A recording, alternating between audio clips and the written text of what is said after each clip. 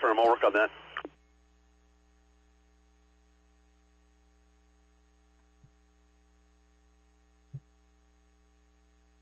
All right. Check into the stream. Let me pull this up live here. Make sure Facebook's got stream going to it. We're live on YouTube. Check in, everybody. How we doing? How we doing today? This afternoon or this morning? All right, got a good audio there. I do hear myself. Eaton IC from engine 85 on command. Still tracking the California wildfires in Southern California in Los Angeles County. 3 major fires: Palisades fire, Eaton fire, and the Hearst fire. We're still sitting at 0% containment in the Palisades fire at 11,802 acres. CNF water tender 245 on command. 11,802 acres right now in the Palisades fire when we're taking a look at that on our map. We're continuing coverage from last night. You guys had to get some sleep. I wasn't ready for all-nighter, but we did it anyways. But this is the Palisades again. The evacuation warning. That looks like it's extended to the northwest, this mountainous region here. If you have houses in that region, you're under evacuation warning. But also, if you take a look here at the Eaton fire, I'm going to scroll over here. This has definitely expanded since we last looked at it. North of State Route 134. North of State Route 134. Everybody check into the stream. How we doing, Don? How we doing, Don? Appreciate that. Heard 1,000 buildings on fire a couple hours ago. It has expanded. This situation does continue. The Eaton fire is also at 0% contained, and it has expanded to 10,600 acres. A very significant jump since I left you guys. It was just starting to set ablaze this northwestern section of Altadena, north of Pasadena, California. But that does seem to continue. And again, it's at 10,600 acres of fire spread, which is a very, very significant jump to where I last left you.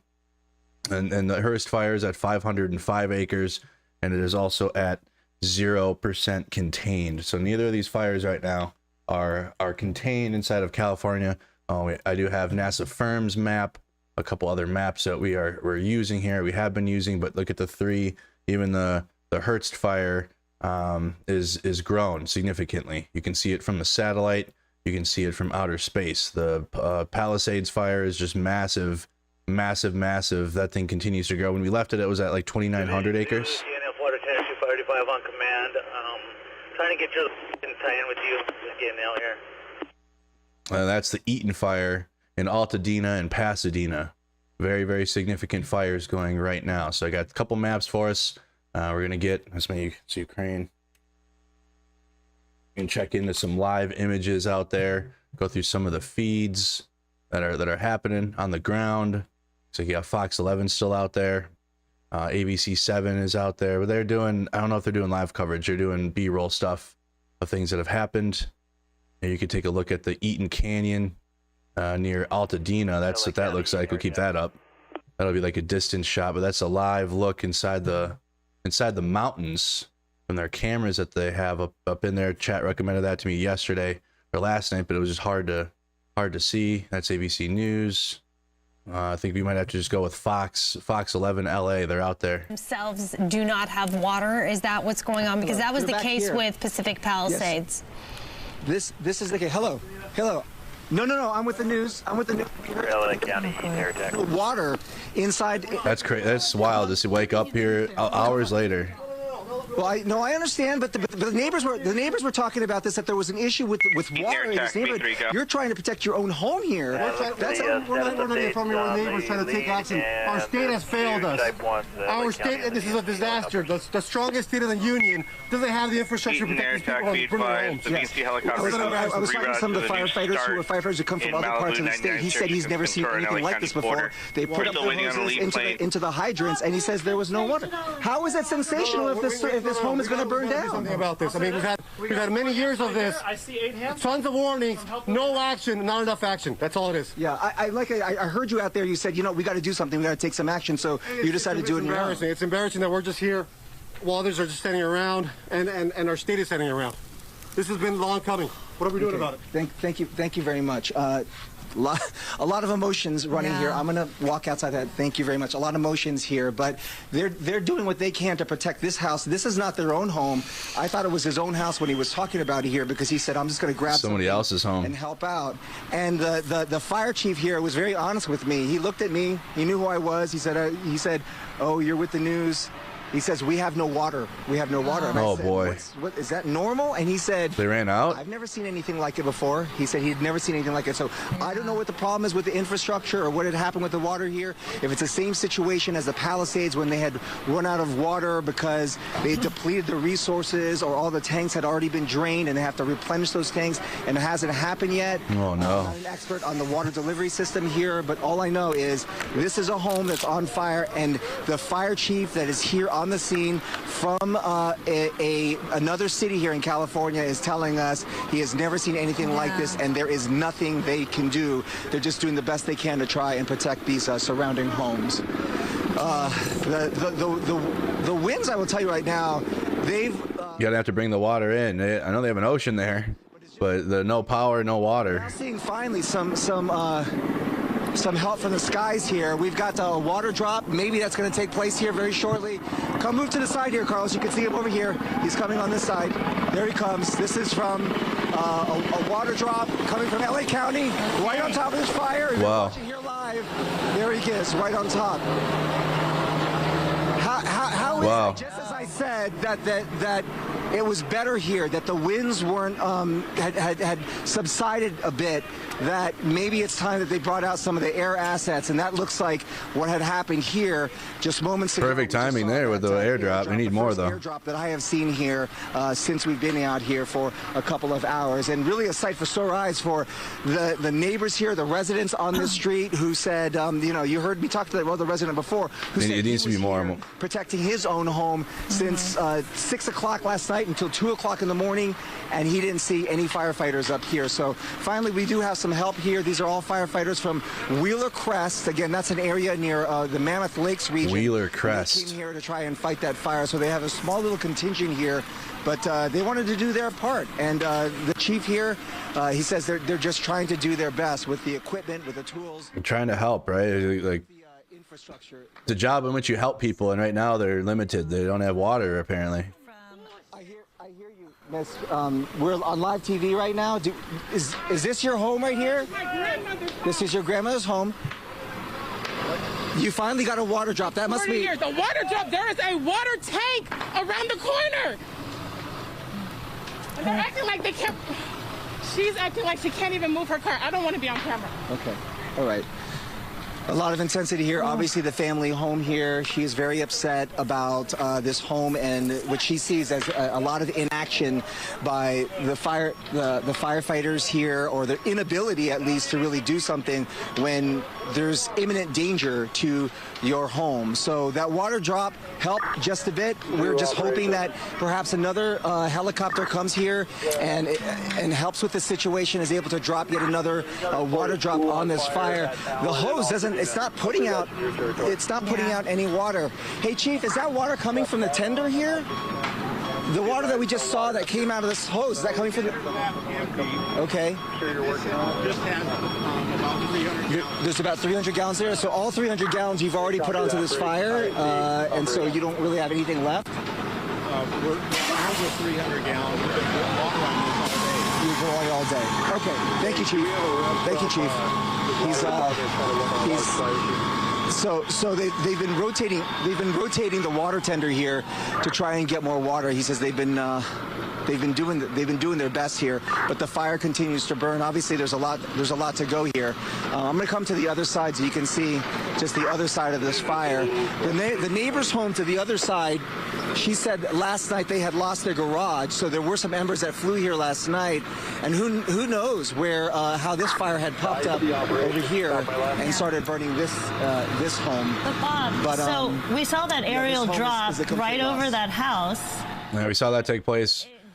So the fire died down a little, but you can see all the active flames. it's still there. They're having water issues. Right. I mean, you're gonna have. They try to figure out what the problem is there. Messages for you. The first one, just checking to see if we have a representative from the water department, so we can maybe work on a water supply issue. Oh, they're talking about it on the scanner. Message for you. Talking about it on the scanner right now. We went and checked on the gas station at Altadena Lake. It's a non-issue. We can cancel all but health and hazmat. Fire hydrants ran dry. That happened last night too. So it hasn't gotten better. Traffic, gas station's a non-issue. Cancel all but health hazmat. I'm working on the... As wildfires raged across Los Angeles on Tuesday, crews battling the Palisades blaze faced additional burden. Scores of fire hydrants in the Pacific Palisades had little to no water. This is also for the Eaton fire in Pasadena and Altadena. All points north of Altadena and Lake. That's as far as I've gotten so far to the east, and haven't checked on the west side yet. We're just now finding out we're having water supply issues. Damn. So this must be newer water supply issues for the Eaton fire. Safety 20. We're just hearing this all come out like right now. They've had water supply issues for the Palisades fire. Safety 20, go. But they are having water issues here. Safety 20. Engine 85 and foam 1 are on scene.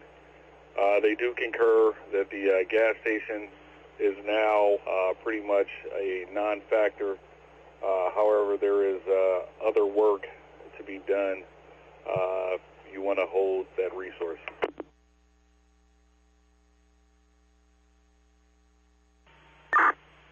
That's affirmative. So we got foam 1 and engine 85, is that correct? Affirm. They're trying to coordinate the Altadena fire and the Eaton fire in Altadena. I want you guys to work. So, latest update for news: 2 dead and more than 1,000 homes, businesses, and other buildings destroyed in LA County fires. Firefighters contained blaze in the bed of the Santa Clara River. Early Tuesday morning, Santa Ana winds blowing 20 to 30 miles an hour pushed a small vegetation fire at Ventura's Santa Clara River bottom, just south of the Olivas Links golf course, from 1 acre at 7:55 in the morning to 28 acres before its forward motion was stopped by firefighters around 10 in the morning. The cause of the fire is still under investigation. 1,000 structures burned, 2 dead at this time. That is the latest. So what do we have before that? 32 minutes ago, fires postponed Wednesday's Kings Flames game. LA officials admit firefighters were overwhelmed and outgunned by deadly firestorms. I don't know why, or if there was a state of emergency. I know other fire resources came in, other fire departments. I don't know if it was enough though. I don't know if the reports late last night, overnight, everyone was saying this is the biggest fire we've ever seen. We've lived here for 25, 30 years, been through so many wildfires, and this is the biggest one we've seen. We're trying to narrow the location of your water supply issue. All over the roadway, and now it's very still. We're not seeing that wind. We're not feeling that wind.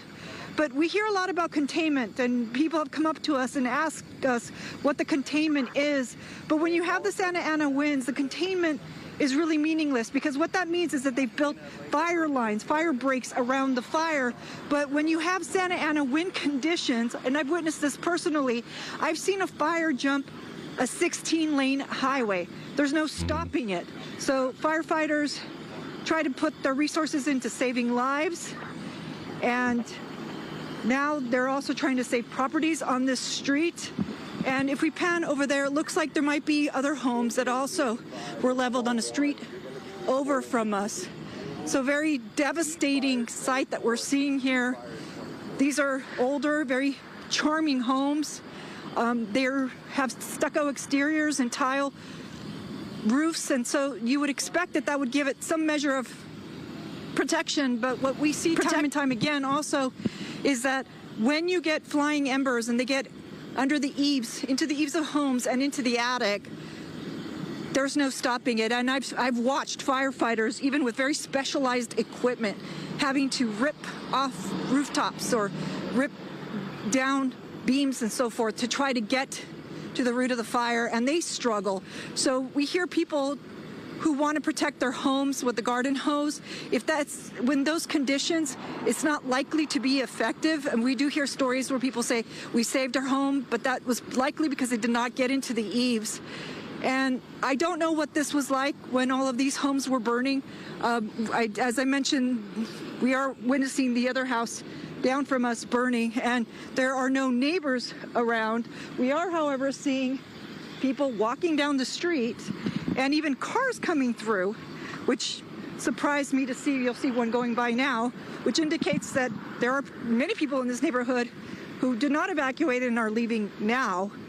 So like right now, that's wild. The roadblock is maybe about 2 blocks down from us. So very strange to see this. You have people's homes burning, and 2 blocks away from us, life is going on as normal. Let's send it back to you. All right.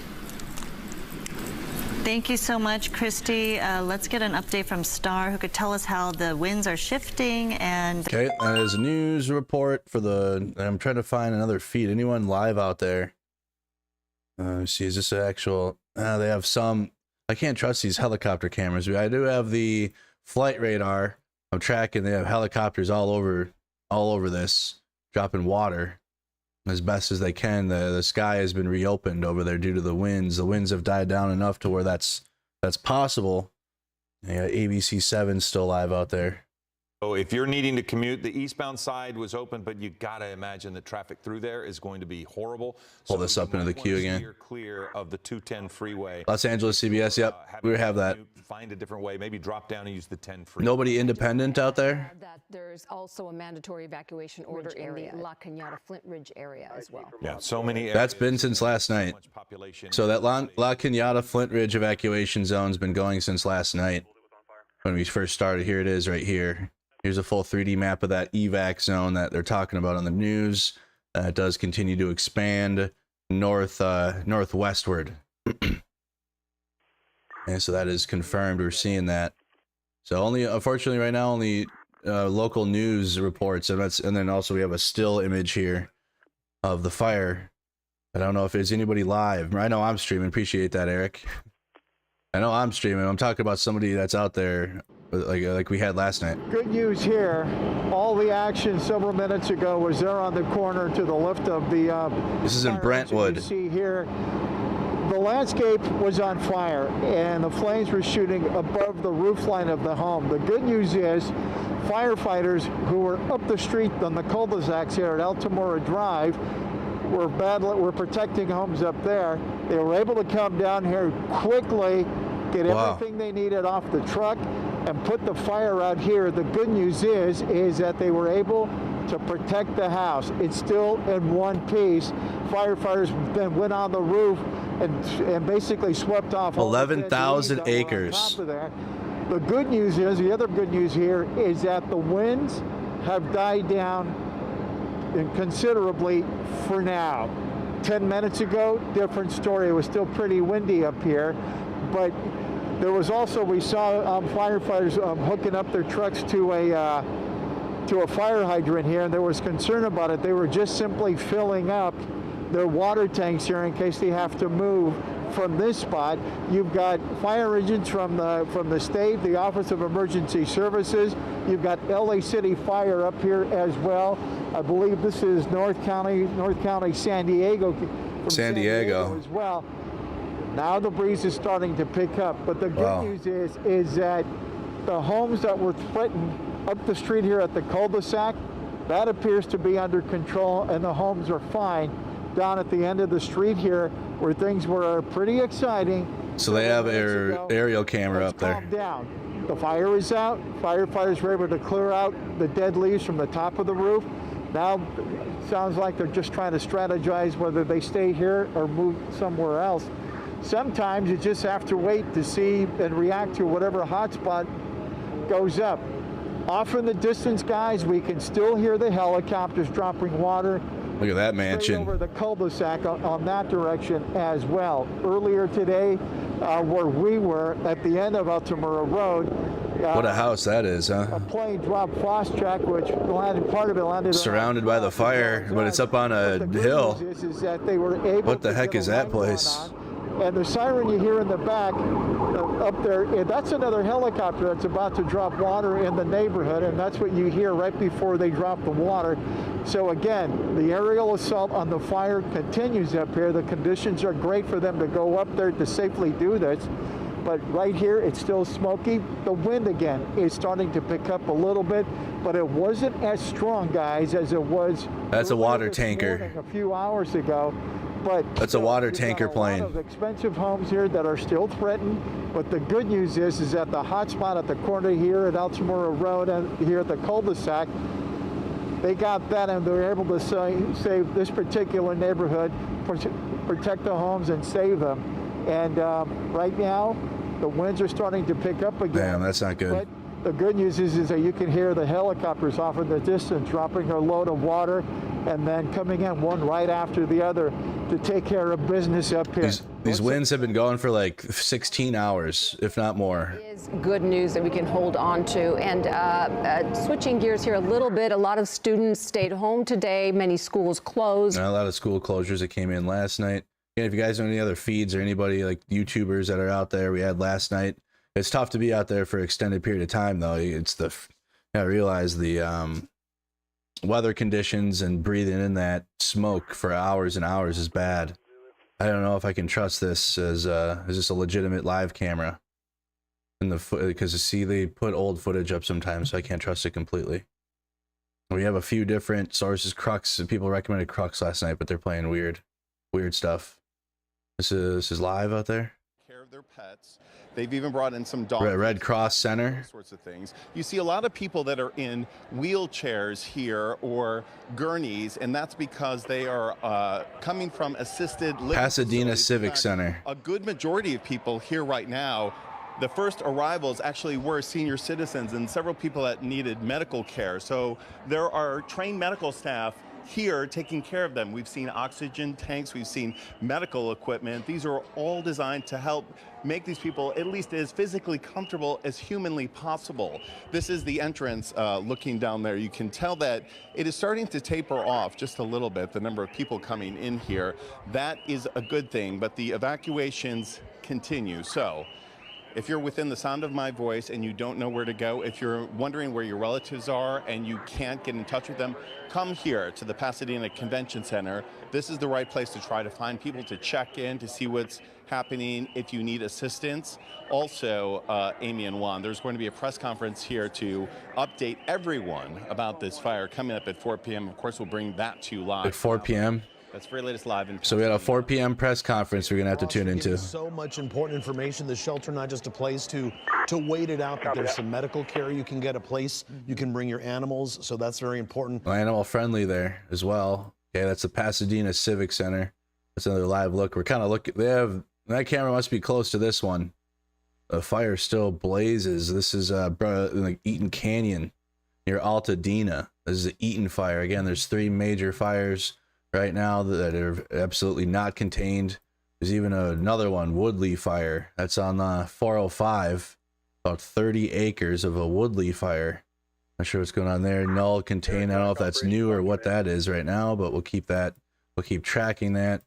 Palisades fire, 0% contained. This has been a full day and a half almost of fire nonstop with no containment. So 0% contained on Eaton fire. Hertz fire is also 0% contained. So neither of these fires are contained at this time. I'm checking the Eaton fire area. I haven't seen any extension of the evacuation warning zone other than what we saw last night. The extensions that had taken place, but I haven't seen any since I started this stream yet. But the spread is it's exacerbated by the winds from the Santa Ana winds. obviously, those have not stopped. You're looking at a fire that started maybe an hour ago. What's interesting to me is that the winds It'll likely be 4 p.m. California time. Airdrop a few moments ago, which did some help to trying to put out this fire, but yet they need more. And there's a really difficult situation in this neighborhood because all of a sudden there is no water. That they're not able to charge any of these hoses, and so the fire chief, this is a crew that's visiting from Wheeler Crest, that's a community near the Mammoth area, has come down, says he's never seen anything like it before, and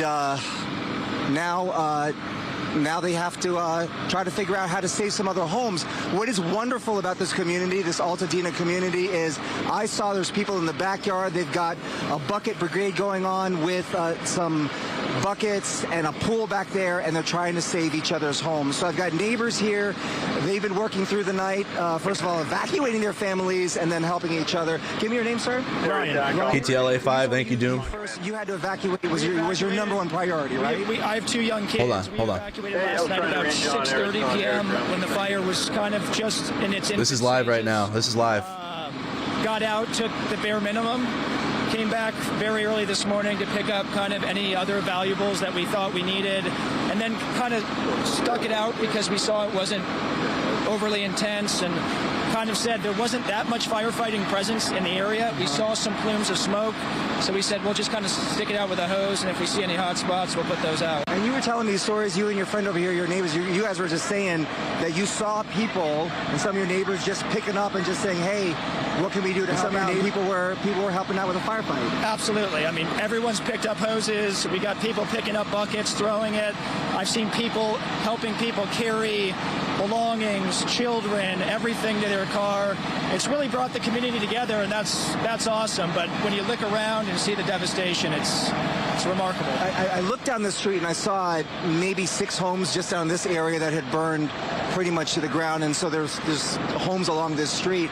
But when the winds subside, you look at this and you think, you know, why are we still in this situation? Is it surprising to see a spot fire like this at another home in the middle of the neighborhood? Well, and it's so unpredictable. I mean, my wife and I, an hour ago, looked at each other and said, maybe we'll leave. It looks like everything's pretty well handled. Yeah. Then we went out the front door and I saw this big plume of black smoke, so we came over here. And it's close enough to the house where I said, you know, let's wait this one out at the very least and see where we go from here. How long have you lived in this neighborhood? About 8 years. About 8 years.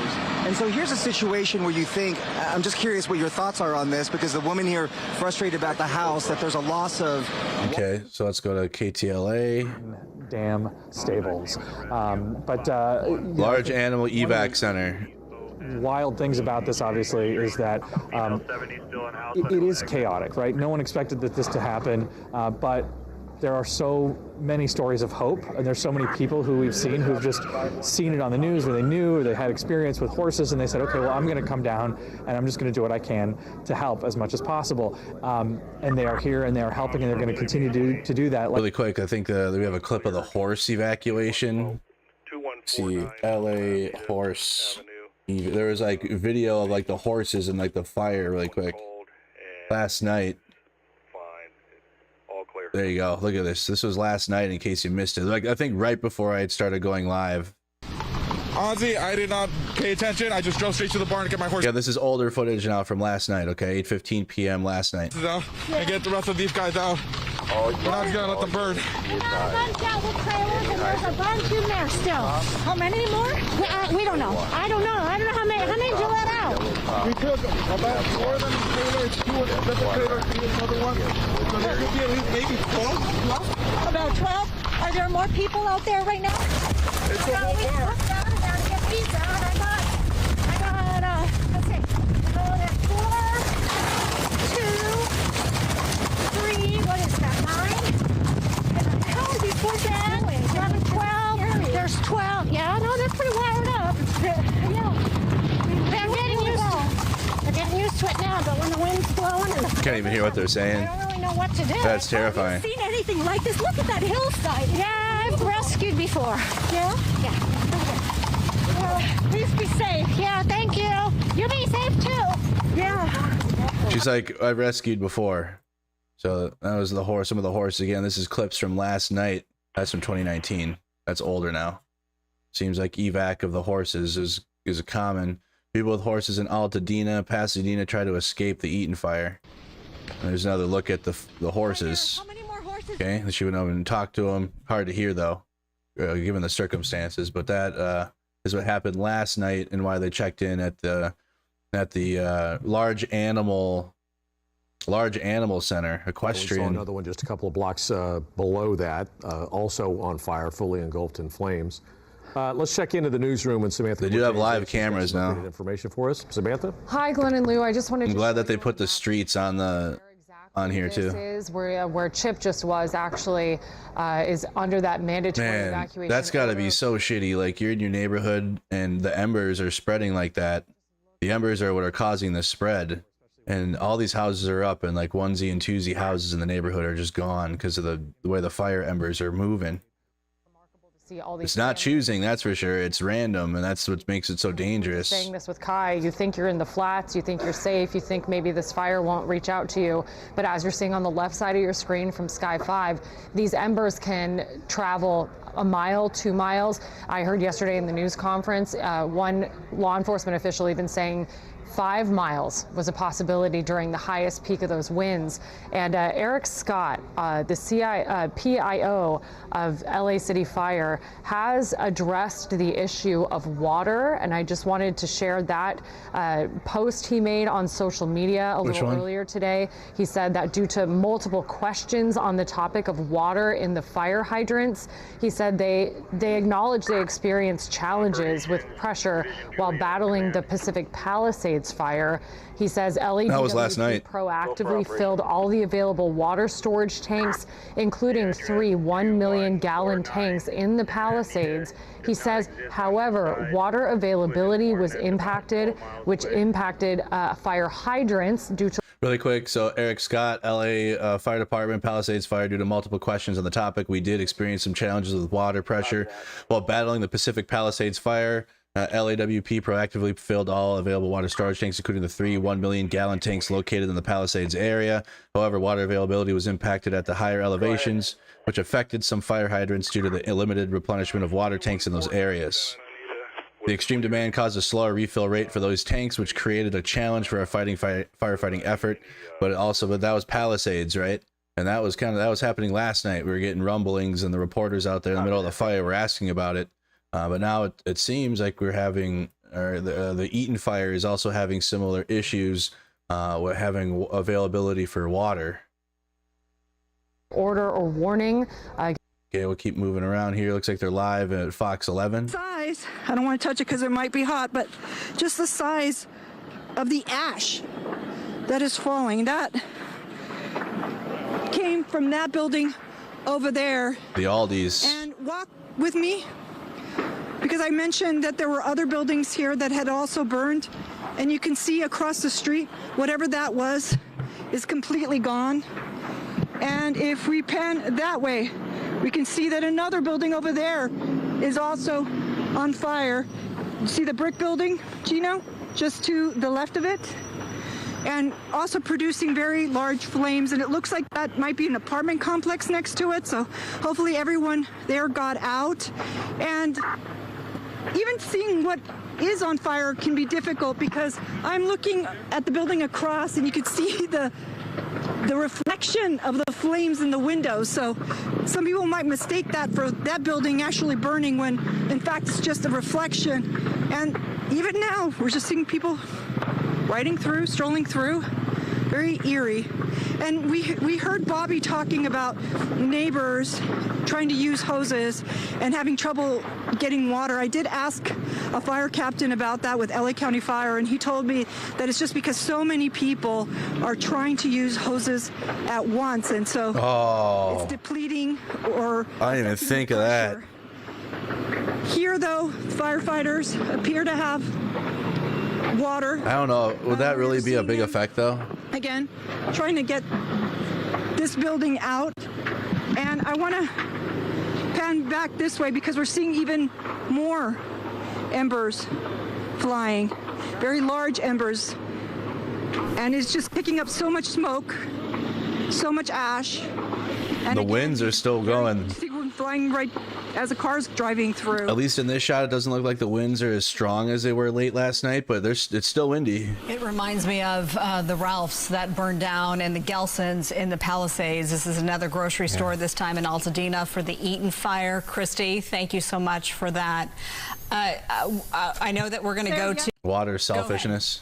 Oh, hold on. Yeah, when I was in the Palisades yesterday, there were not people walking around when those structures were burning. So that is what sort of stands out to me, is that you do have people walking. There's two guys there, one with a cell phone taking video.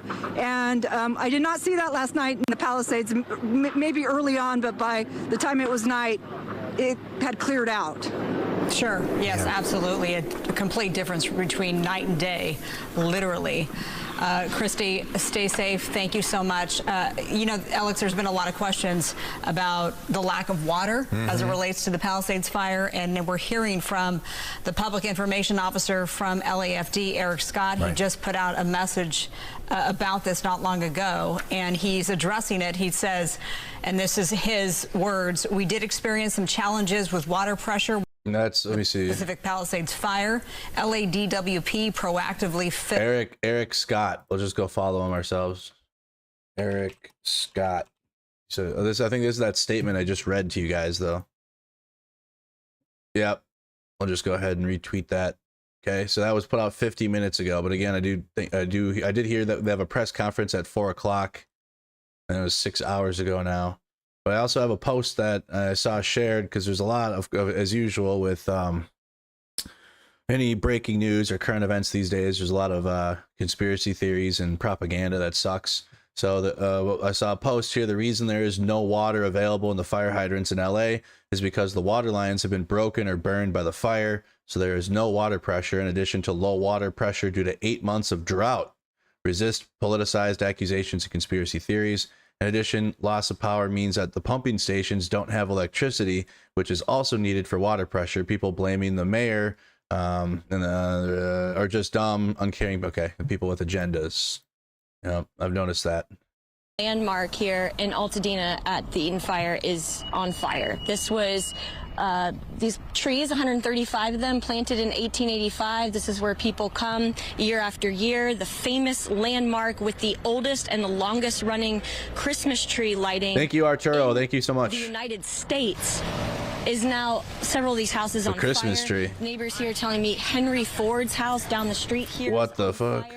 And it is just awful, awful, awful to see. Now, firefighters... Christmas Tree Lane, she said Henry Ford's house is on fire. Moisture, and so they theoretically won't catch on fire, but neighbors aren't so sure now. You know, they didn't expect this. They're keeping their neighbors across the street here at 573 informed. So we're on the corner of Santa Rosa Avenue and Alameda Street.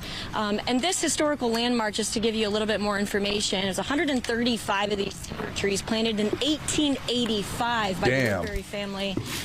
First organized by Nash in 1920, so Mile of Christmas Trees, 105 years old, and it was registered as a historical landmark. I remember I've been here. When we would how many of them burned down? Best Christmas trees, best Christmas lights, excuse me, in Southern California, you know, on a weekly basis. I've been here many times. I've seen these houses, and you know, it's obviously a very joyful time. The neighbors here are amazing. I'm going to introduce you to these two nice people, Patrick and Julie, who just keep, for 6 hours, they've been spraying water on Julie's home here. Patrick, we're on Fox 11. Thanks for being so kind. Can you tell us a little bit more about this area and just obviously what you're going through? Extremely historic. I'm here as a friend helping my good friends of the family. And as you see, there's a house on fire across the street. Look at his water pressure in the hose. Doesn't look very strong. Wet on our end. There's see a lot of floating debris. There are embers coming. Fires coming through. If this lights up, it could light up these trees, and we don't want it to come to the house. Yeah. But yes, if you look all the way down, it's Christmas Tree Lane. It's very famous at Christmas. Through the entire month of December, they have all this is lit up with these electric lights. It's really beautiful. And Henry Ford's house down the street, do you know anything about that? I believe so, and Julie can probably tell you more about that, but yeah. Do you know these neighbors? I don't. They do, though. This is in Altadena. I know. I believe everybody's out of the house, obviously, and we checked that earlier, and they're out of town right now. So that How was good. far away do you live?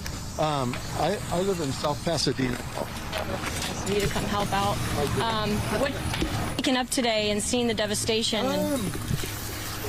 It's really, a lot of people say surreal, you know, but it is part of life, and you just have to keep calm and carry on. This is Christmas Tree Lane. Can to prevent. I don't know where she's standing directly. There's a landmark there. That's why I came with them today to help them out. It's really nice of you to help out. I keep seeing that time and time again, and people helping, their neighbors and their friends. But, in South Pass, we woke up, even last night, start smelling smoke. Looks like she's right here then. Never had that much smoke in this area, and so. Well, that's the entrance. Wee hours of the morning, we got a call from our friends and said, hey, we might be. All right, so that's Fox 11. Also, we have KTLA is live right now. Spot a single house that hasn't burned. This one right here, wow. Probably a 2-story house, completely Holy flat. shit, it's just gone. And you can see the view now going all the way down to PCH. Every single house in this area is gone. It is so devastating. It's heartbreaking to see this. Every now and then you see a car drive by, people in tears, sitting in their vehicles, just taking it all in because it is unbelievable. That house is on fire in the hills. If we walk over this way. Most destructive in LA You history. can see there's another active fire just up the hill here. And if we follow the black smoke, that's where it's happening. This house here, partially burned. Several more houses here, completely gone. I mean, I don't know which house to point to because very far and few is there a house out here that survived. It's absolutely devastating. Fire crews are not even up here because I think they have just made peace with the fact that this area is a total loss. They're trying to focus on neighborhoods where they can provide structural protection, where they can protect the neighborhood. Hundreds of millions of dollars worth of homes in there. There's really not much Maybe left even more. to save. Let's turn back around and go to this house here that's actively burning. Alina, Thankfully, where people exactly here are you? have evacuated. Yes, Lou, I can Where hear you. exactly are you? In what street? I'm going to pull up the map to tell you. Okay. Exactly Yeah, tell us really quick. because we've been driving around. There's the fire engine 539 with LA County Fire going now. But this is Rambla Vista. I can't tell you the exact block number. Rambla but it is Vista? Rambla Vista. Okay. And this house is just, it's going. I don't know. It's only a matter of time before this completely burns In Malibu? down. And as I mentioned, these the firefighters out here, they're doing their best. It's not because they don't want to save that house. When we first drove up here, that house Up in the was hills. okay. And over the last 30 like up minutes, in we've here. been watching it slowly burn. And firefighters, they have to prioritize which neighborhood they're going I'm not trying to meme. I'm not trying to meme at all in this situation, but the only time I've ever, and it sounds so crazy, but it's true, but like Grand Theft Auto 5 has this all in it. Like, if you ever played GTA 5, it's been out for so long. I guarantee you've like gone up into the hills in that game, and these houses are all up in there. That's what it's modeled after. It's the only time because I've never been up there IRL. I've been in LA, but I haven't been up in those hills. With the Altadena, this is the Aldi food market that is engulfed right now. As you can see, Christy Fajardo was showing us these live pictures earlier, and it looks like still no fire crews anywhere. Are you talking to me? I'm sorry, Marla, I'm having trouble hearing.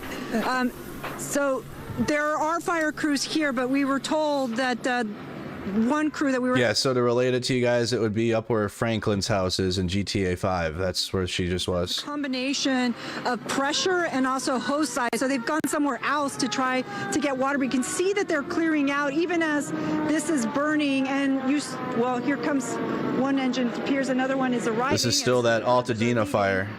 And this has been kicking up quite a bit of smoke and also embers.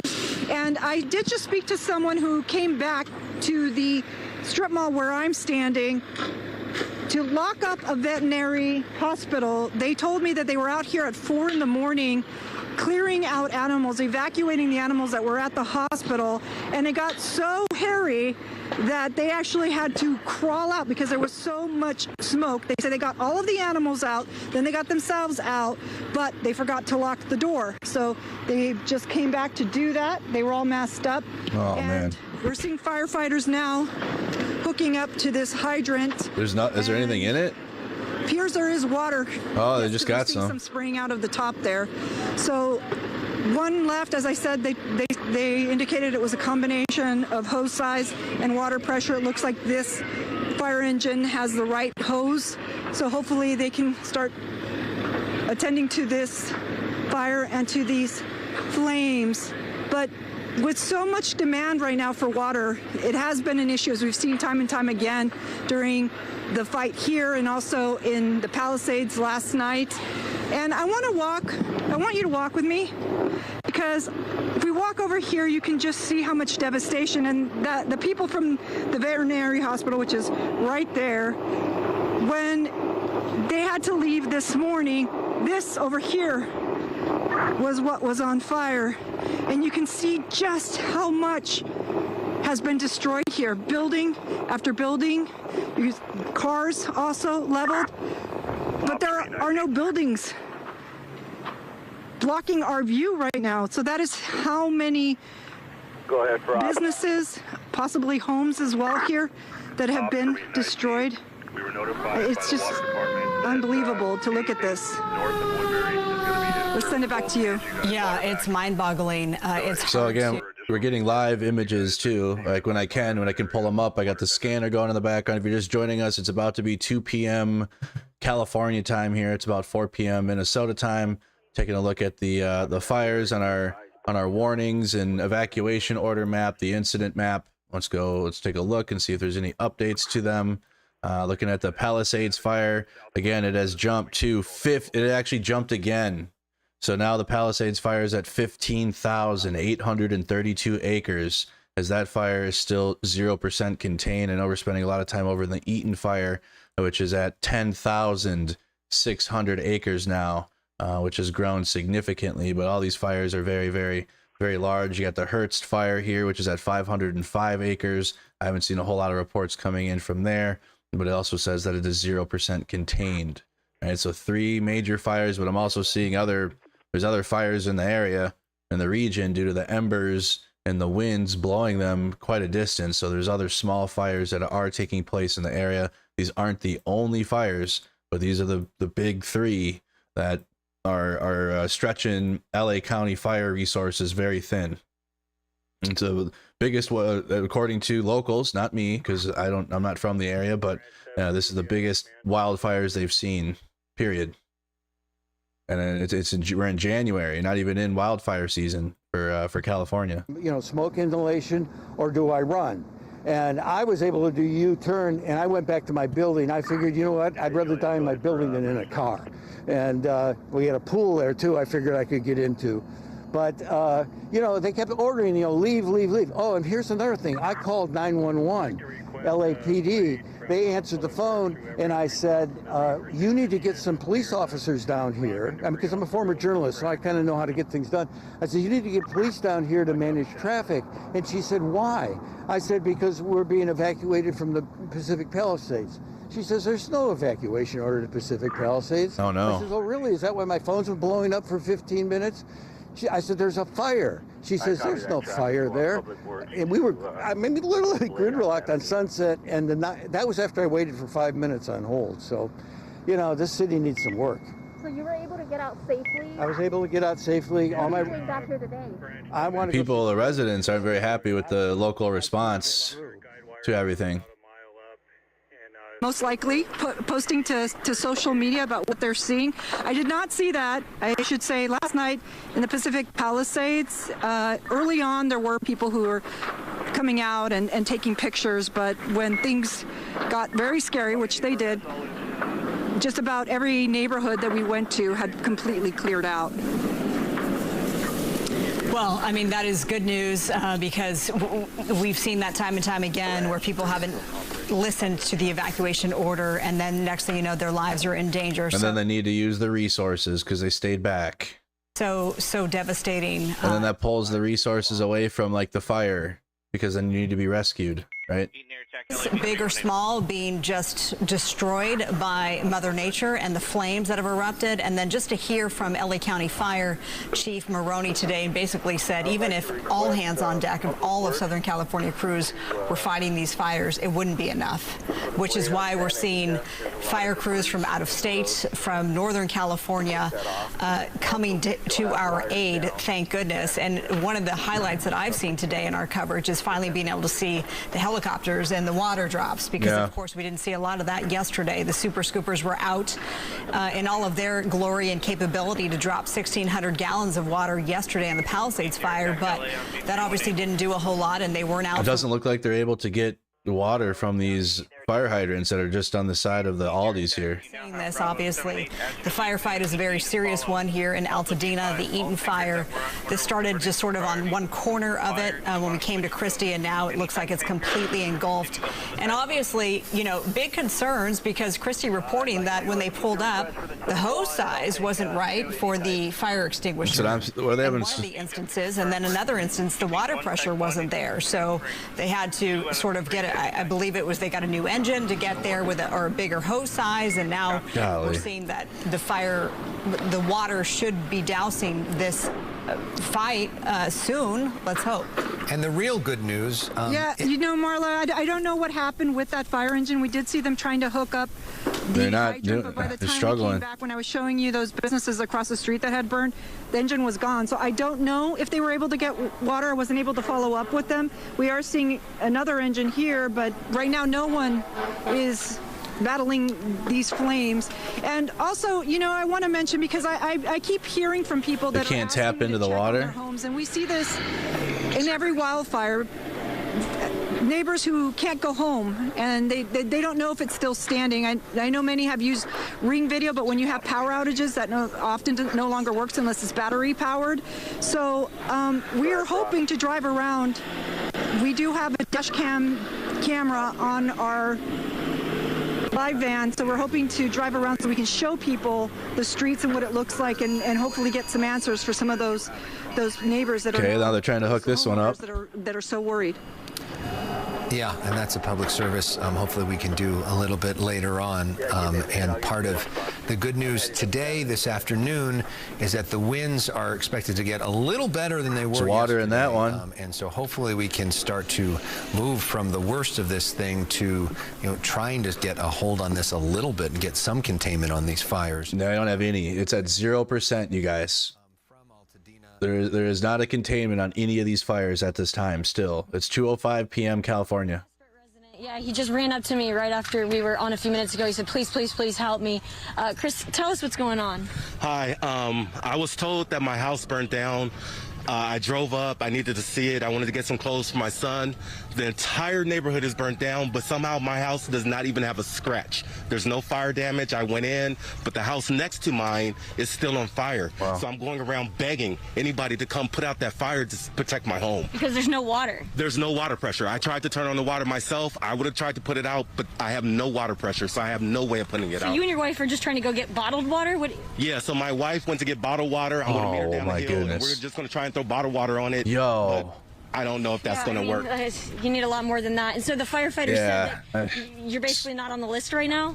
They said they had a list of places to go. They're spread thin. I understand. I really understand. Yeah, I know, but so you're just begging somebody, if anybody's got water and can help, you're about a mile down the road. What a situation. Tell us your address. I'm at 615 East Los Flores Drive, Altadena, California, 91001. I'm begging anyone to help put out this fire. So he's got fire basically all around his house, and somehow there's no damage to his house yet, but it's only a matter of time, and there's literally no water to be able to fight it himself.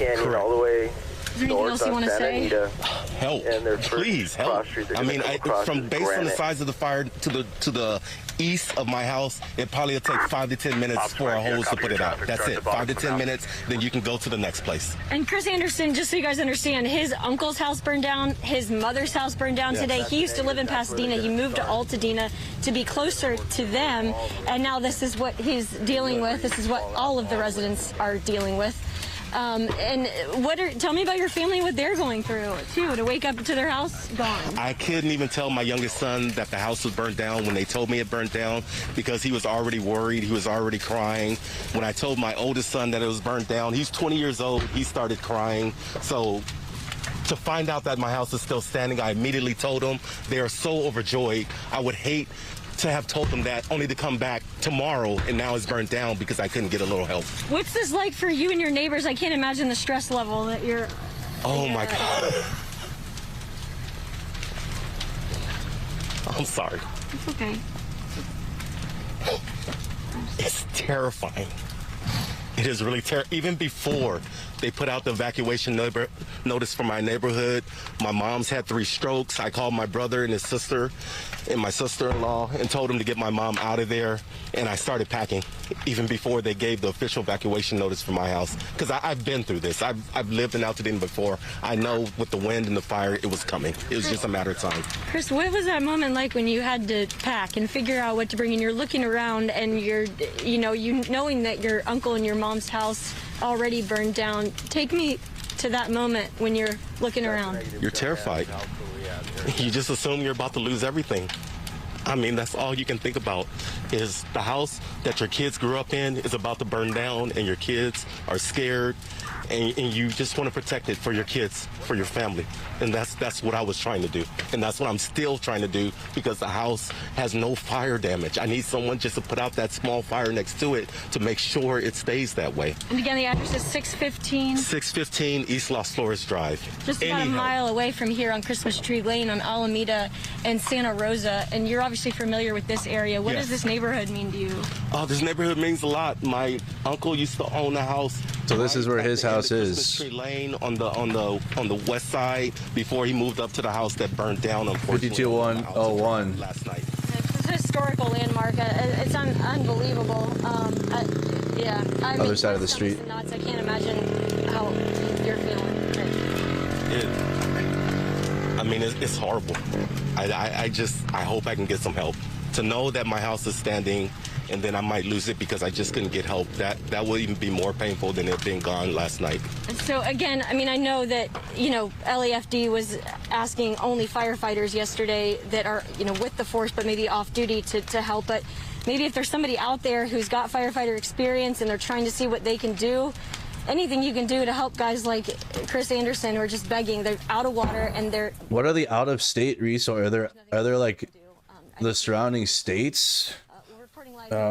State resources for Cali fires. And hopefully the community can come together. Are they bringing in other states in? One of the federal support was secured late last night. In different areas has been the lack of water for firefighters in certain areas. Bringing in more resources, I don't know if that would help the water situation, though. That seems like a foundational problem, right? That's like a root problem. So even if bringing in more resources would not help that, likely. For answers, here's what was said. Starting Monday, Nevada has fire crews. Emergency operating plan, and our emergency operating plan calls for us to fill all our tanks and reservoirs to the maximum levels. So the tanks in Palisades were maxed out on water. We also fill our diesel tanks for our generators because we need energy in the pumps to move water. And so all of that was taking place before the emergency started. So we were ready for the emergency. What we were not ready for is fighting an urban fire with no air assets combating that. Fire department was fighting this fire from the ground through the fire hydrants, and the amount of water that was taken was just more than we can supply. Does that answer the question of when we were over the Palisades last night? What are you guys getting the sources on the Arizona resource? Let me see. There's no water left. Is that the answer? Arizona respond to What she's talking about there. Yeah. Specifically. Basically. On Tuesday, around 40 firefighters from Arizona. This came out just 32 minutes ago. Out of water, and then there was nothing else. The website's a little. This is their news website.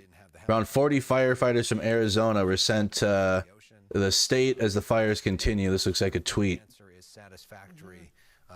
Phoenix Fires. This was put out at 11 in the morning. Phoenix Fire Department has been called on to help fight the devastating blazes in Los Angeles. We're still learning the details and what's needed, and I expect our teams to be on the ground in LA for the next few days. I'm grateful our community can send help during this terrible tragedy. And that's the mayor of Phoenix, Arizona. For the Eaton fire, and what's the latest there in that firefight? Well, Marla, we've heard so much about the lack of water and hydrants not working, and what we're seeing here, you can see one engine driving They off. can't get any water out of it. Sort of an assembly line, and we're told that the reason is that this fire hydrant, one across the street and one just None of those are working, huh? us, maybe about 200 feet, are 3 of the fire hydrants in the general area that are actually working. So firefighters are coming, they are filling up the engines, and then they are leaving. Oh, that's what they're doing. Somewhere else. They have They're not putting out the Aldi fire. They're not going to put that. They're not going to try to put that one out. They're okay. But you did see in the last live shot that we saw an engine, we saw the hose get bigger, which indicated it was being full. They're refilling up. I thought they were. Took off before we got back to it, and now we know why. It is again because these fire engines are coming here to fill up because they know these 3 hydrants work. Okay. And they are then heading out to all of these areas that you see with black smoke. Strategic water usage. Try to minimize the effects of this very devastating fire. And now they're actually here bringing in more. parking lot. See, 2 more engines have just arrived. And another one, if we pan to the right over there, is also just arriving. And for now, at least, there are 3 working hydrants at Calaveras and Lake. Let's send it back to you. All right, Christy Fajardo. Okay, so we were watching that, and the reporter didn't know, and obviously we can't because we're not there, but they're not going to try to put out this Aldi food market fire, at least right now. I thought because of those fire hydrants weren't working, but they are. They're using those fire hydrants to refill their own water supply inside each individual fire truck, and then they're going out to homes in the devastated area. Here's some of the helicopters in the air. See the birth of his great-grand. Okay, looks like some B-roll footage. You also said Fox 9 said Minnesota sent resources. Let me see, Fox 9. Where did they put that out? An hour ago. See, Fox 9. California fires.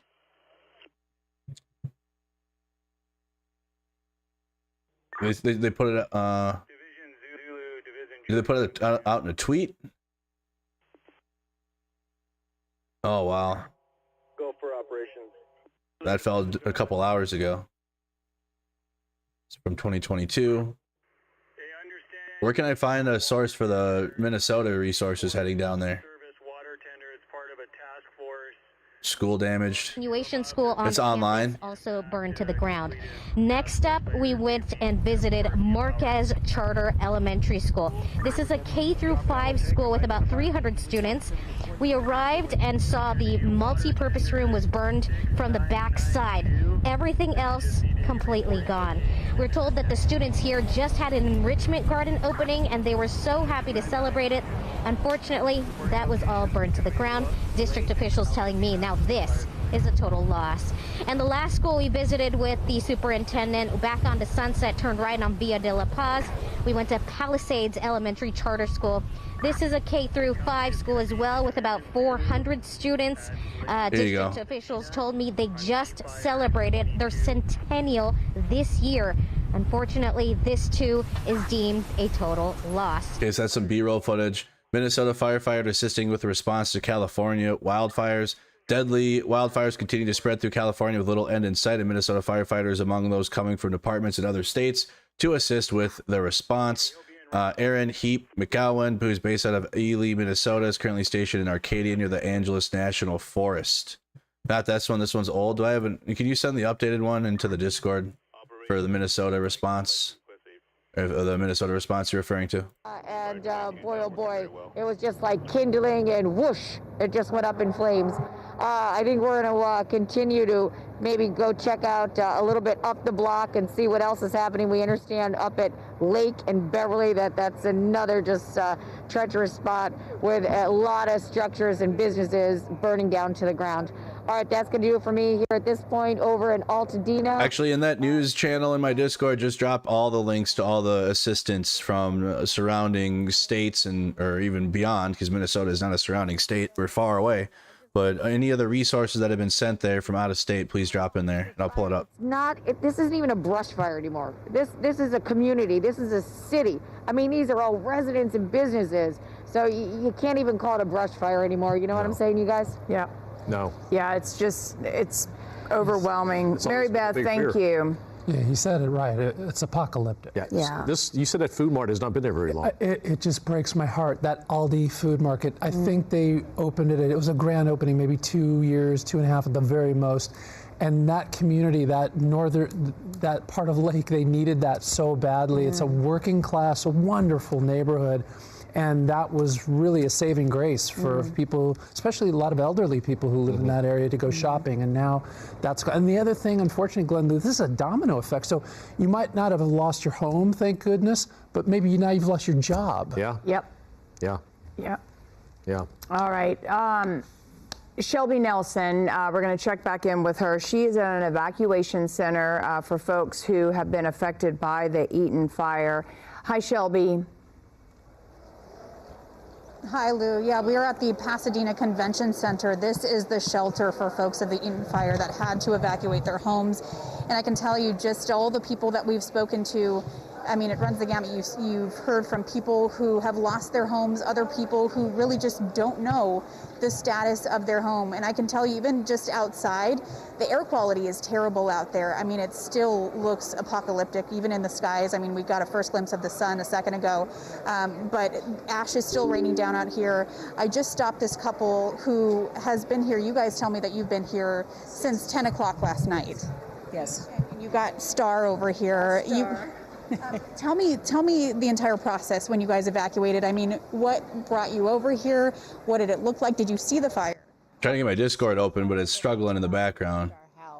ABC7. I had ABC7 open. I get that on back up into the queue here. Fox 11, KCAL is live out there as well. Let's go to ABC7. A lot of trouble getting news because we didn't have any power and we don't have much internet without power at our house. So. That's right. We're on Calaveras Street, and a bit of a different situation than you were just hearing from what they're seeing on the helicopter. This is a street where, yes, this home, as you can see, it appears to be a total loss. Flames still ripping through the home. The only thing that's left, really, what appears is the chimney and the other brickwork in front of the house. The fire department is here. They're putting a lot of effort into what they can to keep the fire from spreading. But if you come this way, Dave, look the other direction. It's all right, Discord's open now. I got it. Every other home on this street is just fine. And one of the things that we have here, we have some. Are you guys high school kids? Yeah. Okay. Yeah. Tell me where you're from. I'm from Pasadena. I go to Maranatha High School. And what are you doing here? My friend Dylan, he lives right down the street at the end of this block. So his house was on fire. He was in Newport over the night because he evacuated. So me and this kid and everyone else, we came in and we tried pinning his house out so it doesn't catch on fire. Show up to help. What do you make of what you see all around town? It was just straight smoke, dark smoke everywhere, and fires just everywhere. It looked like a war zone. Yeah. Acoustic Kitty, do you have that article for the Minnesota resources? And then one other thing that I want to point out, not only obviously this house is a loss here, you heard about these people coming from Pasadena and other parts, but look at where we're starting to see firefighters come from. This water tender here from Bishop, way up by the Eastern Sierras. One of the other things we've noticed as we walk down the street here, all of the wind damage. And yes, we talk about all the homes lost in these fires, but over here, Dave, I mean, look at that rain gutter there. School's canceled today. The roof like it's a ribbon for a Christmas present. We have trees, branches down, all sorts of mess on the street. School is canceled at this time. Once again, that's that home that appears to be a total loss. Fortunately, the winds really have died down, at least in this part of Altadena.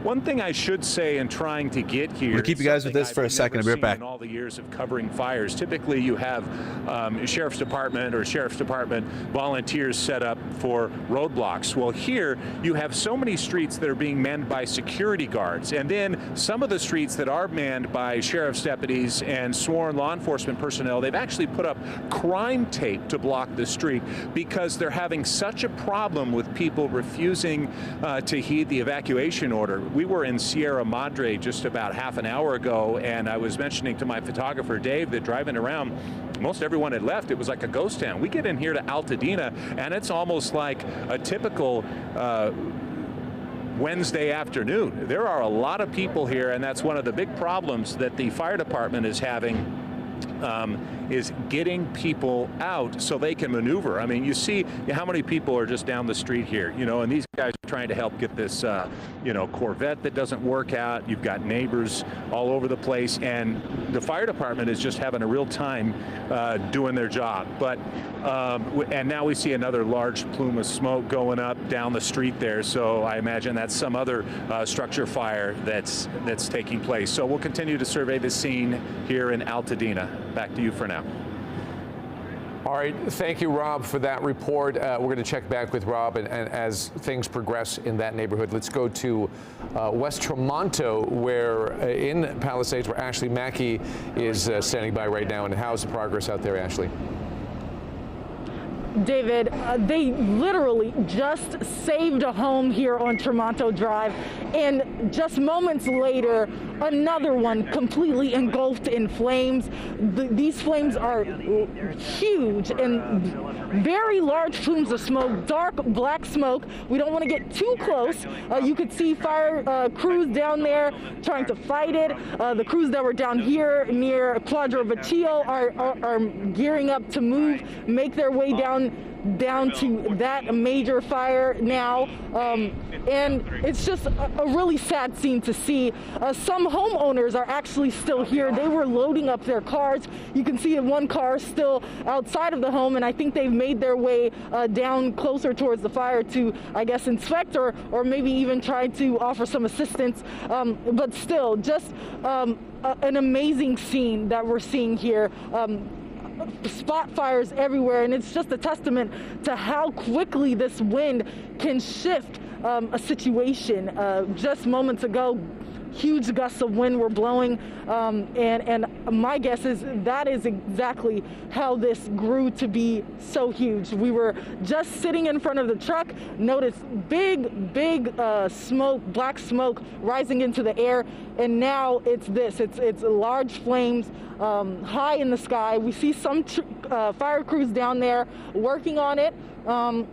We're seeing flames in the brush. We're seeing a tree catch fire.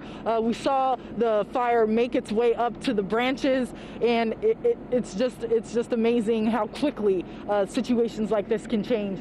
Residents are also still out here watching some of this unfold, and unfortunately, there are a few homes still standing, but many homes have been lost so far today, and fire crews are obviously working hard to save as many as they can.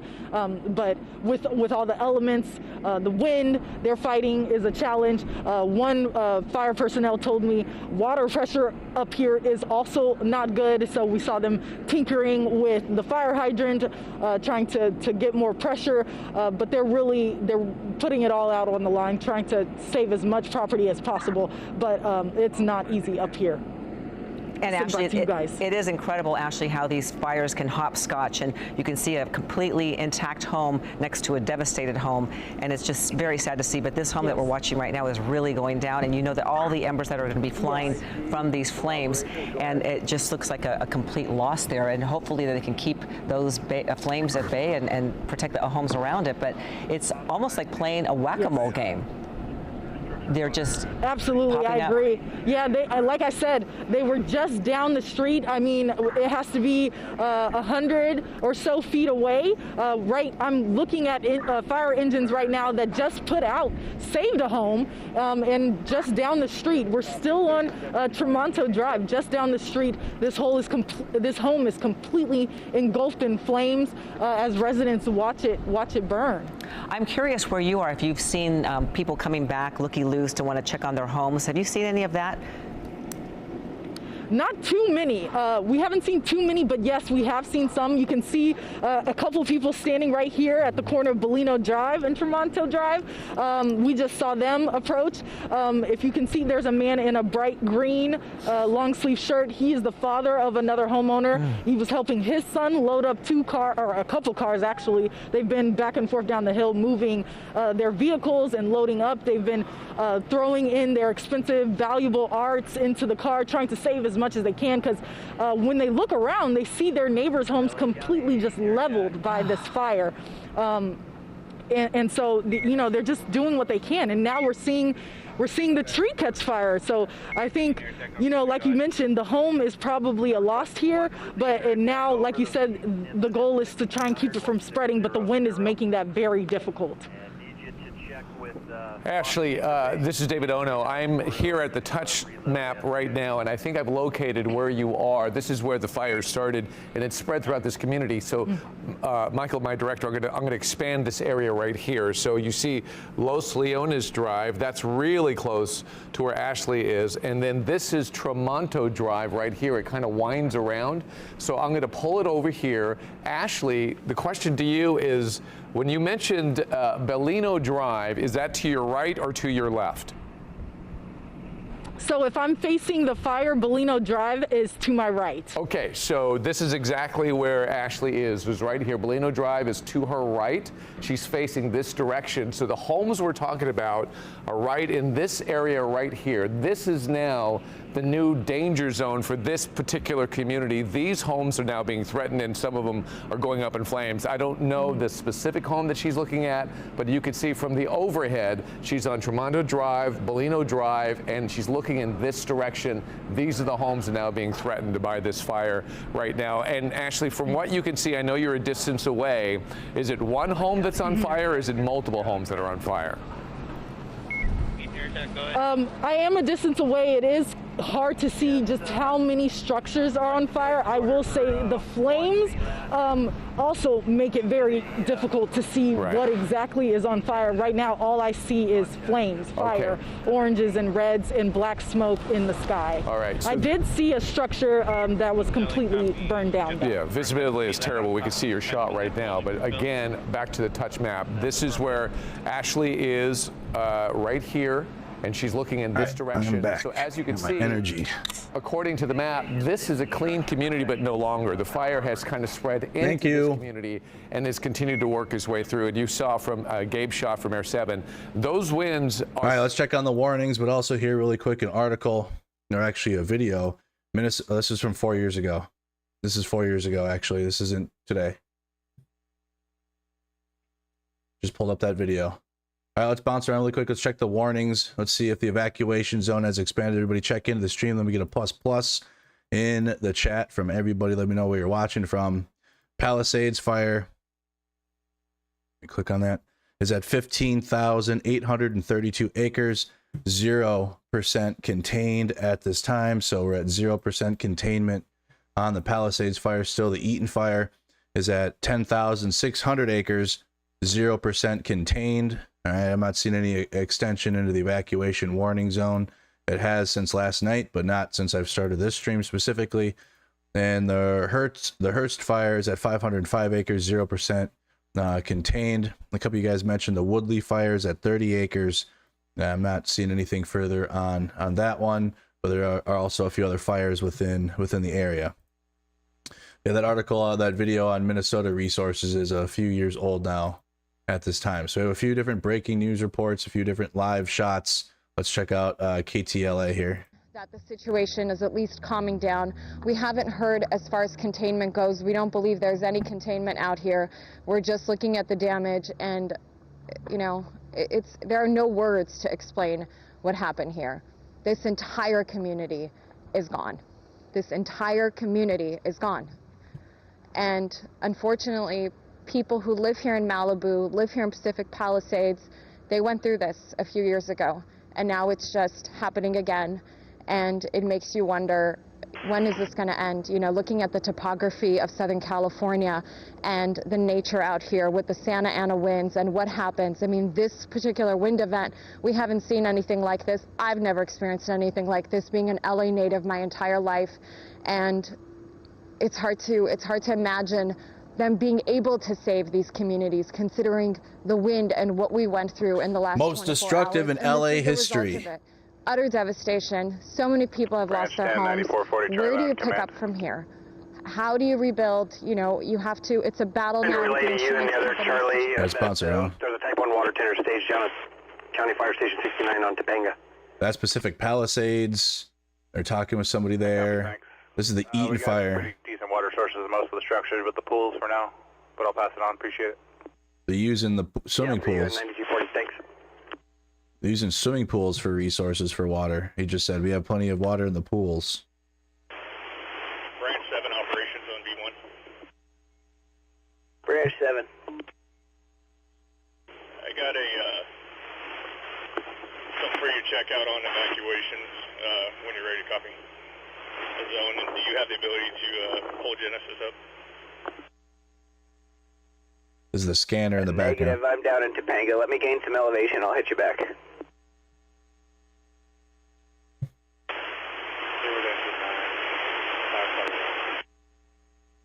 My NASA Firms map is being a little slow. Operations, LA on V1 when able. There's flight radar looking at Branch 7 operation. some of the flight patterns over the fire.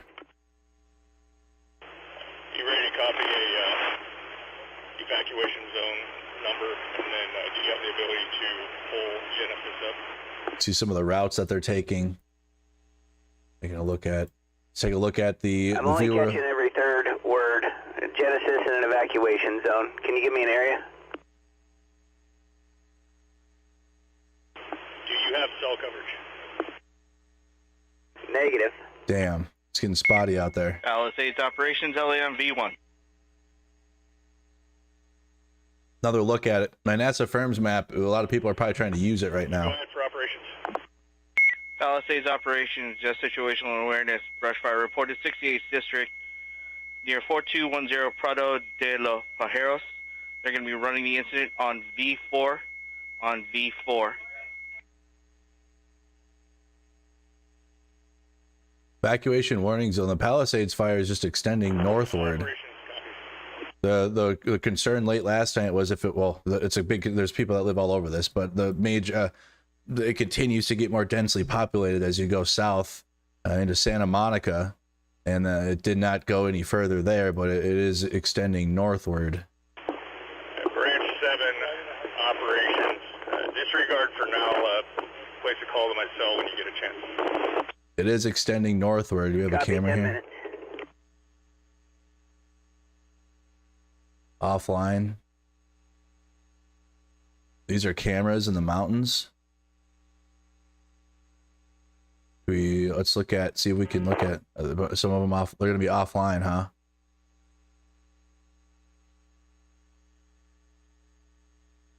I can't see anything there. These are literally like the mountain cameras that chat was talking about yesterday. How do I get back to my 3D map?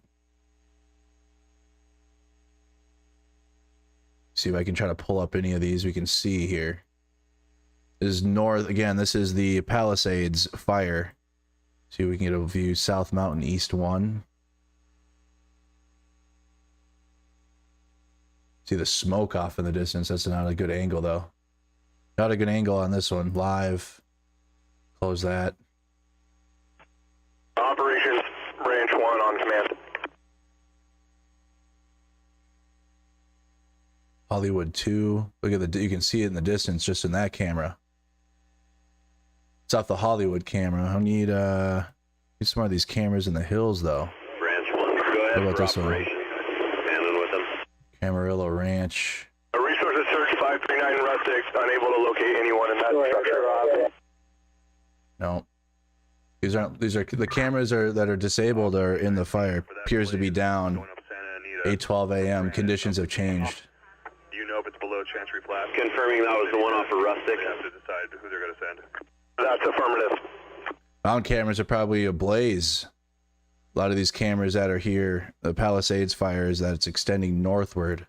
Yeah, but we do have access to some of these mountain cameras if they're working. Was anybody able to check with the...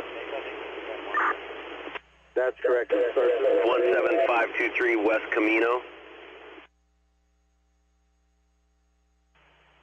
Unsure, that's over in, I believe, Juliet.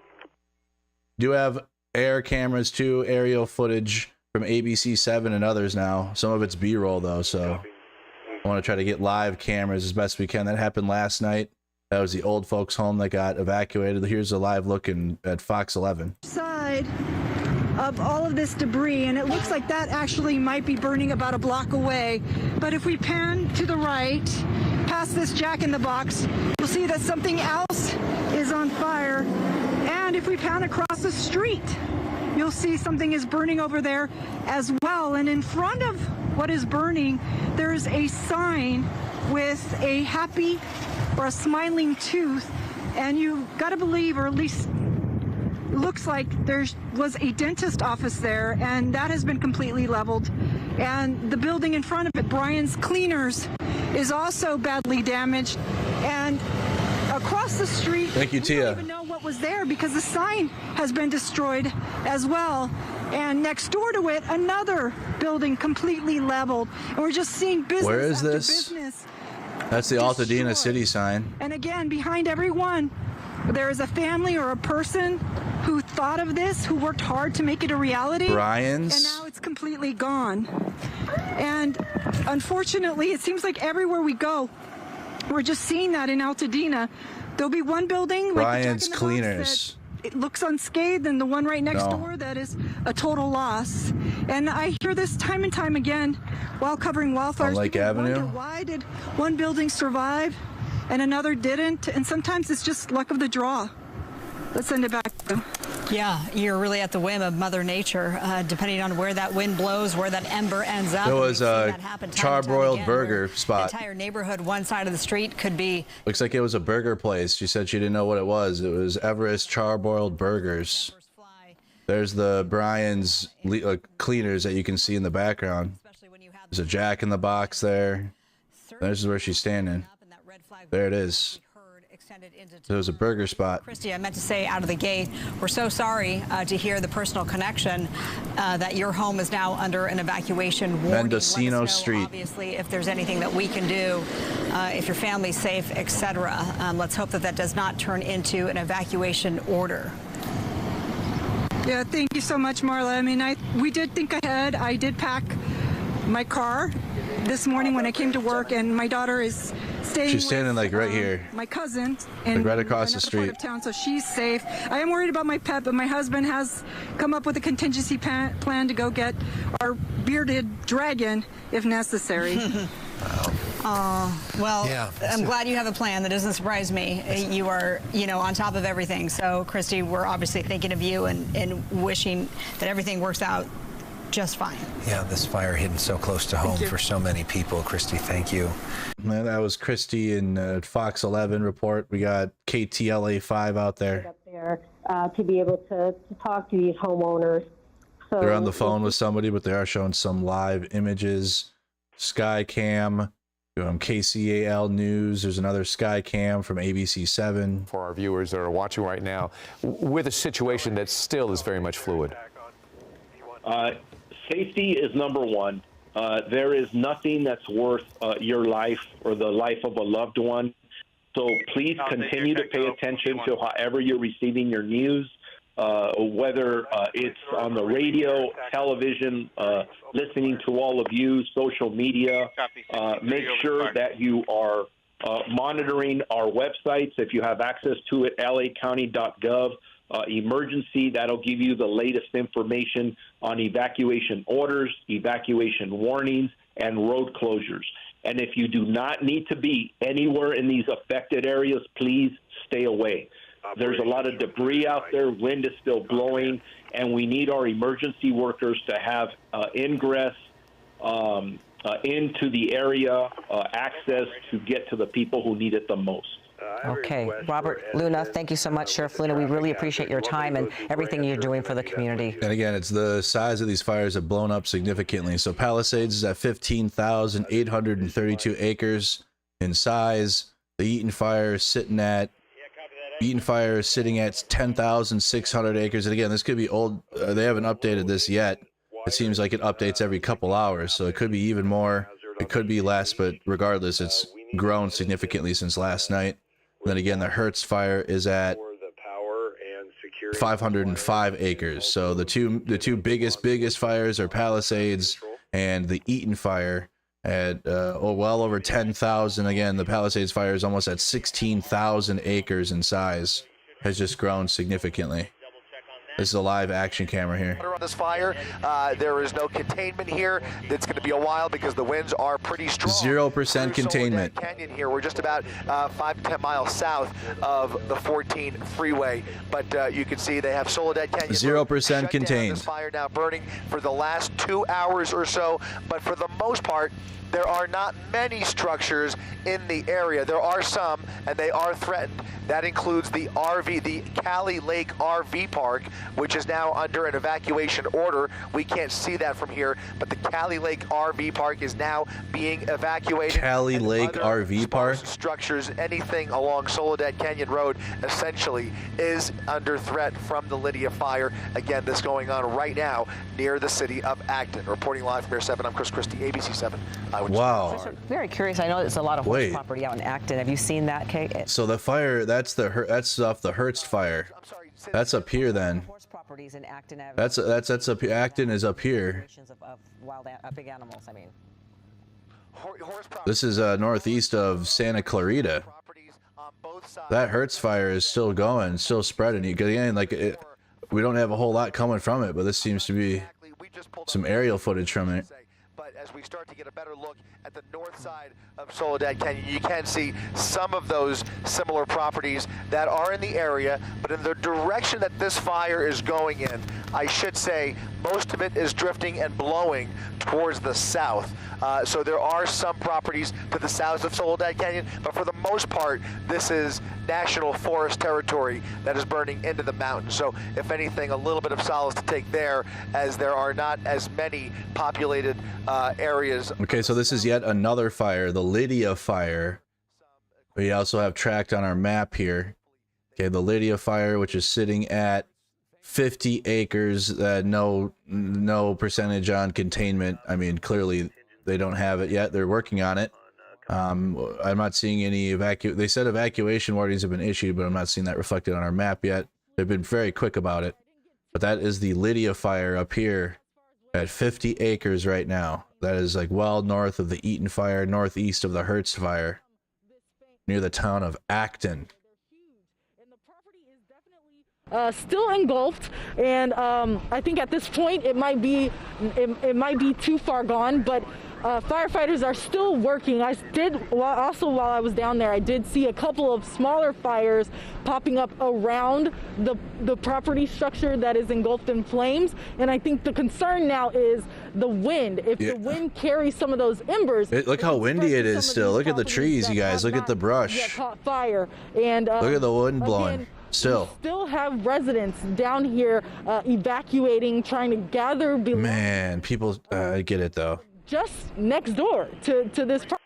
You gotta do what's the smartest for you and your family. The smoke is not as dark, so we know that they're getting water on it, or there's not as much fuel to burn as it was earlier. But actually, you can see a resident, one of the residents I was speaking with earlier. He's coming down. Right now, we only have 2 reported casualties. I have not seen that number grow right now.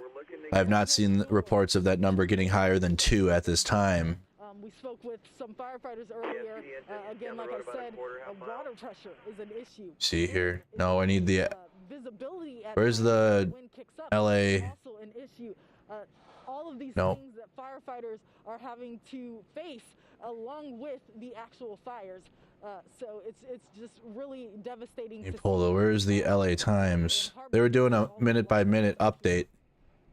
Certainly devastating to see that, Ashley, and we heard There we go. Sheriff Robert Luna about these people that try to use. Yeah, I'm not seeing any new reports about any other loss of life. So the last that we have is 2 deaths. Some of the water pressure has been low, and there's been some complaints about that. So hopefully people will heed those warnings as well.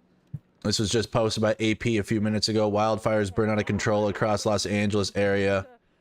Hose down some of their property. Let me mute this really fast. We'll come back to it, of course. Where's my article? Where do we go? Oh, where's my article? There it is.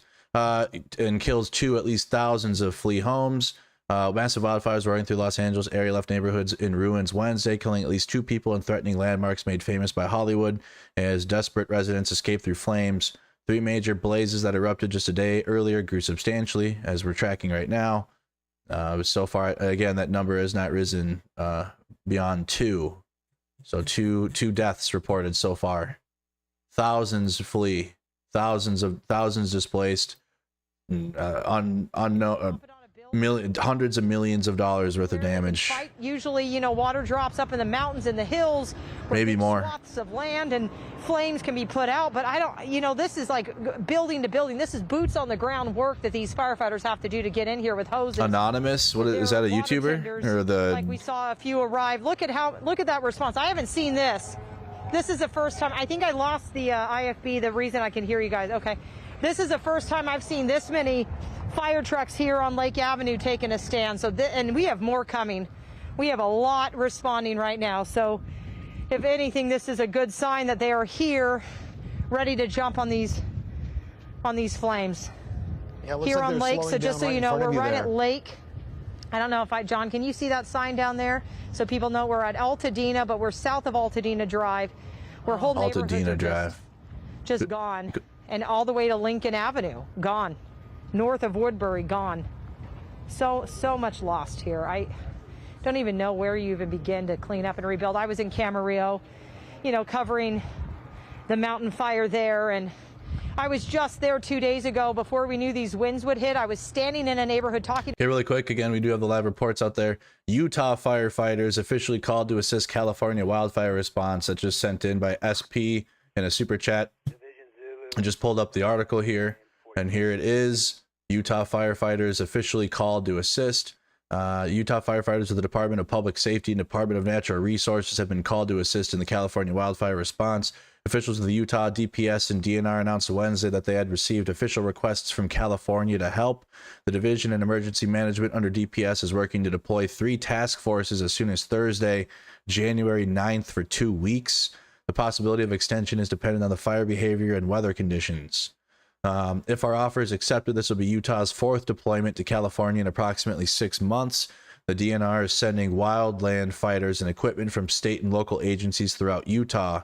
The 21 agencies officials are pulling from help are Unified Fire Authority, Salt Lake City Fire, Weber Fire, Lone Peak Fire, Draper, Orem, West Jordan, Sandy, South Jordan, Murray, West Valley, Provo, Cedar City, Utah County, North, Tuele, hope I said that right, Woodland Hills, Moab Valley, North Fork, North Tuele, Park City, and Duchesnes County.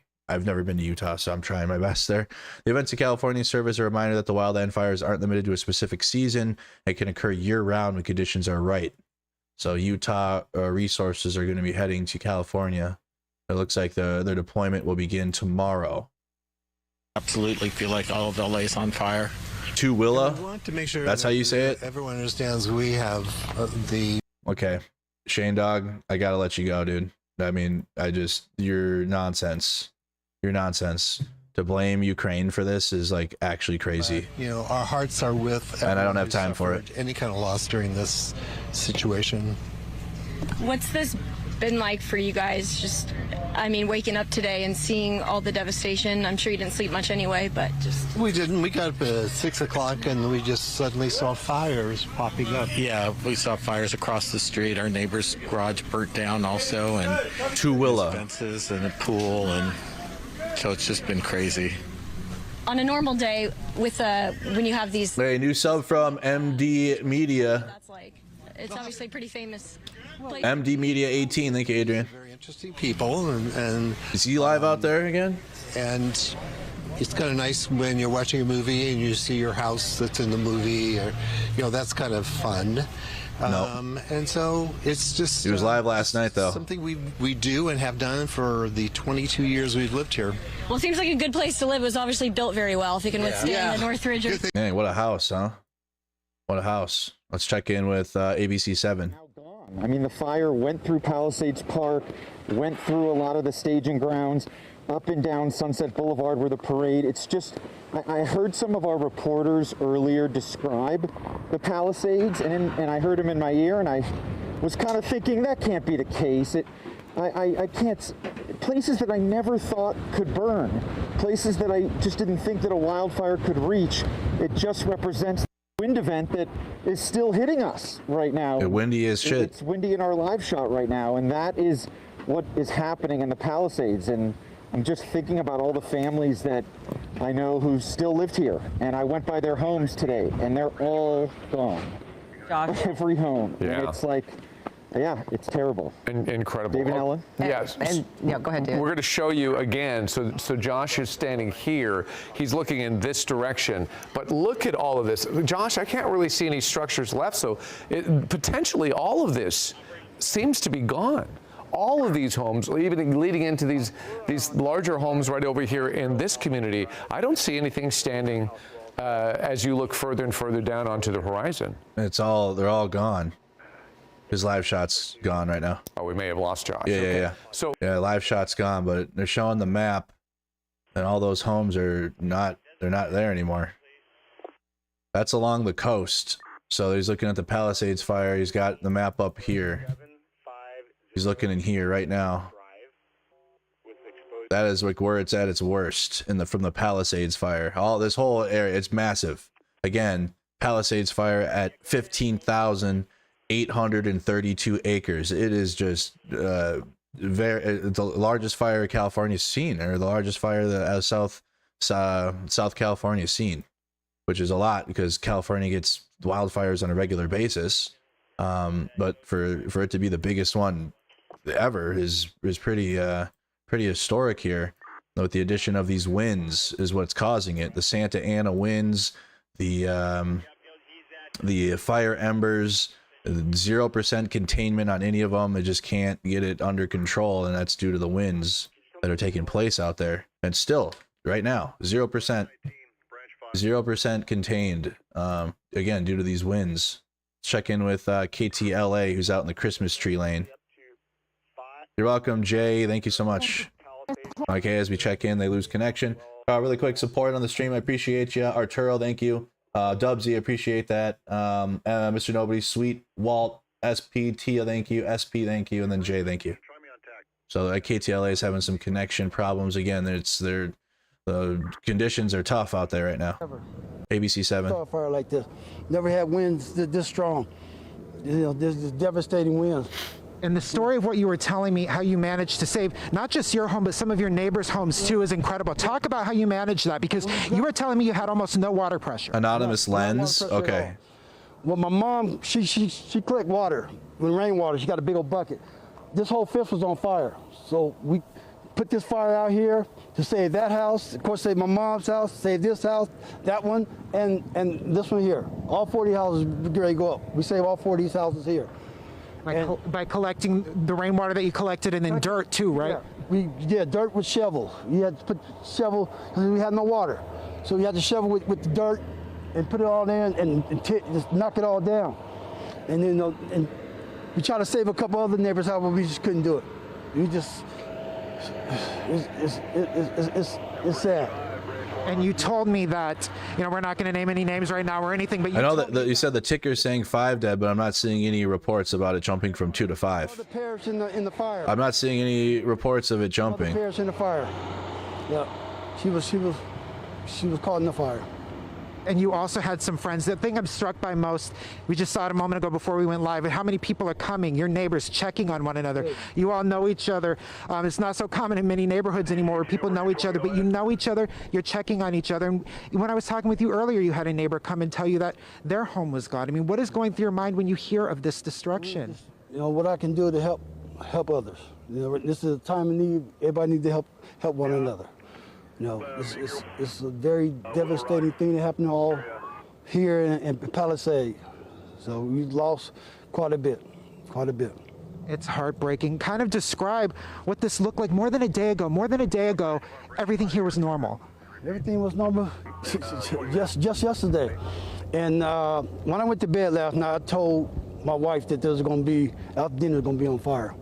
I knew it because the wind was too strong. The wind was too strong, and the canyon was too close. And the amber they'll go 2 miles. Ambers can go 2 miles. So I ain't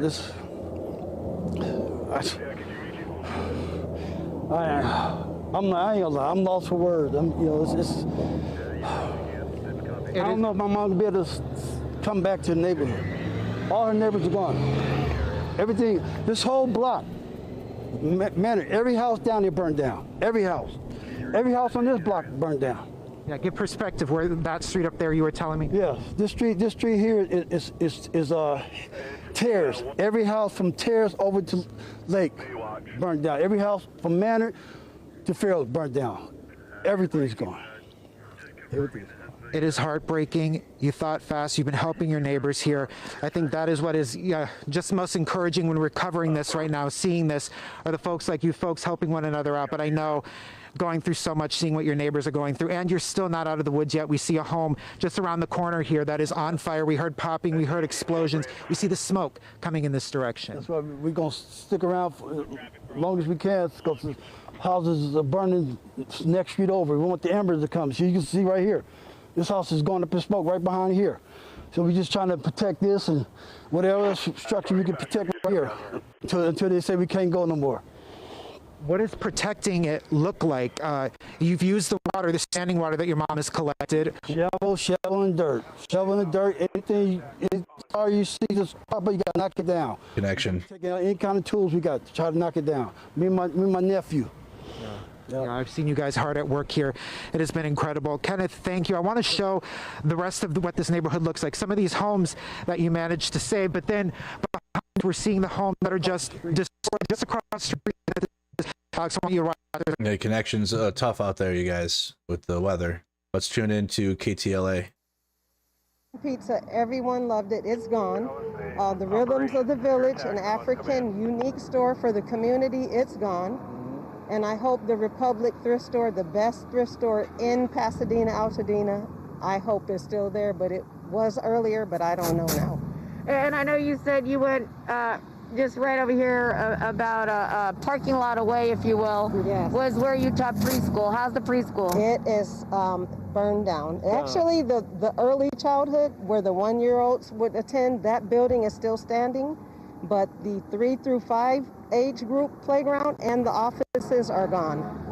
And because it's on the church premises, the church is completely gone. Oh, well, what church is that, Marsha? This was Calaveras Methodist, I believe, or Baptist. Very traditional church. Everybody knows this church. It's gone. Oh my gosh. Burbank fire. Marsha, how was your home? Still using those hydrants. I live close, but it was very close. Where it's still standing, but we did have to evacuate last night. You did, okay. Yeah. And I know, Wayne, when I talked to you last hour, you're ready to go, though, right, if need be? Yeah, I'm ready to go. Yeah. I'm ready to go. And Wayne, you did some good deeds last night. I understand you helped put out some fires and save some businesses. Yeah. I saved some business, put out the fire. I want a place to come to, when everything is over. I got some senior citizens out. I just try to do what I can. That's all I can say. I mean, it's such a cute community. You can look around here. We got the barber shop. You got a spa. You got all these cute restaurants. You had all these fish and chips and coffee shops. Well, and Aldi's is gone. Aldi's is gone. This is unbelievable. All the houses in the back of Aldi's is gone. Yeah, how many homes were back there behind the food mart? But it was a lot of them. I have a friend who lost her home right on the next corner. There's a lot of them. I actually attended a barbecue right there, right at the end of this walkway here. Yeah, it was interesting when we first got. So 3 p.m. California time right now. 3 p.m. just started. Interesting. KTL, if they want Destiny, KTLA, no Destiny. Yes. What the hell? Their coverage just ended. No response. Okay. Well, KTLA coverage just ended. Let's check in with Fox 11. LA.com/live. And we started our coverage yesterday at 10:30 in the morning, and we are still on live now today at 3 o'clock in the afternoon. And 3 p.m. California time right now. Long haul as Los Angeles and the greater Southern California area is. And so are we here at Mercado Media, or myself and you guys. Like the video if you could. Just trying to source everything I can for you guys here. All the available live feeds that are relevant and accurate, and also information about evacuation orders. And I got the scanner in the background. So if you could hit that like button on the stream and just subscribe to the channel, that's all I need you for your help on the stream. I thank you. Palisades, again, 15,832 acres, 0% containment.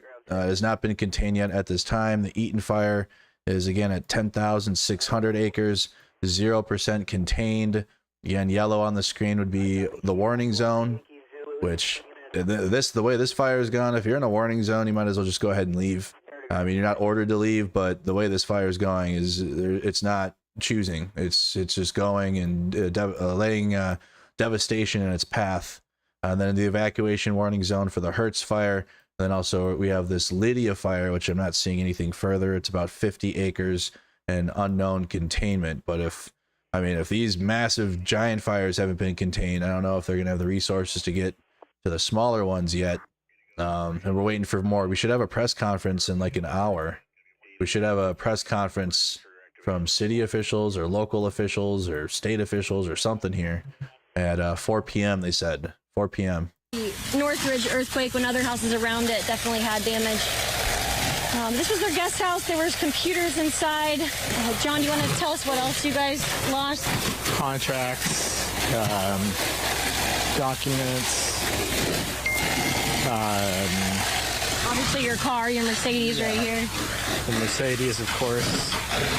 But again, it's not as devastating as it was for other people's losses. Yeah, we heard Marla say a minute ago, 5 people have died now in this Eaton fire. I did just talk to a couple police officers for Pasadena here, and they said that they were going around still helping people evacuate from burning homes, but they've gotten everybody out now, and so they're more just trying to help people, help the firefighters with these homes. So yeah, that's an individual with his home.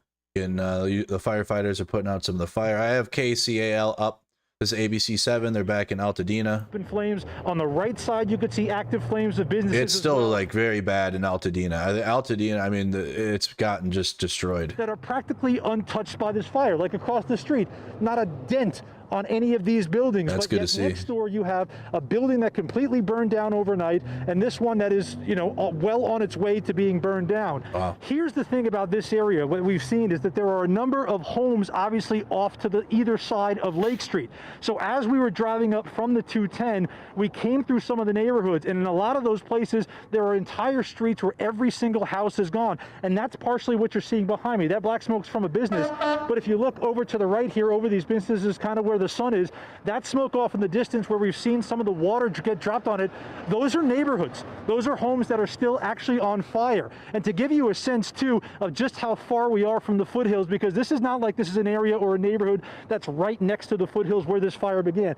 You obviously see it off in the distance, the sun kind of showing the caps of the mountain there. We're about a good mile from the foothills where we're standing right now. We're south of Altadena Drive, just north of Mariposa Street here on North Lake, and there are a number of active fires of businesses here, as well as homes in the adjacent neighborhoods on either side. When it comes to the fire crews, when it comes to the crews trying to put out the fire, we've seen them in the neighborhoods, we've seen them trying to protect the properties in the homes. We've also, like these trucks here, seen them going up towards the foothills a little bit closer to where the Eaton fire began. But obviously, places like this business, raging strong at the moment and essentially getting passed by everyone.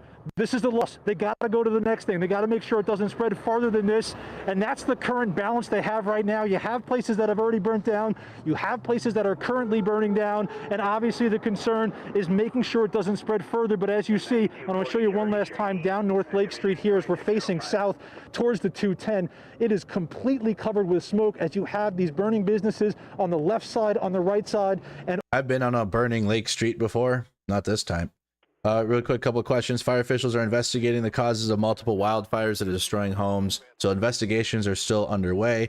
The Palisades fire started burning around 10:30 a.m. yesterday and has scorched thousands of acres around the beach towns of Santa Monica and Malibu. Around 6:30 p.m., the Eaton fire broke out in Altadena near Pasadena, which you're looking at right here in the feed, and swallowed more than 10,000 acres. By 10:30 p.m., a smaller blaze named the Hertz fire had ignited Sylmar in the San Fernando Valley, northwest of downtown Los Angeles, consumed about 500 acres. The cause of all 3 blazes are still under investigation, according to CAL FIRE, but the powerful Santa Ana winds are likely driving the rapid growth. The combination of low humidity, dry fuels, and shifting winds has heightened the potential for spot fires and rapid expansion, CAL FIRE said in an update. And then I just got some how wildfires start information, but that's not what people are looking for. How do these specific fires start? It looks like it's It's going to be, it's under investigation.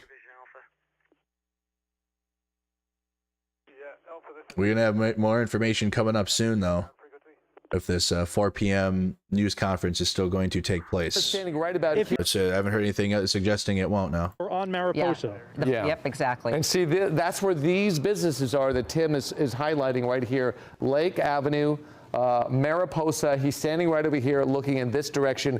These are the businesses that Tim is talking about that are currently in danger, and one of them is on fire. Just to give you some perspective, right over in this area of Altadena, and you can see this enormous, densely populated community. He's on Lake Avenue right here. Right now, that is in the line of the fire.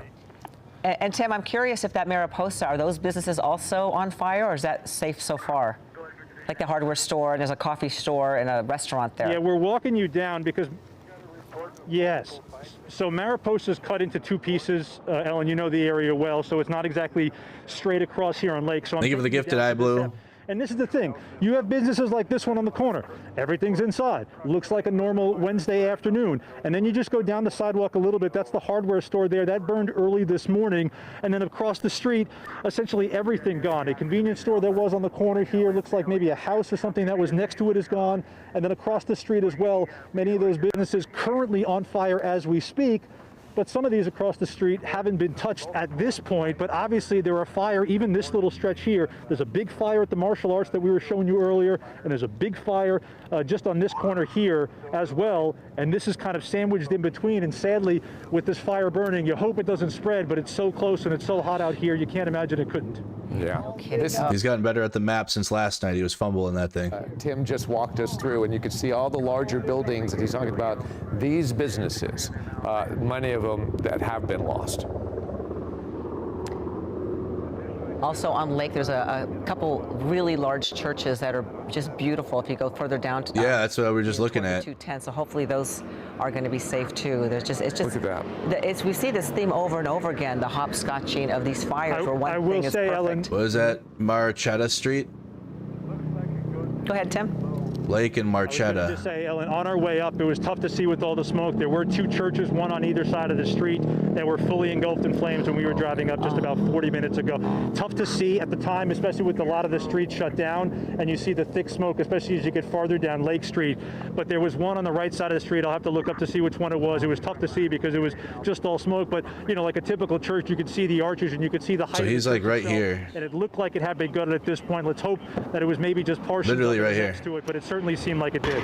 Yeah, just a shame. Wow, that is really certainly popping up so many fires in that certain. He's looking at that easy food. That easy food stores is right there. Familiar with as well, Ellen. This is so he's standing like part of Altadena that he's standing here then. The community. Yeah.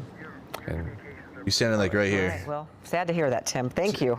Keep us posted on how it's going out there, Tim. We'll check back with you. Let's go to Josh Haskell right now, who has been actually he's over here. Documenting complete devastation. He's on this side of the street, down towards PCH. He's right here actually. Josh.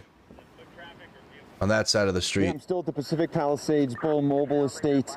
This mobile home food park, market. another one right next door between Temescal Canyon and there's that Sunset building. Boulevard. Craft ads. Pacific Coast Highway used to be extremely ideal property. Now you can see there is absolutely nothing left. Utter devastation everywhere.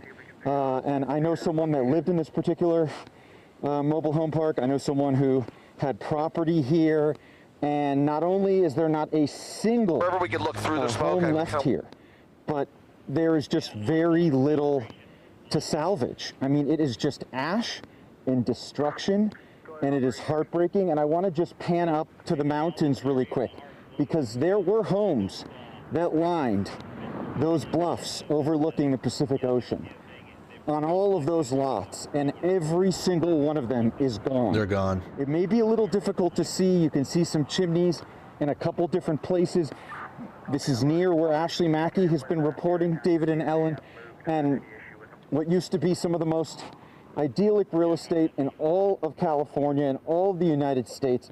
Not only is it completely gone, but it is just a disaster zone. When you got the every level. Aerial shot on the right side there. Earlier, driving through the Palisades Village is just absolutely heartbreaking. I'm thinking about all the people that live there, over 25,000 people, people who grew up there, like myself. You just never thought that you would see your town that destroyed. And I'm not over-exaggerating. It really feels like from driving through the town that 50 to 75% is gone or badly damaged.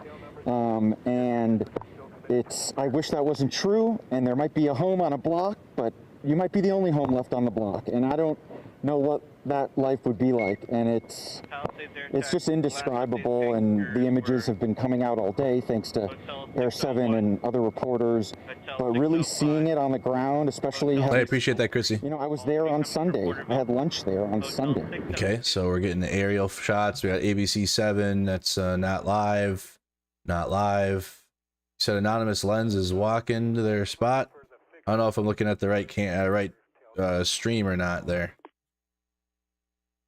Live Fire Watch. 79 Baker 83. The wrong Anonymous Lens. Of Maui? Yeah, no kidding, right? Thank you for being here, Maddie. Let's see, I want to see what these people are seeing. What am I missing here? Excuse me, sorry. Oh, man. I can't imagine breathing out there. And so the police have blocked off areas trying to prevent civilian traffic from getting into the area that the firefighters are in. Okay, taking a look at our 3D map. I'm not seeing any further evacuation warnings. Let me hit the refresh button. But the incident map, again, Palisades is at 15,832 acres. Eaton's at 10,600 acres in size. The Hertz fires at 505 acres. The Woodley fires at 30 acres, kind of in like the middle of all this. The Olivas fire is at 11. There's Scout fire is at 12, and then the Lydia fire is at 50 acres. So we do have multiple fires. With obviously three major fires. Again, that's Palisades fire, the Eaton fire, and the Hertz fire, as we can see here. But I'm not seeing any further notices for evacuations, or at least it hasn't expanded yet. At least with the Eaton fire or even Palisades, since I've been live here. But we're keeping an eye on that. Same with the NASA firms map, which again, I think a lot of people are using this because it's loading really slow. Loading like 2002 internet here, but it's getting there. The pixels are coming in, and this is what can be seen from outer space. There's a satellite space camera that monitors fires. NASA firms. Flight radar also showing the planes and the helicopters trying to do what they can. The tankers, yeah, this is called the Sikorsky HH-60L Firehawk. These are the helos that are dropping water. Here's one right here. You can see it moving. And they're over the devastated area dropping water, which they couldn't do last night. You can see their flight patterns here, just dropping water. That's all they can do.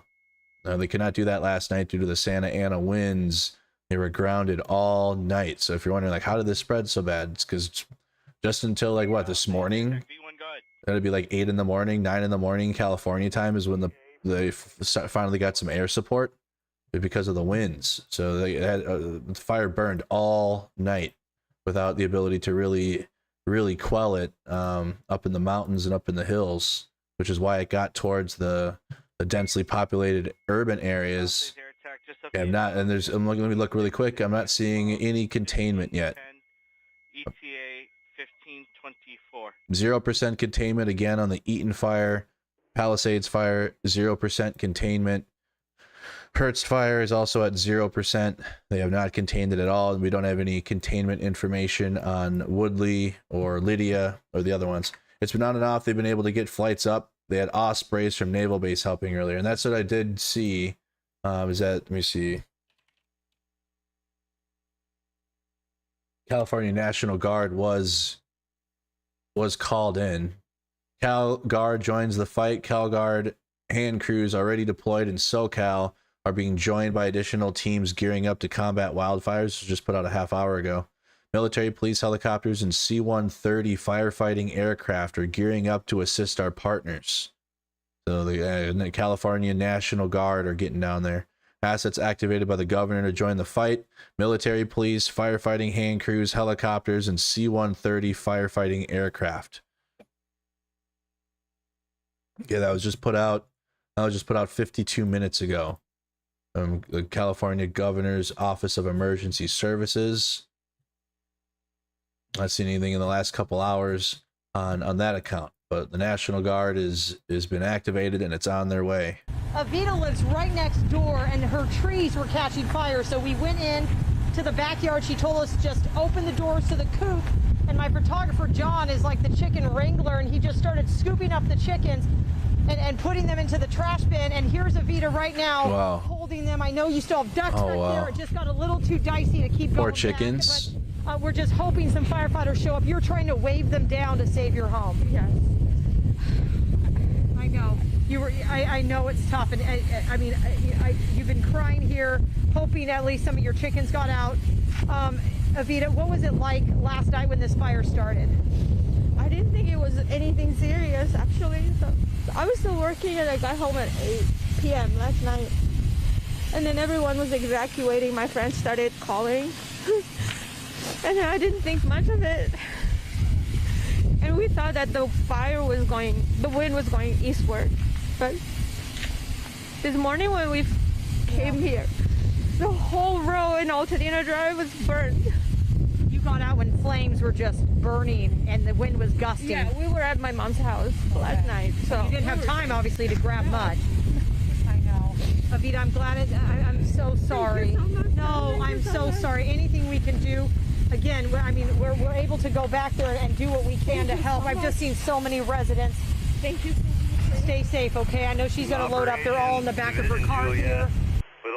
You got to take the wins where you find them, right? And in this case, it was helping this woman evacuate her chickens and her animals. And like last night, we saw the horses and the elderly, and the guy was reunited with his cat. Going ahead, overhead, but we saw a helicopter water drop, and we had not seen that all day long. There's a helicopter in the sky. Welcome sight. They were dropping.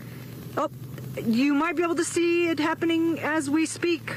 Hopefully this camera is getting there. It is. Yeah, it is. We see it. Water drop on Lake Street, and that makes such a difference. As we see, they can now effectively make those water drops, because when it was really windy they could not. But you can see as we're driving here, just business after business destroyed. Up ahead of us, it looks like a church has also been destroyed. And one of the things that we're seeing as we're driving around too is the reason that they don't let the public in. We are seeing people who are coming in, either they perhaps live in the feed cut a little bit, have gotten past the roadblocks. The feed cut right now. Blocking emergency vehicles because they'll stop in the middle of the street to get video. Yeah, they gotta stop that. A group of men that were in one car, they, without any awareness about anyone around them, they blocked traffic. Stupid. And they all got out with cameras, started taking videos, then everyone started honking at them, and they finally left. But we've seen them do that also with so dumb. Trucks, and then the firefighters will put their sirens. Stay out of their way. Stay out of the emergency services way. Holy shit. We're now on Mariposa Street and El Molino. Like, you're causing more problems. And everything around us is burned, just completely leveled. Cars too that were left here overnight have also been burned, and we are approaching Lake Avenue again, and we will make a right here, but across the street you can see again another business, and these are small businesses. We did see the Aldi earlier, which is a large business, but entirely too much traffic out there. A lot of resources, and of course we don't want to see anything burned. Entirely too much civilian traffic. Since people who have lost their jobs, but these small business owners, they might have a more difficult time rebounding. Again, a lot of them have small business loans. This was their dream, something that they worked hard to make a reality, and now it's gone. And we have turned on into a neighborhood and more homes. Just home after home. We're seeing fireplaces, chimneys still standing, but the homes completely leveled. And what is really striking is just to be able to see through these homes, and you can see that behind them, those homes has also burned. And I know that we've not gotten Stop stopping your car in the middle of the roads. how many homes have been destroyed from firefighters, but whatever they have set up to now will be far short of the number in the end, because we've seen it just everywhere. And now we're on Maiden Lane, and a friend of a friend has asked me to check on her home on Maiden Lane. It's in the other direction, and we will do that, but just so much devastation. People who raised their children here, in some instances generations of people who lived here, and even homes that are still standing are still threatened because of what you just saw there. There's still very active flames, and in front of us also a tree that fell, so that gives you an idea Thank you, of the Catskill. power of the winds when all of this was burning. So just horrifying to watch. Looks like this was a very lovely home. It's a total loss, and no firefighters are here. We are seeing firefighters on Lake Avenue. There's 3 hydrants there that we're told are working, and so we saw people from CAL FIRE, from the U.S. Forest Service, and from other agencies going there, and they were using those 3 hydrants to fill up, and then they were taking that water and going to fight flames somewhere else. And you see people are walking around. There's a lot of people with cameras. Some are pressed, some are not. In front of us, another home completely leveled. Just really heartbreaking to see this. Let's send it back to you. Of course, we've heard the comparisons, Christy, as you're touring these devastated neighborhoods to the Paradise fire, small town of Paradise getting completely wiped out. Paradise, California. Long ago, a couple of years back. And then, of course, the Lahaina fire, as those flames jumped PCH last night and were destroying the homes there and the abandoned vehicles. You know, I heard from people comparing it to Lahaina as well. It's just absolutely devastating that this is happening in our area of the greater Los Angeles. But as bad as this is, really both of those fires were worse. What happened in Paradise and Lahaina, because of the geography of both of them, there really was no place for those people to go, which is why we saw in both of those the death toll was higher than what we're seeing here. That being said, this is absolutely devastating. Like the positive is there's lots of places to evacuate to. Division Juliet, right? command. How do you copy? You're in LA County here. You just go downtown, or just go south. There's plenty of places to go here. It's a massive city and surrounding area. Whereas, like you said earlier, in the Paradise fire and others, the people had nowhere to evacuate to. They were trapped up there, and the death toll was really high. Let me look that up really quick. What was the death toll in the Paradise fire? A lot of people just aren't leaving, and that's creating quite a mess for firefighters that are trying to get through some of these streets.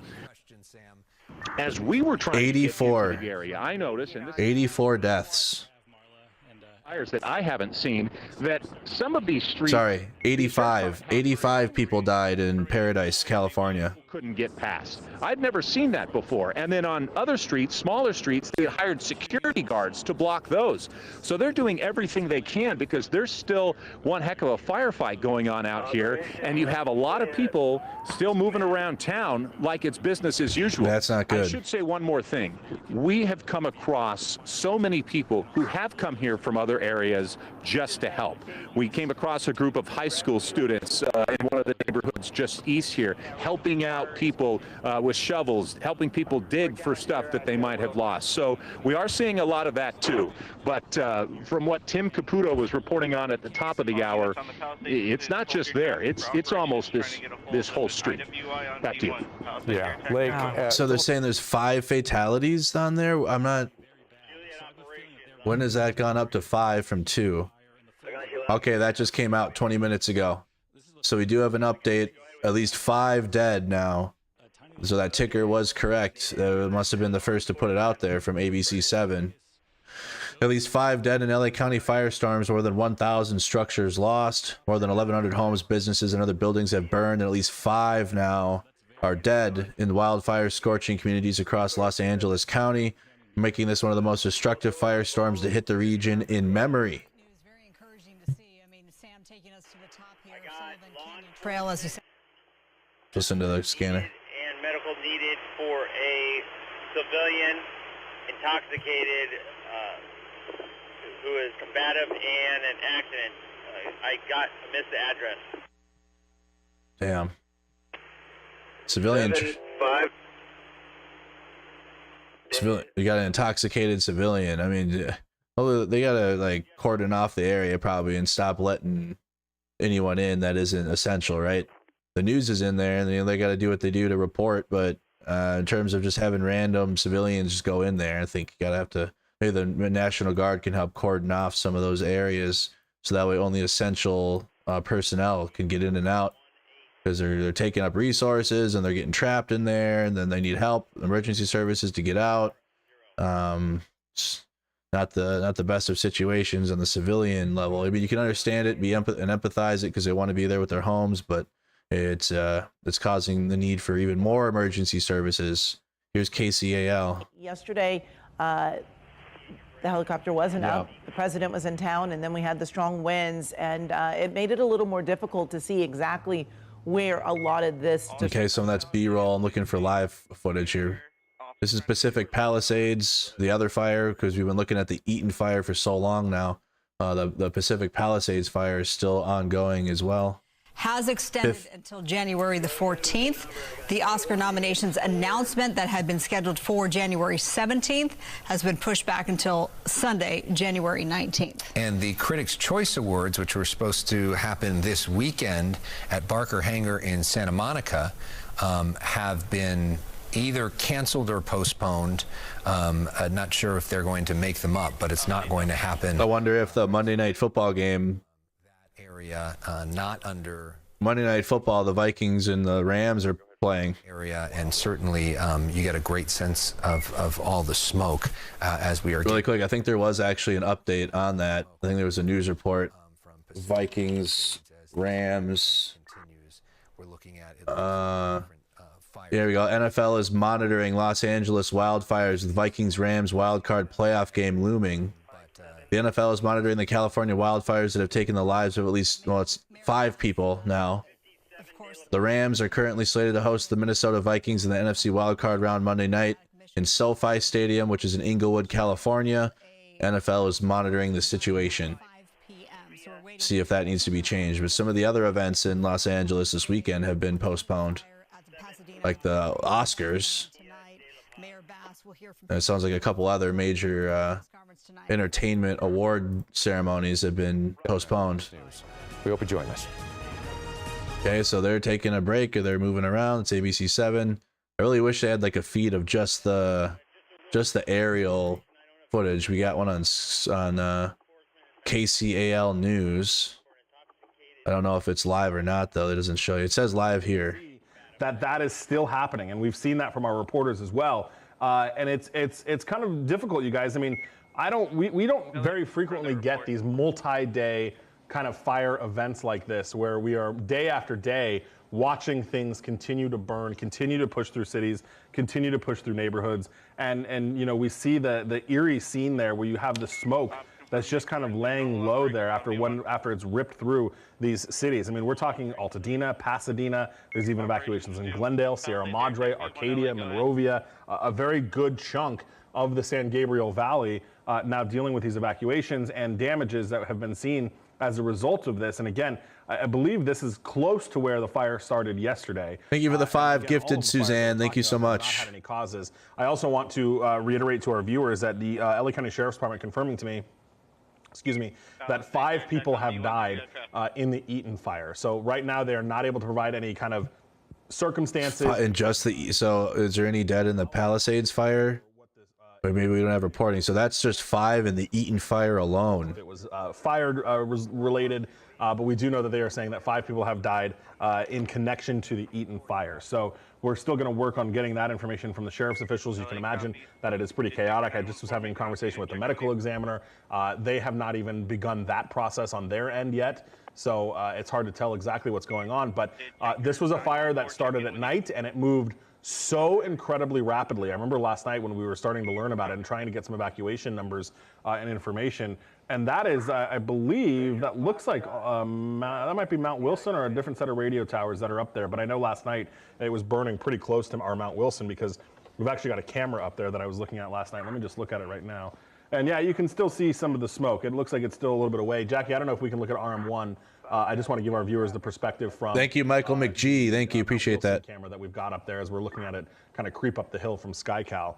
But there is, you see water dropping or retardant dropping aircraft in the air that's going to come in and make. We are seeing that on the flight radar. Split on resources right now because that's a C1. We have these major fires burning, and after this one, I'm going to have SkyCal go check out that new one that we were talking about, the Lydia fire. Whoa, no, that's not a C-130. We'll see. It looked bigger in the image. That's not a C-130. Aircraft that are kind of being utilized on that fire. Water aircraft. This is our camera from Mount Wilson. There will be one though from the National Guard. Kind of creeping up towards the radio towers there. So that is the situation that we're contending with. We'll go back to the SkyCal video if we can and look at that as you see this tanker coming in. Hopefully we'll see them make a drop. This is Tanker 95. This is a CAL FIRE 1960 Grumman S2 turbo tracker from S2 turbo tracker. Working on this right now for us. So lots of aircraft in the air. It's such a nice thing to see as compared to yesterday, you guys. No doubt. What a relief to see those planes in the air. And with every fire retardant drop, it's a little bit of hope that maybe they can start getting some containment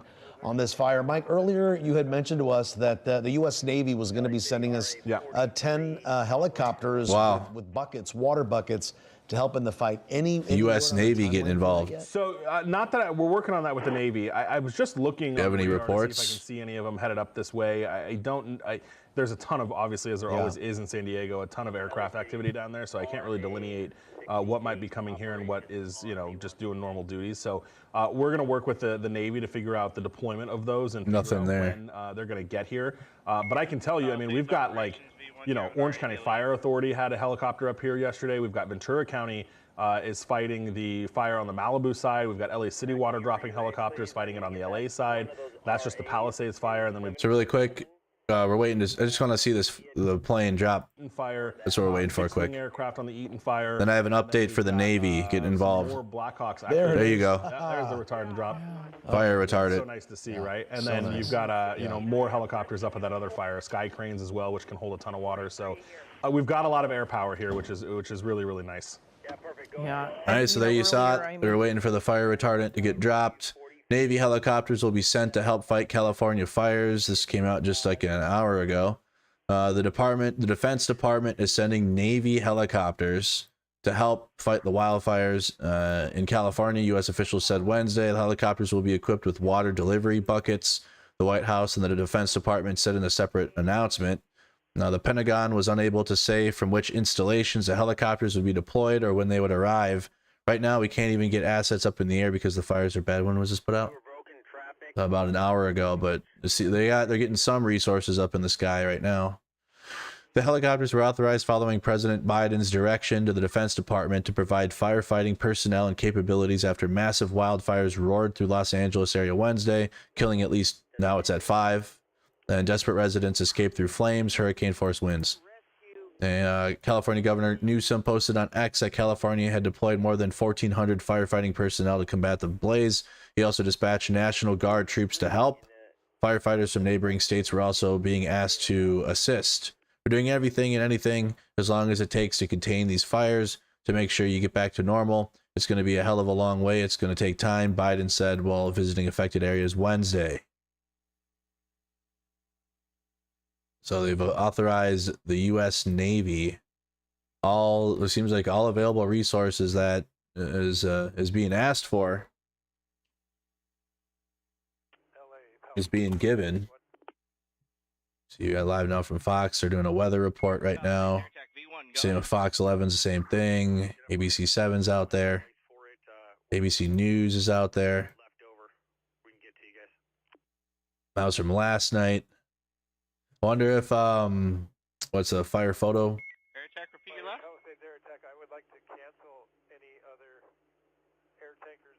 7 minutes ago. So she's posted some clips. She was live an hour ago, but the connection is bad. She said she'll try to resume in a little while. 7 minutes ago, Altadena Eaton fire when the engines are driving past fully engulfed commercial buildings like they don't exist because there's nothing they can do, will never be erased from my memory. There's nothing they, Two Dragons martial arts. Nothing they can do to save the buildings because of the residential needs. This is Lake Avenue and Mariposa, where the other news is as well. Some clips of the helicopters dropping water.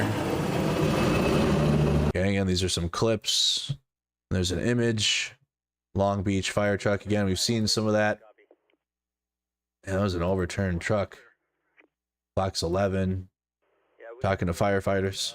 It could be really bad anytime there's a fire in an attic of a home, right? Sure, yeah. Any type of fire is going to be obviously not too good for the structure whatsoever.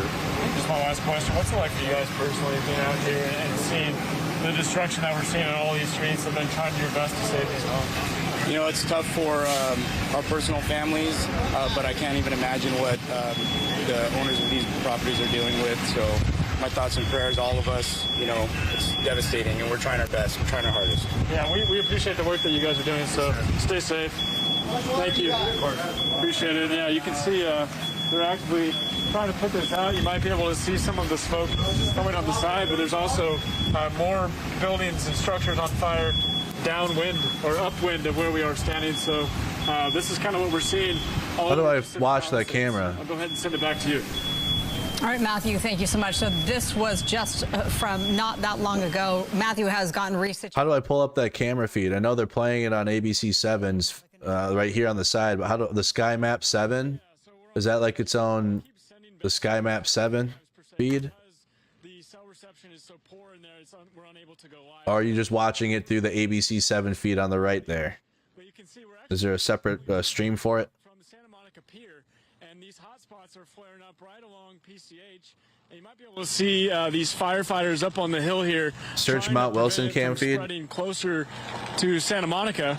You can see the Santa Monica buildings. It's on Facebook? Okay. On PCH. We're going to Facebook. Very close to Santa Monica, honestly. Again, about 2 miles from the pier. Facebook source. But yeah, this is just what you continue to see out here. These hotspots flaring up and just big flames, and it continues to spread with that wind that's gusting 30-40 miles per hour.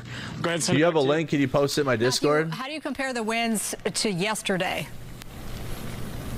It's coming in bursts. Sometimes you'll get a big strong burst and you'll see a flame just take off out of a home and catch the next home on fire. But I'd say, you know, it's pretty equivalent to what we were seeing last night. You might be able to hear that gust right now.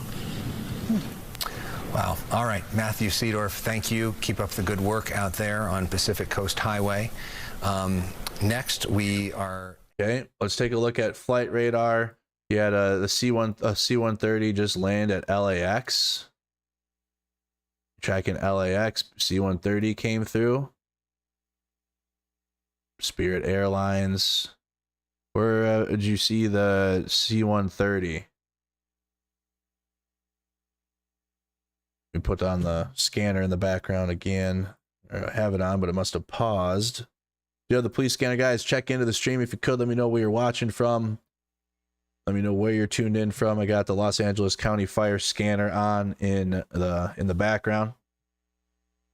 Tracking these wildfires, you guys. There's 3 major fires happening in Southern California. You got the Eaton fire, the Palisades fire, and the Hertz fire. There are also smaller ones that we're tracking here, but the main fire in Altadena, the Eaton fire, and then the Palisades fire. There's a live at LAX feed on YouTube that just showed it land.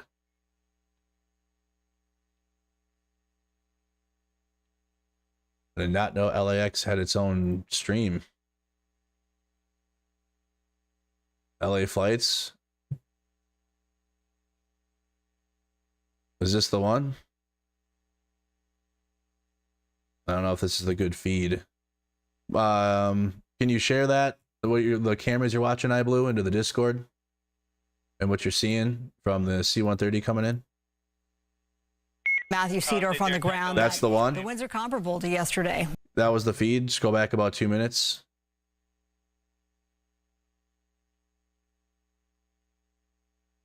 Oh, there it is. Confirmed. All right, so this is about 2 minutes ago. That's the National Guard C-130. I got it. So literally back 2 minutes and 2 minutes and 47 seconds. Here it is landing. Palisades, air attack LAV 118. Is that a C-17 though? That looks like a little bigger. Wow, look at the rudder. Wow, there's a lot of rudder input right now. That looks, the C-130 is a little smaller than that. Rudder go. Okay, yeah, C-17. Yeah, chat's saying C-17. Northeast. C-17's a chonker. It's blowing. And it's much more comfortable to fly in than a C-130. C-17 stealing the spotlight from the Boeing business jet.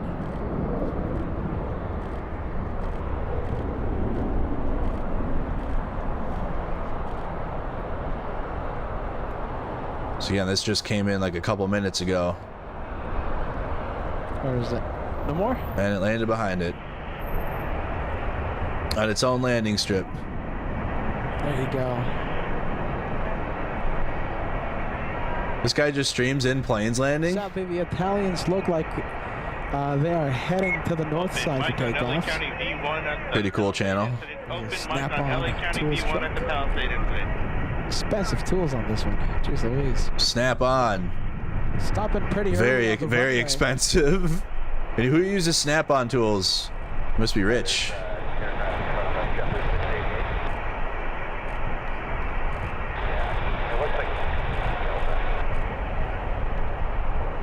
Nice. Okay. All right. So that is a C-130 that came in. I'll keep that up just in case we got another military planes coming in. All units check your radios. That's the LA County scanner in the background you guys are hearing. Okay, we'll keep that up there though. So that again, that is from the LA Flights channel. Tracking in planes landing. So any other military planes, let me know. As we know that California National Guard resources have been called in. Let's check with that Fox 11. They're kind of driving around showing the area. Lost everything, and we're seeing that quite a bit on Maiden Lane, and we're turning on to Mendocino Street. And the woman said that even though she felt relieved that her home... Yep, National Guard has been mobilized. She said this neighborhood's not going to be the same. She described it as such a charming, warm place where people know their neighbors often. And I do a lot of stories in the greater Los Angeles area. Something will happen and people will tell us they did not know who lived in the house next door, didn't know those neighbors at all. And this, she says, is quite the contrary. It's the opposite of that. People know each other.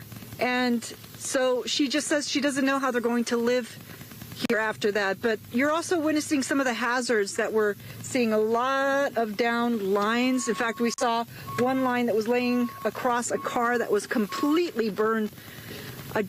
Not sure if it started perhaps when it arced, but the car was a total loss. And this is why often when we get these large wildfires, officials keep people out of areas for quite some time because there are down power lines and there's still power poles sometimes that are smoldering and you don't know when they might fall. And we're also seeing lots of very large trees that were toppled. It's getting dark again. Gives you an idea of just how powerful. It's pitch dark already here in Minnesota. When all of this was occurring, just home. I feel like it's been one long day. After home. Night, rather. After home. Leveled. And then, amidst all of the Thank you, Steve. destruction, there'll be a building that looks unscathed, like the woman we just talked to. Nothing I can find on the Woodley fire yet. I'm still looking at it. Let me refresh. Still at 30 acres of spread. I'm not seeing any. Let me see. Let me double check here. Woodley fire still at 30 acres. No idea if it's what the containment percentage is whatsoever. But that's right along the 405 that connects the Palisades fires to the Hearst fire. Which I'm not hearing anything more from the Hearst fire. It's mostly Palisades still ongoing, and the Eaton fire in Altadena in the north of Pasadena. Also checking the fire map on NASA Firms, you can see those big blots, big squares. This is if you look at this from the satellite, any one singular fire might be like one grid square, like you can see here. But that'll just tell you. I mean, this is how big the fire is from outer space. it can be seen there. So we got our incident map. We got flights coming in just in case we see any more military planes coming in. And then we got live feed in Altadena from Fox 11. Doing that, just riding around. All right, really quick. Also, update from the governor, Gavin Newsom. California has quickly secured major disaster declaration from President Biden in response to the Los Angeles fires. Thanks to President Biden's support, we're immediately mobilizing life-saving and life-sustaining resources. So there's President Biden with Governor Newsom on the fires. Governor Newsom just put this out 18 minutes ago. To the heroes, firefighters, and first responders battling these fires in Los Angeles, your sacrifice and determination inspire the entire state. California is deeply grateful for your dedication and service. They've been out there nonstop. Division Alpha, Branch 1, go ahead. They're spread thin. They got to make hard choices out there right now. It's got to be a stressful situation for the firefighters. You said Cali flights has a better angle. Division Alpha, Branch 1, you were walked on. Repeat. Same thing. Okay, we'll keep Cali playing the stream up. We can use both though. But yeah, that is a decent angle. A lot of people watching it. A lot of people watch this normally. Yeah, is he up where you're at? Alpha? Looks like it. Negative. I'm down at ground support. We had a flat tire. Just changing it out. Alameda Street and Santa Rosa Avenue. To those fire hydrants and get absolutely no water. So what we have right now here from Garden Valley is we have a truck that likely has its own water. And that is certainly good news for the crews that are trying to get out here and put these flames out. And we're now on Coleman Street, just a block up from where we were on Santa Rosa, and you can see this street did not fare as well. I have one house that is still standing. Right next door, we have a house that is not. And that does continue down for a couple of more homes and territories there, as you see the sporadicness of the damage of this fire, which is what is very unusual, as we've been talking about. A lot of us have been here covering fires for more than a decade, and we don't see it usually happen like this. It looks more like damage from a tornado than it does a wildfire, because tornadoes just sort of pick houses off right and left in the Midwest when they fall down, and that's what we're seeing with this fire. I mean, just a lot of devastation here on Coleman Street, just a block up from where we started. If you look over to the right-hand side, I see not one, not two, not three, 4, 5, 6 homes that are down just on this block alone, but a couple more that are still standing. Certainly very hard to watch. A couple chatters are asking about the 747 super tanker that California had. It's no longer in service. 747 super tanker is ceasing operations. This was in April of 2021. The investor group that owns the 747 super tanker 944 is shutting down the huge air tanker. In an email sent to officials in Colorado, Oregon, Washington, the federal government this week, the investors that own the global super tanker just informed me that they have made the difficult decision to cease operations of the company effective this week. This is extremely disappointing, as the aircraft has been configured and tuned with a new digital drop. So shout out to the investors and the corporate rich people for not, they didn't feel like funding that one anymore, or their company didn't do well to keep it going, I guess. That sucks. I don't know why the state didn't buy it, or the federal government didn't buy it to keep it used still. That could be significant right now. The Interagency Air Tanker Subcommittee does not support any further interim approvals with, okay. In April 2020, letter posed to the National Wildlife Coordinating Group's website, and the chair of National Interagency Aviation Committee wrote to Global Supertanker Services saying the committee would not issue a 17th interim approval of the aircraft's retardant delivery system. I asked a lead plane pilot who worked with the Tanker 944 for his impressions of the aircraft. He's currently active and not authorized to comment publicly. It's a specialized tool, and as such, it is a niche that it fills, and in the niche, there's nothing else any better. That is, it puts a huge amount of retardant in one pass, and that sometimes that could be a great thing. It can travel halfway around the world and deliver product. Having said that, it is also a specialized tool in that it isn't very good at doing little stuff. Well, in a situation like this, boy, I think that super tanker could be activated. This is what it looks like being used. Not today, though, obviously. Just 747. super tanker. But I guess when you have smaller fires, it's a big resource to use in the sky. But like right now, though, like what the hell? This is definitely one of those situations where that plane would be used. There it is being used again. Not today, but that's what it's capable of. Look, it can drop it on the whole freaking hillside. Look at the amount of fire retardant that could be used in one sweep. That's pretty significant, but again, it is grounded due to the investors that didn't probably see it being financially viable for them to renew it again. Thoughts on maybe ways to tamp some of that down? That's the reality we live in. Working well so far at the House level to try to make sure that there is a strong bipartisan support for the recovery that is going to be necessary. Time will tell how that plays out, but we're going to do as much as we can. Obviously, other parts of the country have had their own disasters recently, and this is the time where California is going to need to get its help here. And Congressman, as far as I understand, you are well served in this actual industry of fire suppression and management. Isn't that right? Yeah, I've really tried Who's to on the phone with? make sure that I understand, because this problem that we have, and there's no single bullet to solve it, right? We're going to have to do a lot of work. I think this is going to kick off a national conversation around wildfires in the United States and in the West, and we know that we're going to have to do things differently, put more resources into it, because we have some tough and risky days ahead. But to Marla's point, this is an issue that you thought a lot about before running for office and worked on extensively.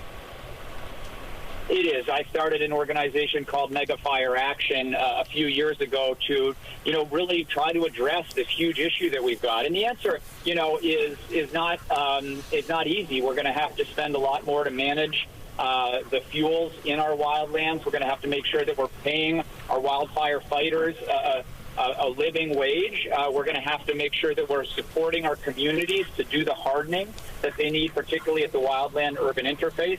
And we're going to have to really put more money into technology development, so on these very difficult days, we can do a better job of sensing the perimeter of the fire, sensing where there's high. Oh, shit. Oh, my gosh. That just happened. Sorry, I don't know if you were able to see the picture, but the roof of the building. That's a Taekwondo spotter. Collapsed. Which is just heartbreaking to see. Congressman, we really appreciate your perspective on this, and we'd like to hear that the bipartisan work on disaster relief is something that hopefully is not controversial going forward, because we know that our whole region is going to need a lot of help, the Democrats and Republicans living here. We appreciate you calling in. I hope to see you in D.C. and next week, as we're going to be traveling there for the inauguration. Maybe check out your new offices. But again, Congressman George Whitesides, appreciate the perspective, and our best to you and your constituents. Congressman George Whitesides. Thank you so much. All right, this picture is being brought to us by the crew with Gina Silva. She has now joined the coverage. Gina, you were on the Eaton fire when it first broke out last night in the hundreds of acres, and now we're almost to 11,000 acres, and we're watching this business literally fall to the ground. It has been, as you can see, part of the roof fell on live television. You can see that car that's on fire. Earlier, we just heard a loud pop. It sounded like an explosion. You can see the power line there that is also on fire. This is the Two Dragons Martial Arts studio that is... Two Dragons Martial Arts. ...has been devastated. It's destroyed. Right next to it is also a facial and waxing salon, and that is fully engulfed. And there it's on the street. Located at Mariposa right here. Street and Lake Avenue. Chinese martial arts. As you know, this fire has been going strong since last night. The Eaton fire. The good news is that tonight, the winds aren't as bad as they were last night, but you can see that the destruction is still going. This Eaton fire erupted near Eden Canyon and Altadena along the Pasadena border, and so far, more than 10,600 acres have burned. More than 100 structures. There's the van. I'm sure that number is growing. have been destroyed and 5 people have lost their lives. It has just been a devastating a couple of days here in this area. If you take a look around, Joab, there are so many young people here that have been taking photographs. They're just here capturing everything that's going on. It's not just local reporters. Some folks came out here from different areas. Hi there. Hello. What's your name? Kyle Cordova, yeah. And what have you been doing, Kyle? I see your camera. Yeah, I've just been out here documenting all the fires and stuff. I feel horrible for all these people, the businesses, the homeowners, the pets. It's all so sad. Describe what you've been witnessing. I mean, we've seen a lot of businesses on fire, apartments. We saw a couple houses go down earlier, collapse, while the fire department was trying to take care of it. I think it's just so much going on that the resources they have is probably a little hard to handle this much, but I think they're doing the best they can. Have you seen anything like this before? I mean, it's being classified as one of the worst destructions in California history, perhaps. Oh, this is insane. I mean, I've lived in LA since 2010. I've never seen a fire like this before. This is probably the craziest thing I've ever seen in my life. I'm guessing you've taken some amazing pictures. Yeah, we've got a lot of photos today. Thank you so much for speaking no problem. with us. Yep, have a good one. Let me show you right over here. If you look across the street, this is Lake Avenue, and just look across the street. Everything has pretty much been wiped out, and you know, it's gone. That's right here. Absolutely gone. And if we walk over here, Joel, all of that. This is part of the Two Dragons martial arts, and right next to it, as I said, is the waxing and facial studio that is also gone. I don't know what businesses were right next to it, but again, this is at on Lake Avenue and Mariposa Street in Altadena. As you know, this Eaton fire, it's still growing. There's supposed to be a press conference that's going to be taking place at 4 o'clock. We'll learn more about the numbers, but dry conditions and those powerful winds fueled this fire. LA County Fire says that over 500 personnel have been working this blaze, and it's just been crazy. You know, we've been talking a lot about water, you know, not having enough water and that being a problem. I did speak with an LA about that, and he said, he described it like this. He said, increased demand on water resources is creating additional challenges with too many fire engines drawing from hydrants in the Palisades, the valley, downtown, and residents using garden hoses. Yeah. Water pressure has significantly dropped, and that's a recipe for disaster. He said. So all the residents that are trying to put the fires out themselves are impacting the ability for the firefighters to put the fires out. Would be insufficient for firefighting efforts, and that of course is what we have been seeing. So that's a problem that needs to be addressed. You know, this is I don't think we've ever seen anything like this, right? Like today, what I can say on a positive note is that the winds are nowhere near as strong as they were yesterday. They were insane last night, but you know, we're still witnessing all of this destruction. Yeah, we are so relieved to hear that the winds are nothing like they were last night when you and Joab Perez were out there, so thank goodness for that. We can't necessarily say the same about the Palisades fire because Matthew Seedorf said they're pretty much comparable, but here at the Eaton fire in Altadena, the winds have backed off a little bit. Still yet we are windy still though. Seeing all this destruction. Look at the way the fire is moving. It's still windy. We are waiting, as she mentioned, that press conference at the top of the hour, 4 o'clock, as it relates to the Eaton fire when that happened. Yeah, we should have a press conference here in a minute, right? 3:59 p.m. About to be 4 p.m. California time. Set and get everybody up to date on the very latest that we know. Yeah, let's just do that ourselves while we're waiting. So again, you guys, really quick, just to run down again, 4 p.m. California time. Palisades fire at 0% containment, 15,832 acres. The Eaton fires at 10,600 acres, also at 0% containment. And the Hertz fires also 0% contained at 505 acres. We also are up to 5 deaths right now. Let's see if that's changed. Let's see if that is updated there. You got at least 5 dead in LA County firestorms. More than 1,000 structures have been lost. Let me see here. 13 minutes ago, as fires tore across LA, Mayor Karen Bass traveled back from Africa. The mayor was all the way up in Africa and came back.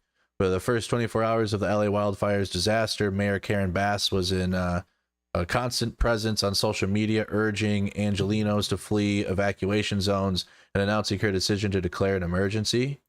Ready to follow Karen Bass. Again, we're waiting for this press conference to begin. Follow Gavin Newsom. Mayor Karen Bass. See what she's put out 2 minutes ago. BSS LA crews have been urgently responding to tree emergencies and stand ready to work as quickly as possible to respond to service requests. Please use My LA. We're connecting people to the city of Los Angeles, not emergency services and information, to report wind-related emergencies, including downed trees and limbs. Angelino should be aware that traffic signals may be disrupted during the windstorm. Please avoid disclosures and treat all dark or flashing signals as an always stop. So, like, don't create your own traffic rules right now because it's crazy out there. Again, we're waiting for the press conference to begin. They said any minute. 3 hours ago, there's Mayor Karen Bass. The impact of these fires and winds are devastating. I just got off the phone with the president and discussed urgent path forward towards recovery and the thousands of families impacted. And there she is with Gavin Newsom. I don't think there's any sound. She's out there with Gavin. 5 hours ago, all LAFD, LA Fire Department, and air operations in the Palisades have resumed after being grounded. And again, that was started 5 hours ago. Let's see if we got a press conference. Nope, still showing B-roll footage right now. Let's check and see if we got anything new from the LA Fire Department. LA Fire alerts. Evacuate immediately. This is north of Montana Ave from the beach to 11th Street. That's right. That's here, right? This has been under evacuation order. So that's along the Pacific Coast Highway. I mean, yeah, they put the evacuation order out late last night to get out of there. It's been red for a while, so if there's still people there, I hope they get out. They're supposed to be there at the podium. So as soon as this gets underway, we will bring the very latest to you. Looks like it's going to begin here. 5 people have died. Also, where 5 people have been arrested for looting. Let's go ahead and listen in. We're going to get started. Press conference. This is live right now. Good afternoon, everyone. My name is Victor, typical spelling V-I-C-T-O-R. Last name is Gordlo, G-O-R-D-O, mayor of the city of Pasadena. Let me first say on behalf of all residents of Pasadena that our thoughts and prayers are with those who have lost their home and even their lives here in Pasadena, as well as in Altadena and the Palisades. On behalf of all residents of Pasadena and the leaders that you see behind me, we will certainly have all those individuals and their families and friends in our thoughts and prayers. We have experienced a tremendous tragedy here in our community. To date, we have over 100,000 people under mandatory evacuation. We've had 5 fatalities, and then we have close to another 100,000 people who have been warned to evacuate because they are in a danger zone. Hundreds of homes have been lost. I'll let the police chief and the fire chief talk about that. But this is an opportunity for us as a community, as a people, to band together and work to support one another. Whether you're affected or not, please take the opportunity to help a neighbor, help a friend, check in on friends and neighbors, and certainly check in on family members. Here with me today are Councilmember Jason Lyon, Councilmember Justin Jones, Councilmember Jessica Rivas, my colleagues on the Pasadena City Council.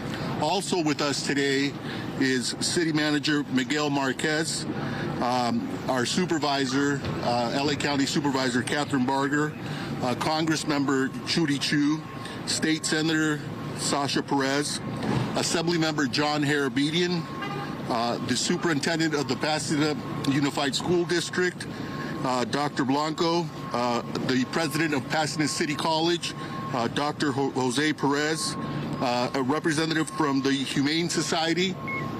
Also with us today are neighboring Assembly members, Assemblymember Coloza, Assemblymember Nick Schultz. You'll also hear from Fire Chief Chad Augustine and Police Chief Gene Harris. So again, I just want to assure people that Pasadena is working in conjunction with our neighboring jurisdictions, including the County of Los Angeles, particularly the County of Los Angeles. Supervisor Barger and I had the opportunity to sit down with the Governor of California this afternoon, not too long ago, maybe an hour ago, and the Governor has assured That's a Bank of America. He will provide whatever assistance that we may request. And so on behalf of Supervisor Barger and I'd like to thank the Governor for coming, seeing for himself the devastation and committing the Guard and other resources to Pasadena. And so we will certainly be in touch. With that, let me, and I'll go over these points in Spanish at the end as well. Let me turn it over to City Manager Miguel Marquez. Good afternoon. My name is Miguel Marquez. Excuse me, Miguel spelled M-I-G-U-E-L, Marquez, M-A-R-Q-U-E-Z. I am the City Manager for the City of Pasadena. It's been a brutal 22 hours here in Pasadena. My heart aches for all who lost their homes, their memories, and their sense of security. About 22 hours ago, we first learned of a fire in Eaton Canyon. As they always do, and despite the dangers, our first responders rushed to the scene. They found darkness, they found fire, and they found 80-mile-per-hour winds. Air support was not possible under those conditions. Our first responders did all they could under those brutal conditions to put out the fire, putting their own lives at risk to save others. They battled through the night, with more and more joining the fight as the night wore on. Our police officers went door to door, ensuring as many residents as possible were evacuated to safety, including many seniors and those with mobility limitations. They saved many, many lives in the last 22 hours. Their efforts were heroic. Our first responders, our Public Works Department who cleared the streets, Pasadena Water and Power who kept the power on and the water flowing throughout the night. Public servants from so many different agencies came together in the last 22 hours to keep as many people safe as possible. Together, many, many lives were saved. The battle continues, as does our resolve. We will put out the fire, and then it will be time to rebuild. In this community, we may get knocked down, but we always pick ourselves up. Many thanks to our first responders, our city staff, our city council, our county, state, and federal partners, our education partners, our nonprofit partners, our business partners, our partners in the media, and most of all, our residents. Thanks to all for once again stepping up and doing what needed to be done to keep people as safe as possible in the face of danger. We will not relent. We will heal. We will rebuild.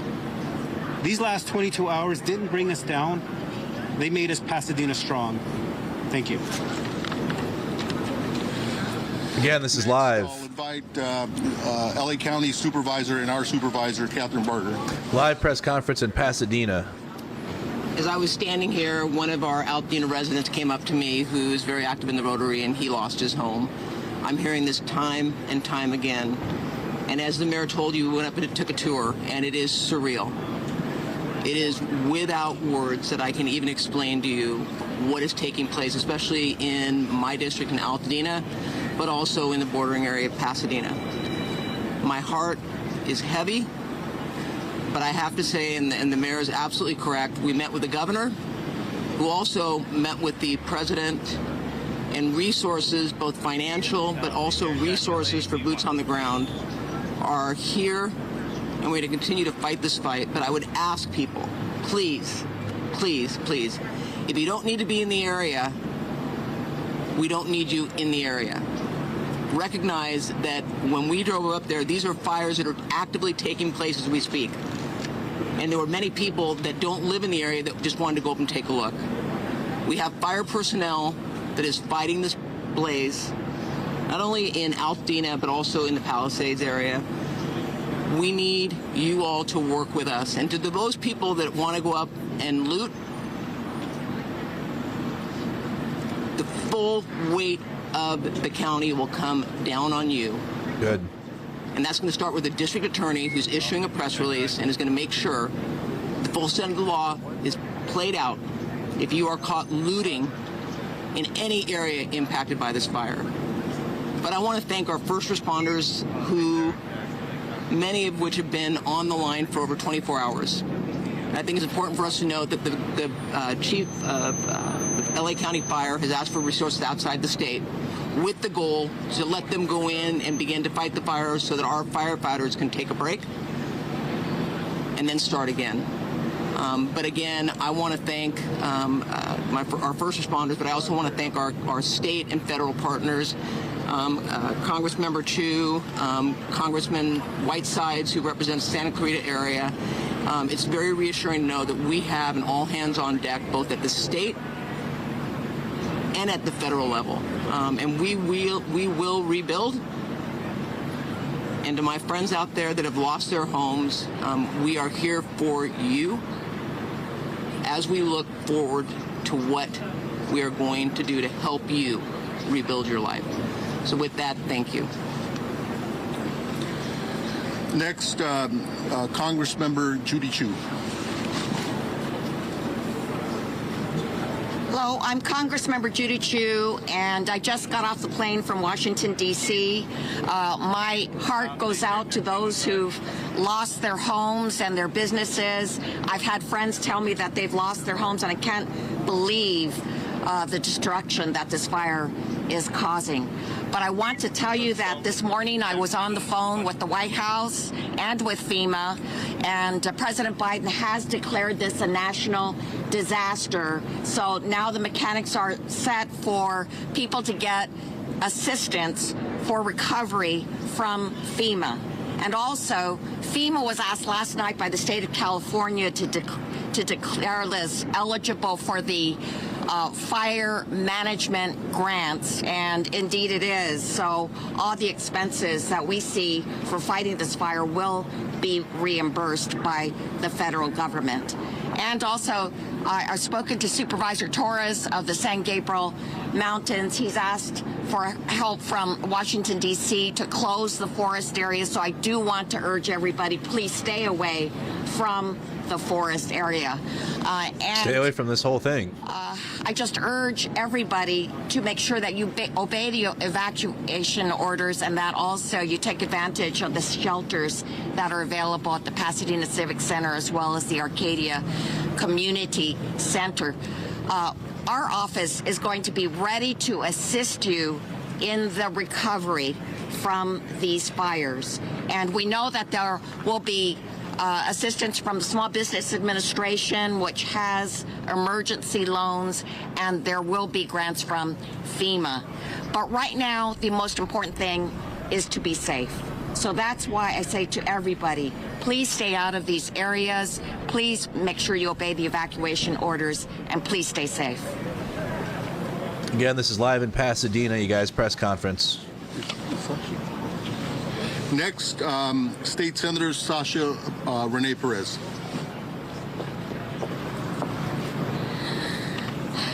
Good evening, everyone. I think this is a really difficult moment for many of us in the community, especially for those of us that have grown up in the San Gabriel Valley and who have come to know and love this community. As the supervisor said, we're receiving many calls from friends and community members letting us know that they've lost their homes, they've lost their businesses. This is a really devastating time. We just toured the site and there are still fires burning, and I want to emphasize to people, if you are told to evacuate, please evacuate. Please take these warnings seriously. I have family members that have evacuated, they have left their homes. I understand how difficult of a decision this is, but this is about safety. That van's going to go up in flames. First, we want to make sure that you all are taken care of, that you're taking care of your families. This is what is most important right now. It is incredibly dangerous for individuals to be up there during the time when there's fires like this. This is a very, very dangerous time, so please evacuate, get somewhere safe, make sure that your family is safe. Also, if you receive an evacuation warning, please make sure, if you have elderly neighbors, pick up the phone and let them know. We've seen a lot of senior citizens just here at the senior center that have been evacuated, and someone taking a moment to knock on the door and make sure that they were informed so that they're getting out of their home is so critical and makes such a difference. We know right now that there's a lot of folks that are struggling to have cell service when they're up in the foothills right now. We know power lines are down, and these fires are continuing to rage on. So, the state's doing everything that it can right now to make sure that we're allocating resources. We're moving firefighters from Northern California, from Central California to come here to fight this fire. There's firefighters coming from out of state. And so resources are coming. We're going to get this thing contained, but it is going to take time. And so make sure that you're staying away, letting our public safety officers do what they need to do so that we can get this contained. Thank you. Next, Assemblymember John Harabedian. Yeah, in press conference live in Pasadena, giving an update. Thank you, Mayor Gordo. For anyone who is a believer of any faith, please, we need your prayers. We need your thoughts of healing and anything that you can do to help our community. Water. Many of our neighbors, our loved ones, and members. Prayers, yes, but water. Lives today. Water would be good. And we are with you.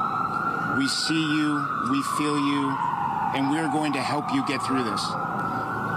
As part of the state of California, along with our governor, our federal and local officials, our main mission now is to keep people safe, minimize any further devastation, and for those of you who lost your homes, who lost your property, who lost your loved ones, we are going to help you rebuild.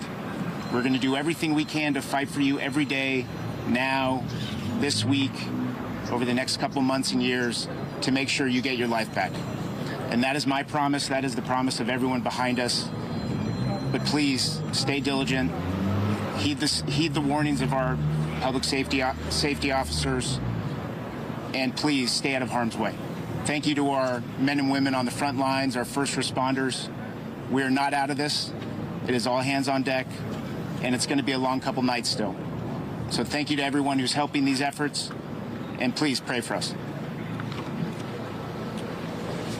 Next, Superintendent of the Pasadena Unified School District, Dr. Blanco. Good evening, and I want to echo the sentiments that our heart goes out to all of our families, our staff, our employees who have suffered losses during this devastating event. Behind me, you see the power of us, the city, the mayor, the city manager, our leader from the PCC, all came around the school district to help us provide for our families and our students. I saw many of my families here today who have lost their homes along with their staff. Thank you for being here with them, and thank you for supporting them. Our schools are going to remain closed for the rest of the week. We are continuing to assess the damages. Schools closed for the week. Maintenance and operation team, along with Our police departments, the sheriffs, and our fire department have been assessing our buildings. Our preliminary assessment results show that the fire has substantially damaged 5 campuses. While most of them are in good condition, we have confirmed these 5 campuses in Altadena. Elliott's Arts Magnet School is damaged. Franklin Elementary, which was closed in 2020, has damage of about 80%. 3 campuses that house other schools have sustained damages: Edison, Loma Alta, and Noyes. Please note this information is preliminary.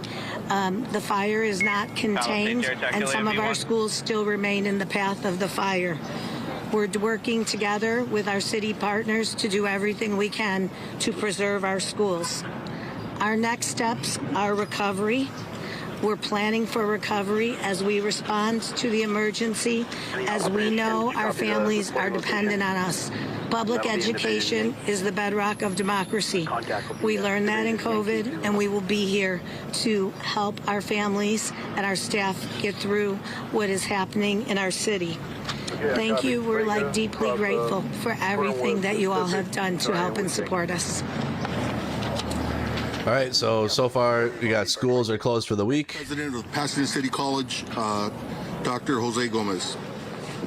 Yeah, it's press conference in Pasadena. Hi, I'm Jose A. Gomez, Jose A. Gomez, Gomez. Over the last 24 hours, our hearts have been broken by what has transpired. We have lost our peace, although Pasadena City College has sustained minor damage. Our hearts and our prayers and our thoughts are with our greater community. We are so grateful at Pasadena City College for the incredible leadership that the city of Pasadena and all of our legislators and all of our elected officials have provided, not just to our college, but also to our community. The campus will be closed, and we will not be having classes until next Monday. We will resume a regular schedule and classes on Monday, if possible. Of course, it's a very fluid situation. But more importantly than that, we have activated much of our campus community in support of our partners and our greater Pasadena San Gabriel Valley family. Our emergency management response team has been deployed here to the convention center to help the city. We have our nursing staff who will be arriving soon to help our city Department of Public Health, and in partnership with our superintendent of Pasadena Unified School District, Dr. Elizabeth Blanco, we are also serving meals to our PUSD families at Pasadena City College. We are here to help in any way possible, and we, of course, appreciate all of your support and all of your help. Pasadena and the San Gabriel Valley has been an amazing partner to PCC, and we are here to be an important and critical partner to the communities that we serve. Thank you. Next, from the Humane Society, Dia DeVernon. The Humane Society. I got more updates too myself for you guys after this. Pasadena Humane. We're a nonprofit animal welfare organization and shelter serving Pasadena and 10 surrounding areas, including Altadena, which has been very hard hit by this fire. And our hearts really go out to all the people who have lost their homes and their pets in this disaster. We recently just heard from one of our board members who lost her home with her 2 cats in it. I'm sure we're going to be hearing more stories like this in the coming hours and days, but our primary focus has been over the past 24 hours to assist people who have been safely evacuating with their pets and need a place for their pets to go. So we've taken in over 250 pets in the past 24 hours, and we have been working today to coordinate with shelters throughout the state to help take the animals that are already in our shelter to make room for more animals who are coming in. I want to really thank everyone who has. That van's on fire now. Yeah, how much the van's on fire.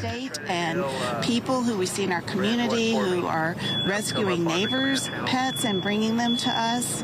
It really has been heartwarming to see even our staff members who have been evacuated and are losing their homes coming to the shelter to shelter with their pets and take care of other people's pets. It's going to take a real community effort to recover from this. We've had lots of inquiries from people wanting to help. We're taking names of those who would be interested in fostering animals as we get more animals in. Right now, our primary need is monetary donations so that we can provide emergency services to pets that have been impacted by the fires. We are also providing food and other pet supplies if anyone is in need. And we really encourage you, if you are evacuating, please make sure your pet has identification, take pet supplies with you, and if possible, please try to stay with family or friends who can accommodate you and your pet, as the shelters are really becoming quite stressed in this situation. I want to give a few concrete resources because they have been rapidly evolving. For those in the foothill areas who have horses in need of shelter, right now the Fairplex in Pomona is taking them, the Industry Hills Equestrian Center, and soon LA County will be opening the Antelope Valley Fairgrounds. We've heard that the LA Equestrian Center, where horses have been kept, is currently being evacuated. We have recently started to see the first injured animals coming in. We've had a cat and some wildlife coming in. If you do find injured wildlife, we'd like you to call our wildlife helpline at 626-344-1129. We're very thankful to our... That van's going to blow up here soon, isn't it? To these animals, and we'll continue. They're going to put that fire out here before it gets bad? Around the clock to animals in need in our community. Thank you. That van fire is getting worse and worse and worse. Because this is still an active fire with very little, if any, containment. I think it's important to hear from the fire chief, and our fire chief is here with us, Chief Chad Augustine. Operations Business Complex. Good afternoon. My name is Chad Augustine, your Pasadena Fire Chief, CHADAUGUSTIN. I'd like to give you a current sit stat on our Eaton fire. We can confirm that the Eaton fire is now over 10,600 acres at 0% containment. 0%. That's the latest. Still zero. Actions last night by your public safety, police, and fire, who literally saved lives. Pulling people out from burning buildings, getting them out of streets and vehicles where they had no ways to evacuate. Our death count today would be significantly higher without their heroic actions. We currently have 60 strike teams requested. Fires went out the windshield now. 50 firefighters working on this incident. We're in a unified command with multiple agencies to include Law, LA County Fire, LA County Sheriff, and Angeles National Forest, along with Pasadena Fire. We have strike teams committed from all over the state and as far as Arizona coming to assist us. Multiple structures have been damaged or destroyed as this wind-driven fire had wind gusts of 70+ miles per hour. We had spotting of embers 2 to 3 miles ahead of the fire. I can confirm tonight that we have somewhere between 200 and 500 structures. The lights are on in the van. Look at that. We really need, as it becomes safe to do so, and we get a better handle on this fire, we're going to be able to. We need to come in and be able to survey the damage to get an exact total of number of structures that have been damaged or completely lost. Electrical components are getting cooked now. We continue to be in red flag conditions, and we expect that to be through Thursday, with variable and high wind speeds. Thankfully, not as strong as what we saw last night. We are encouraging people to stay updated as the weather can continue to change very rapidly. Please, if we issue an evacuation order, heed our request. Be prepared, have your go bag, and immediately evacuate. Thankfully, the current forecasts allow us today to start getting aircraft in to fight this fire. Since around 10 a.m., we've had aircraft doing water drops. With the goal of limiting the fire spread, we will come behind those water drops with hand crews and fire engines to get a containment line around this fire. We expect, with favorable conditions over the next couple days, to start making good progress on this fire. And with that, I'll turn it over to the police chief. Chief, we take a question on the statistics and the current situation. You have your firefighters. How are they holding up for the past 22 hours now? Yeah, they're exhausted. We need those reinforcements coming in, but they've done incredible work. Where they've, an example is crews that fought 15 house fires over a 28-hour period. They didn't save any of them, but they prevented 2 or 3 blocks away from burning down. So great work, not just from your Pasadena fire, but throughout this entire region. You requested 60 strike teams. What's the status of that? And how long before they do?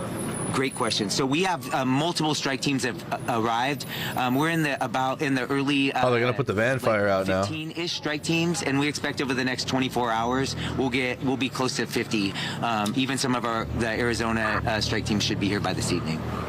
Can you talk about resources being stretched? I know that this morning, out looking at some of the fires, there were maybe 1 or 2 firefighters on scene only because it appeared not to have the resources. Everybody stretched to Yeah, sure. I would be kidding all of you if I said we didn't have resources stretched yesterday, right? It's a rarity that you have 2 major brush fires in LA County, like we did yesterday with the Eaton fire and the Palisades, let alone the multiple other fires that we saw. So we had an extreme drawdown from with LA County Fire, and they are our biggest partner. Even with their drawdown, they sent us a lot of resources last night, which was really helpful. It's unfortunate with the wind gusts that we had, up to 70-mile-an-hour winds, they had to ground their aircraft last night. But we really relied on all of LA County to bring us resources, and then with the mutual aid requests from up and down the state. Did that answer your question? Thank you. Chief, one more. I wanted to ask about, we were inside the fire zone and multiple residents have talked about a lack of water pressure. Lack of water. Here we go. This is a big question. When trying to fight fire. This is the water pressure question.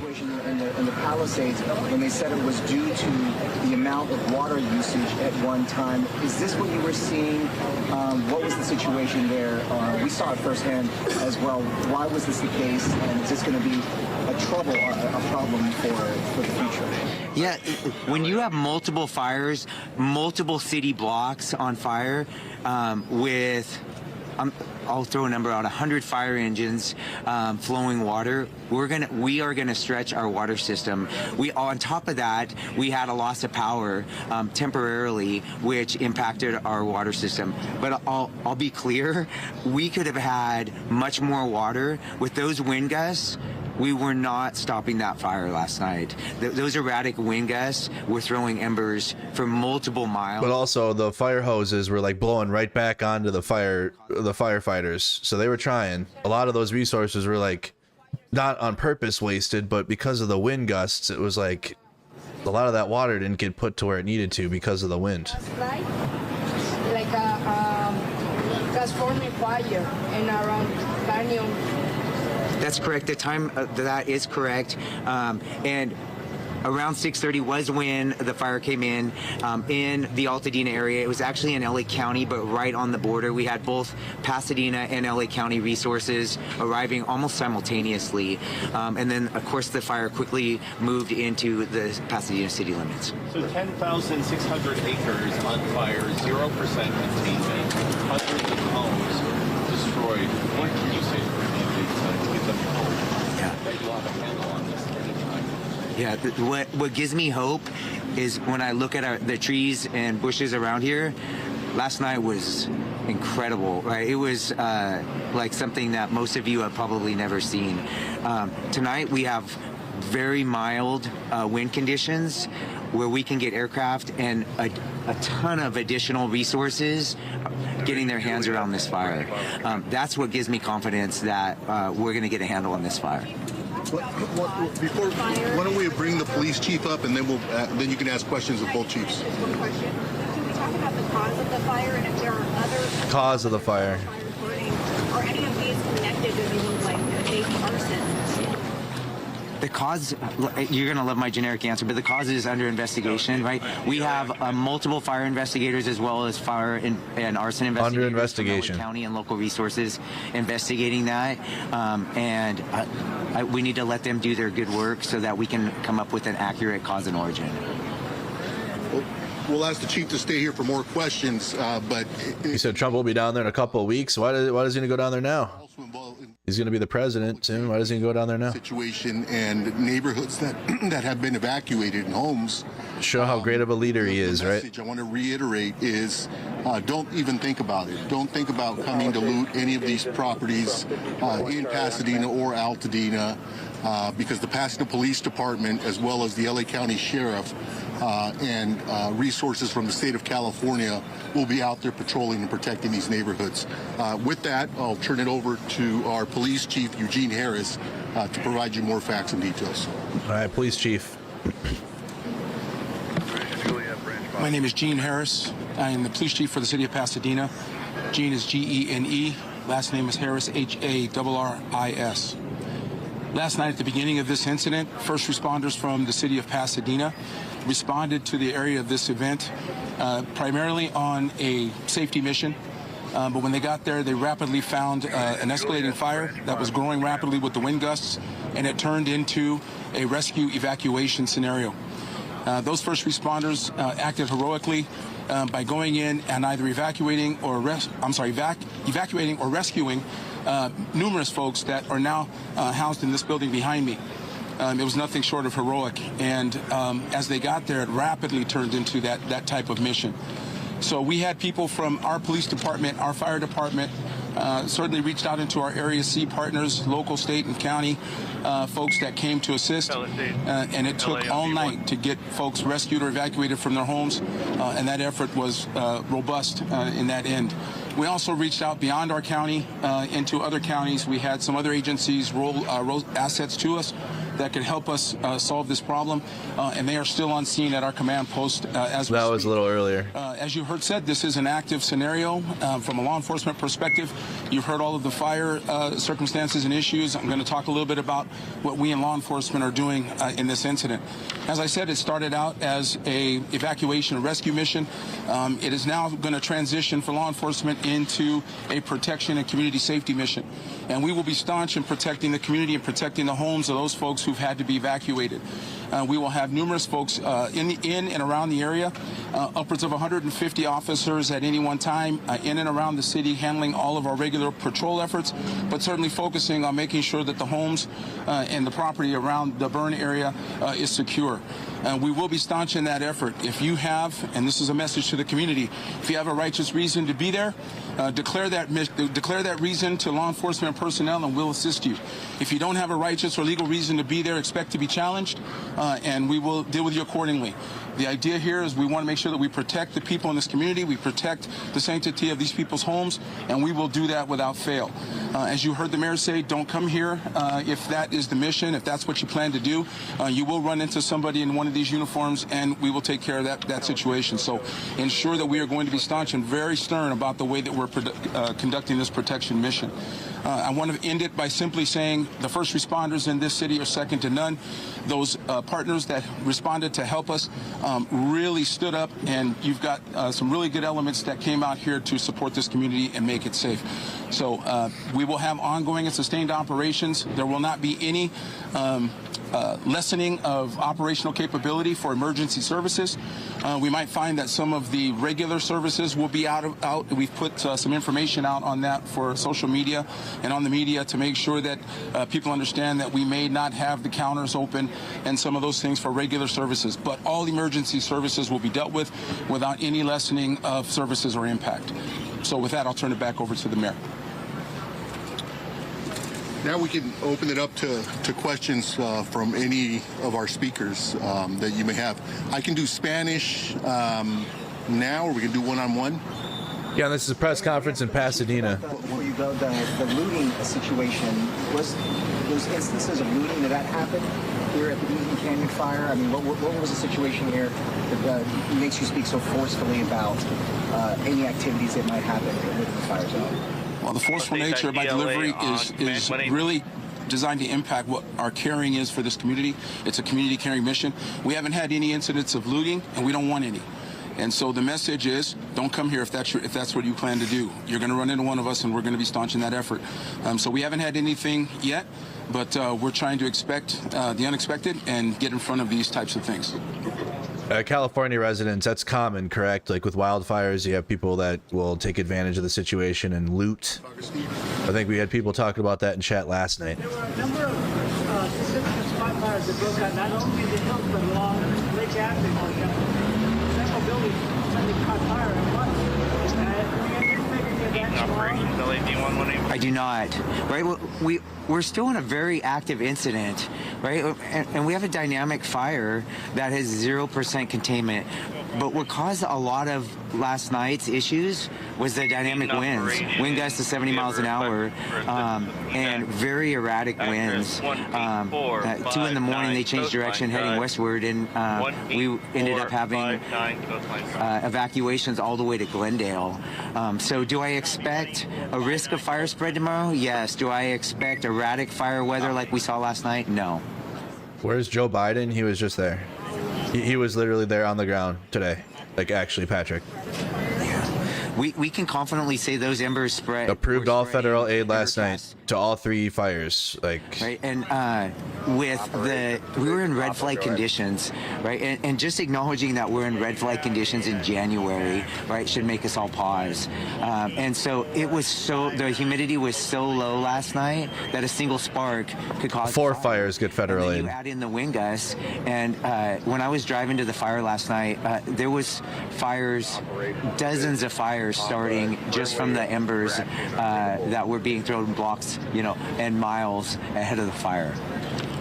Chief, the owner of the Bunny Museum told us on our air on CBS that the fire hydrant in front of his museum was dry and that firefighters couldn't get any water out of it. Are you sure that all the hydrants are working? Was that a water pressure problem? What's your thoughts on that? Yeah, I can't comment on that specific instance because I don't know the facts of that, but I can tell you that it's very common in a brush fire in a city when you have that big of a fire with that many resources that we're going to tax our water supply and our water system. Then if you have a loss of power, which may impact the pressure, it's going to make it even worse. So yes, all of that. We're going to struggle on water supply on a very, very large brush fire like we saw. Peaceful Cat Lady, thank you for joining the channel. Multiple structures on fire.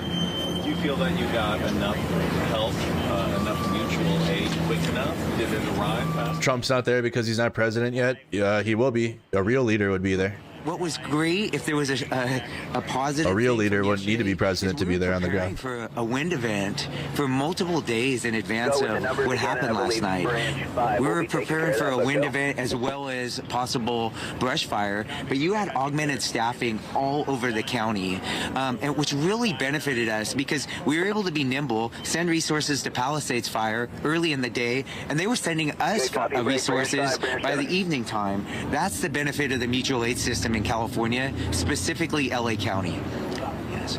You know, as we're speaking right now on our air, we're showing live pictures Branch 5, Branch 7 to the ground. Yes. These are images that you and everyone standing behind the scene all day long. What do you say to the watching this happen?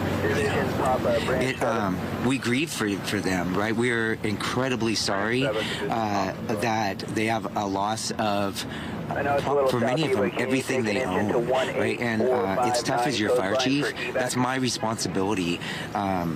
I also know that last night was unprecedented conditions, where we did a lot of good work, but we were not able to save every residence or building that was out there. Mayor Gordo, on that same note, how surreal is it? Because you've been inside this convention center many times before for many of the different events, but to see it being utilized in this way, more than 1,000 people are now using this. And looking forward, what are some of the biggest needs that you think in the days to come that you'll need here for the folks here that evacuate? Well, you know, first and foremost, you know, it's very sad to see families dislodged, particularly families that have lost their home and, as the chief says, have lost everything. I think one of the biggest challenges is going to be to transition people who have lost their home into permanent housing. You know, we have hundreds of homes that have been destroyed, and moving people into permanent long-term housing is definitely going to be a challenge, and it's going to be a challenge that we're going to engage the county, the state, and the federal government in. Has there been any contact information, a website, or phone number set up for missing persons? So if a family member or someone in the area was evacuated, the family how do you track down their loved ones? Well, the standard 911 will be efficient enough to get us to the numbers that we need to get you. I would suggest that you make that call.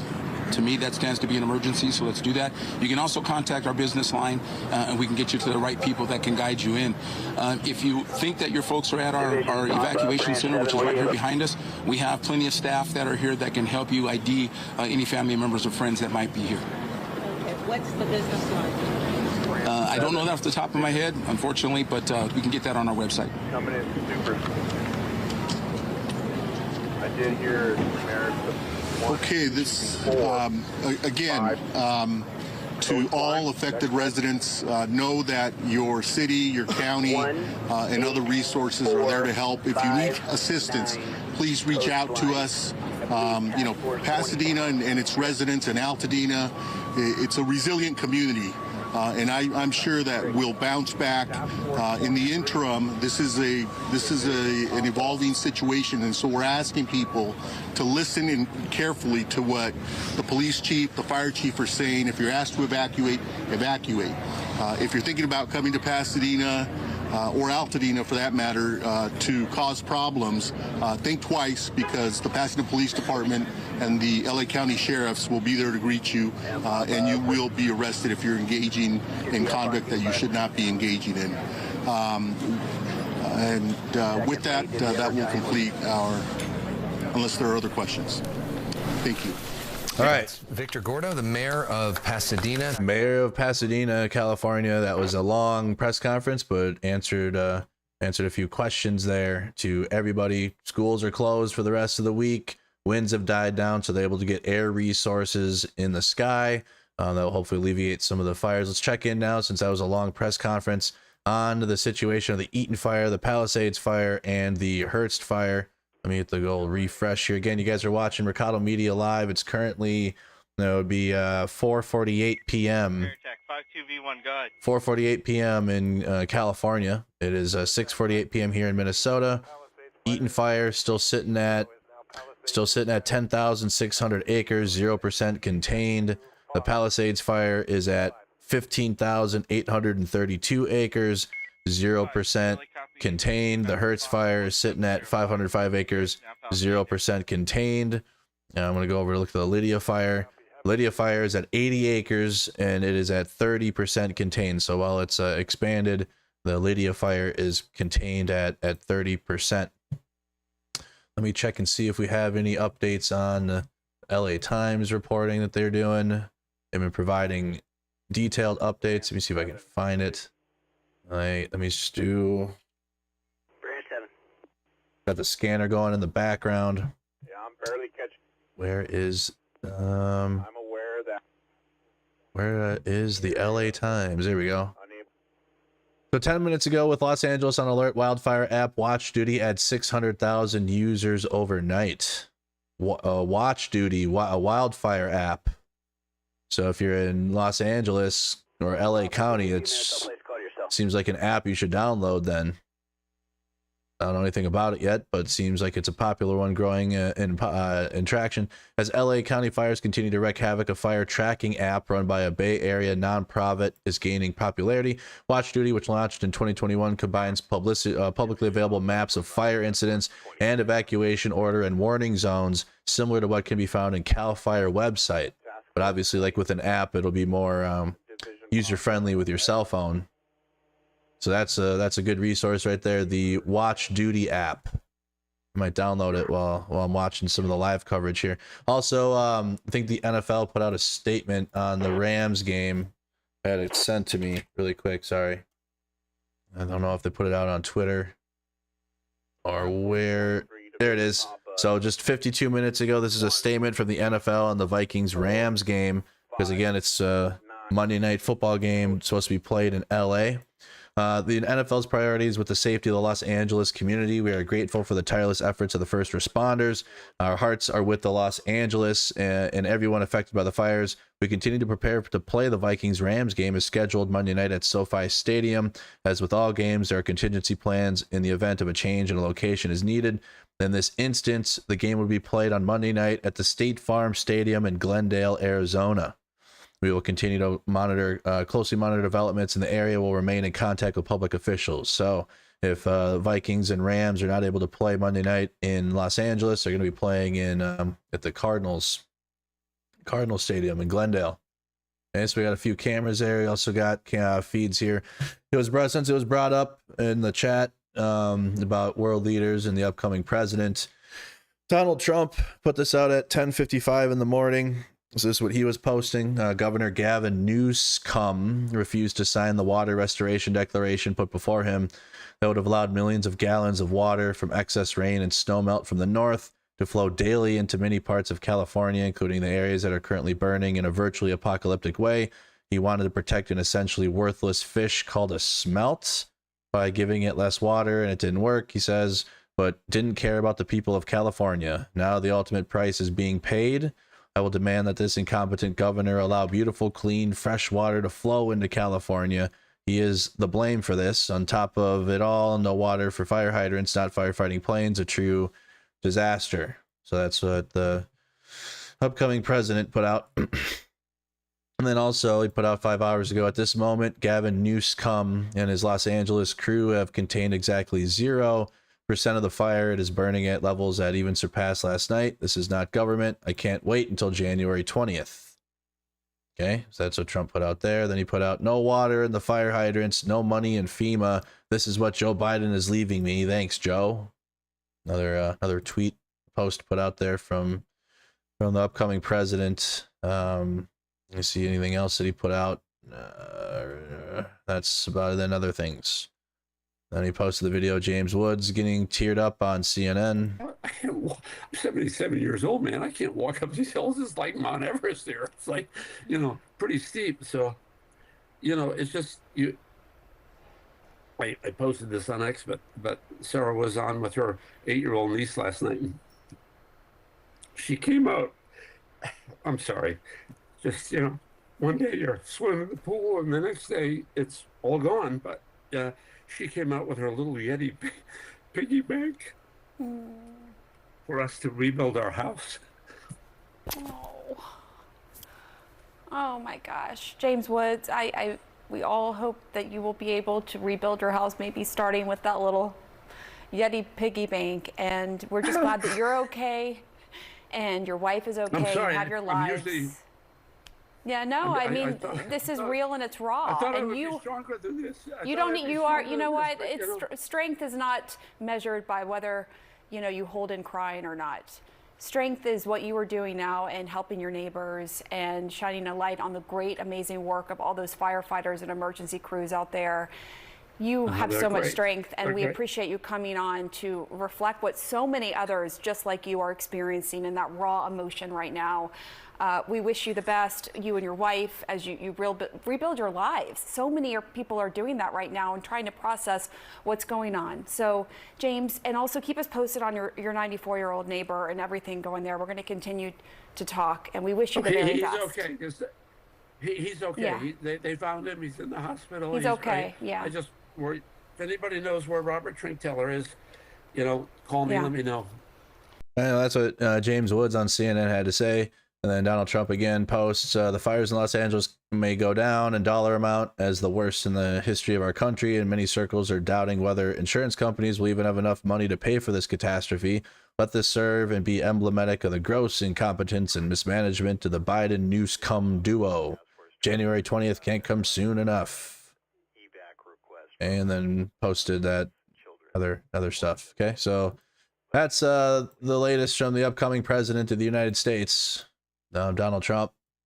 It's a route he's chosen. Okay, so let's go back to some live reports on the ground out in Eaton and in other places. Let's check in with Fox 11. Earlier, and we saw firefighters with axes trying to gain entry into the Bank of America, but then they left. They may have decided it was a total loss and it wasn't worth trying to save anymore, but some have just arrived, so we can watch to see what they're going to do.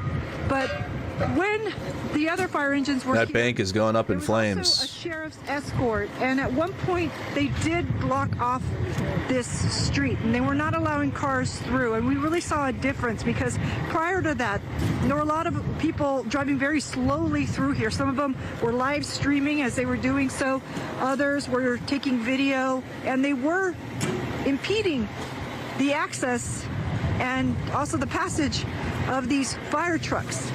More than one occasion, I would hear the firefighters hit that horn to get their attention, to get them to move. Hey, Clyde DeCito, thank you for joining the channel. The department did come in and wasn't allowing cars through. I'm not seeing them.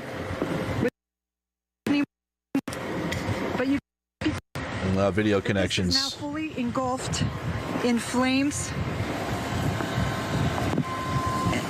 You'll have to forgive me. A little tangled in some wires that are here. And I don't know if we can pan this way, but this is on Lake Avenue. Perhaps we cannot.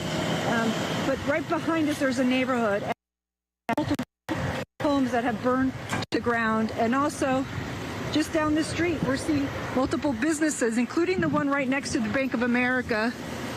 That burned sometime overnight and into this morning. And again, as I said, it was smoldering all day, but we saw firefighters down the street, and we've seen them abandon firefights multiple times throughout the day as well. They were pouring water and trying to get a fire at the Aldi food market down the street under control, but subsequently realized it wasn't going to happen and decided to take their resources elsewhere. Okay, so that is the situation at that Bank of America in Altadena. We also got KCAL news coverage outside there too, because that's what the smoke is doing, and we've seen a lot of fire trucks out there right now. Just a little bit, certainly not as dramatic as it's been in the last 24 hours or so, but you still have to wear your mask, you still have to wear the goggles just to try and avoid all of this stuff getting in your eye. Ben, if we can, I want to also just the cancerous air right now too. Breathing all that in is terrible. But that's just one huge plume, black pillars of smoke. We've been seeing this all over Altadena Plaza here in Altadena. We've been talking to homeowners just on the neighborhoods adjacent to Lake Avenue here, and it is to use one of many words that you can use to describe this main strip, and you saw it from Jasmine too all morning long. It's all thick with smoke. Down for the next mile, 2-3 miles. It's devastation left and right. We were seeing a car engulfed in flames, and then that fire spreading to a nearby Altadena Plaza, and then spreading to a nearby tree on top of that. Okay, let's check in with ABC7 really quick. They're alive in Altadena. Still 0% containment right now. Altadena, this area of Altadena Drive and near Lincoln has been extremely hard hit by the Eaton fire. Live in Altadena, Lehean Suter, ABC7. Chat, we're still at 0% containment on these fires, okay? Yeah, thank you. This is Eyewitness News with live breaking news. A devastating Santa Ana windstorm. Okay, so they're kind of doing. Branch 7 on command. They're catching their viewers up, which I will again to you guys. If you're just tuning in, we are live covering the Southern California fires. You got 3 fires: the Palisades fire, the Eaton fire, and the Hearst fire, which are the main 3 big fires. But you also have smaller fires too, like the Woodley fire, the Lydia fire. They actually have them listed here. There are smaller fires. Woodley, Olivas, Scout, and Lydia, which out of all these fires, which the Palisades one has been going the longest, 0% containment, but Lydia at 80 acres, which is just northeast of the Hearst fire, which is in the Acton, southwest of Acton, that's at 30% contained. So that is like the only fire that we're seeing containment, which is one of the newer ones that started today because of the winds and pushing the embers miles and miles from the fires that are taking place. They can travel so far, and that's why this fire has spread so much. Even you can see the fires even in the LAX feed up in the hills. The reflection. Oh yeah, you can see houses on fire, like you're all the way from LAX. The fire's over here. This is Cali Plains YouTube channel. Division Yankee Zulu from Branch 7 on command. Cali Plains YouTube channel. Working, friends. The stabilization, the setting number 3, the best stabilization. Did you have an answer to that last when I would zoom in and leave the camera alone, it would be shaky. And today is 20 Charlie was able to make it to the address. What is he up in a balloon? House is unoccupied and the button, no I didn't know what it did. impingement from the fire. So learn something new every day. Laura Coyle is here. Where is he at? Thank you, friend. Looks like he's up in a basket or something. The commitment to the feed there. Okay, also there's some other B-roll footage going on. B-roll footage. It's older footage from yesterday. Operation Palisade Air Attack Command. What time do we got? Yeah, it's 7 o'clock. So they're getting their 7 o'clock news crews ready to start their breaking news. So it's usually a pause in actual live coverage for like a couple minutes. So they're playing older stuff right now. They got ABC 7 in the sky. Can now, thank you. Hey there, guys. Just moments ago, they have just amended the flight restriction around this fire, and we have now, for the very first time, been able to fly around. We're actually over Santa Monica right now, getting our very first glimpse from the air of the southern perimeter of this fire. The fire essentially extends all the way to the border between Santa Monica and Pacific Palisades. You can see structures burning right now along Toyopa Drive. As we pan over to the left, that's going to be PCH right along the left-hand side of your screen. That's Pacific Coast Highway that we're trying to peer through here. Pacific Coast Highway. As we push up here, you can see the landscape all across Pacific Palisades, dotted with structures, houses. So really quick, you guys, this is at this hour. That's a home. Palisade operation. Palisade attack. Here's where that helicopter is. It's looking at all the houses in here. They're cooked, actually. All of these houses are just gone from the fires, from the Palisades.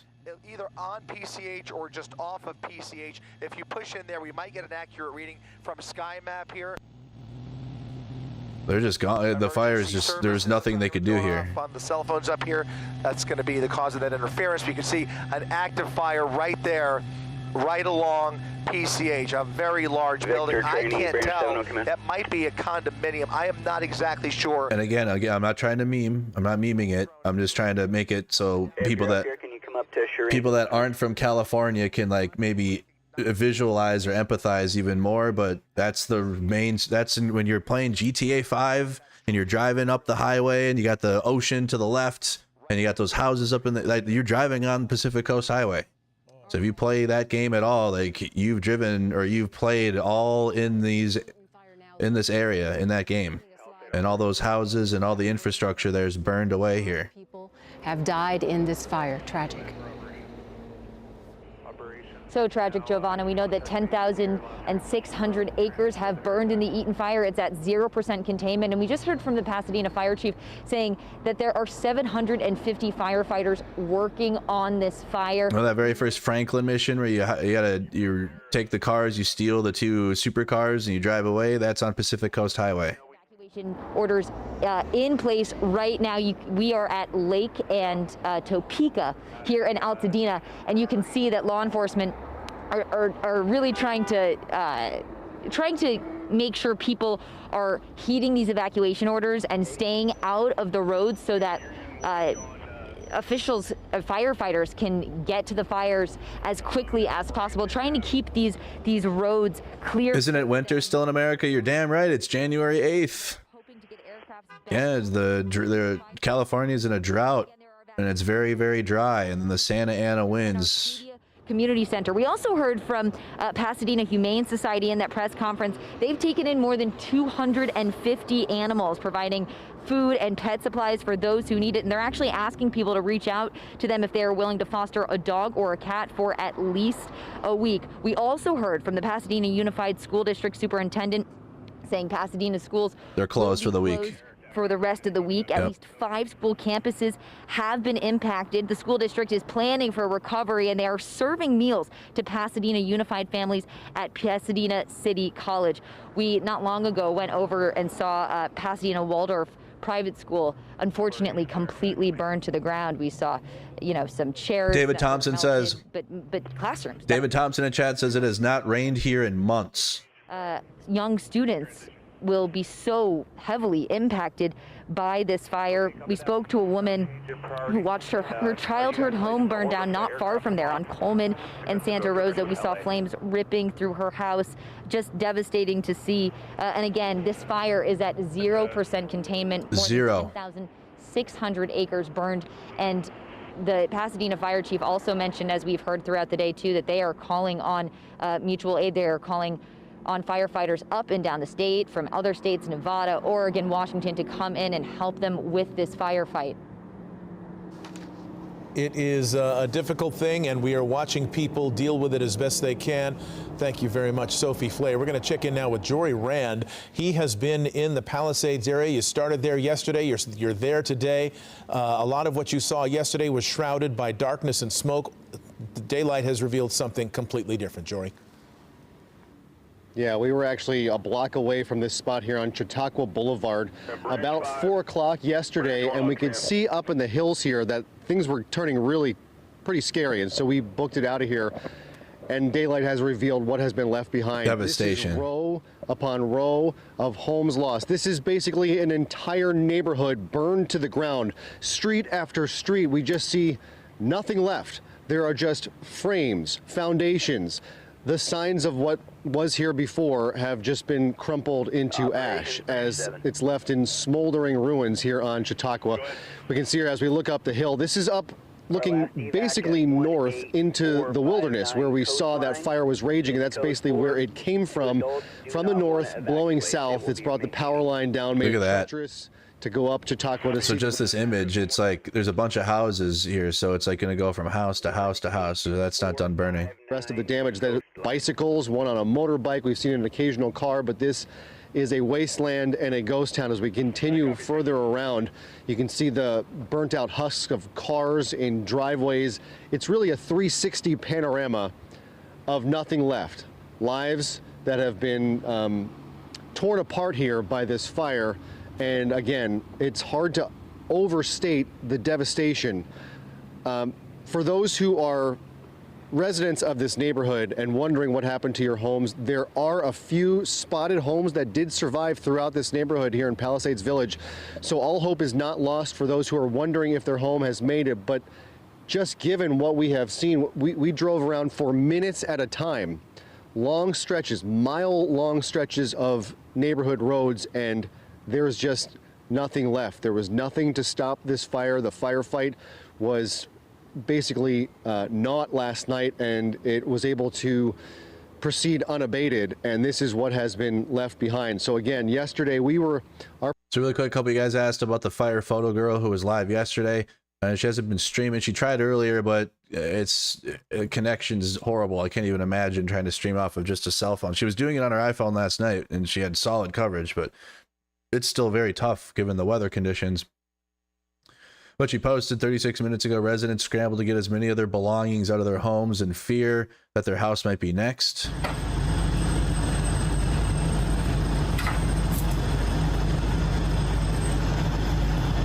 Yeah, the fire's right next door. He's got his TV and his clothing.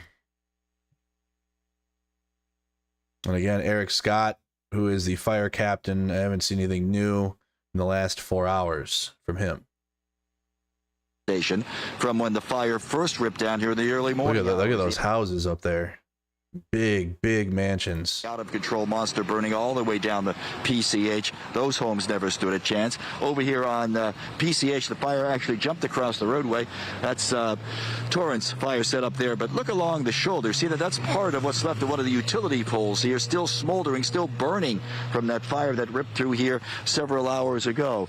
Want a quick spin around this way, the ocean. Sunset we just missed. As you can imagine, it's extremely colorful with all the smoke in the air. But look, all the way down further. Fire, that's the fire. Sort of near Point Dune, big plumes of black smoke there. So it's like we always say, and we've been saying the last several. So on the feed here, he's looking this way, right? So he's right here on the highway.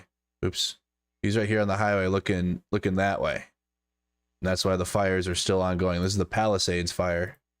That's been going since out of control. 9 a.m. yesterday, 10 a.m. yesterday. I heard you talking a couple of minutes ago about the winds, not as sustained as strong as they were yesterday at this time, but you get the gusts as we're getting now. Like 3 hours short of 36 hours straight of fire. Up there, and the columns of black smoke coming through. So again, this is PCH, just south of the Getty Villa, Malibu near the Malibu Vista area, just north of Sunset, and PCH, where Gladstone's used to be, also burned in that area as well. And the latest part of this fire roaring down. Torrance fire is over here.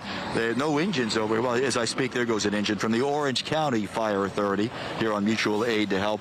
But as we look at these, we continue to see no water. No water at all. Nothing being applied to the fire. That's Palisades. Or anything like that. No fire suppression. At least I've seen in the last hour or so back here in the Palisades. Back to West LA we go. We know Gladstone's is the grind on YouTube. A business. They're moving that. Is Gladstone's a total loss? Is that what you're saying? Yeah, that's what I'm saying. You're right. It closed, about a year or so ago. But yeah, it took it. That intersection itself looks like a bomb here, right? That Sunset when you come down and run right into PCH. Yeah, because Gigi Graciette was live in front of Gladstone's today, and there were firefighters.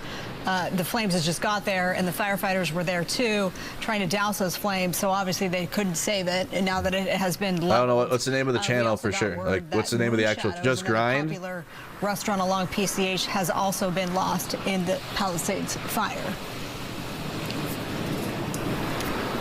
And that may be some of that smoke that we were seeing right up further north along PCH. We actually can see some plumes now of flames all the way up there, looking further north on PCH. Mike, give you a quick look around there. So he's standing next to. This is the mainstream local news. Is standing next to Grind on YouTube. I wish them the best, and may everyone be safe.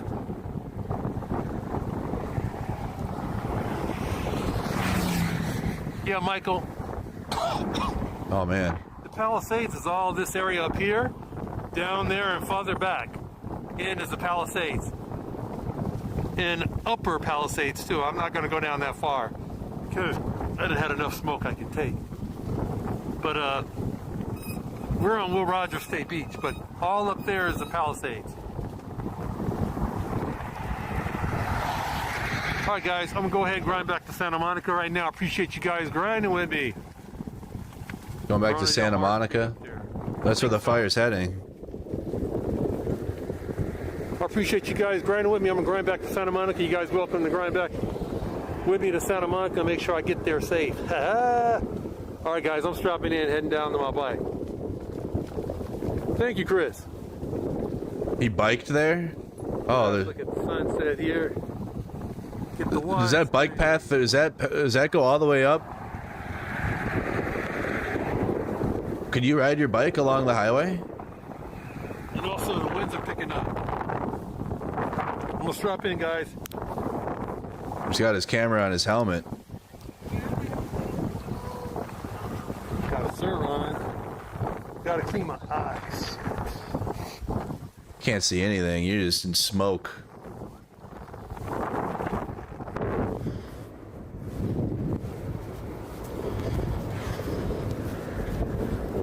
That's one way to travel up and down to get the film right now. There are beach volleyball courts out there. Okay, the wind doesn't seem like it's let up. Well, they say the wind I mean, maybe it's not as bad as it was last night, but that's still some pretty powerful wind. Yes, you can ride your bike along that. Right, ocean is right there. It's hard to see it. Okay, so he's getting his connection together. He's gonna ride his bike back up to Malibu.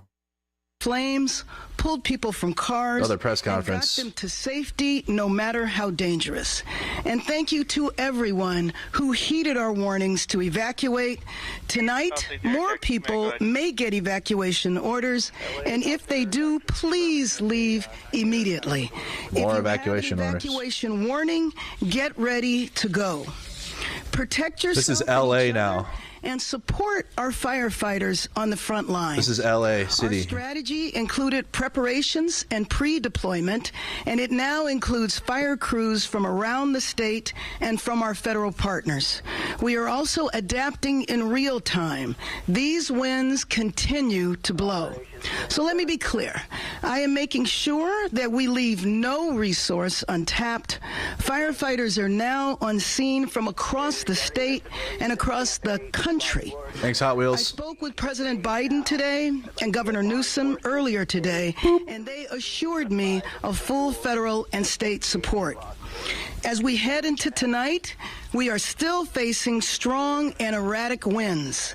In Palisades and in Sylmar, we are very much in an active firefight. I can report to you that the Woodley fire, however, in the Sepulveda Basin is under control. I can also report that finally air operations have resumed, and that is a big deal, but it is up to the winds as to how long the air support can continue. But these conditions are highly volatile. We've seen a devastating fire in the Pasadena area. Fires have sparked up in Simi Valley and on the LA and Ventura County line. And as our firefighters do battle on the front lines, all of us must be vigilant. So if you receive an evacuation order, please leave immediately. If you receive a warning, get ready. Protect yourself and protect each other. And don't divert firefighters from our strategy. Signals are out and the roads have debris. So stay off the roads unless you are evacuating or have another emergency. Thank you for the gift of Don. Prepared, food, water, medicine, a bag packed and ready. Again, this is an active situation. And conserve water to the extent that you can. We want to make sure that we are ready if we need more water. But make no mistake, Los Angeles will rebuild stronger than ever. Right now, if you need help, emergency information, resources, and shelter is available. All of this can be found at URL. Los Angeles, together is how we will get through this. Through the heroism of our firefighters, the vigilance of Angelenos, and the spirit of our city. This is a big moment. It is a big moment for all of us to come together, for Angelenos to be united, for Angelenos to be prepared to help each other. This is who we are. LA will rise, and make no mistake, I am confident that we will rebuild. And with that, I would like to introduce LA County Board of... Let me get a prayer emoji in the chat in LA. Prayers to LA. Thank you, Mayor, and I want to thank you for your leadership. I know when this first hit, we were in constant contact, so thank you for being a true... Let's manifest water to LA somehow. Obviously, as someone who represents the 5th District, we are prone to wildfires, but nothing like what I witnessed today. The Eaton Canyon fire is ripping through a community like I have never seen. It is like a third world country out there. I would ask anyone listening, if you do not need to be in the area and you've been evacuated, please heed the evacuation warning. And if you don't live in the area, please stay away. I was shocked to see people walking around that don't live up there, that are just taking a look at what's going on. We have firefighter and first responders that are trying to do their job, and it's important for us to all support them and make sure that we provide space so that they can get it done. The county has lost many facilities. Our parks, our Eaton Canyon Nature Center, our senior center.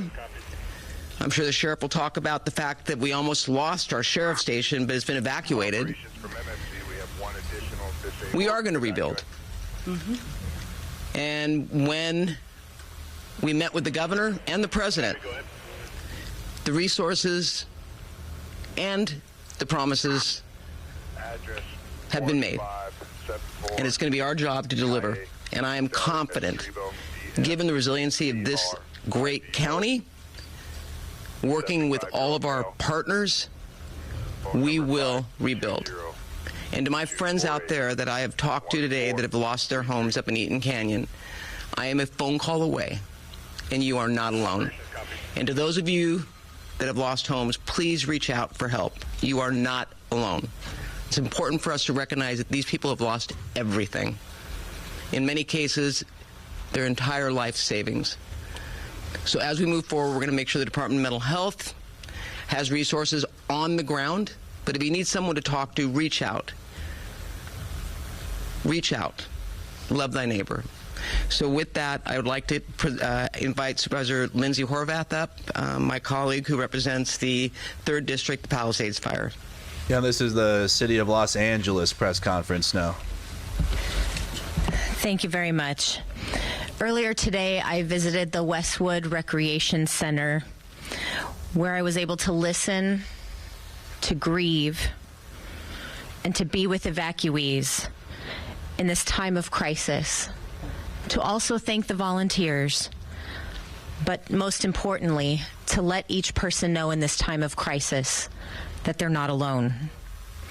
To everyone feeling the anguish of this tragedy, the county will be here for you no matter what as we recover from these fires. But we're not out of this yet, and we need to continue to follow all guidance from our emergency personnel. I want to thank you for evacuating, for letting our first responders do their job, and for keeping your loved ones safe. Here are the updates from the 3rd District. Since our last press conference, evacuation orders have expanded into Santa Monica to San Vicente, and evacuation warnings now include Montana to Wilshire, Ocean to 11th. Gas shutoffs are affecting more than 15,000 people in Malibu, from Brentwood Country Club to Pepperdine. A boil water advisory is now in effect for LA County Water Works District 29. This is the Sunset Mesa community from Topanga Beach and Coastline Drive on the south to Shore Heights Drive on the north, and from Topanga Canyon Road to Carbon Canyon Road in Malibu, including communities of Big Rock and Carbon Mesa. For more information about water, you can call 800-675-4357. Barry J. Nydorf Juvenile Hall remains in an evacuation warning area. Should the warning become an order, the chief has developed a plan for safe evacuation. Our young people's safety remains my top priority. Today, we also received agreement from the President of the United States to approve a major disaster declaration, which will include individual assistance and public assistance programs. President Biden, we are so grateful. Additionally, our County Department of Mental Health is activated for mental health resources. You can call the helpline at 800-854-7771 for 24/7 support and mental health resources. We know this is a traumatic time. Please ask for help. The county has also invested additional funding into our 211 system to increase capacity. LASA has activated the Augmented Winter Shelter Program to provide shelter to our unhoused community during this time. LA County Assessor Jeffrey Prang has shared property tax installment deferral applications, misfortune calamity damage reassessment applications, and a disaster relief FAQ for property owners affected by the fires. You can go to assessor.lacounty.gov. The Emergency Network LA is coordinating volunteers. To sign up, go to enla.org. In addition, the American Red Cross and LA Food Bank have all set up specific donation websites that you can access at emergency.lacounty.gov. Downed trees and power lines are impacting public transit service, and I want to thank Chair of our Metro Board, Supervisor Janice Hahn, for her speed and waiving Metro fares on today because of station power outages. But please, if you are in a safe place and you don't need to travel, stay put and stay safe. For those evacuating, Uber is providing rides for free up to $40 to get to active shelters. Free Uber. Includes Pasadena Civic Auditorium, Westwood Recreation Center, El Camino Real Charter, Richie Valens Rec Center, and you can use the promo code Wildfire25. Tonight. All right, Chad, I'm going to keep playing the press conference. I'm going to use this for a stretch break really quick, and then we'll continue and we'll check in on the maps and everything. So don't go anywhere. Continue. Let's keep each other safe. This is the LA City press conference. Instruction, and pray for the success of our frontline and first responders. Thank you. And now I'd like to introduce LA City Fire Chief Kristen Crowley. Good evening, everyone. As Southern California is continuing to endure some of the most historic fire conditions on record, extreme fire weather driven by strong and erratic winds and low humidity have ignited multiple fires across our region. The LAFD is fully committed to continuously monitoring and adapting to the evolving nature of this weather event and stands ready to respond to any additional incidents that may arise. Now, how did we prepare? We prepared in many, many ways, but I want to focus on two main things. We augmented our staffing levels and strategically pre-deployed our additional resources. In addition, we have recalled off-duty LAFD firefighters to augment our response across the entire city. I'll be providing a brief on a few of the incidents within the city. As we know, the Palisades fire continues to demand significant local, regional, state, and federal resources. Currently, the fire is over 15,800 acres and is growing, with 1,792 personnel who are currently assigned. And as we know, I want to be very, very clear that this incident is very, very dynamic as we speak. The good news, the winds have subsided a bit, enough to allow our fixed wing and rotor wing aircraft to provide critical air support to this fire. Next up is the Hearst fire. The Hearst fire has grown to over 700 acres with 260 personnel assigned to this specific incident. There are evacuation orders in place with multiple structures that are threatened. We continue to focus on fire and life safety. The Woodley incident. It is controlled and approximately has burned 30 acres.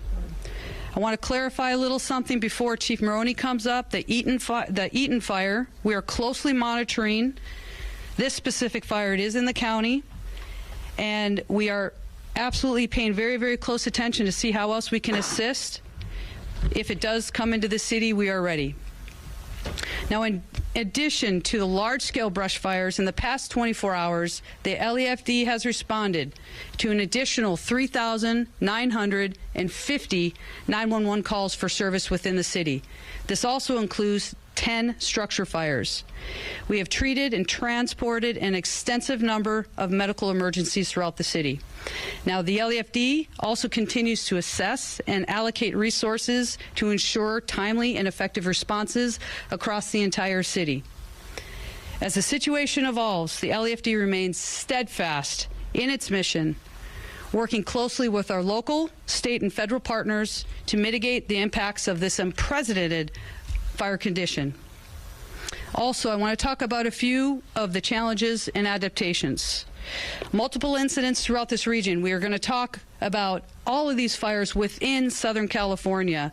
We're utilizing mutual aid partners from across the region, state, and adjoining states, and firefighters are surging into Southern California as we speak.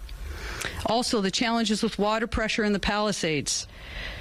Standard firefighting adaptations for water. What we do when water is limited. We have the ability to pull water from ponds. We can pull water from pools. We're utilizing as many water tenders that we have, and we're working very, very closely with DWP on this. Next, we will continue to focus. I want to make very, very clear, saving lives first, evacuations, and rescues. We are not out of danger. You can see the active fires that are burning. With strong winds that are going to continue throughout the night, I can tell you and assure you that firefighters and first responders remain focused on protecting lives and property. We urge the public to help us by doing the following. Stay informed through trusted news and official updates. Be prepared to evacuate if you live near wildland areas. Follow all evacuation warnings and orders without delay. We also ask the public to stay off the roadways and away from any of the impacted areas.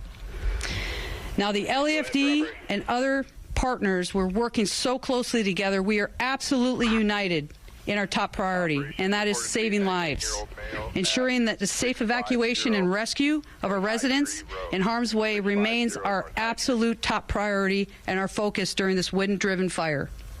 Thank you, Mayor Bass, the elected leaders who are here, and for all and every single firefighter, first responder, boots on the ground that are doing the work. Together we can continue to protect our communities and keep everybody safe. Next, I'd like to go ahead and introduce the fire chief from Los Angeles County, which is Anthony Maroney. So good evening. Thank you for the comprehensive update, Chief Crowley. My name is Anthony Maroney. I'm the County of Los Angeles Fire Chief, and I'm going to give an LA County update in addition to a Region 1 update. For the Eaton fire in Los Angeles County, Altadena, Pasadena, and Sierra Madre, the LA County Fire Department continues to be in unified command with the U.S. Forest Service and the Pasadena and Sierra Madre Fire Departments, in addition to our law enforcement partners. The fire has been mapped this afternoon at 10,600 acres, and it is still growing. We have 0% containment. We have over 750 firefighting personnel assigned on the line, and mutual aid resources from out of state, including Arizona, have arrived to assist us with this firefight. Unfortunately, we have 5 reported civilian fatalities, a number of injuries, and over 1,000 structures damaged or destroyed. The cause of the fire is unknown and under active investigation by both the Los Angeles County Fire Department, Los Angeles County Sheriff's Department, and the U.S. Forest Service arson investigators. And the moment we learn the cause of this fire, we will advise the media. We also have a new fire start in the Acton area of Los Angeles County, the Lydia fire, estimated to be between 80 and 100 acres, 30% contained, and thankfully, forward progress has been stopped. As the Region 1 coordinator, I did request mutual aid from the 5 counties of Los Angeles, Orange County, Ventura, Santa Barbara, and San Luis Obispo counties yesterday. Additionally, last night, I contacted the State Office of Emergency Services and requested 250 additional engine companies from Northern California, staffed with over 1,000 personnel. At this time, the state of California is exercising their emergency compacts with the western states of Arizona, Nevada, Utah, Oregon, and Washington for additional firefighting resources and personnel to come to Los Angeles County to assist us with this widespread fire emergency. One data point is that we have 60 units responding from Oregon, 45 units responding from Washington, 10 units responding from New Mexico, 15 units responding from Utah, and numerous units responding from Arizona. Currently, the National Weather Service has predicted that this red flag warning will remain in effect for Los Angeles County and much of Ventura County through Friday. Thank you, and I would now like to invite up to the podium Los Angeles Police Chief Jim McDonald. Thank you very much, Chief. I just want to say a few things and not to repeat what's already been said any more than needs to be stressed, but a sincere thank you to everybody who's out there in the impacted area for your patience and your support, to our first responders and support departments who have been out there from the very beginning doing the very best they can to protect everybody. The word resilience was used, and that's what it's going to be. We're going to be an example of resilience in the very best sense of the word.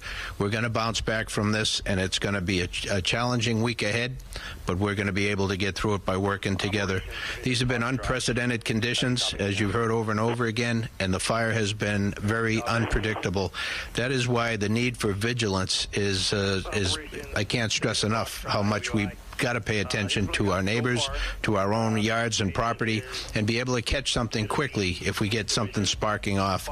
I think that is critical. This is not over, long from over. Our job primarily is to assist in a support capacity our fire partners with evacuation, with traffic control, and with crime suppression. And on the crime suppression front, you've heard also about the potential for looting, people going in and taking advantage of the worst possible circumstances to be able to enrich themselves. That will not be tolerated at all, and my ask is that everybody stay out of the impacted areas unless you live there, unless you have a real reason to be there. Our officers will be out there. They'll be watching for this, and we're taking this very, very seriously. So I want to thank you again for your work with us, to our media partners, for all that you've been able to do to get the message out there and keep people safe. It's now my honor to introduce Los Angeles County Sheriff Robert Luna. Thank you, Chief, and thank you all for covering this very important story. So as I stand here before you with my partners around me, please know that I have several hundred LA County deputy sheriffs along with other police officers who are working all the impacted areas out there. They're involved in evacuations. They're involved in traffic control, ingress and egress into the area. They're involved in security. Which the chief talked about, and I talked about it earlier. We're up to 3 arrests with looting. That is 100% unacceptable. I'm going to repeat it. If you do not belong in these areas, do not go there.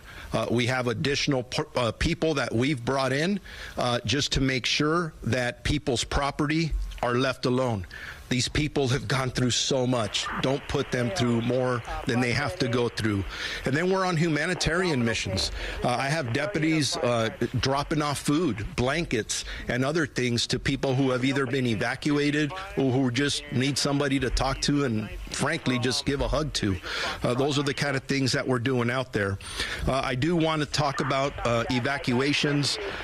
Regarding the Eaton fire, we have over 70,000 of our community members who have been impacted by either evacuation orders and or warnings. The Palisades fire, approximately 60,000 who have been impacted by evacuation orders or warnings. As I said earlier, we have called in additional resources, not only for what's in front of us, but looking around the corner, what's next. Both fire chiefs have made it very clear we are not out of danger. There's a lot of work to be done.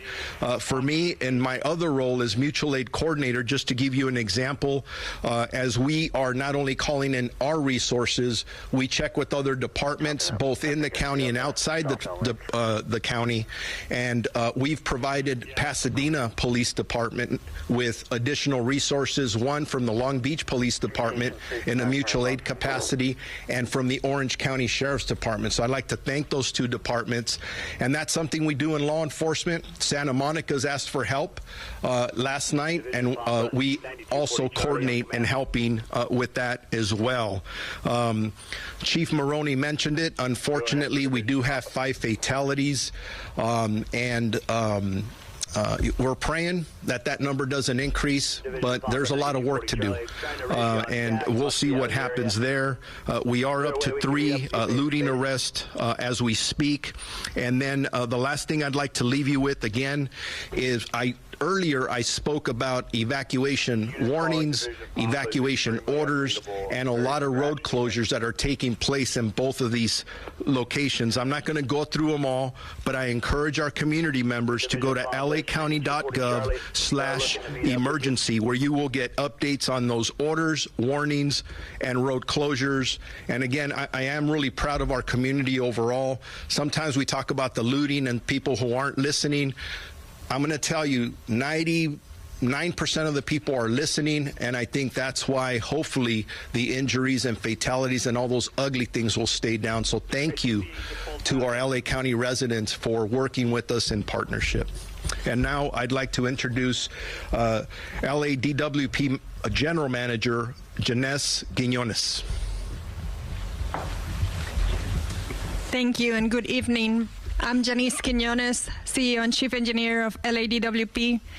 In preparation for the windstorm, LADWP activated its emergency preparation plans and filled all 114 available water reservoirs and storage facilities throughout the city, including the 3 1-million-gallon tanks in the Palisades area.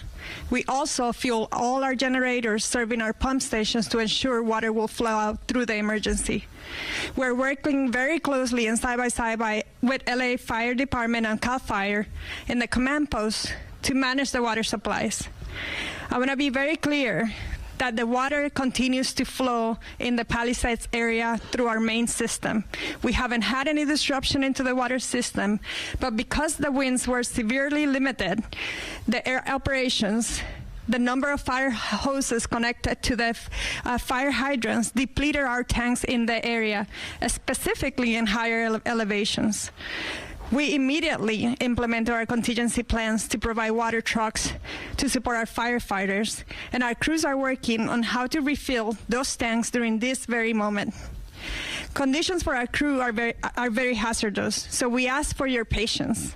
We have deployed 19 water tankers to continue to provide water to fire departments on the firefighting efforts, and our engineers continue to look at other options to connect our systems and fill those water tanks faster.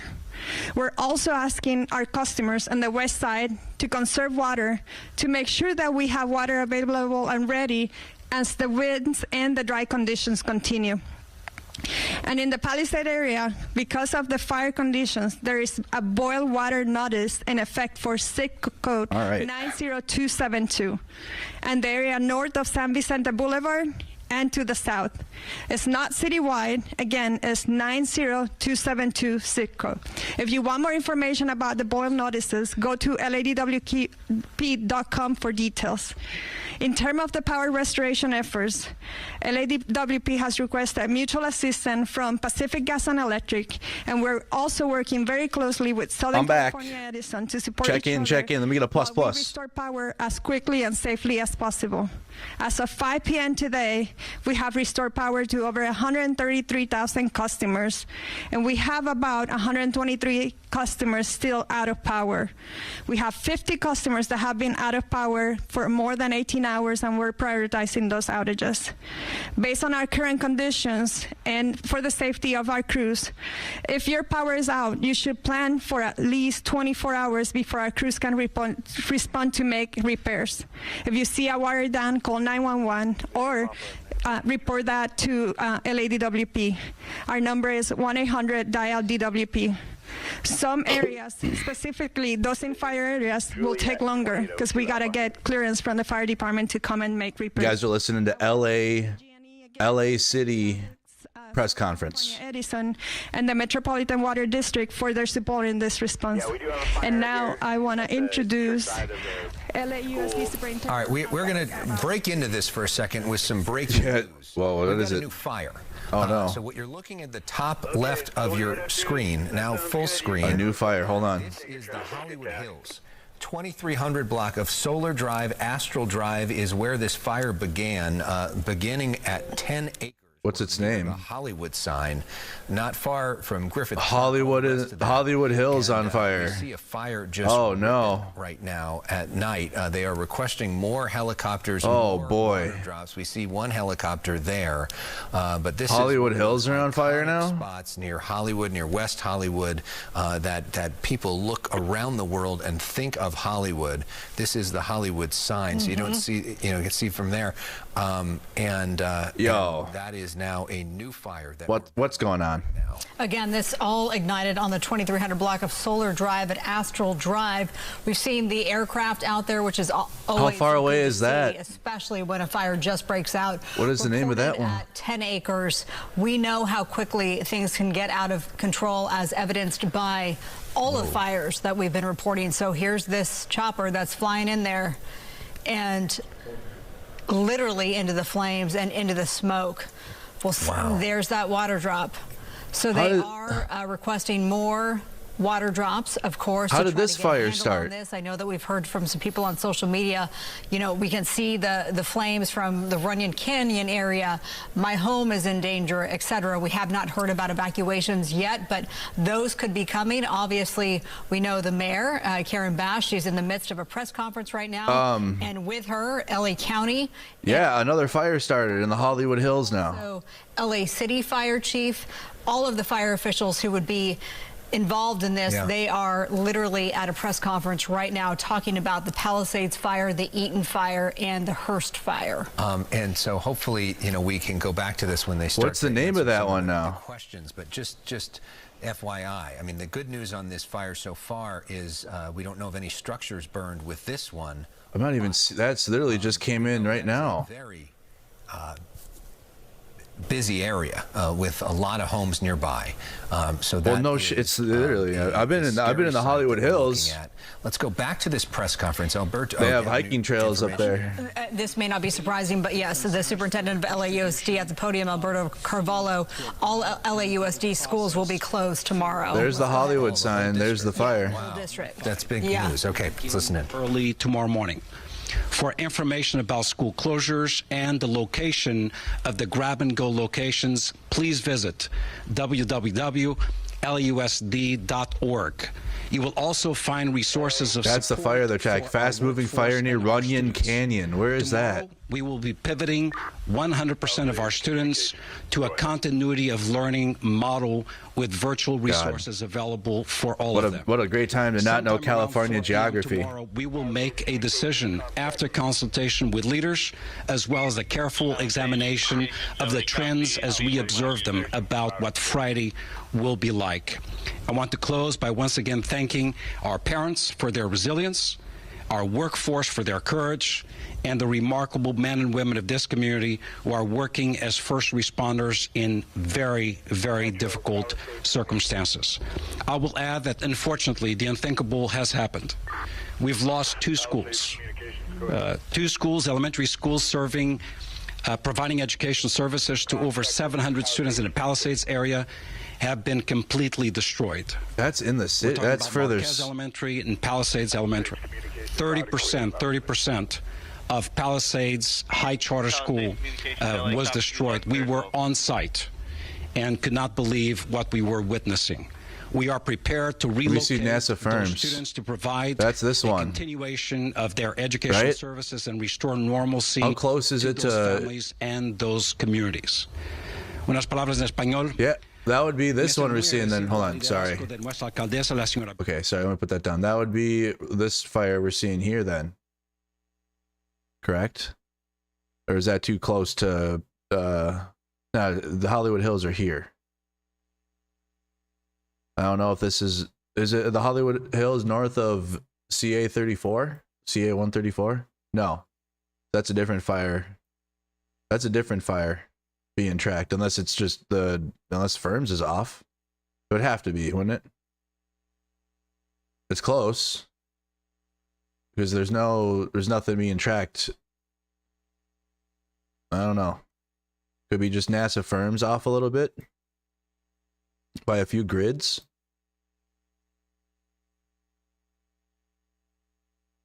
Okay, but there is something marked here, but that's too far away from where the Hollywood Hills are.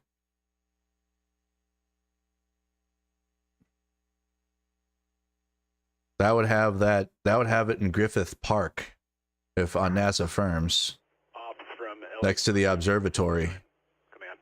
But that we're not getting any reports of a fire near the observatory. They said it's in the hills. The Hollywood sign is halfway between the Palisades and the Eaton fires. Yes, that's in here. And okay, NASA Firms isn't showing it, but I'm thinking it might just be because I think it just might be off a few grids. I'm thinking that's what this blot is here. Yeah, maybe it has to refresh. Remember, that's the satellite imagery from space, so maybe it just got to update the grid a little bit.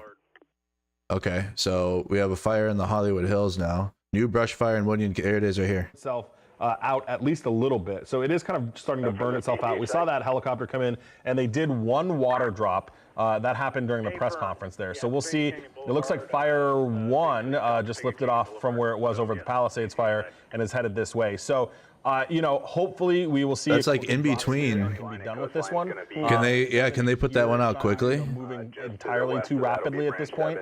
So hopefully we'll get a couple drops on it. Yeah, look at the wind though. The wind brightened that up right there. We're just wondering how this happens. We hear about spot fires, embers, and all that, but it just, just talking here, it seems like if it was from an ember from one of those fires that we would see more of this. I agree. It's weird. Something's off here. I would say this is probably too far away for it to have for any. Exactly.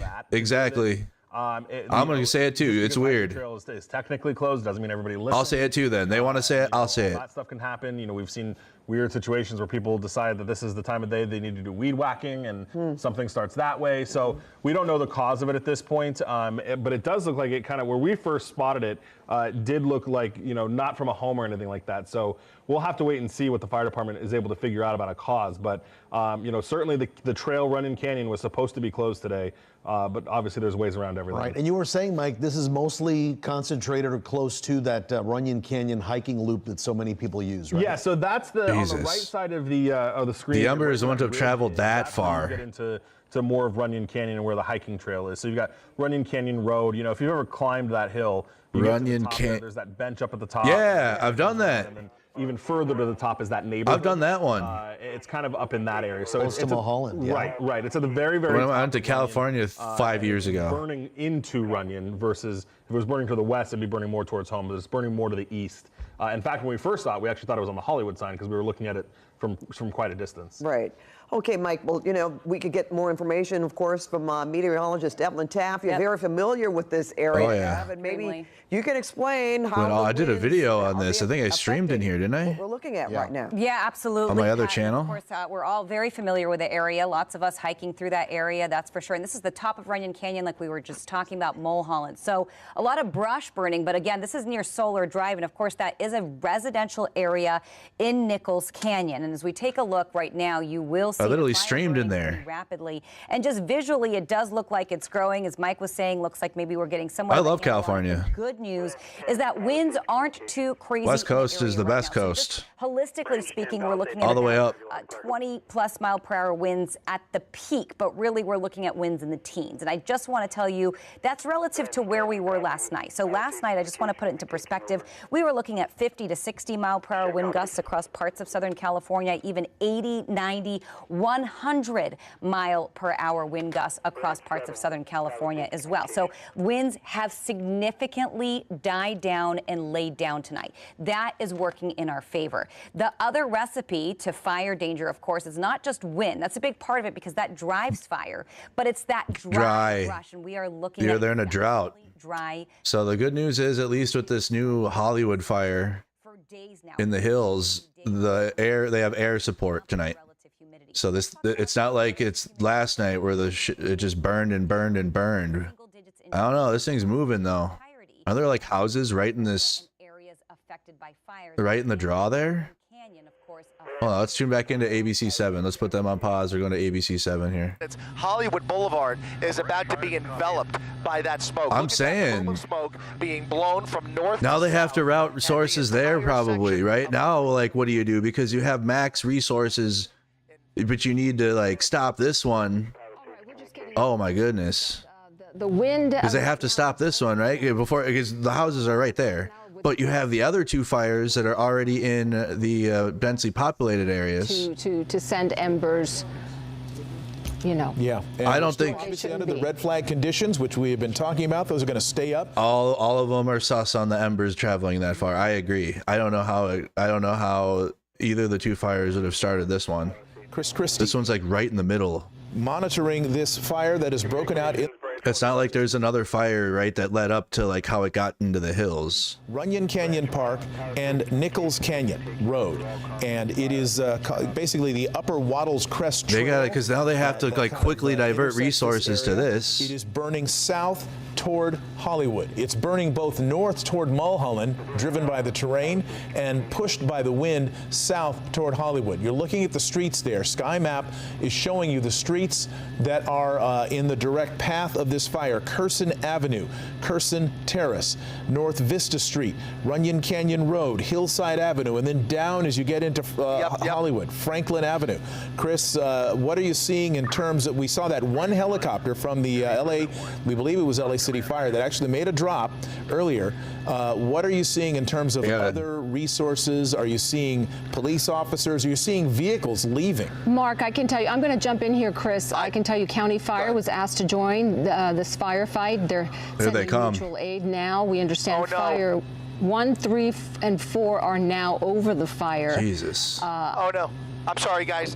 Jovan, I've got to interrupt you. Go ahead, widen out, Lucas. Have we ever watched like an entire city try to stop like a crisis like this before? Now a new spot fire starting at the end of Vista Street right there. A small little speck right now. Let's see what it does. I do not know what kind of fuel is around that fire, but we can only assume the worst at this point. Look at that. Yeah, like in 2020 maybe. That little fire right there is shooting up embers at the end of Vista Street with the winds blowing in the southerly direction. That spot fire is about 100 yards away from the initial fire. 100 yards. Hey, good call, Don. 100 Absolutely. yards closer to this neighborhood. Now only about less than well under a mile from Hollywood Boulevard. So basically what we're seeing in real time right now is how a small fire can become a big fire. This is how all of these fires. Oh boy, so that's the embers coming. That's an ember from the Hollywood Hills. Thousands of structures have burned. Oh man, this is bad. driven by the winds, pushed along. So now they have the Hollywood Hills fire that's going to be spreading other fires. So literally, as we have watched now, 2 spots that have grown into their own larger areas of fire. And so we're seeing this spot that is moving it farther now past Curson Avenue. Oh, no. Chris, and you are watching this in real time along with all of us as we do see police responding to the area, trying to get people 1 out. hour. Go ahead. Sorry, go ahead, Chris. No, I'm sorry, Mark. The wind is still. A little housekeeping up here. We're still keeping an eye on the fire. Didn't mean to interrupt you there. We're still watching that little spot fire as well as the main body of flames just north of it continuing to spread. It's going to merge now with that hot spot here in the next couple of minutes. It's paralleling Curson Avenue. I can only hope that the folks along Curson Avenue are seeing this and watching this. Or Do they have we have a warning now in Hollywood? The sun has just gone down, and now this is going to become a nighttime operation. Jesus for Christ! as long as this endures. But this has now spread. This fire. There's nothing on this yet. Is at least 50 acres as we look at this in just the last few minutes. Go ahead and widen out a little bit. You said it's at least 50 acres. Since we first came now, you can see the size of this fire from top to bottom there, now paralleling Curson Avenue, getting closer to Sierra Bonita Avenue, closer to Hillside Avenue, closer to North Vista Street. That's where that spot fire is, just to the north of North Vista Street. All right, and what Giovanna was trying to mention to us earlier is that the city of LAFD is asking for 15 additional engines from the valley or Unbelievable. They are just arriving on scene now, and they're trying to get more resources in there as quickly as they got to bring in everything now. A nightmare scenario. If they haven't already. The fire department is at another canyon. God damn. A fire has erupted somehow in another canyon, and it's being driven by the winds. The positive, I'm trying to find a positive, is that they do have air capabilities, right? So this can, if they have enough capabilities in the air, they can get it there quick. As it was trying to creep uphill, you can see it's starting to teeter out a little bit in the terrain. The wind is overpowering this fire, and now it's those spot fires that are going to tell the rest of the story, blowing directly into Hollywood. This fire is now blowing directly through the Hollywood Hills and soon into the city of Hollywood. You can see the large amount of smoke here that is coming from this fire emanating from the Hollywood Hills just to the east of Nichols Canyon, just to the west of Runyon Canyon, just west of Runyon Canyon Road there. On the bottom left-hand corner of your screen, that's Hollywood Boulevard right there. Man. That is moving so fast. Stand by. We're going to begin Eyewitness News at 6 o'clock right now. Yeah, they need to leave if they're around that. Hours in Southern California, we are seeing some of the most destructive fires happening? To ever rip through LA County. Good evening, I'm Ellen Leyva. I'm David Ono. The latest fire broke out a few minutes ago in the Hollywood Hills. So this just happened. Back to it, and there you see that. This just started happening. Exponentially Another one. Just in a matter of minutes. Chris Christie, start our coverage. David, you are looking live at a Hollywood Hills fire that is yet to be named, but has burned it's not named at all. Of the last 20 to 30 minutes now, LA City Fire just wrapping their hands around this one, trying to get as many resources from across the city and from across the county. Nope, not even down there yet. LA County Fire helping out here. I can see a whole line of fire trucks now speeding down Mulholland Drive, which is near the top of your screen, as the winds blow this large fire upwards of 50 to 60 acres directly towards Hollywood Boulevard. You're looking at several of the neighborhoods that extend into the hills here, just west of Runyon Canyon Road. We're talking about Franklin, Vista Street, Curson Avenue, Waddles Drive, Curson Terrace. All of those streets must be evacuated as soon as possible, and we can only hope that LAPD is able to get in there as soon as possible before it's too late to start going door to door. It might already be too late, because look at this fire as it's continuing. People have to leave now. Just in the last, it's literally second by second, David. That spot fire near the left of the fire is already growing by the minute. North right Curson Avenue. That little candle started as a little spark and is already ripping. It's going to merge with the main fire here as this whole fire extends and parallels Curson Avenue. The way the wind blows through those canyons, it's really a travesty to watch this because it's just a matter of seconds as we've been watching. This fire has exploded in size, and the topography of this mountain and the hillsides, it's going to be really difficult for those people to all evacuate in an orderly manner, which is it's always a tough time. And just to let you know, Chris Phillip in our weather department is working on a map. We're going to try to put that up as soon as it is ready. But we're going to show you the proximity of this fire. It's not even on the incident map yet. That you've been talking about that could be in danger right now. No, they don't have it yet. May need an evacuation order. Yeah, they do need it now. While we prepare that map. Yeah, I'm just looking for any sign of traffic. Anybody who's self-evacuating at this point, looking for any sign of that. Right now, you don't see a lot. It's actually somewhat of a quiet night over here for the most part. As I look up Hollywood Boulevard, traffic is pretty light. I would love to see more people coming down and out of that neighborhood, but right now we don't see a lot of car lights or headlights coming out of there just yet. Hard to see. It's very difficult with the sun going down, but just trying to... Okay, so we got the air. We also have Hollywood Fire Film the Police LA is live in Hollywood. It's going to be a risk. People are like what Waddles the Mansion is about 1-2 blocks that direction. So he's live on YouTube right now. Film the Police LA. I've seen him do streams and I think I met him. This isn't right here. This isn't even part of Runyon Canyon. It's not even the Western Trail actually anymore. This is. So he's on the ground where that fire is getting closer to him on the ground. It's like the edge of it. At that gate right there, it's a house right at the bottom. Oh, man. Fuck, man. Yeah, I don't want to make any crazy assumptions about this shit right now, obviously, but like, how does this fire start? And it was crazy. I was literally just going to the store. I had to go get some. I had some Trader Joe's version of Cinnamon Toast Crunch, and I was just wanted to get some milk and some bananas. And now he's got the fire. My neighbor said, "William, look." I looked. I'm like, "What the fuck?" And honestly, this was kind of just starting. It wasn't even nearly close to this bad. Can the embers? You think the? I heard some sirens right there. It sounds like they're literally inside Runyon Canyon. You think the fire in... People were frantic. Some lady came up to me. I guess her husband left. This one's traveling this way, though. And had her cell phone, and I don't think the embers are traveling east, or maybe they are when the wind changes. Okay, so he's having some connection issues. Let's check. Not gonna lie. Let's check back in on the aerial view. That's how we can get the biggest look at it here. And who is in danger? And there are a number of. You think it's the wind change, the Santa Ana wind changes? In harm's way right now, Chris? I mean, you can't even see the other fires in this. It's continuing to spread south, but also there's a little bit of a that's really far, guys. The west side of the fire, you can push in right. And the wind died down. You can see a new head to this fire. Almost. It's not the same winds as last night. There, over to the right, if you tilt over to the right, you can see another head to this fire as it creeps up this hillside here, which is just blanketed with very thick fuel and lots of trees just ripe for burning. Go ahead and widen out, and you're getting a better idea of just how close this is now. The Red Hots can travel far. Avenue was the closest street when we first arrived. Now Curson Avenue is in the thick of this.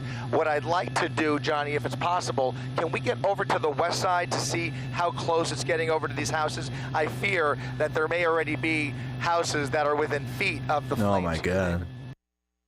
Chris, I have another map for you that we could pop up. We could even split screen it if you. Did they update it yet? Booth.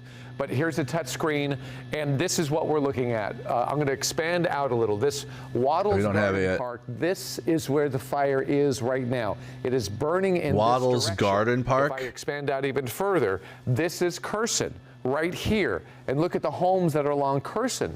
But let's say it's literally right next to those houses. Fire continues to burn in this direction, which is where it's going. Look at everything that's in its way from these big properties, but getting down to Curson, and then you start getting into this massive amount of a populated area. And for perspective, we talked to you about Hollywood and Highland. I'm going to move the map over. Right over here is, let me expand out a little bit more. There's Highland, and Hollywood Boulevard is right here. So the fire is here. Boy. It's burning in this direction, and all of this populated area, Hollywood Boulevard, Sunset Boulevard, Highland Avenue going up and down, all of this could be in danger. Chris, I'm going to throw it back to you. That's right. You can see air resources pouring in here, trying to get water on this fire. They're going to start with the leading edge here, but that might have been just a recon flight. Not sure if he made a drop or not. I didn't see it. Did you see it, Lucas? I can't tell. But go ahead. Now that we're on the west side of this fire, you can see the distance between Curson Avenue and the closest flames here. So fortunately, the neighborhood along Curson has not yet been touched. The wind is blowing parallel to Curson, more directly towards Franklin and towards Hollywood Boulevard. So that's the main body of fire there. Let's go ahead and widen out again, Lucas, and show the proximity to Hollywood Boulevard from this angle. You're going to get a better idea of the geography here as that fire is being blown downhill through the Hollywood Hills towards Hillside Avenue, towards Gardner Street, where LAFD is responding, towards Vista Street, Sierra Bonita, and ultimately Hollywood Boulevard is now no more than 3/4 of a mile, maybe only a half a mile Hillside away Avenue. from the leading edge of this fire. But it's not spreading like a normal fire, it's spreading like a Santa Ana fire because it has been spotting for the last half hour steadily. Dry brush there, so much fuel there for it to burn. It's incredible, Chris. We're going to bring in Margaret Stewart from LA City Fire on the phone to let us know more information on this. Dude, it's so people. There's so many people that are in that spot. I got it up on this map here. Margaret, it's Ellen and David Hi. Ono. Yes, what can you tell us about this fire, this one that has broken out in just the last few minutes? There's so much. So we need to get the word out to all your viewers that we have an immediate evacuation order in place in the Runyon Canyon area. So the east border is the 101 freeway, the north border is Mulholland, the west border is Laurel Canyon, and the south border is Hollywood Boulevard. Can you say that one more time? I'm so sorry, but one more time. We're slowly writing it down, but yeah, thank you. Absolutely. And we are working on a map as we speak, and so we'll have that up shortly. So on the right, so the east side is the 101 freeway. Okay. To the north is Mulholland. Okay. To the west is Laurel Canyon. All right. And to the south is Hollywood Boulevard. Wow, and that is a lot of people in that vicinity. That is incredible. Iconic parts of the Los Angeles community that are. It is a new fire. So that is the evacuation zone. We're going to start to isolate that. We'll make our own maps as well.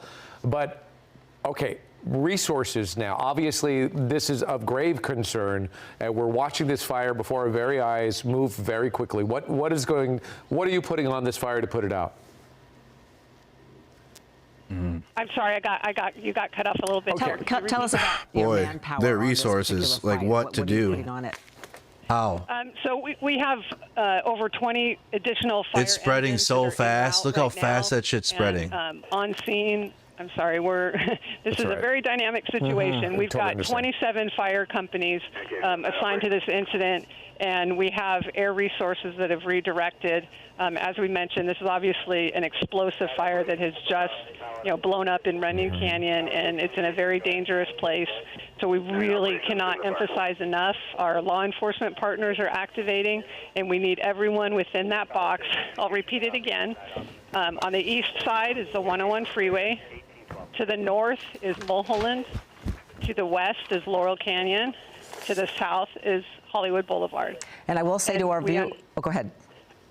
I would say we understand that this is a really heavily populated area, so we ask people to grab exactly what they need to get out the door. This is not a time to delay. This is not a time to try to if you're in that hose to protect your home, as we've already seen what can happen in the Palisades. We need people to swiftly, calmly, and safely exit the area, and currently just head south. Okay, head south. That's good information. Okay, so I've got a map here. And we'll be happy to come back with more updates right now, okay? And we should tell our viewers Okay, again, here it is. If you know people that are living in this area, perhaps they're not watching, they're unaware, give them a call, let them know to get out of that area as soon as possible. Yeah, communicate as much as you can. At LAFD.org. They're dropping water on it right now. We will very shortly have an interactive map that will depict the evacuation zone. They're putting water on it. /news. Okay, Margaret Stewart, thank you so much from LA City Fire. Thank you.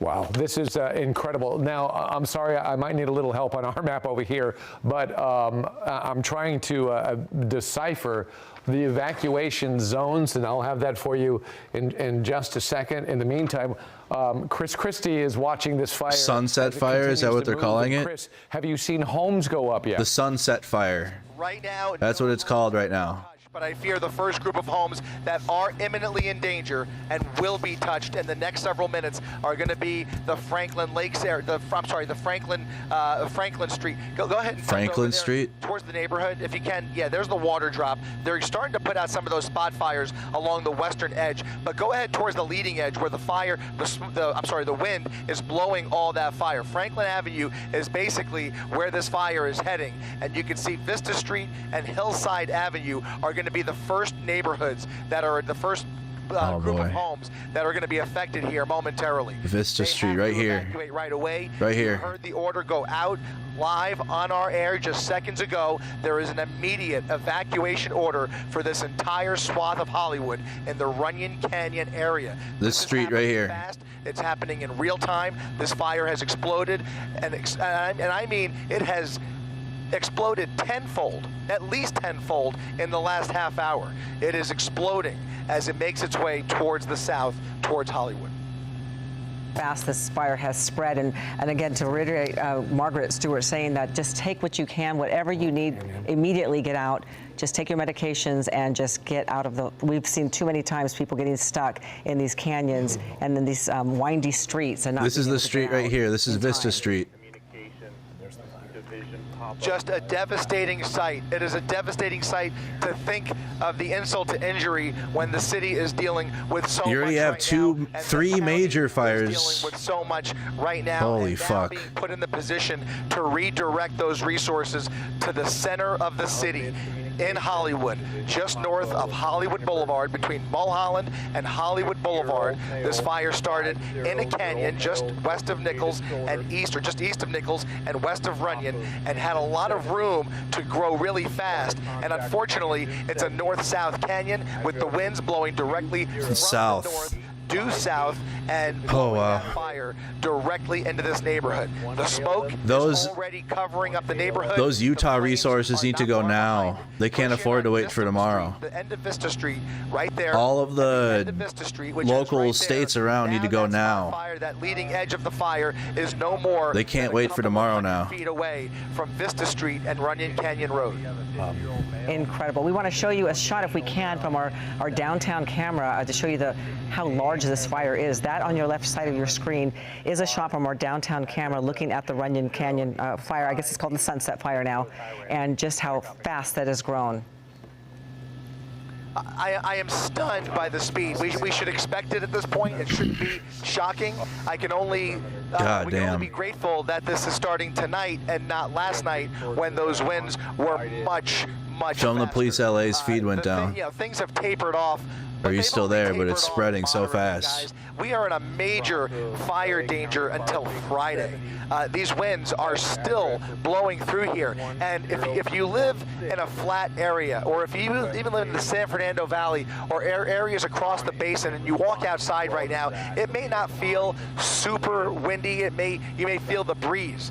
But in these canyon neighborhoods, in the Hollywood Hills, the hills alone have a tendency to create their own weather, and the speed of the wind here, the wind molecules are bouncing off those hillsides at a much faster rate and create a lot more wind than you feel if you're in other parts of the city. So evac order, Laurel Canyon Boulevard to Mulholland Drive, and then 101 freeway to Hollywood Boulevard. They were downright mandatory evac.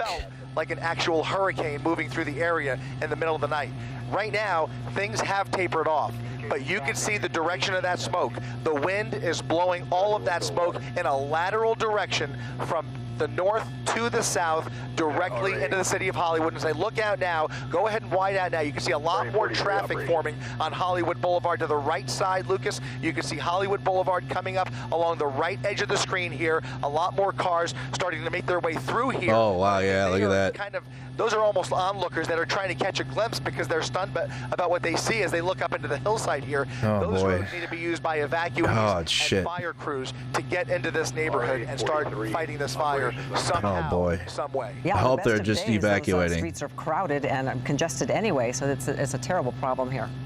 David, you have that map? So many businesses have proactively closed their doors today because of the situation that's going on across the city. Even restaurants and I really hope they're just businesses leaving. that aren't even near the fire have, you know, taken the advice of city leaders. Oh, the traffic jam. Oh, boy. Closed early today to allow for the movement of emergency workers to get through the city and respond to these fires. And this is exactly why, because now you have a brand new fire geez. start And it's like 6 p.m. in LA. Oh, my God. have seen in the last 24 hours. It's get under control, and we can only hope and cross our fingers and pray that they can get. They have world-renowned traffic in LA as soon as possible and continue to drop water on for how this bad fire. it They've is. already done it. You've seen a couple of water drops already, but it is a fight against Mother Nature because the winds are ferocious and they are blowing through these canyons. Very, very tough situation.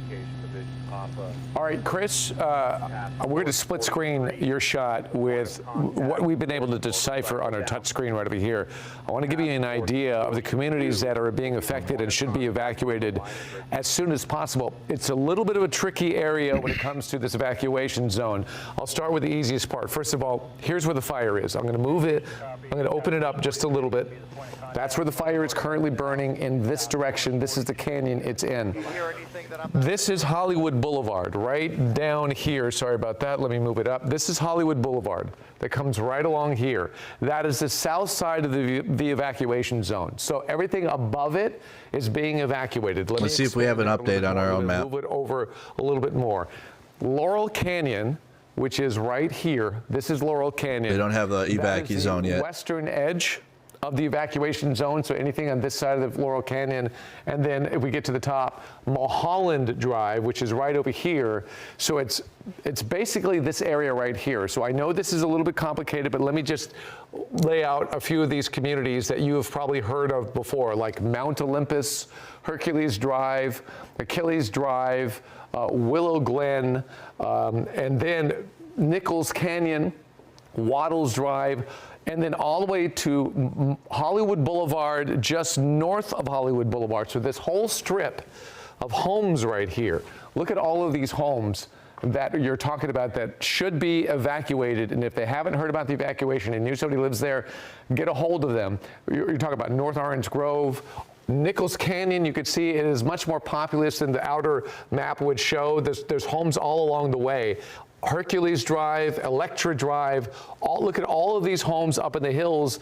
In addition to that, look at all the fuel that's around all of these homes that could catch on fire quite easily. So these communities are in danger right now. The Hollywood Hills, classically the Hollywood Hills, but also leading down into Hollywood and Hollywood Boulevard. And if this fire continues to go, here's Hollywood Boulevard. Let's say if it continues to travel south with the pushing of the winds, then you're getting into Sunset Boulevard, Santa Monica Boulevard. Let's just say it's like one of the most iconic places in the United States that could be under flames here. That's why we're watching this closely. Chris, I'm going to throw it back to you. Actually, David, we're going to toss it over to Dallas Yes, Rains. big real estate, but that's like these winds. And Dallas, what can you tell us about these particular winds in this area? pretty big place there. Remember that, yes, we're not in those howling, powerful winds that we had yesterday, but it's still a red flag warning for Southern California. And the winds that are blowing through the canyons here in Hollywood Hills are at about 25, 30 miles per hour. Occasionally you'll get a gust, and they're still from the north and northeast blowing to the south and southwest. So that's what they're dealing with. And I was checking just a few minutes ago. The relative humidity of the air at tonight is 8%. So the air gets drier and drier when normally at night the humidity goes up a little bit. But that is not happening in this situation. So this fire, driven by terrain, of course, initially, as Chris noted, noted, starts moving up the hillside, but then those winds come over the top of the hills, out of the north and northeast, driving the fire toward the south. Red flag warnings are going to stay with us. When you look at the wind profiles right now, they're pretty much as we thought they would be this time yesterday. Everything is down, but it's still a Santa Ana wind blowing through those canyon passes. You can see Santa Clarita there at 25, not 45, thank goodness. Up in Pasadena. That's what it was last night. It got up to like, yeah, there's helicopters. And of course, we can check quick. In the South Bay of any significance. But even in the Palisades, we're getting 15 to occasional pulse winds up to about 30. Now, where the winds are really howling tonight, stronger because they're Southwest Airlines, you're going to have people on that plane taking pictures. Look at the winds being recorded right now. Okay, we're going to pause from that and go over to this. We don't want to downplay the fact that we are still looking at wind out there in the area. There's Waddles, of course, that's what we're keeping our eyes on. There's Waddles Estate in that area. There's a really beautiful park running through Waddles, and that kind of connects up near Runyon as well, where the bottom of Runyon comes in. We've also got parts of Mount Olympus and Nichols right there, Jupiter Drive and Zerata, Astral, Willow Glen. That's the other side of Laurel Canyon Boulevard. That's where the helicopter is flying right near there, and that, again, connects into Nichols. So this is the road from Runyon to Nichols. It really runs from the top of Laurel. So if you're just joining us, there's a new fire in the Hollywood Hills. Along Hollywood Boulevard there in Stanley as well. And let's not take away also from the Palisades fire and the Eaton fire that are still 0% contained as well. And the people that are affected there as well. This is breaking in the last like 20 minutes, 30 minutes. Brand new fire in Hollywood Hills. Wind speeds at about 20 miles per hour. But remember, on the ridge tops, it's a completely different story there. That's where fire can potentially create its own conditions if it is strong enough. There's a helo. Downdrafts, but not strong. I don't think that's a water helo though.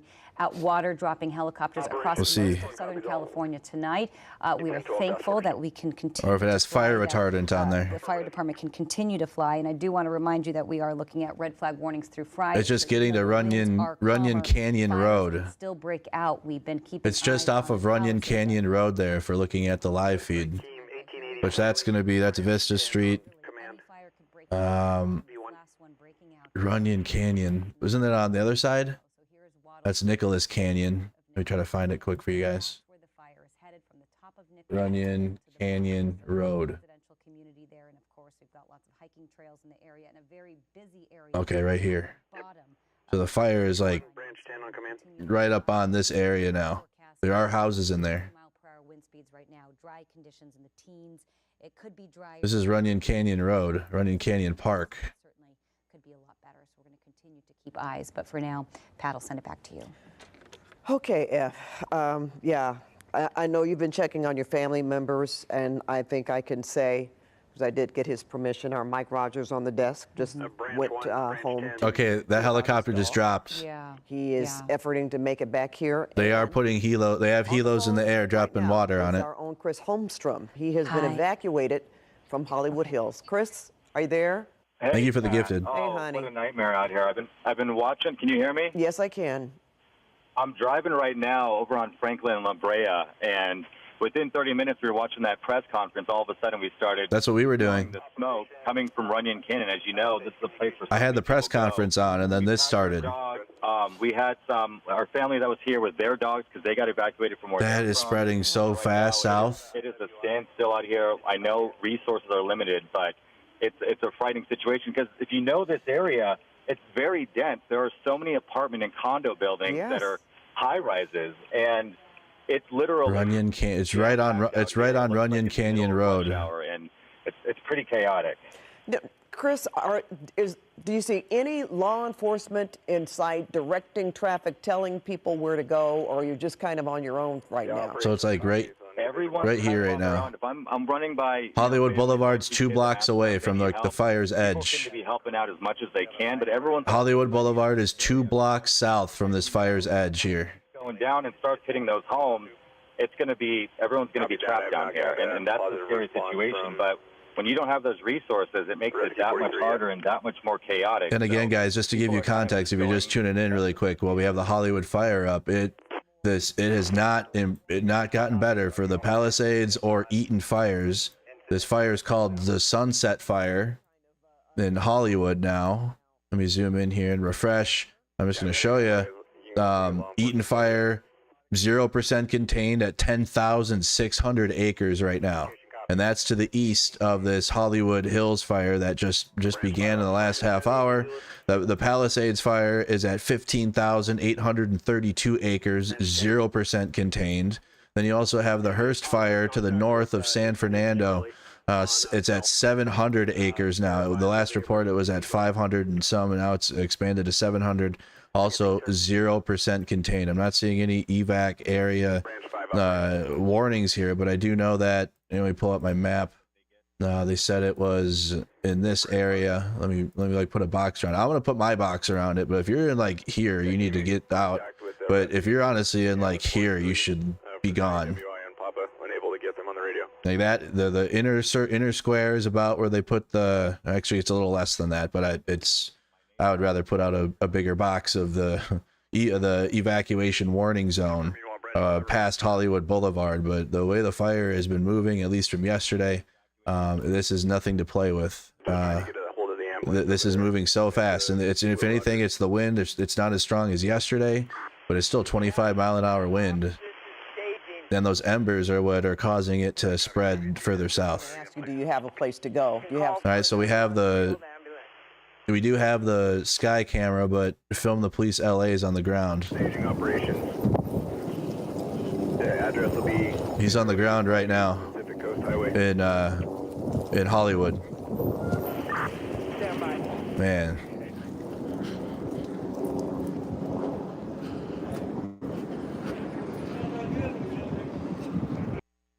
Okay, so the connection's going to be a little tough. Let's go back to the sky camera so we can see everything. You know, it's so sad to talk about, but you know we have. We'll go back and forth. Those of us that are here, we have to be here to inform our viewers. And you know, I try to tell people that even we have our own folk that are impacted. Right. And I didn't expect to hear from you today, Chris. And this is an area. Guys, stop sending me messages saying that there's a fire over here. I'm fucking literally here. We hadn't talked about this yesterday. That's why we had our family come here, because they're like, oh, we're good. And I'm like, he's like, I can see the fire, chat. In the Runyon Canyon area, as you know, we've been talking about there hasn't been any rain. And I'm like, let's just take it one step at a time, because that one's spreading so fast. Thankfully, the wind, I got back into town. Sunset Fire, Hollywood Hills, 10 acres between Runyon and Waddles Park. In this particular area. So that is something good, and hopefully that makes it easier for fire crews up in the air. It's not like it was. Let's go back to. Well, I'm so glad that you are moving. You're moving away from this. We know right now, Chris, we can say that this fire is at 20 acres, believe it or not. 20 acres. It just started, 10 minutes ago?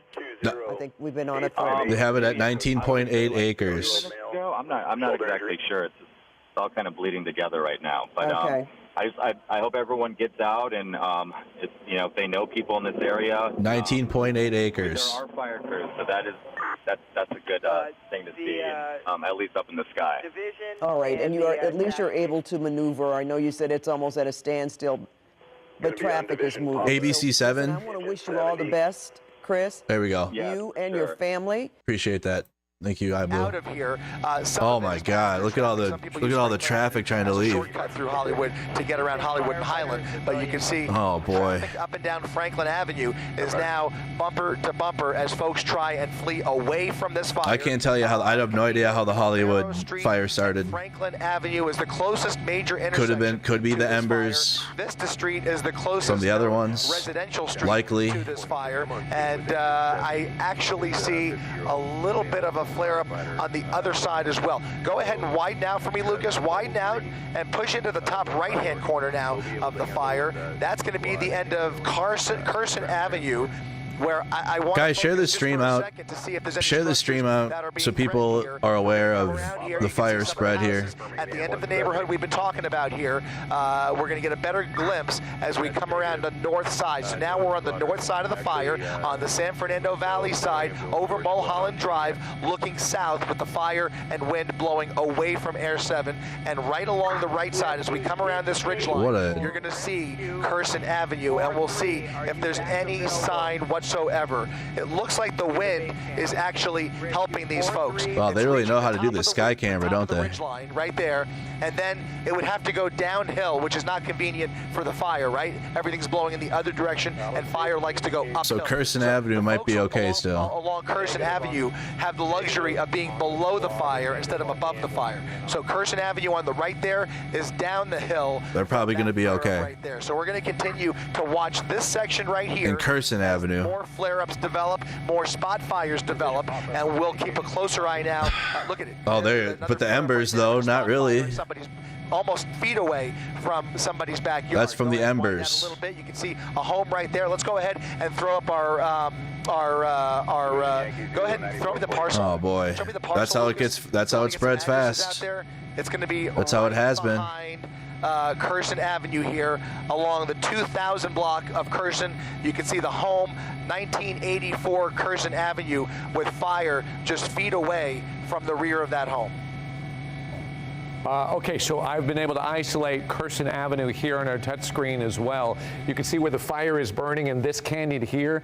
This is Curson. This is the street that Chris is talking about, and you can see all the sizable homes that are along Curson Avenue as the fire continues to creep towards these homes right here. These are so the embers are pushing those ones right now. But as that fire rolls in different directions, of course, there are other communities in danger as well. As you can see, highly populated. The further the fire goes down the canyon, nothing on that yet. More homes that are going to be in trouble. Chris, I'm going to throw it back to you as you watch this fires progress. Vista Street. Yeah, we're going to continue to kind of wrap ourselves around this. I have our Google Maps up too. Not only to the south now, but also spotting a little bit over towards the west. So we're going to keep an eye on Curson Avenue, but I think the focus here still remains on Hillside Avenue, Vista Street, and Franklin Avenue. Vista's 1905 is already in the fire. Threat by that fire on the left because the wind is blowing directly towards Franklin Avenue, right along. Here's Vista Street. Thankfully, up until now, we have not seen any structures on fire,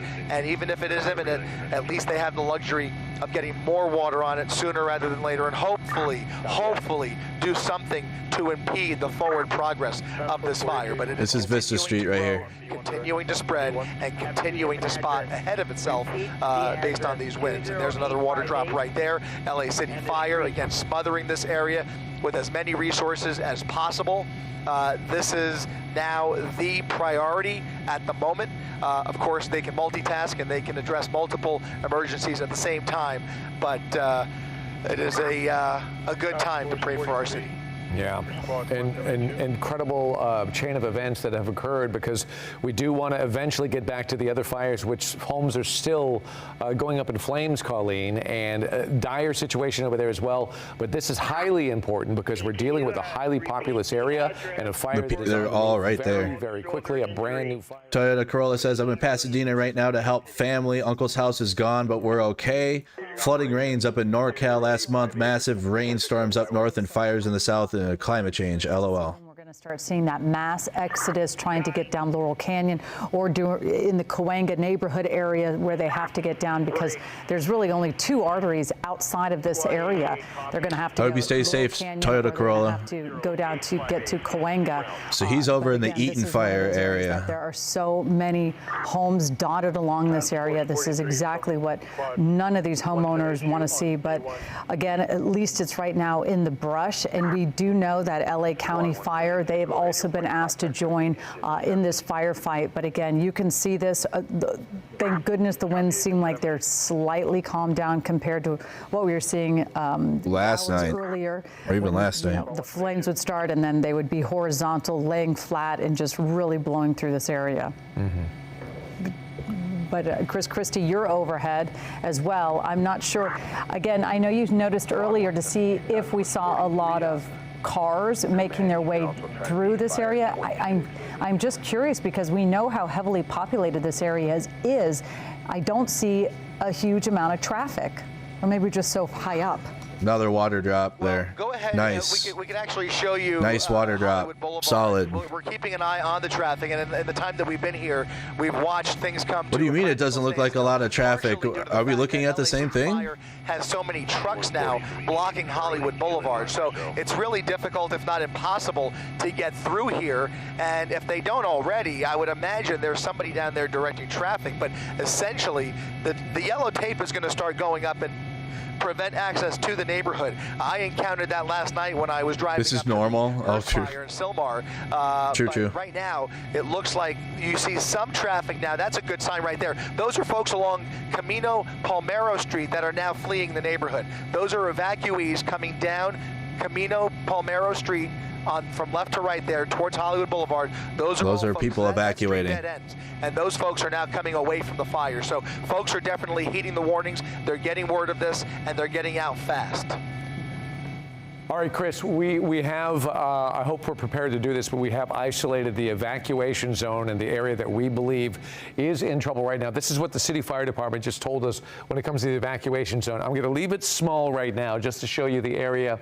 Not on my map yet. Hollywood Boulevard right here. This needs to be updated. Here are the canyons, what we're talking about. Now I'm going to expand out. The color's going to go away so you can more clearly see the homes that are in trouble. And as we expand out, this is where the fire is. And then you see Outpost, you see Runyon Canyon right here, Nichols Canyon right over here, Jupiter Drive and Hercules right over here. All of that, if you live in this area, you need to get out. Willow Glen, Carmen Crest, Cahuenga Boulevard, even parts of Cahuenga Boulevard are being evacuated, but the fire is heading in this direction towards Hollywood, this being Hollywood Boulevard. And as I'm going to expand out again, and you can see the tremendous amount of people that live and work right here in Hollywood Boulevard. This is where the fire department is staging structure protection right now and trying to get as many people or units involved in this firefight as possible. Now, let me point this out because I'm getting some texts and emails as I'm going to shrink it a little bit. This is the fire area we're talking about. Now, if you live north, like towards the valley here, towards Toluca Lake, towards probably leave too. You're okay, because the fire is going in this direction. It's not going north. It's this area south of the fire that is in trouble. The hills right now of Hollywood and just south of the hills, that's the area that we're most concerned. And if I'm in that area at all, I'd probably bail for a few hours. Colleen, I'll throw it back over to you. Yeah, David, we're taking a very good look at that map. Is really, really helpful to kind of give an idea of where this fire is located, because we know the Hollywood Hills, they are very, very congested, and that's the luxury and the wonderful thing about living in Hollywood Boulevard. You can see Hollywood Boulevard right there. You can see all those cars. It seems like, fire officials have been saying, please stay off the roads unless you need to. That's the roads, and this is one of the reasons why. You never know where a fire could pop up, and then you have evacuees trying to That's where the stars are on the sidewalk, right? I'm not sure how many people the Walk of Fame or whatever decided to be proactive and get their ready, set, go plan in place. But again, this is one of those areas where I'm always concerned about. I know many of us have lived in these areas. A lot of us currently live in this. Okay, let's switch over to our film. Oh, he's going back and forth. We could definitely switch to, let me see, Hollywood Boulevard traffic cameras. There's definitely going to be those. There's just cameras all over the thing, if I can find one. Talking to some of the sheriffs, it sounded like live beach cam on. and then there was fire blowing over the road. I just anyone have a good link to how do I get Times Square? Oh, we need to find a Hollywood Boulevard feed. Go back to the aerial view. I know I can hear you. The Walk of Fame is on Hollywood Boulevard, right? Mod iBlue, could you help me out with the orders that are now underway because of this sunset we need to get fire? We just want to highlight some key areas. Traffic camera. Near Laurel Canyon Boulevard to the 101 freeway, Mulholland Drive to Hollywood Boulevard. Those are the borders of the evacuation zone. It's largely around the canyons, up in the hills, and then south towards Hollywood Boulevard. That's the area we're talking about. If you live, in those hills particularly, that's where there's a lot of fuel, and that's where this fire broke out, and it's consuming property really, really quickly. Although, if we can check back in with Chris, to this moment, though, you haven't seen any buildings on fire yet. No buildings that we have observed, but there are now 2 major flare-ups. There's one in the foreground here, right there, right next to Vista Street. Street. Up just a little bit, Lucas, you can see on the other side of the ridgeline, there's another flare-up on the backside, on the other side of that ridgeline. Those tall flames are what really no containment on any fire. Danger, because that is creating. None of the major fires have containment. Lydia has 30%, altitude, but it's a smaller one. Low, lower shrubbery and things like that. So you have really tall flames starting to flare up as the fire encounters some thicker brush. Hopefully these people have some degree of brush clearance, but in these winds, it really doesn't matter. I can only say that, again, thankfully, if this was 24 hours ago, we would already be in trouble. Now, it would be bad. It'd be guaranteed bad. To prepare to get out, and the fire department has a little bit more time to try and get in front of it. But and they also have air resources. Okay, really quick to get you guys caught up while that's happening. Let me check my map, the 3D incident map. I don't think it's updated the Sunset fire yet for the evac zone, but just quick, we have 4 major fires now. Palisades fire still at 15,832 acres at 0% containment. So this major fire has not been contained at all. That's the one that started, 16 hours ago, 17 hours ago yesterday. Or sorry, 36 hours ago. That started yesterday morning at like 9 in the morning, 10 in the morning. The Eaton fire is at 10,590 acres. That's also at 0% containment. Neither of these major fires are contained. Neither is the Hertz fire. That one is still ongoing. Actually, new update. It has spread to 850 acres, but the Hertz fire is now at 10% containment. So we are seeing some containment in that Hertz fire, but in this new Sunset fire in the Hollywood Hills is the latest one.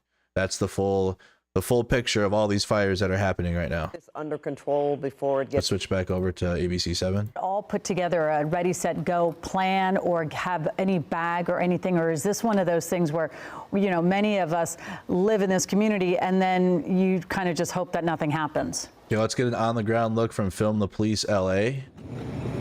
This is on the ground in Hollywood Boulevard. Looks like chaos on the screen. Make a right. Make a right. Oh boy. Hey, come on. You gotta make a right. Go, go, go.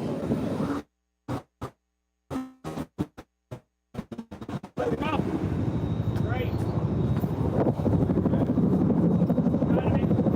Is he running into his? I hope he's running into his car. Fuck, they're all stuck. Oh no. This is on the ground. Like, I know we have the aerial view, but this is on the ground. It's probably going to be chaos here.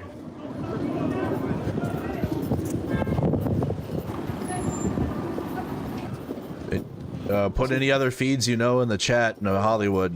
Everybody wanna get out? I live in this building. I live in this building. You're not gonna get in there. You're not gonna get in there. You're not gonna get in there. Oh boy. You're blocking everybody up. You're not getting in there, man.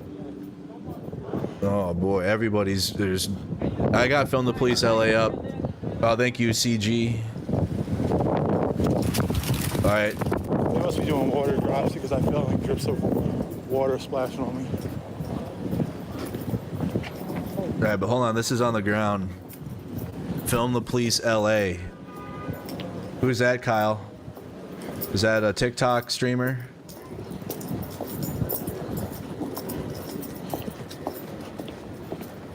You're gonna have to give me the platform too. Okay, Jessica Palmadessa. Yeah, this is Hollywood now. There's gonna be people out there filming and streaming.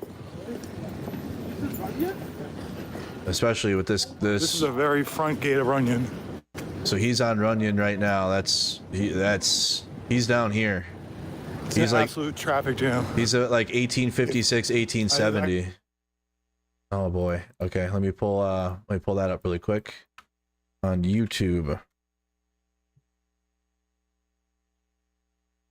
Is she live out there now? Live in Hollywood? She's in traffic. Her area. I didn't hear that anything was going on in her area, but it's better that someone does get her, obviously. Okay, we can come back to that one if we need to. Your kids responding right now, being they're resilient teens. The Fire Girl on Twitter. She hasn't streamed in a while now. And they're checking in with Nope, she's not out there. She's not live right now. You got Film the Police LA, you got the Sky camera on ABC7. That fire's getting close to the people here. Trail coming down, it's like it's actually going to hit the pavement, the main pavement area. These cops are going to have to abandon their cars. What, yeah, because what? Look at that traffic jam down there. Oh, that sucks, dude. What do? You have to. He's talking about abandoning their cars. I already have Jessica Palmadessa up. She's sitting in traffic.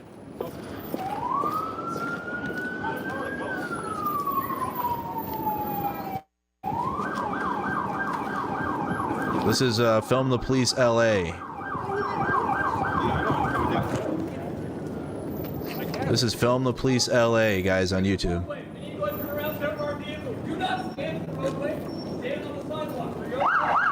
Is that the police?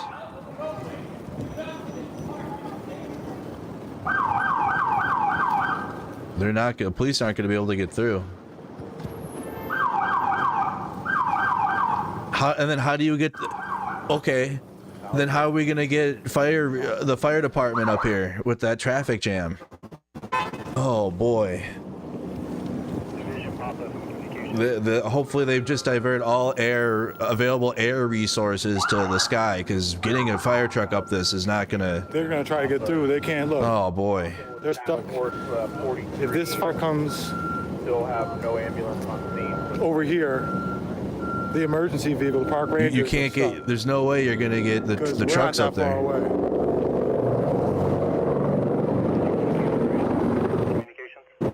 So divert all air to this one for now. That's what maybe the only thing they can do. Maybe. We'll have to see how this plays out. Appreciate that, RP Marson. Again, this is a new fire that just started in the last hour in the Hollywood Hills. But that still doesn't take away from the fact that there's the Palisades fire and the Eaton fire that are still 0% contained and are still ongoing. But we have some on-the-ground video. This is live from Film the Police LA YouTube channel. You can drive through, but it's risky. Like how? Like literally drive through? Probably right about now should be arriving. What is doing? Man, listen.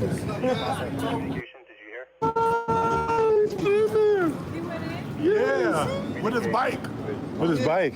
He went for a run. All right, let's switch over to the aerial camera. New brush fire near Runyon Canyon. So there is helicopters in the air dropping water on it.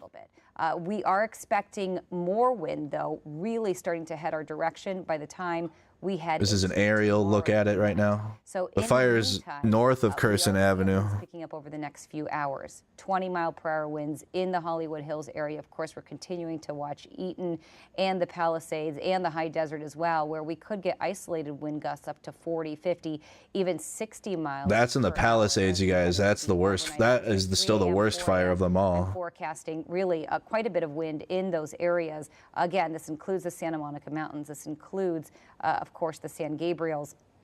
And as we move into Ventura County and Orange County, of course, fire could break out at any time, so we're keeping eyes on all communities.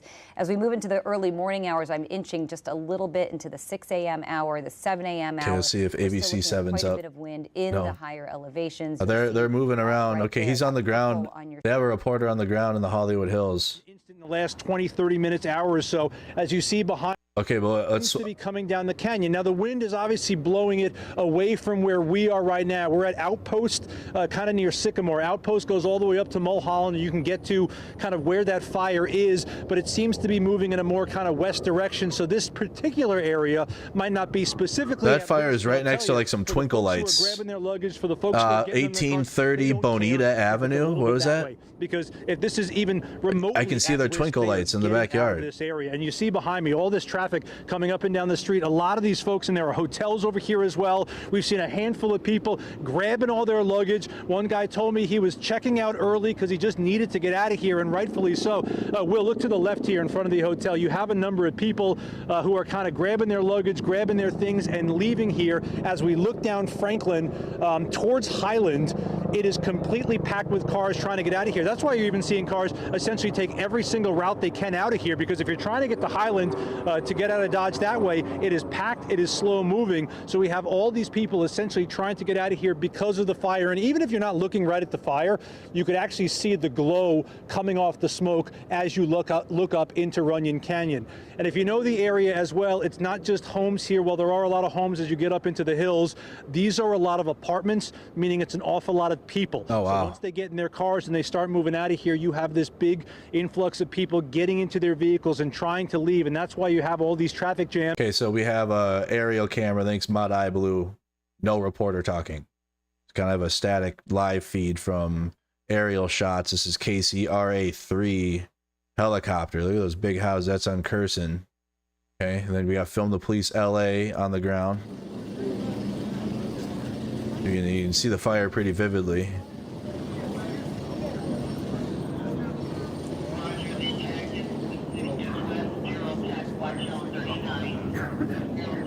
You got park rangers up there. Hey guys, this is a new fire that just broke out in the last hour in the Hollywood Hills. There already are 4 major fires already happening. The Palisades fire, the Eaton fire. Let's take a look at that really quick and see if there are any updates to it. There are tons of fires happening.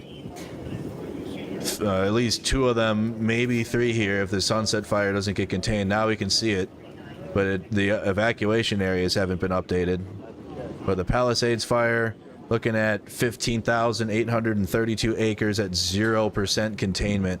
Again, 0% containment on the Palisades fire. And they even said it's going to get worse. The winds here are going to get even worse as that continues to spread north towards the Malibu area. And then you got the Eaton fire here. The Eaton fire, which that is still at 0% containment, 10,600 acres.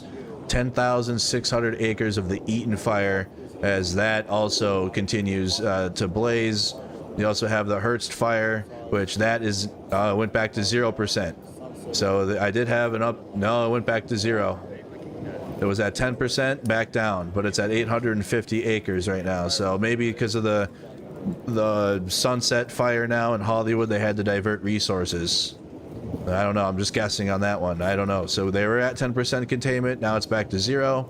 And then the Lydia fire here is at 80 acres and it's like 30% contained.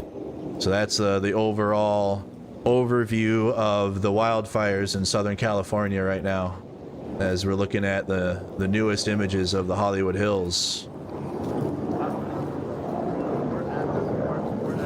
I also have the scanner on in the background, but they're all, the amount of resources that are being used right now is, they're already were stretched thin. There's some more water being dropped. Dropping as much water as they can.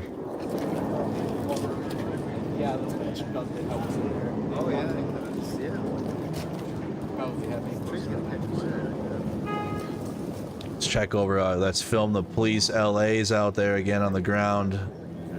You can see the fire. The traffic jam is crazy.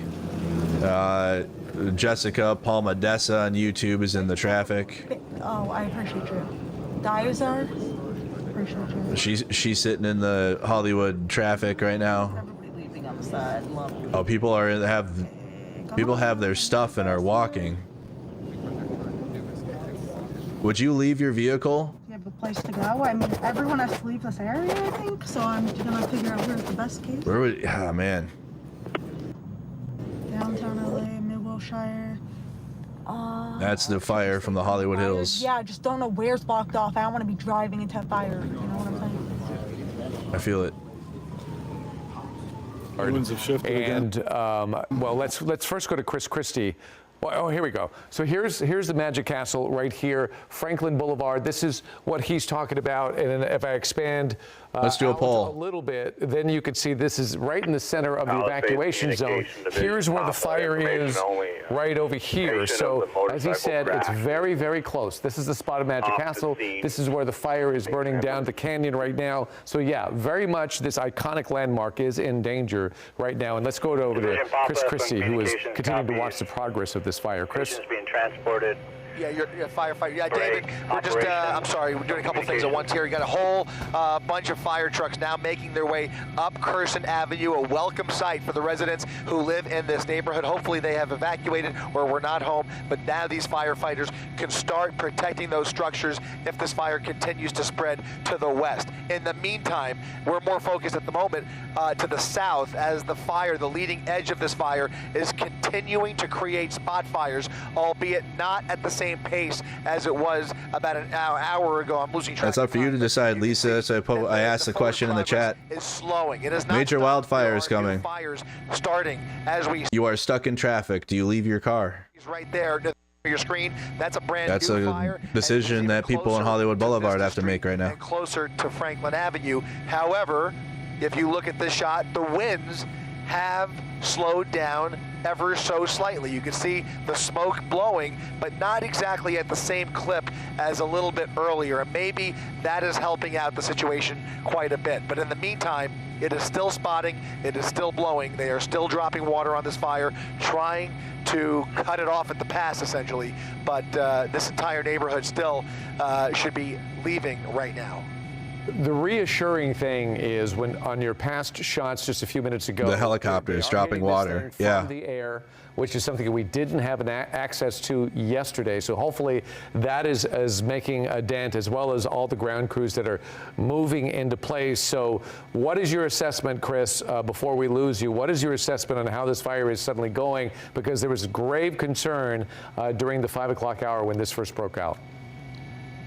I think the concern is very much alive. However, the forward progress is slowing. They have dropped a lot of water on the fire, but that leading edge, that group of flames right there, is very unpredictable and is still at risk of spreading throughout this neighborhood, potentially.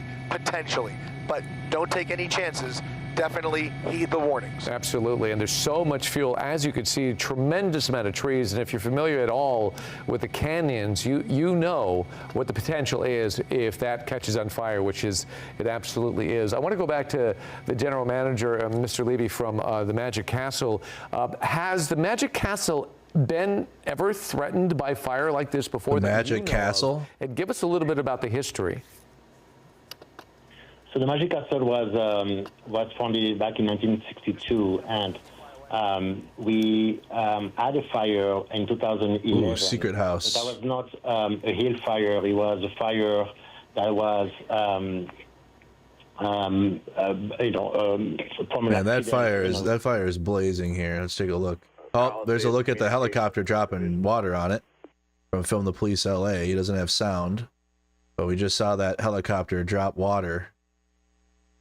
And that fire is blazing. This is from the KCRA3 Skycam. Unit calling communications, go ahead. Got that Los Angeles County Fire scanner in the background. Communication Division, Papa. Getting reports from a strike team leader, multiple people in the area walking in and out of lanes at Pacific Coast Highway across the Big Rocks Drive. If you could start law enforcement. Might need to find the Hollywood scanner. Communications copies. People are walking in and. That's over in the Palisades fire. At PCH and Big Rock Drive. That's the Palisades fire that they're talking about on the scanner. As well, they're calling you. Enjoyed yourself there. Thank you so much. The best of luck to you. We'll check back with you. Appreciate it. Thank you so much. Bye-bye. All right. Well, now we're going to go back to Tim Caputo.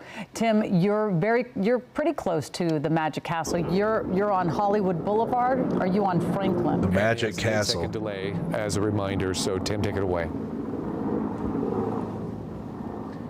Yeah, so we're on Franklin, actually right at La Brea right now. We walked up the street to get a little bit closer. You actually can't see the fire as well as we go up the hill a little bit. You see a little bit of the glow, but I wanted to move to this spot specifically to show you the traffic jam and issues that are happening right now. In fact, LAPD, about 4 different cars just pulled up about 5 minutes ago to try to alleviate some of this gridlock coming down from the Hollywood Hills and from Runyon Canyon out into La Brea and on Franklin over to Highland, because the issue is right now, as people are evacuating, there's not enough room for all these cars to go. You see it behind me going up the street here. That's why we got a couple police officers really just trying to direct traffic to get them to come down the street. We're standing safely in based upon the direction of the fire. I mean, they're containing it. I don't think the Hollywood sign's under risk. Franklin right now, and you're looking right down La Brea. Oh my God, dude! Fuck that! From the fire as far away as possible. Yo. Now, keep in mind, just about 10 minutes ago when we spoke with you, we were physically on Franklin, maybe 4 or 5 blocks in that direction towards Highland.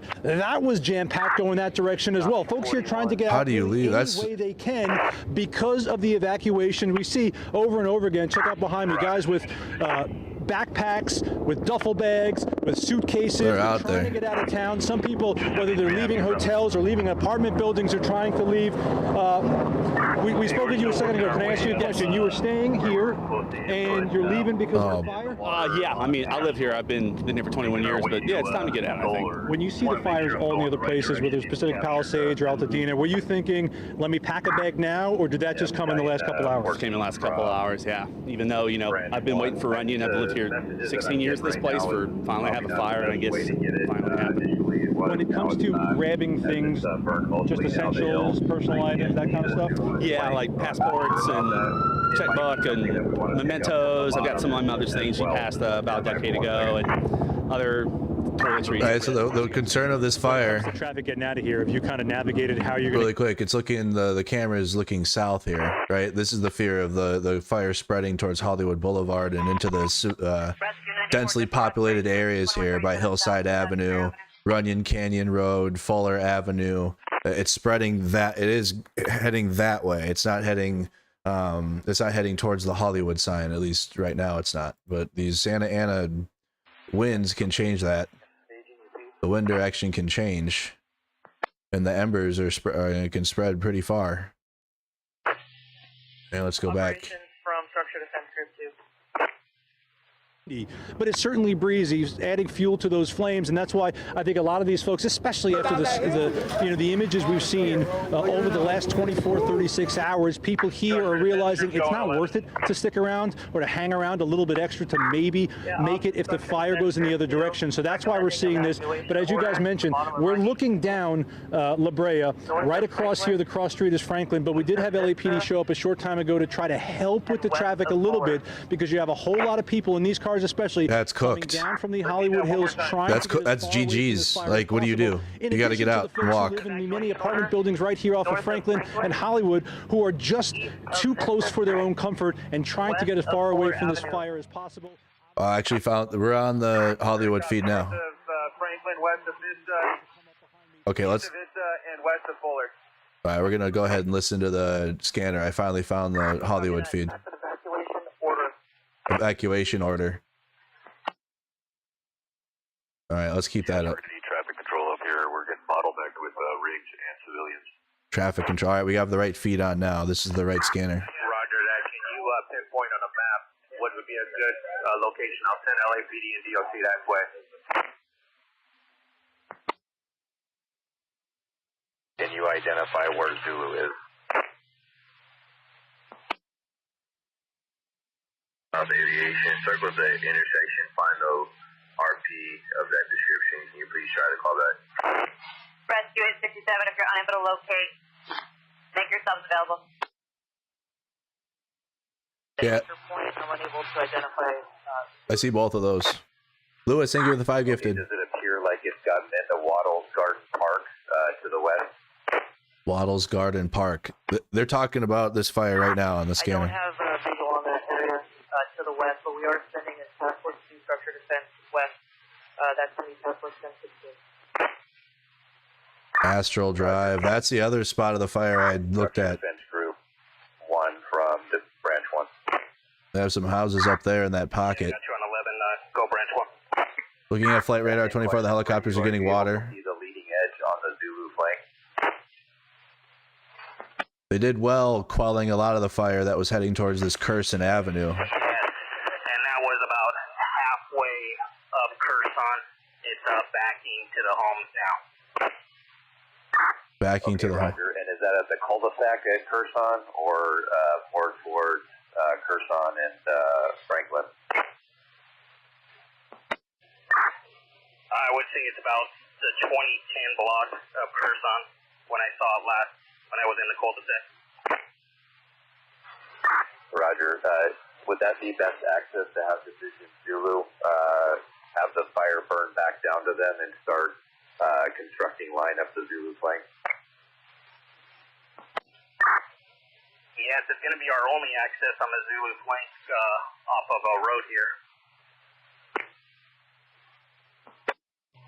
If you could identify an address, and then I'm going to have Battalion 14 report down there. Copy. The fire move. Look at the embers spread. Look at the. That's how the fire spreads. You see, you think it's in that little area, and then bam! Look at now trees catch on fire. Now that's right next to Fuller Avenue. A lot clearer communication, and we're Oh my god, man! It's getting onto the road now. That fire spread. Let's check in on the other feed really quick. Intersection of Mulholland and Cahuenga. From the east and on the west side, it's going to be Mulholland and They're dropping water on it right now. Oh, they're dropping water on the north one. Westbrook. Okay, they just hit that one. That was nice. Helicopter just hit one of the fires with water, but there's still two of them that just went south. Oh, geez. And there's nobody seeing it. You know, things could get a lot worse. I hope it. There's a helicopter right there in the shot, so hopefully they've seen it to see what they can do there. But that's a house. It's scary. Yeah, I'm looking at it. It's already getting bigger. Yeah, I'm watching on the. I'm watching our streaming coverage on CBSLA.com, and I see that it's already. Look at that. That's a house. It's from an ember. It's not exploding, but it's already growing in size. Look how quickly these things, these materials are so dry, and obviously it's fresh fuel for these fires. And as you just said, a little bit of wind. It doesn't even take that much wind. And it is not that windy right now. Oh, well, we are, but up in the hills, it could be a totally different. Is the person fighting it? As we're speaking, Tom, I don't know. I hope it stays this way. It looks like the fire on that balcony. The person that I don't know if I can see. I can't see. Maybe they're spraying it. Tell me whether or not there's somebody on the balcony. Yes. It's such a dark shot. They're spraying it with water. For one reason. Oh no, it looks like it's sparking up a little bit again. But the good news is that the heavier of the flames have settled down a little bit. But again, we're just keeping an eye on this. I'm really hoping that this does not. I think they're hitting it with water. Attached to a very nice home there, and once one home goes, these homes are pretty close together in proximity, and we don't want this to keep mushrooming, especially now that we're getting a bit of a break from those very strong winds that are going to stay calm, that are going to give firefighters the chance to get the upper hand on this. The air resources are now up and above once again, fighting this fire here. But yeah, it looks like it's still. There's still a bit of an ember of a spark there on that balcony. Yeah, you can see that too, huh? Yeah, absolutely. And I'm just sending in some more video of the traffic jam that we're in right now, just to give people a sense of just how much gridlock is happening right now. That's what this Jessica girl's in. Who live in Hollywood? They're just off Sunset Boulevard. And right when this started, they said that they could see the flames from Runyon Canyon, or at least the glow. Looks like that fire was defeated. And now the evacuation orders have come all the way down to Hollywood. The fire on that house was defeated. They're not too far from possibly having to evacuate. And already friends who live in the same zone that you do have moved into their house to wait this out. So I'm hoping that firefighters do get the upper hand on this, and that evacuation orders aren't expanded farther than what they are right now. Look how far that ember traveled then. Look at Hollywood Boulevard. That was a fire already in the residential area. Luckily that person quelled it, but it's quite a big area here. And as we've been seeing, luckily there are some fire crews already in the hillsides there. And the whole thing is this happened within a very short amount of time. Tom, how did you get the alert that you had to evacuate, or that there was a possibility? No, she's not out there. Well, so first of all, before I get to that, I'm at this, as we're stopped here, I'm looking at this hotel. So he's in the traffic jam that this Jessica Palmadessa's in. Sitting right. Looks like it's I moving looked slowly. Out my window, and you could see the fire. Okay, so you can see the fire. Film the Police LA is live on the ground.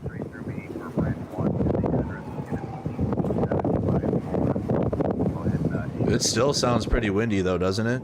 Not as windy as last night. It was reporters' whole bodies were getting shifted by the speeds of the wind. MD Media is up.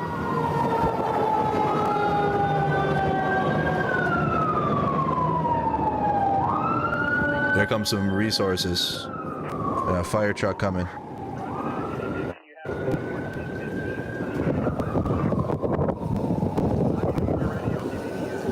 I'm gonna switch off of her.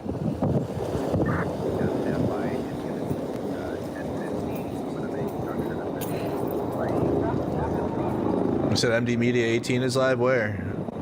Shout out to MD Media 18 though. I don't see him live though.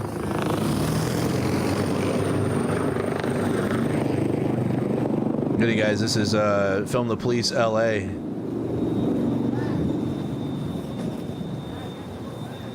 AXN News is en route. Okay.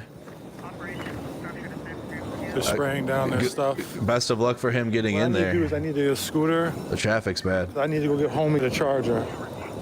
I only live like 6 blocks away, or like maybe 7, 8. Okay, so Film the Police LA is gonna go get a charger cord. Let's go back. Let's go back to the live feed with the scanner. I got the LA City Fire with a sky cam here. AXN is now live. Is he on his way? 10-15 Structure Defense Group 3. On 1. From Sunset IC.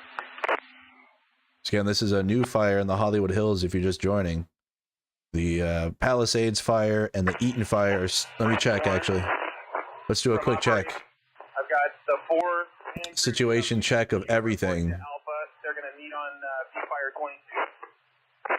22. Nope, still 0% contained. So the Palisades fire, here it is. It's at 15,832 acres, 0% containment. Then you also have the Eaton fire, which is sitting at 10,600 acres. Okay, and that's in the Altadena, Pasadena, was heading westward, but that's still at 0% containment. And then the Sunset fire, which we're tracking here in the Hollywood Hills, that's trying to be contained as we're watching it as best as possible. That's happening live, about 20 acres. But then also to the north of San Fernando, evacuation warnings and evacuation orders for the Hearst fire, which is 0% contained, but it's at 700 acres. So 3 major fires, and now this Hollywood Hills fire that is spreading rapidly that we're watching. And it just started within the last hour and a half. And a lot of time. And now we're seeing, Tom, as you are, a lot of people trying to evacuate the area and get out of there, whether they're leaving their homes, a youth hostel, a hotel, a lot of people that are going to be on the roads. And just the Neighbors app that I've been keeping an eye on, that I belong to, because I don't live far from here either, is people wondering where to go. Where do I go? What do I do? And they keep mentioning different streets. Is this part of the evacuation zone? Is this part of the evacuation area? I think we went too far. Thank you, Tony. Sorry. Thank you, Lewis. Okay. Sorry, we're just no, that's trying to figure okay. out where we are. Yeah. So it looks like we have some people here. Hold on, I'm just gonna. Are you guys evacuating? So they have on-the-ground reporters. We need that ABC7 camera back. They had people who are loading up a pickup truck right in front. ABC7 had the best live sky feed. What they were doing, but he said no. I don't know. I think the language may have been an issue. There's a language barrier issue there, because it seems very much like they were throwing a bunch of suitcases into the bed of a pickup truck and moving. So. Yeah, I think so. We're just trying to figure out an angle. It's very hard to navigate this area right now because we just can't really move. I mean, we're moving so slowly. it's just very tough to get to where we can show you this fire from the ground. Heat water helo. To people's credit, though, that does mean that people are they are moving. They are heeding that warning. So that is good news. And we're looking for big drop right there. Another water drop here. Let's go. Hitting the Sunset Fire there in the Hollywood Hills. That is the best news that we're seeing right now, that there is an The fact that it has air support, they're on the ground as well, and they're doing their best that they can to avoid this fire from spreading. But you can see where the main fire is, Tom, and then there are other spots there as well where you can see where the fire has kind of jumped, and most likely that's due to embers. And even though the winds are a lot calmer than they were yesterday and even earlier today, it seems like last night into this morning was the heaviest of the winds. Another one coming in. Still, embers can travel quite a distance, and it's important to make sure that we do all we can to listen to the warnings and watch what's happening here, because there's another water drop so quickly. Even this fire, that was solid. Within a short amount of time, that was a good one. The Palisades, the Eaton fire.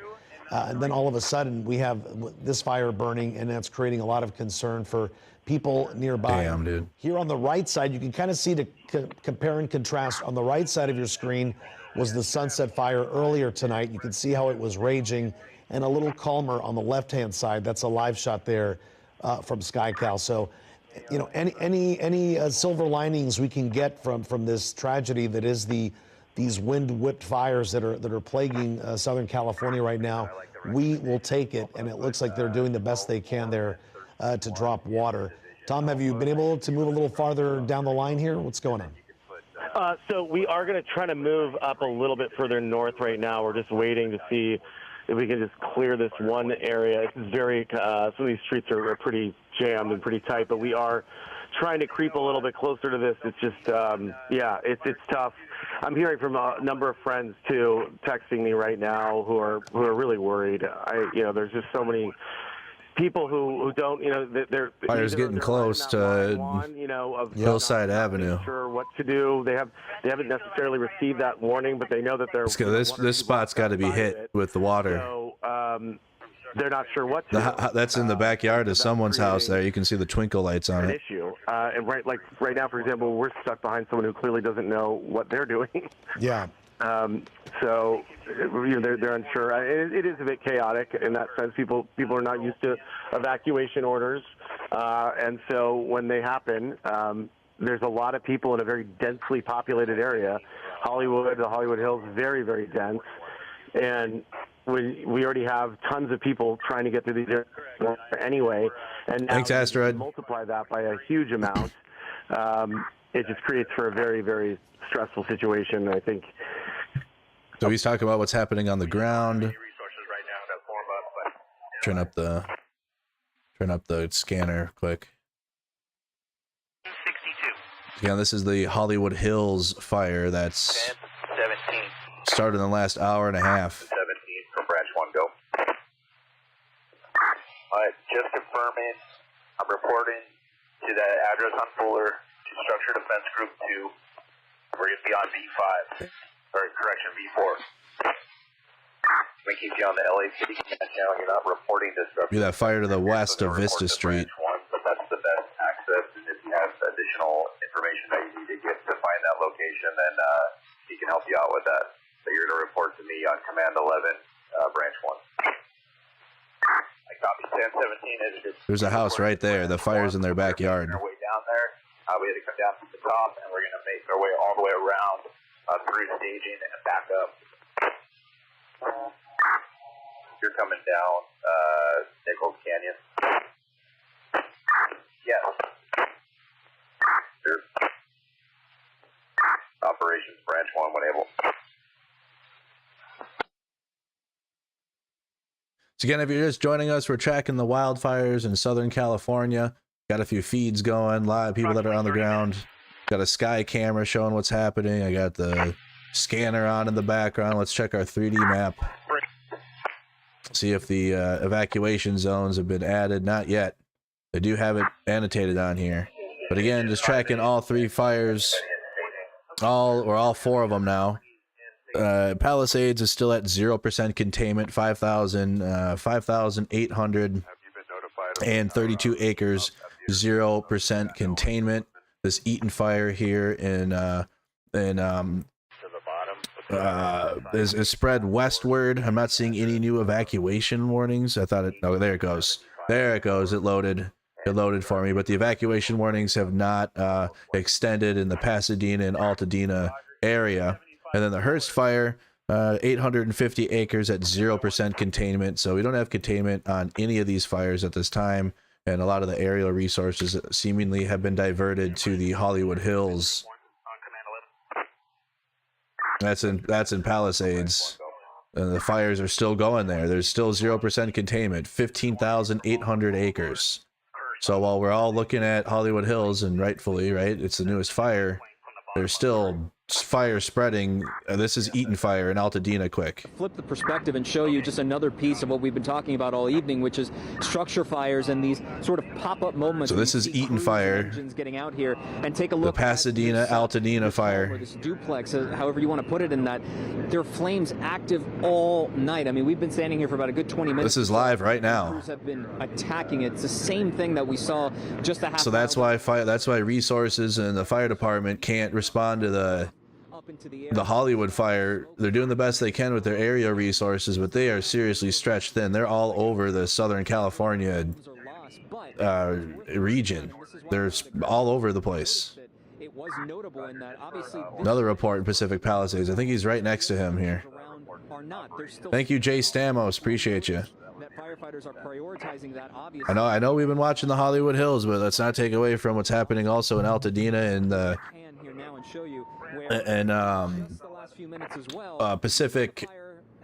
Pacific Palisades. Fires are still burning people's homes there, like right now. If you don't mind, let's try and take a few more steps this way.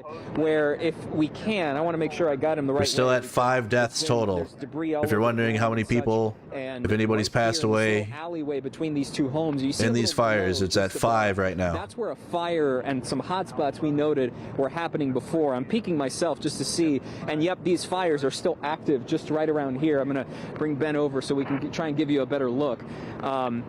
Right there in the backyard, you see those that are still going on, and it really paints the picture of what it looks like out here in Altadena, where you have neighborhoods and multiple homes destroyed, gone, nothing. And it's still going. And yet, in other spots, they're still standing, but you have these hot spots everywhere and not necessarily enough firefighters to get to all of them because they're scattered so frequently and so all over the place. If there's any solace, if there's any good news, as we swing you back around to give you one more look here at the very active fire scene of this building here, if there's anything positive to take away is the fact that the winds have died down. There were moments earlier in the afternoon where we felt significant gusts walloping through.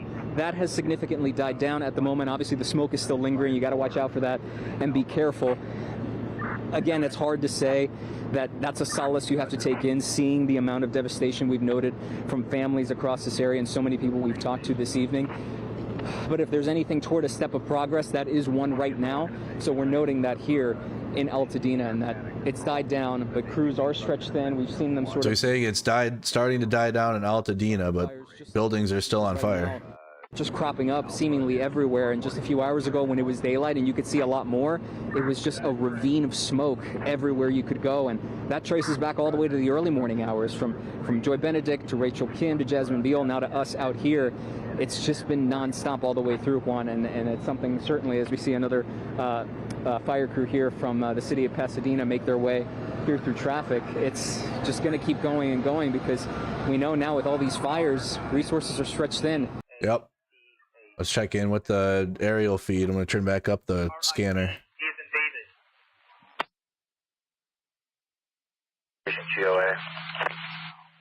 Yeah, now we're going back to the Hollywood Hills fire. So that was the Altadena and the Eaton fire. That's east of here. You pass the patient. 211 FDR is behind you. They're waving at you. Advise when you've made patient contact. Looks like some of the streets north of Franklin Avenue have cleared up a bit. And looking at some of these streets, they've cleared up some. You have an actual assignment for Hollywood Boulevard over here, though, that's crammed. Since you're there first, I'm going to go ahead and make you Division Alpha. I just did a face-to-face with 705. It'll be a few minutes. You're going to develop a progressive hose lay up the Alpha flank. Obviously, this is a fire that started to the north, working towards the south, so you're working on the east flank. However, that'll be Alpha. Oh, yeah. I've had KTLA up in the feed. Yeah, we've been watching KTLA today. Take a moment, guys, if you could, on the stream here. Hit the like button. It does help my stream get out there and seen more by more people. Make sure you're subscribed to Mercado Media here. Thank you for tuning into the coverage. 1017 from Branch 1. I'm going to give you your resources. Let me know when you're ready. Sunset, ID, Elko, are you up on Command 11? I'm going to get additional resources. Elko from Branch 1. I'm up on 11. Go ahead. Okay, Branch 1. I had Structure Defense 2 call in a priority drop. Structure threats off of Fuller, which I believe is the southwest aspect of the fire. We're currently working it. I cannot get a hold of you guys on V4. Limited access on air to ground. If we're good with it, can we stay on channel 11 for communication? I'll go from Branch 1. Yeah, I've been trying to do that for about 15 minutes, so I'm definitely good with that. We can stay on 11. I'll be communicating with County on B4 if you hear that communication. It won't be with you. I just want to get a good idea of what the fire's doing, because I don't know what that Zulu side looks like.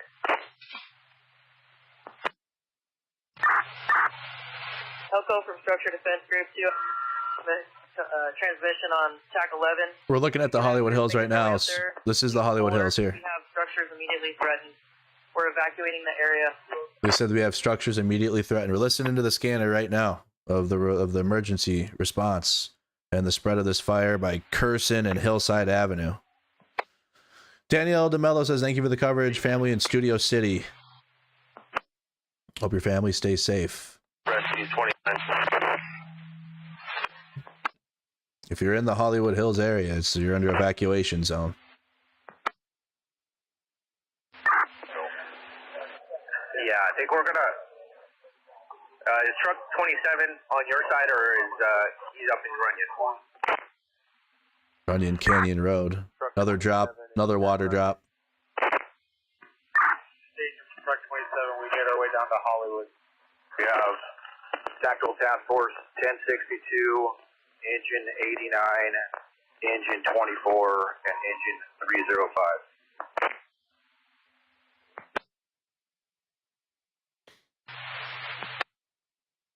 Okay, Structure Defense 1.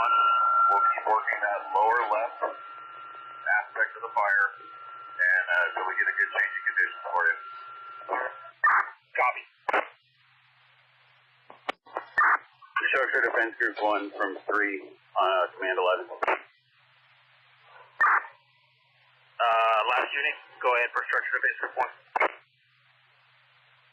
Camera rotated. Maybe they have to go fuel up. Have to fuel up the helicopter soon.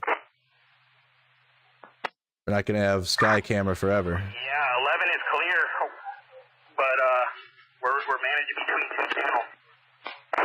Who the heck is this? That will help not to have too much brush down here. If indeed those flames do make. I was like, what the hell is Joe doing up in the hills? I was so thrown off for a second. Like Colleen, you both know it. The timing here benefits the Hollywood Hills in that this is happening now and didn't happen yesterday. Because the wind gusts, there are gusts, we do feel them, but it's nothing like what we saw, and it still allows the LAFD to get in the air to fight this, which what they're doing to some significant effect, I must say, based on the aerial drops that we've seen. They're going to be at this, though, for quite some time. It won't take much, even if they get a good amount of this fire down, it won't take much for the embers to reignite if indeed it gets a lot of oxygen through a lot of wind gusts, which we saw earlier. So he's on the top of it. And so this is going to be. He's on the very top of this fire here in the Hollywood Hills. Some sense of at NBC. They're making some headway. KTLA, I don't know what they're covering here. Yeah, they have to probably fuel up the helo. And Kathy, now with you here as we continue with your shot. We've seen even Yeah, they're the only ones with the coverage of it right now. progress as we saw that water drop just about a minute ago. And this is the tool that firefighters just didn't have last night, Conan. And talk to us about exactly where you are. Are you anywhere near homes? You mentioned you went up with the strike teams as we see yet another water drop. You know, they've been really successful at these so far here in the Sunset Fire, Conan. Yeah, they've been doing great. Have you had the chance to speak to any homeowners or anybody who's been trying to evacuate? You know, I haven't. We are on Solar's Drive, which is above Runyon Canyon. It is to the south of Mulholland and east of Laurel Canyon. This neighborhood has been told to leave.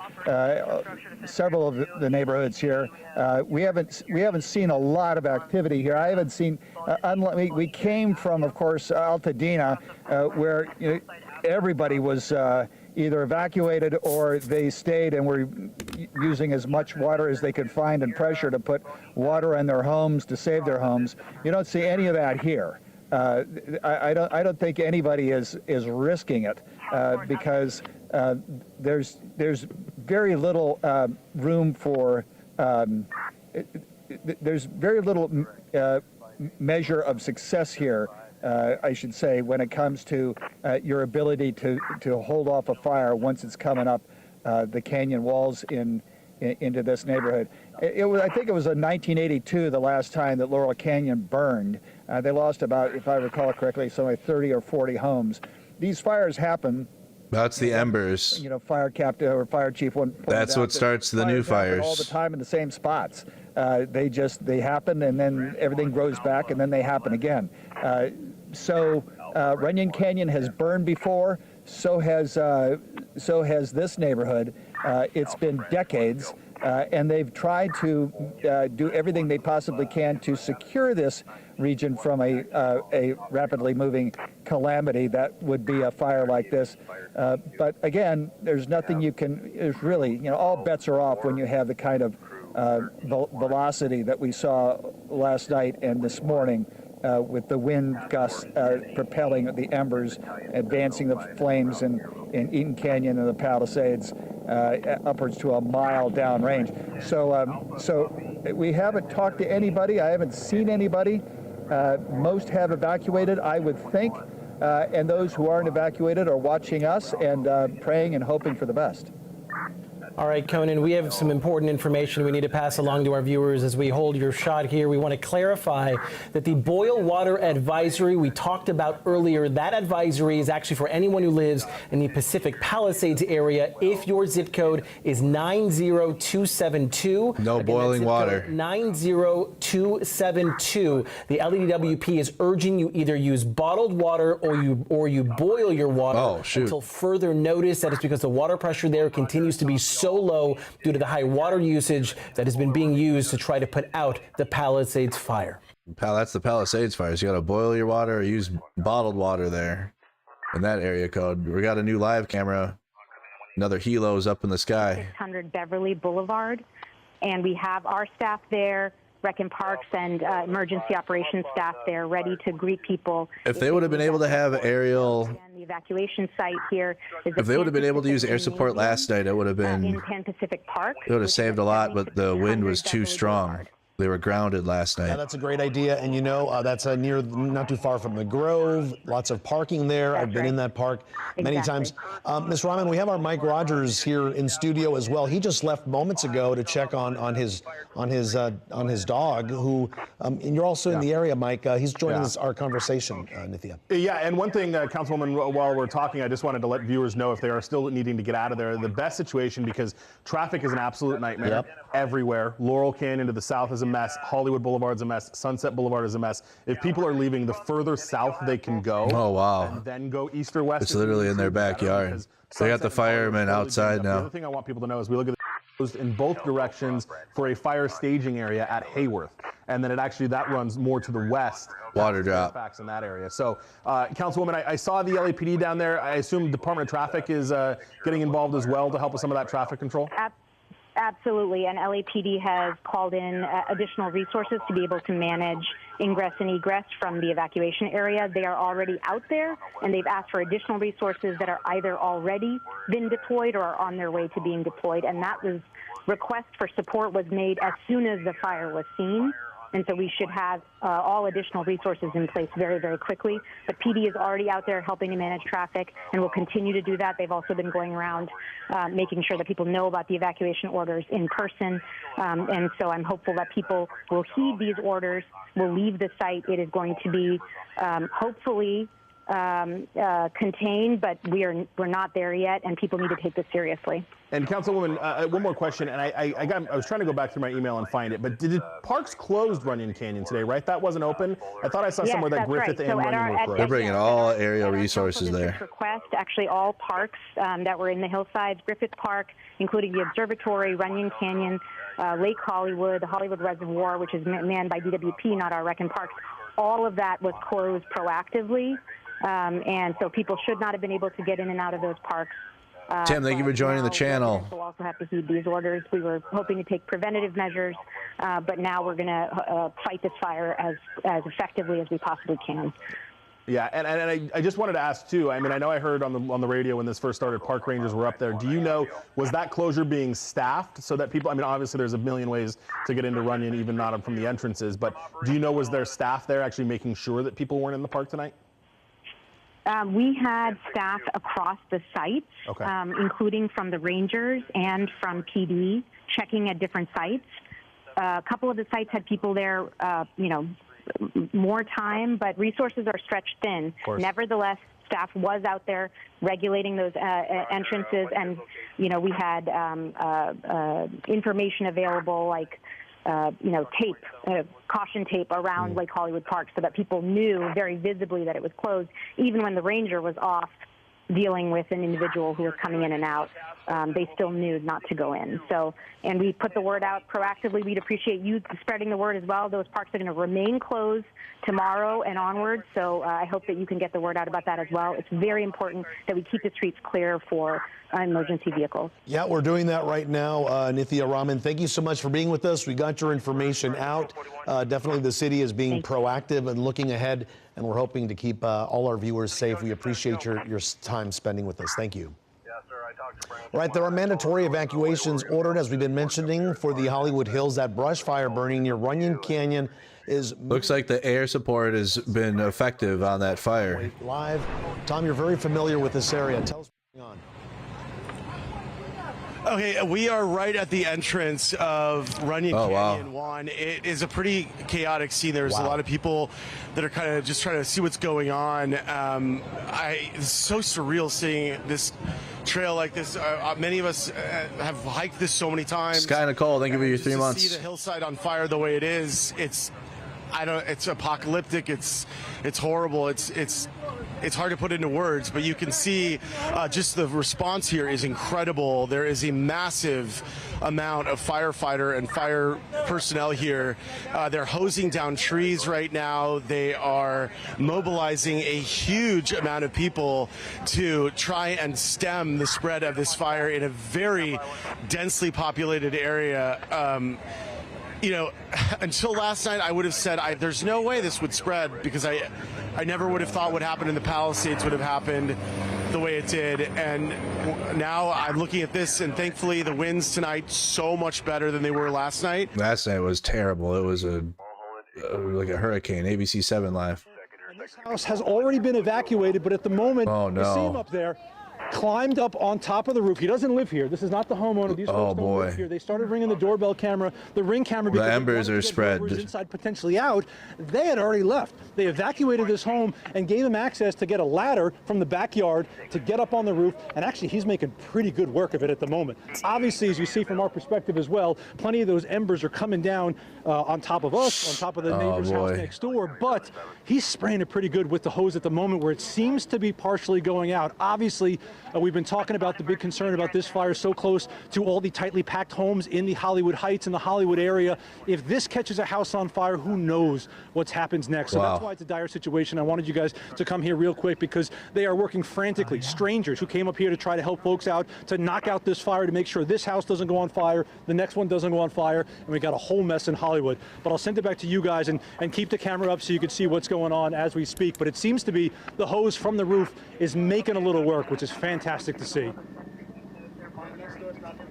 Tim, I have a question for you. It might be an optical illusion, but it looks like there's a power line that is right next to this this tree that's on fire. Yep. So to be honest, I don't know the difference between like a cable line and a power line, but we'll come show up over here real quick. So there's the power pole, right? Yes. And so you have these 3 lines coming off the house to the power pole, the one kind of going in front. It's, you know, I would say 20 feet in the air. The palm tree is 25 feet in the air. So it's a pretty good distance. It's not that close, but obviously the embers falling on anything is cause for concern. At the moment, crisis potentially has been averted, but that's thanks to the quick thinking of these folks here.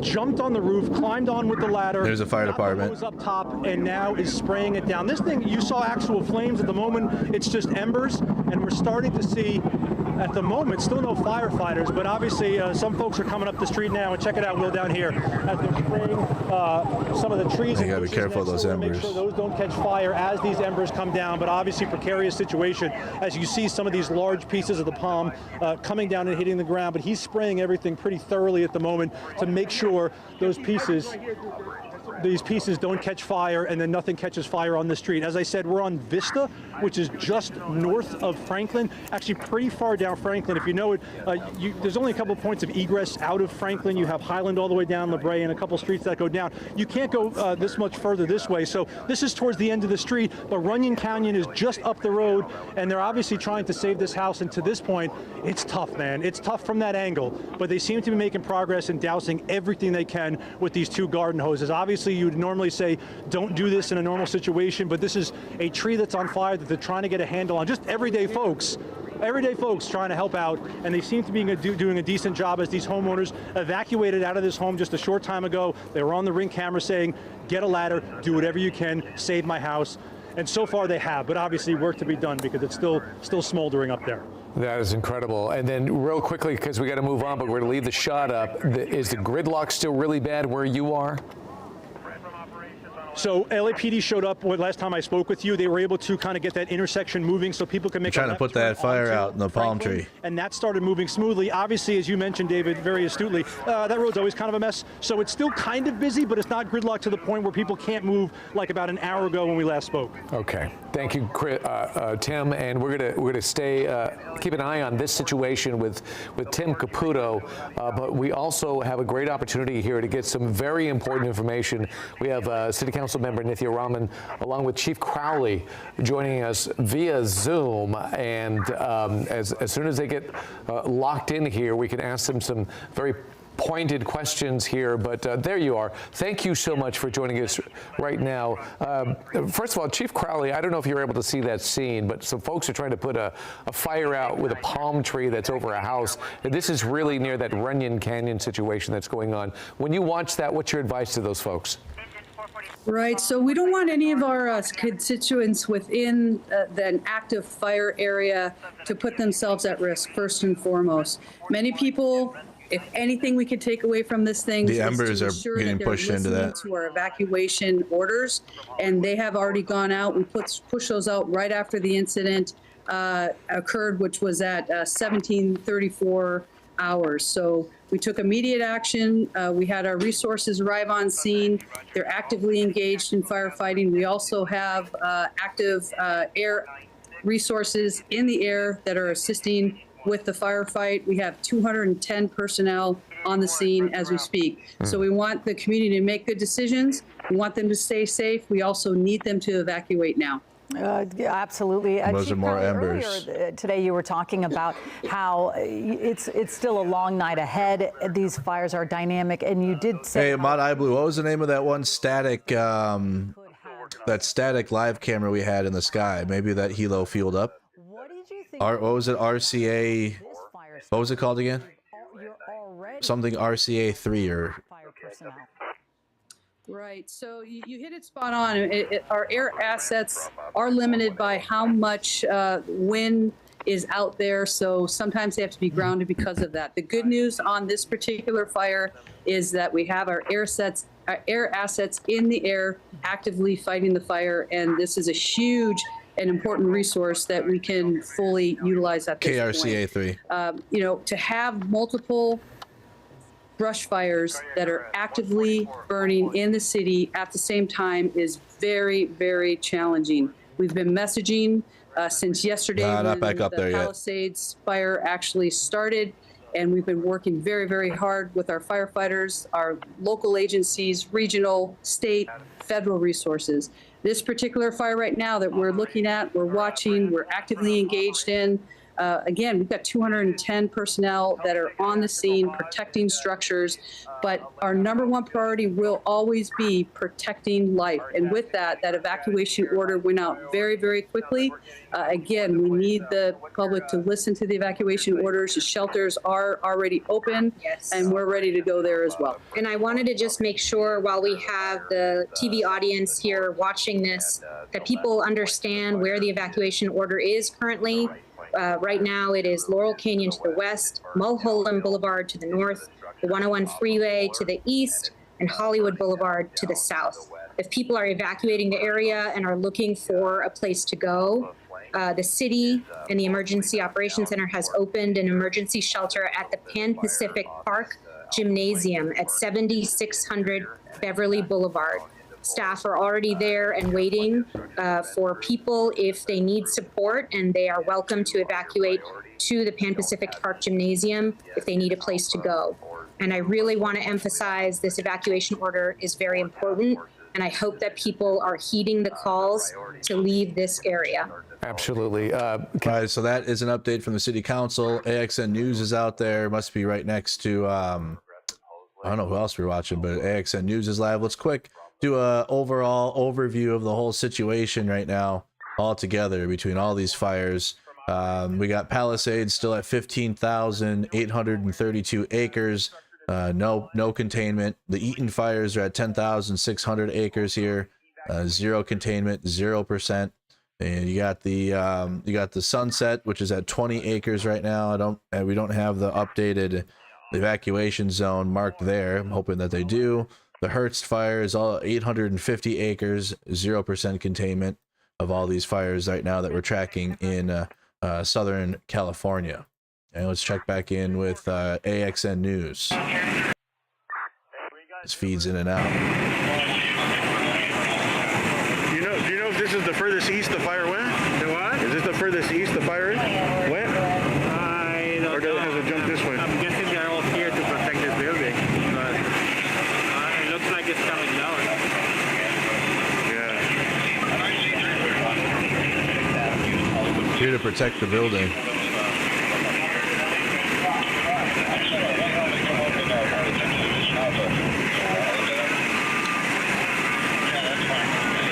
He's at Runyon Canyon Road. He's at the entrance to Runyon Canyon Road.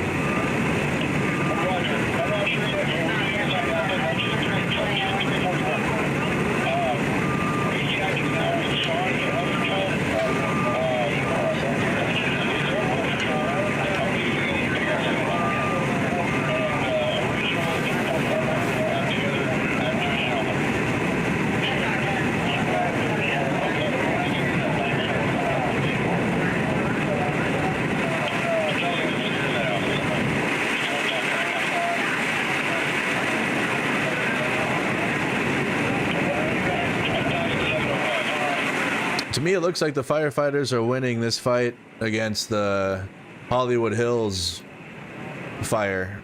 I think the firefighters are doing well on this one. From the air support to on the ground response was pretty quick. It was pretty quick. Fast moving fire in Hollywood Hills. KRCA camera back up. Jacob is live, has a stream. Jacob is live. Who's that person?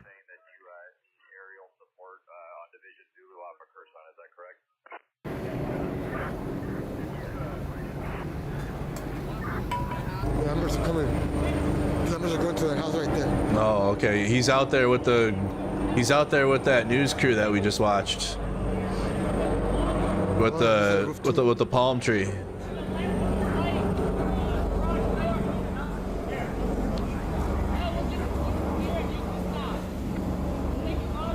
Oh, that's a palm tree on fire. Come to catch us on fire.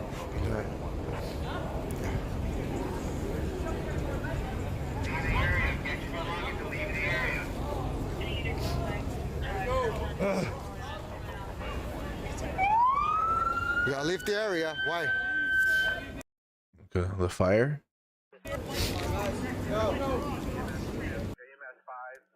Connections tough.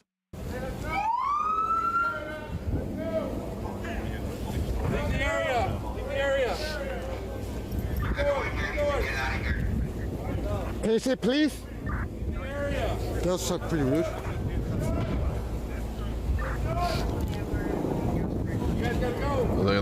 They're losing We are going. Just hold on, we're not gonna run. those embers on that palm tree are still going. Everybody's moving already.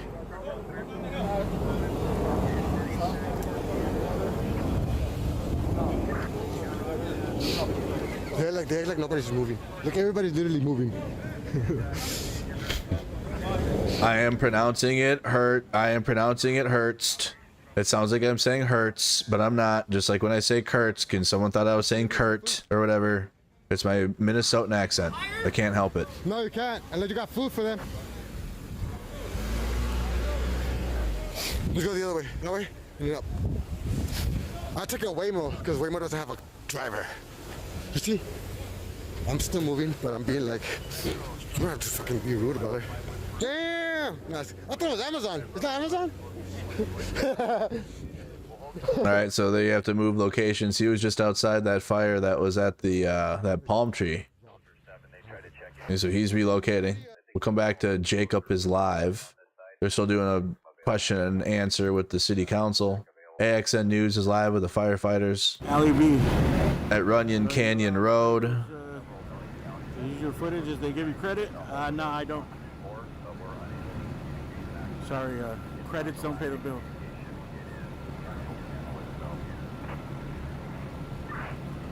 Hope you have a great day, Edward. Appreciate it. Again, this is AXN News on YouTube.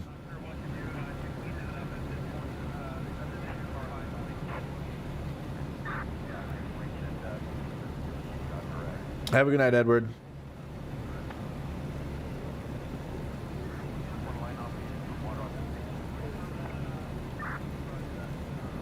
I really do think the firefighters have the Hollywood Hills fire contained pretty well. Let's check in with what is this one? KTLA 5. Dealing with the Sunset Fire right now. A music manager, Evan, that I know, sadly, his beach house along PCH burned down, and he evacuated to That's Pacific Coastal Highway. Zone for the Sunset Fire and is now evacuating from that. So hopefully things will be okay at his. We just need another sky camera. I talked with an actor. ABC 7's up there, but we're doing an interview. Can we be done with the interview? Thank you. Mother dying. Okay. As a community, we do need to work together. We need to abide by these evacuation orders. We need to stay out of the way for emergency personnel. We need to abide by the law, and we need to be prepared. Have a plan. That is certainly what a lot of people are coming up with. Chris Christie, you're live overhead in Air 7. Give us an idea. It looks like it's getting, the firefighters are getting a pretty good handle on this fire as of right now. Visually, Colleen, things are looking much better than they were just an hour ago. You can see in this shot right here, the same neighborhood we've been keeping an eye on with those smoldering trees, that fuel smoldering just feet away from the homes along Sierra Bonita Avenue and Hillside Avenue. There have been reports of occasional palm trees in that neighborhood catching on fire, but there are we watched that one on those streets ready for those we did see that sparks, and so they can put those fires out right away. They can engage in structure protection and really make a big difference in the forward progress of this fire. Now, all of that quick response earlier has really paid off because, as you mentioned, the profile of this fire is much less ominous than it was earlier. However, the winds are still blowing, and there is still a lot of active fire in this neighborhood. And so they are enforcing those evacuation orders now and even expanding them, believe it or not, because they are not confident that this is over. Those winds are still coming through at a decent clip, 20 to 30 miles per hour at least, and that is cause for concern in this neighborhood. And the proximity to Hollywood Boulevard and the rest of Hollywood is of paramount concern and a top priority for the fire department and what up, Cadillac? Just everybody.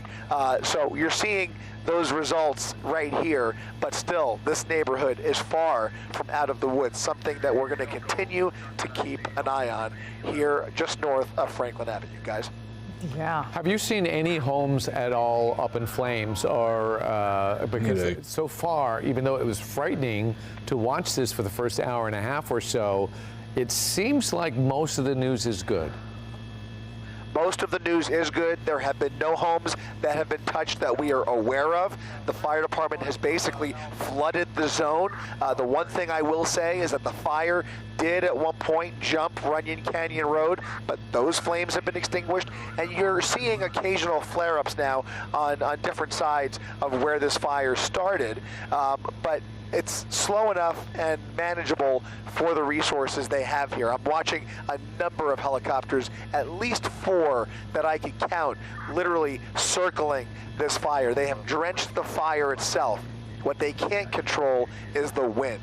You can't contain the wind, and if you can't contain the wind, you can't contain the fire. And so the risk and the threat level remains until these winds die down, and then you can actually paint around the fire. That's why they don't want. That's why they don't want people going in there. The fire until it's out. That's how you contain the fire. But with the winds, you know, all it takes is one tall tree to send an ember flying in, down one of these streets, and it's a whole different ballgame. Yeah, I know. We saw. I don't know if you saw Tim Caputo's live shot, where that is exactly what happened. It hit a palm tree, and then there was a lot of good Samaritans. Another water drop. There to put it out, really use the hoses and jump on the roof. So again, you're absolutely right, Chris. All you do need is one ember to hit one tree or slide into one eave, and that's right. it. Yep, and the location, I think, is one of the more precarious aspects of this particular fire. I mean, the pictures that we saw when we first got here were nothing less than frightening. Let's be honest. I mean, that was a frightening image of these tall flames blowing directly towards Hollywood. And while it's still not over, and the resources, thankfully, are now in place, and we're in place pretty quick. This neighborhood appears, for the time being, to be somewhat spared. But you don't want to speak too soon. Absolutely, and it was frightening too. But a lot better situation than the Eaton fire and the Palisades fire of last night. That again are still, let me double check here, are not contained at all. So the fires from last night that were just like hurricanes with fire winds, fire hurricanes last night. It was terrible. Equally challenging. If the fire didn't slow down, then we would have had a major problem. Exactly right. And this fire was blowing up. I mean, it was really spreading rapidly. It went fast. Exponentially, literally, going from a little candle to a full-blown brush fire that was ripping through this canyon with the winds that were really guiding it and blowing it straight towards Hollywood Boulevard.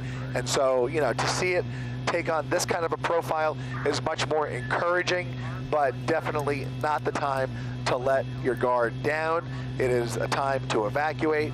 A friend of mine lives right down there. He's on his way to my place to evacuate and play it safe. And that's what everybody should be doing down there.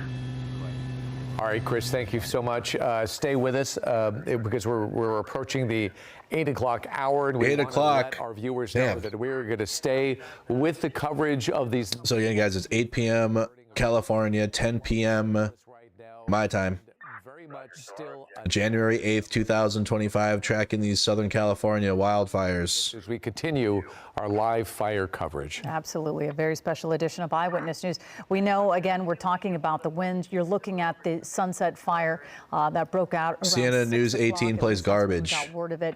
Not And good Dana feeds. Romero, a whole lot different tonight with the wind situation, because at least we can have the... Okay, let's rotate away from that studio. AXN News is live out there with the firefighters. So that's probably the last place you want to be in a fire. It's harder to get out of an apartment building that catches fire. I've never seen so many people leaving like that at once. And there's just way more people. It's a more condensed part of the city.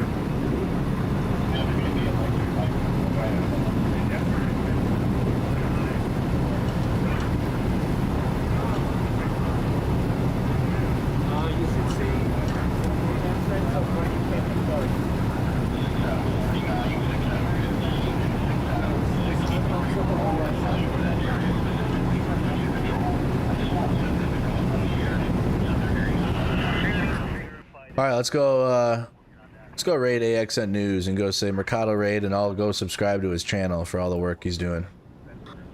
All right, here's a link. Click the link, go to the chat, and just say Mercado raid, and then stay there, come back. It's up to you. I'm not going anywhere, but there's a link to the stream here. Runyon Canyon Park. Bang. I don't know about the West End. Click that link and go say Mercado raid. Go and like and subscribe to the channel. I mean, the fire doesn't look too bad from here. And it's definitely not as windy as it was yesterday. Not even close. Look at the trees. They're not even moving. So that's good.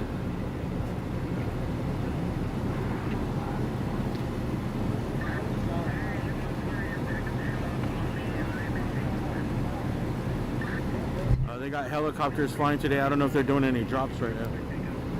They have been. That was the big problem with yesterday. They didn't have no helicopters and no planes. They couldn't fly because of the winds. And that's like the #1 way they fight those type of fires. Even if the fire hydrants were working, like the amount of fires and the overall scope of the fire, how it was spread out, they don't have like fucking 1/50th of the amount of firefighters it would take to put all those fires out under those conditions. We go to structure fires. Structure fires sometimes take like 50 firefighters to put out a big structure fire. There was hundreds, and vegetation fires. And all right, let's go back to the sky camera. You can see the fire crews on that's Runyon Canyon Road there off to the side of the street. And as I come out wider, you can see the traffic has gotten a whole lot better south of the fire on Hollywood Boulevard on Franklin, and streets that are going south away from the fire right now. And one last thing I want to do is I want to come out to a wider shot here to show you the area here. I'm going to bring in our map system real quick and show you an aerial satellite view of what is burning at the current time right now. That's going to be cursed on the right hand side of your screen. It's all that area there of hillside, and back to a live shot. You can see the fire there has engulfed all that area and has burned all the way down to the homes there at the bottom of the canyon as firefighters do what they can to prevent any structures from burning. The good news, we did look at that one structure right here in the center of your screen. The balcony was on fire, and quickly a firefighter made his way over there and knocked down that fire off of that building to save that building. That was a great work by that firefighter to knock down that fire. So that's the latest overhead up in Sky 5. I'll send it back to you in the studio. All right, Gil Avis, thank you for giving us the bird's eye view of what's happening there. And if you were wondering, that was coming from the north, looking down south from the canyon into the city there.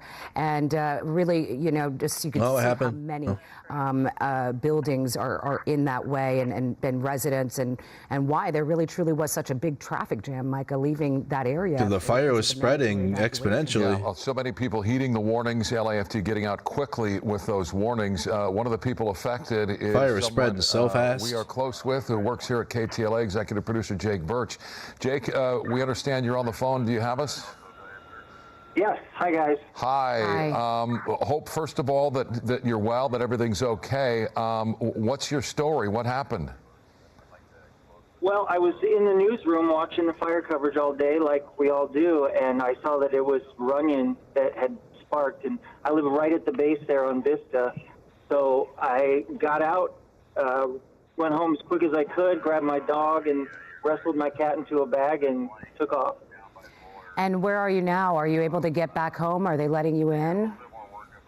I came over the hill to the valley just for now to be safe, because, you know, with the wind, you never know. Yeah. Thank you, Eric. Have shown just absolute gridlock of people trying to get out of the area. What was your experience like as you evacuated? Yeah, it was crazy. Everybody was orderly and respecting each other, but it took about 45 minutes to get out of the area.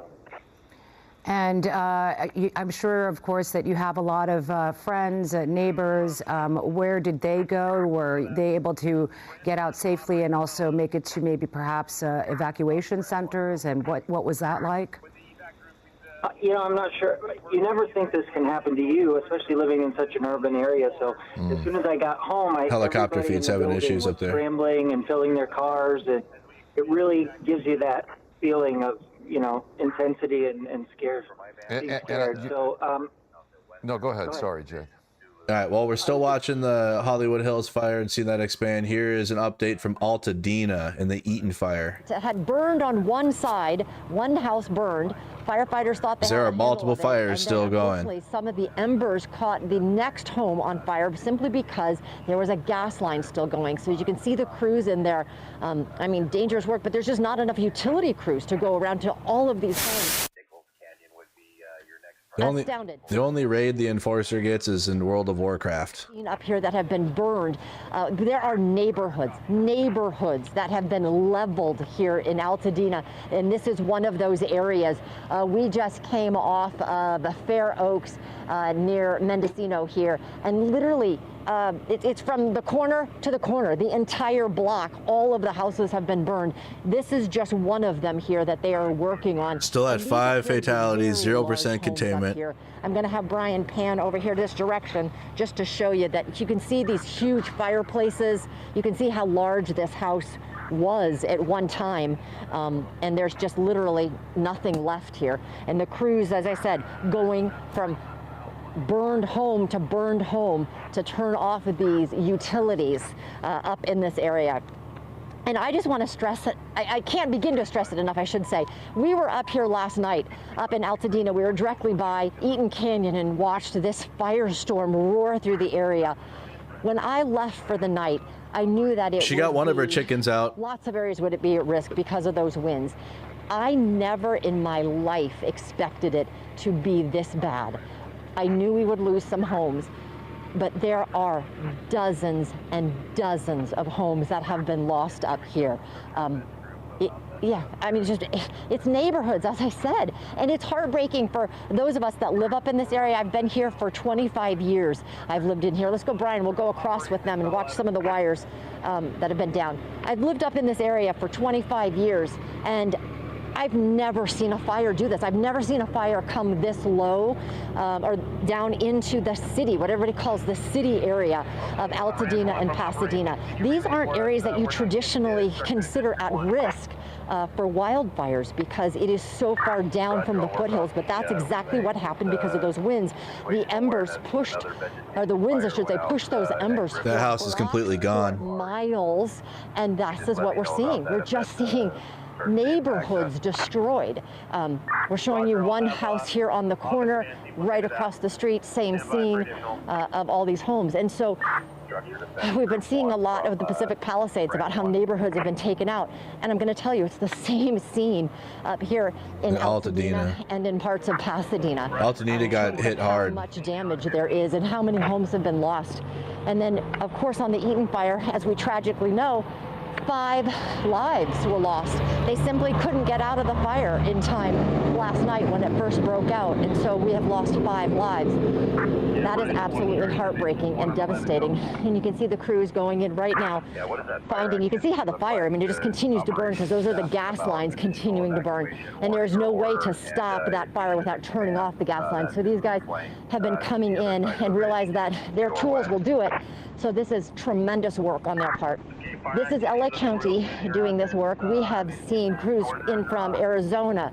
I've seen crews up here from Nevada. There are some from northern San Diego County. We saw Rancho Santa Fe, Rancho Santa Margarita. It's amazing to see those extra crews coming in. The help certainly is needed. Especially, I was shocked to see the ones from Arizona and Nevada.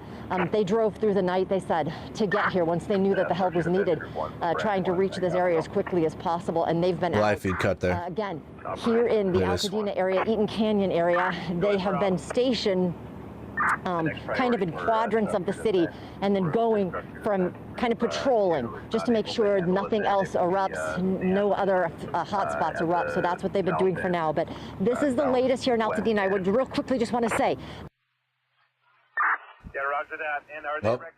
She cut out. Oh, we lost her signal right when she was going to say something. We're so sorry. Okay, we might need to break away. Right as she had something to say. Terrible timing. But anyway, back to the Sunset Fire until we can get the latest on the Eaton fire there.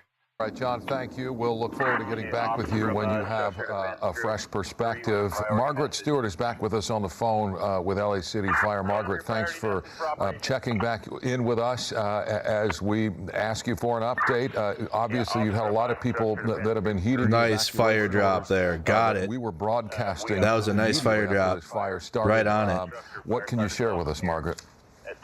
We greatly appreciate all residents good water drop on the adhering fire. to those evacuation orders. As your viewers have been able to see, having our air support, making these water drops, they were able to make tremendous progress against the fire. That's the value that they bring to this type of a blaze.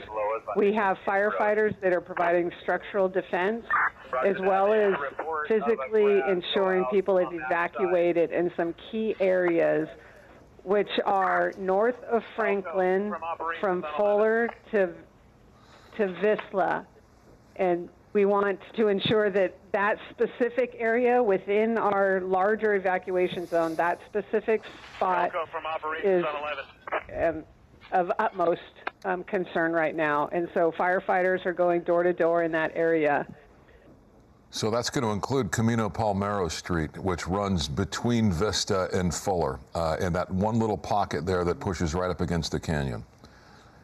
Yes, it would be everything in between there. We know there's apartment buildings, et cetera. Yeah. And this is obviously just one part of our larger evacuation zone. So we are in no ways saying that everybody else can stay put. If you're in the zone, please leave. Hollywood Boulevard, Sunset Boulevard are full of apparatus. So yo, the chats on these news feeds are full of like just trash. Oh, there's Russian. Boy, no wonder why you guys are all over here. Those chats are horrible. Potentially save this home and a neighbor's home. Holy cow. It feels good, just because, you know, in the Palisades fire and the Eaton fire. Okay, but when we have shit like that, you can get blasted. Weirdo. That we see, especially on the news with the fires and the families that were affected as well.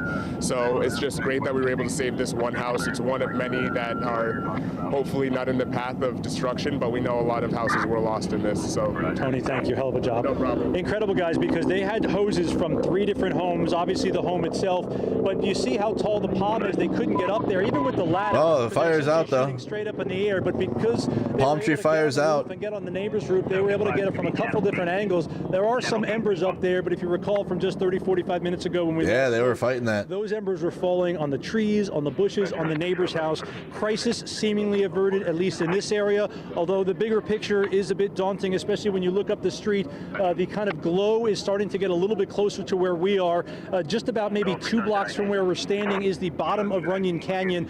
We've personally noticed in the last 20, 25 minutes or so that glow seems to get closer. We even saw through some of the trees up there some of the flames itself. That's why you see even more fire trucks have come up the street we're on. They've actually backed up the street to try to get the blaze before it reaches these neighborhoods here. Obviously the big concern, once it catches one home potentially, and hopefully it doesn't happen, these are close together, these are big homes, and we've seen what happened over the last 24, 36 hours. That's what they've been trying to avoid. Even the Good Samaritans who have been out here doing one heck of a job saving this particular house. Boy, house, that could have saved the whole block right there. Those people for doing such a great job. He could have saved his whole block right there, because if that tree would have caught on fire, there's a bunch of other shrubbery and other trees. They see somebody who needs help, and they certainly hope that courtesy is given to them in that consideration. But incredible, David. Oh, yeah. It's a great work out there, Tim. We'll check back with you. At least it's calming down quite a bit. The Hollywood Hills one is. Files this report with an update from the police. LA is back live out there. Yeah, copy the relay. Pretty spirited around. They're going to pick up that spot. He had went offline. Structure rebuild and number 4. Nah, he's off now. Not live right now. We did take all of our family pictures and a few valuable paintings out last night, so and have them go over there. You know, all the stuff that's from earlier. Best opportunity to pick this up. We have a task force. This is AXN News. The fire seems to be moving up the ridge. I don't know if it's over Mulholland. No, that's. He's at like the base of the fire right now. Like, yeah, we have the sky feed, but he's at like the base of it right now. Shout out to the mod team. Thank you to all my members on the stream. Thank you to all my members. Thank you to my subscribers here on Mercado Media. You guys are amazing. Join my Discord server. Link is in the description. I also do my own IRL breaking news coverage when I can.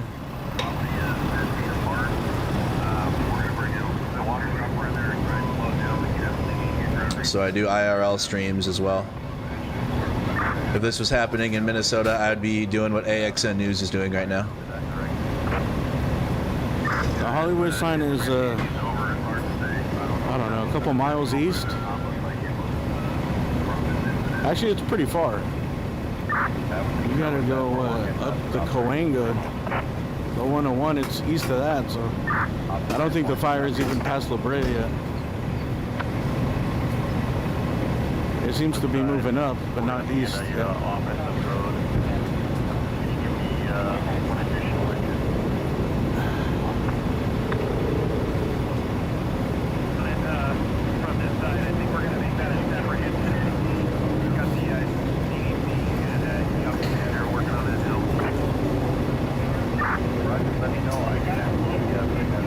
AXN's right at the base of the fire, but it looks like the firefighters are winning this one. Last night the fire was out of control. There's nothing they could do. Tonight they prevail over the Hollywood Hills fire. Stop that before it could get really, really, really, really bad. Hey, not telling, thank you. Not telling. Unedited Billy and Sherry. Yep. Thank you very much. Thank you for the super chats, man. And don't worry, you don't have to worry about my safety, dude. My safety is, no one cares about my safety more than I do. True. I think sometimes things look a little bit more dangerous on camera. Also true. But also when you're out there in person, you have adrenaline, which makes it easier to be in that type of a situation. Minimize your structure defense for all of them. I got potentially one task force. But thanks for caring. Roger. Let's go ahead and do that, and I'll let operations know. I haven't know if we have any further sky cameras. We're losing the feeds, or they're doing their shift changes probably. Night crew. They got him on the fire. Fire 22 is their tactical channel. KTLA's out there. Let's get her update quick. A very populated, busy area, but now it's a ghost town. There's really no one around here except for media and a couple of first responders. We're seeing a lot of firefighters, a lot of rapid response teams from all over California converging on this area. And you might remember in our last live shot, there were a bunch of fire trucks that drove past us. I've learned that they're heading toward Topanga Canyon. There is a fire on the north side of Topanga Canyon. A lot of people over there are apparently trying to fortify their homes, trying to protect their homes Topeka from the Canyon, fire, which has spread in a northerly direction. This is the Palisades fire. Feeling around here, you can probably hear this alarm that just keeps going off in the background. We've got an apocalyptic scene at this Chase Bank, which is completely destroyed. There are a couple of flames inside. It doesn't seem like the fire is spreading significantly, and of course, first responders have to prioritize what they respond to. What we've been noticing is the stark contrast between a building like this one and, say, the Pharmaca right next door. It's amazing. It's completely unscathed. And then we're on the other side of the street where there's a Chipotle, a Boca, an ice cream shop. Yeah, but look at that. You got a tree on fire right there because of the embers. Office, an eyeglass store. Look at that. All of those completely unscathed, but then you have these individual buildings that were engulfed in flames, and that's what a lot of the neighborhoods That tree could cause that building to go on fire. That are completely fine, and then 2, 3, or 4 homes that are decimated. And people are understandably curious and concerned. They've been coming back to their homes today. A lot of young people have been devastated to learn that their family home is no longer. That's been a tough pill to swallow. You see a couple of the police cars coming down this way. It seems as though, you know, they're just heading to these hot spots from one spot to another. Try to stop looters. Doing their best to prioritize areas where they can fortify structures, where they can do structure protection, and where they can save homes. Obviously, a building like this one, this Chase building, is a total loss at this point. This is not something that they can save, but there are other areas and other homes that they are able to save. We caught up with an Army reservist who was just driving by. He stopped to talk to us. He's from Long Beach. He was in the Army for many years, and he's heading up to Topanga Canyon right now. What's for supper tonight? Oh, this glass of water. He says, you know, he was in the Army. I'm not hungry. I'm stressed. To protect and serve, and that's was exactly stressful. what he's doing tonight. Listen to what he told us. So I think I thought we were gonna have another. I thought we were about to lose Hollywood Boulevard. And someone's losing their house today. So I think that's the most important part, right? Like, besides the politics, besides the distinctions of religion, besides all the nonsense and the noise that's going on nationally, what matters today is that people are losing their livelihoods, they're losing homes, people are dying on top of that hill. For sure, but take that off though. Get it for sure, but take the Army patch off and take your unit patch off, and then you can wear it just fine. Okay. That's all I gotta say. Anytime something's happening, and maybe I'm Shout out to my veterans in the chat. Let's go. as strong as I used to be. Maybe I'm not as fast as I was when I was in the infantry. PT belt on though. The PT belt's solid though. He knows that one. Hey, the PT belt, it's an indoctrination. This would be a bustling area. People eating, people shopping, hanging out. But obviously, it's now within the evacuation zone and an area that people should avoid. So a very strange feeling out here tonight. I'll send it back to you. You know, the words from that young man, that is the spirit that will be required here in Southern California to turn this corner and see the sunlight again. That's what we've been seeing. A lot of people showing up to help and doing what they can. I've seen that more. You know, we've seen the people that were out there earlier in the day today that were in the way of the firefighters, but most of the civilians we've seen, like, they're doing what they can to help their neighbor's house, whether it be, you know, use their own fire hose or use their own garden hose to try to, you know, wet the house as best they can, or just do what you can with. Especially last night. Last night was horrible. There was zero resources available. The water went out last night. No air support at all. The winds were at like 50 mile to 80 mile an hours. But I don't think it's getting any better in like the Palisades area.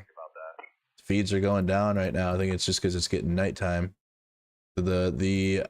Specifically the Palisades fire is extending northward. That one continues to get bigger. 15,832 acres. The 0% containment. The Eaton fire is at 10,600 acres. The Woodley fire has been put out, so the Woodley fire is 100% contained.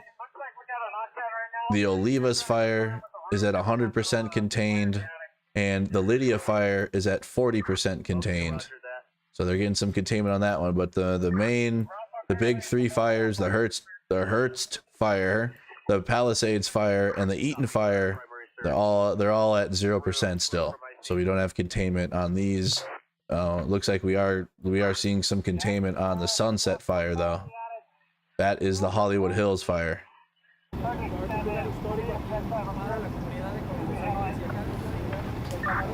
copy that. Work on getting a light up there. Alright, we're gonna take off. It looks like the fire's out. Yeah. On this side. It's up north, so. Copy that 10, starting at 360. I think they stopped it from getting to the civilian. The hill is still burning up there. Additional resources to get a progressive hoseway. We need to finish this weather report. We can get back to the. How far up? They'll have the aerial feed coming. Go down and see how the traffic is. If it's still a nightmare, I'll try to walk to the next street. Cut it from standby. If it's cleared up a little bit.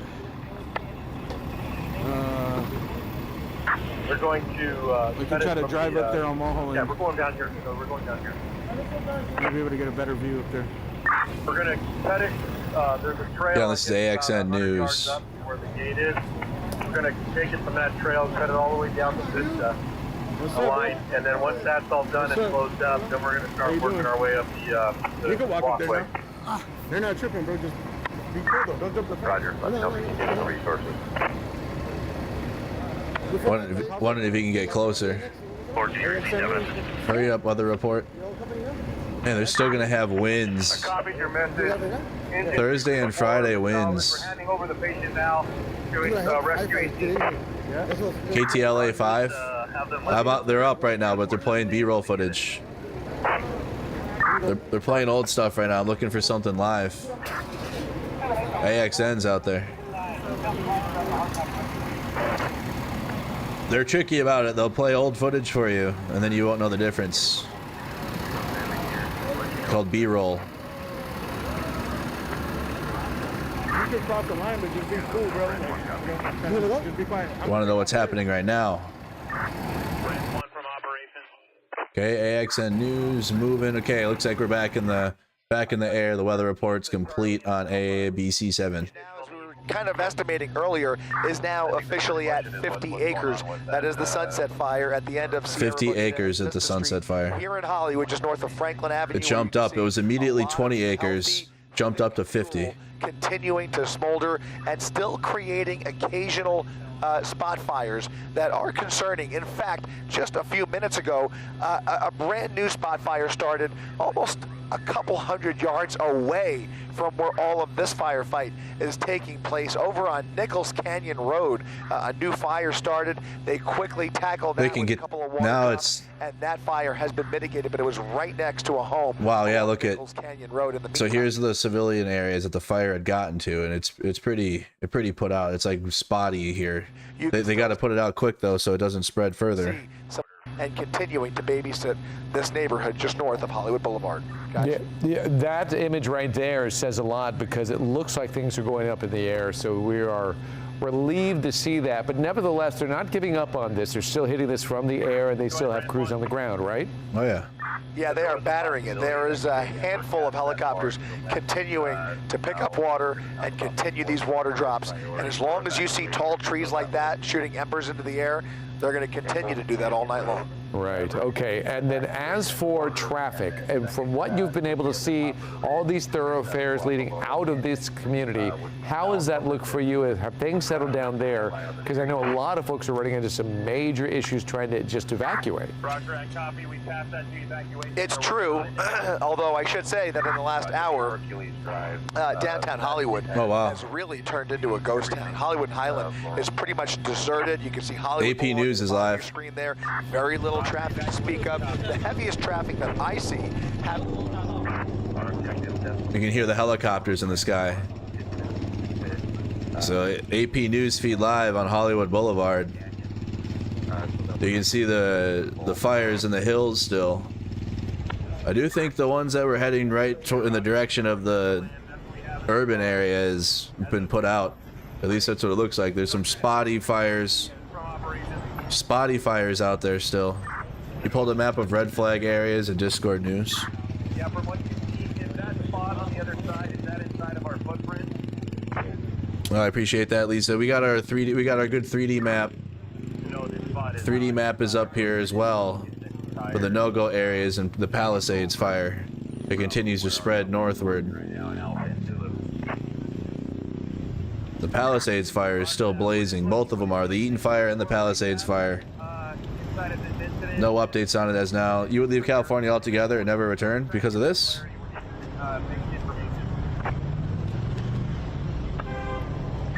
Yes, I think it would make sense to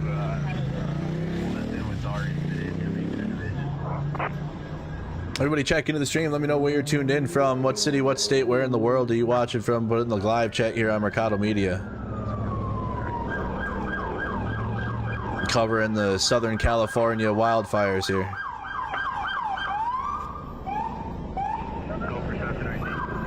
Various feeds, and we got 3D mapping of where the fires are at and the warnings. We got the scanner going in the background for emergency services. Now we got Chico, California, Santa Cruz, California, Sacramento, California.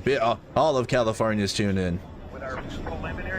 There we go. Juneau, Alaska, Windsor, New York, South Australia, Altoona, Pennsylvania, Wisconsin, New Orleans, Louisiana, Madeiraville, Indiana, Texas, lots of Texas.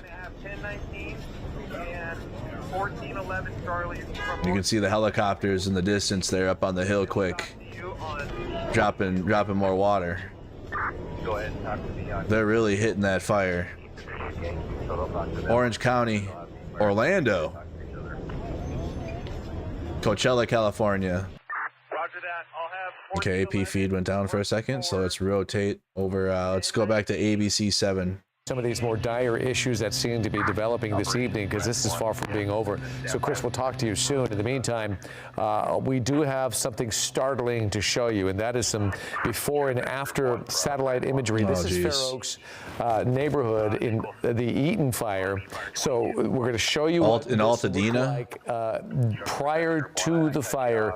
Each one of these slides runs about 15 seconds, and then that's the after. And look how quickly this fire rolled through this area. This is on. Looks like Russia went through Fair Oaks Avenue. And you could see this entire area engulfed in flames. It's how quickly the fire spread, but also gives us an indication of what we're going to see when we can assess the damage.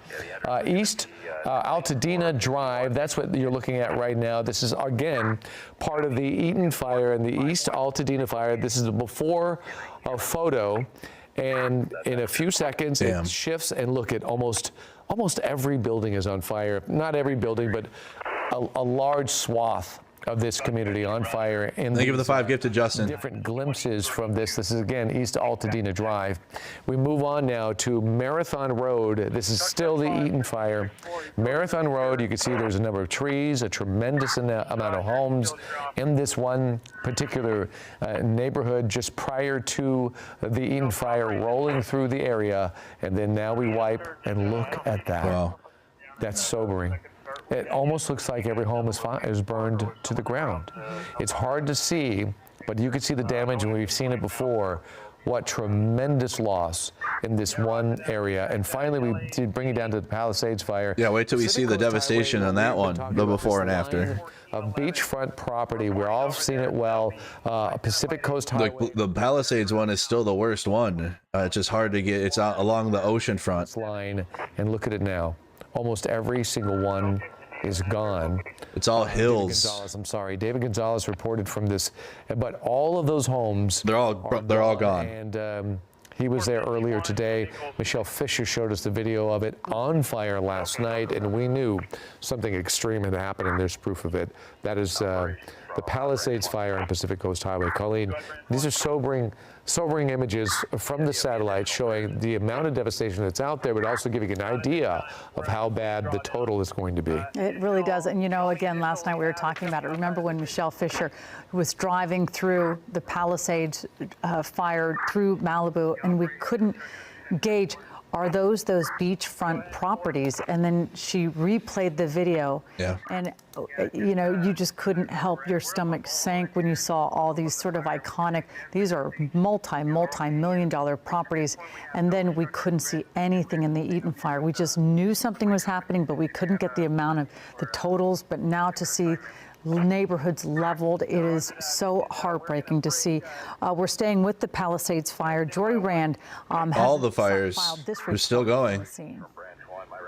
Guys, we are on Via de la Paz, a little bit south of Sunset and about a mile from where we came to at our last location. This is United Methodist Community Church, and it is burned to the ground. All that's left is the structure that is still standing barely, but these are large wooden beams that are what up, Oklahoma? Still burning, and you can see in the background some of the structure of what stood here at this community church. Via de la Paz has been decimated, as has much of this town, but fortunately right across the street is Palisades Elementary, and it is entirely untouched, which is great news. Again, we're looking for these small victories in this town that has been almost burned to the ground entirely. More than half of the structures in town, from what we've seen, are gone. If not more than that, we've driven down long stretches of roadways here where house after house, nothing was spared.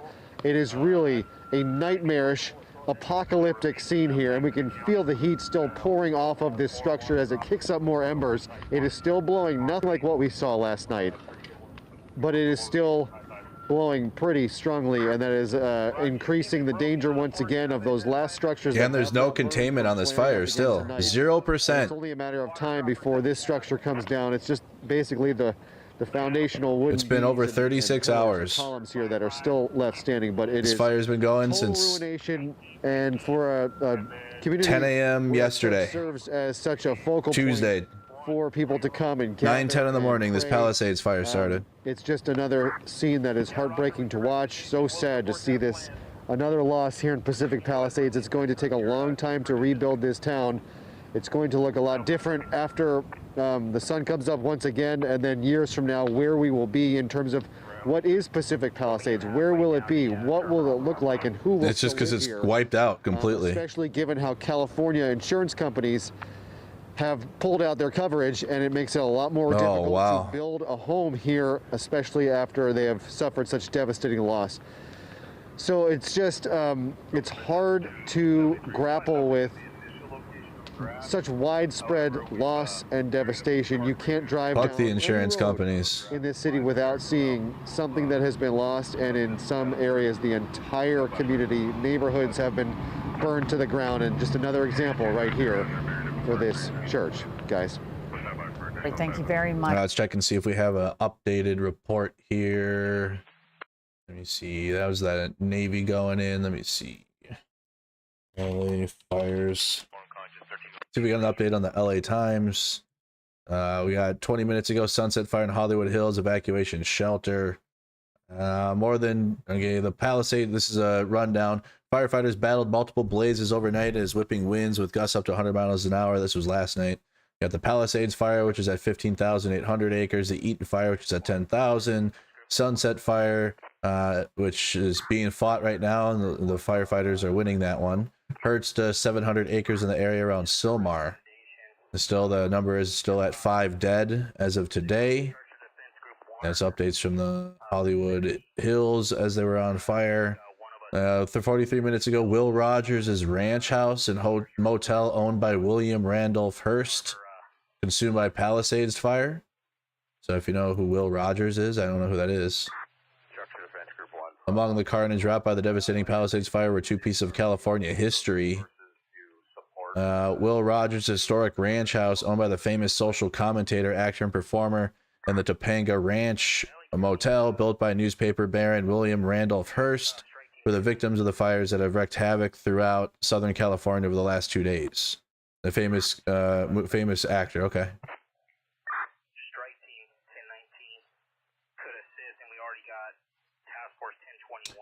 That's the latest news updates. Celebrities among those who lost homes.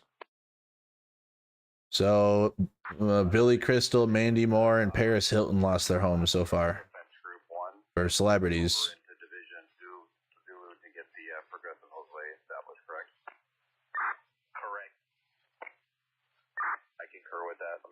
That's what we got here. Stars who have evacuated: Jamie Lee Curtis, James Woods, who was already on CNN. So those are some updates from some of those celebrity homes that have been lost. But as you guys know, there's entire neighborhoods that have been just wiped out by these fires.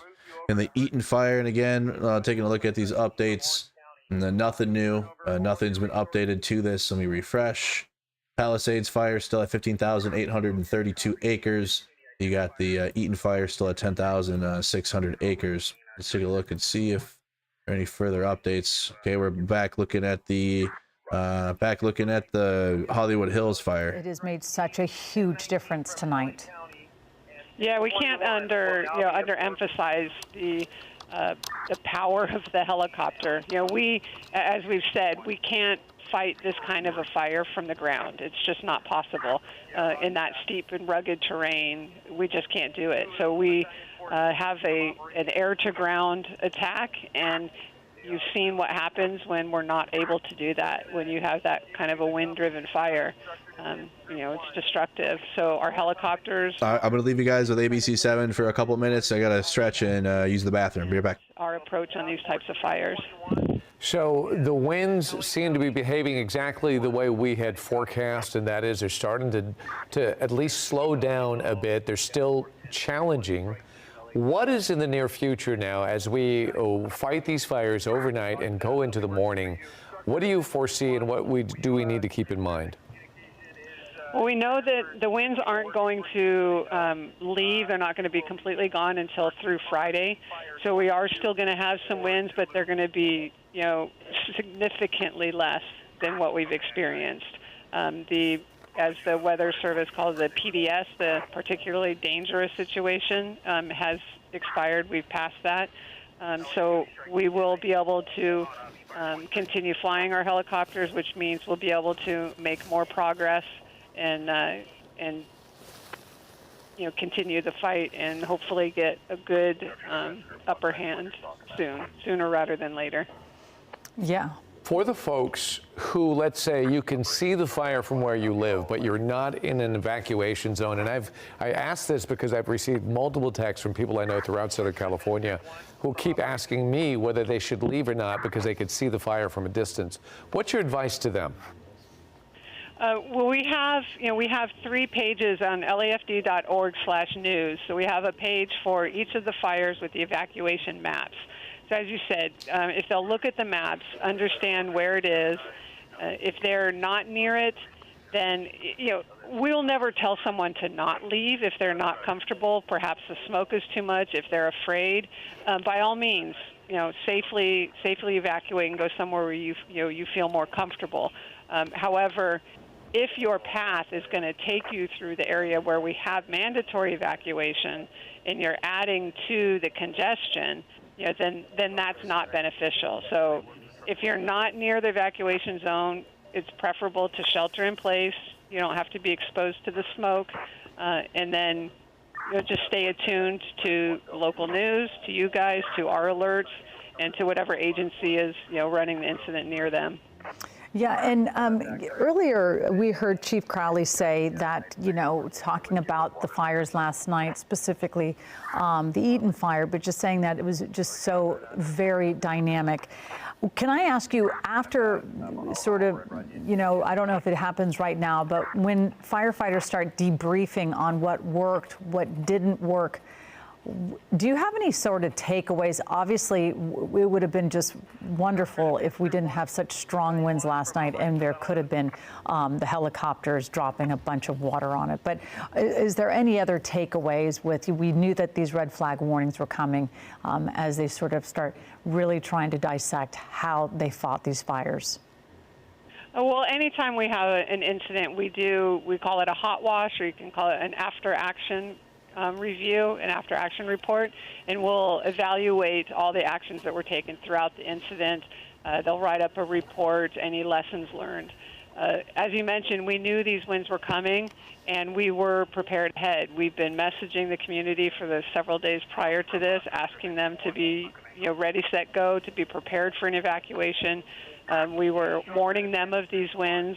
We had augmented staffing pre-positioned in the fire-prone areas. We had additional pilots hired, dispatchers, brush patrols. We were prepared. Unfortunately, just with the winds of that severity, there's only so much you can do. Absolutely, and boy, oh boy, last night was one of those nights where we just all watched with such intense attention. Thank you so much, Margaret Stewart. Thank you very much for making yourself available and talking to us about the fire, specifically the Sunset Fire right now that's gripping a lot of our attention. Let's take you over to the Palisades fire right now and talk to Michelle Fisher to see what she is covering. Michelle? Hi there. So we are covering the Palisades fire more so this evening on the Malibu portion of Pacific Coast Highway and how it's been impacting these beachfront properties. We showed you some of that last night and just the sheer devastation along Pacific Coast Highway, these beachfront properties, some of them that celebrities live in, some of them that are very iconic and very popular. So this is Pacific Coast Highway at Rambla Vista. If you take a look behind me, there's a hillside here that's pretty active tonight with flames and some spot fires. And what we've been noticing in terms of these winds, although they have died down this evening and they're not as strong and powerful as they were yesterday, they are still moving and they're blowing this way in the direction of the beach, which is behind us, kind of west. Us as we drive along Pacific Coast Highway here is that there are fire engines and crews kind of stationed along Pacific Coast Highway near some of the properties that are still standing. They're kind of taking that defensive posture with their fire hoses poised in case those embers blow down the hillside and not only reach the properties that are on the ocean front, but also some of the properties that are still standing at the bottom of those hillsides on the other side of the street. Along Rambla Vista here, we did see a truck making its way, I believe a first responder or some type of fire personnel making their way up that winding road and using a flashlight of some sort to kind of, I guess, maybe look for hot spots or identify any trouble areas that maybe were going to be problematic. And if so, I would imagine they would maybe get somebody up into that area to try to get a hand on that and get in front of it before it were to flare up. Now, even though we showed you that hill and it looks like those flames are small, perspective, right, and the depth of field, right, is one of the things that we've mentioned as we cover this fire. From our vantage point right here, it looks small, but really when you're up close on those flames, they're huge, they're massive, and they certainly are a threat to homes, not only on that side of the hillside, but also homes on this side, these oceanfront properties, as these winds bring those embers. Everybody check in. It is something that we've seen play out last night. Entire blocks of Pacific Coast Highway just leveled and decimated. Really sad images to see. We saw some of those, especially this morning as the sun came up, and it is hard to imagine what these people are coming back home to. And some of the people that live here who still have their homes standing, we can imagine they might feel lucky and they might be grateful that their home was spared. There's also sometimes guilt associated with that, mixed emotions that maybe your house is still standing, but your neighbor neighbor's house is just completely leveled and total loss. So a lot of emotions tonight, heavy hearts for the firefighters, the people that live in these communities, the journalists that are out covering these fires all across Southern California. Shout out to all the efforts. We lost her. We're so sorry. We just lost Michelle's audio, even though we can still see her. Michelle. All right, to give you guys an overview of what's happening, again, we're covering the Southern California wildfires. You got the Palisades fire, the Eaton fire, the Hertz fire, and the Sunset fire that we're tracking here in the Hollywood Hills. The Palisades fire that's been going the longest, that started the first one. It's at 0% containment still, 15,832 acres. Again, 0% contained southeast of Palisades Drive, Pacific Palisades. Full incident information. Let's check this. Checking the Palisades fire map specifically here. Going away from our 3D map to more of our 2D one. Kind of gives us the situation. Again, 15,832 acres right along the Pacific Coast Highway and Topanga Beach. We are getting reports from there because houses are on fire along the beach drive. Okay, so that is the Palisades fire. Then we go over here to the Eaton fire, just in the Altadena and Pasadena area, but mostly Altadena, which is entire neighborhoods are wiped out from this one. And this one again is sitting at 10,600 acres, which also is at 0% containment. Yellow on the screen means your evacuation warning. Red is you're ordered to, and in the orange areas, that's the area that the fire is devastated completely, and those houses are destroyed, likely completely. Okay, and then we're looking at the Hertz area here. The evacuation warning, okay, evacuation order hasn't expanded since yesterday. You can see the biggest area of devastation here is to the northeast. That's at the Hertz fire is at 850 acres, also at 0% containment. And that's what we're looking at overall for the whole situation, for all the wildfires in Southern California right now. You know, in this environment, anything can appear threatening. Now, I'm not saying this area is threatened right now, but I'm saying we're looking at this as a brand new fire threat that was not here earlier and is real. Go ahead and bring it back. Just back out live. Look at this. Where's this Very now? tall flames now sending embers up that hillside, approaching the ridge line. It's kind of So this is the Palisades fire is getting bigger again. It's a wind and terrain driven patch of fire here, and my concern is that the winds are actually blowing in this direction. That you can see some power lines possibly running through there, it looks like, and the wind is literally blowing all these. This is the original fire of the Palisades fire. Where there are indeed there is indeed a neighborhood on the northern edge of Brentwood. This is Bayless Road. Bayless Road. Odessa Drive and Pescara Drive at the bottom of Farmers Fire Road. So we're going to keep an eye on this. There was a helicopter in the area, guys, that made a pass a little bit earlier, about maybe 5 or 10 minutes ago. North of Brentwood. Water. My guess is that they may be preparing to do exactly that. They're probably another one. A new refreshed load right away, but we're going to keep a close eye on this one. Absolutely, Chris. Thank you very much for So that Farmers Fire Road, Rustic. And Brianna Willis. Wait. The Palisades, that's a newer area. It extended eastward. The fire has been traveling like northwest, or like I guess just right along the coastal highway towards Malibu. So like it's been curving around, but also heading north. And this would mean that maybe some of the embers and the way that the wind is blowing, it extended east. This is Bayless Road here. And the flames are, would it be Murphy Ranch? Camp Josepho? This is where the fire was that we saw in that feed. And we're checking in with Altadena. They're going to go back to that aerial coverage though. Some people coming to see if their home is still standing, others not so lucky. This home, now the latest one to go up in flames. So we'll continue to monitor these conditions, but for now, I'll send things back to you guys in the studio. In Altadena, Brianna Willis, ABC7, Eyewitness News. Brianna, thank you for that report. As you can see, it's still that's Altadena, the Eaton fire. Difficult situation in all the fire zones where homes continue to. That was that was the Hollywood fire. Look at that. Make sure that you understand fully that the time lapse. time lapse there of the fire in. We watched all that live here in the last couple hours. Towards Hollywood. And let's go now to Dallas Raines, who is standing by. That's how fast it was moving. Like, there was some serious concern there. Prepared. Sorry to do this to you, Dallas, because I don't think he was prepared, and I think he's having a quick snack.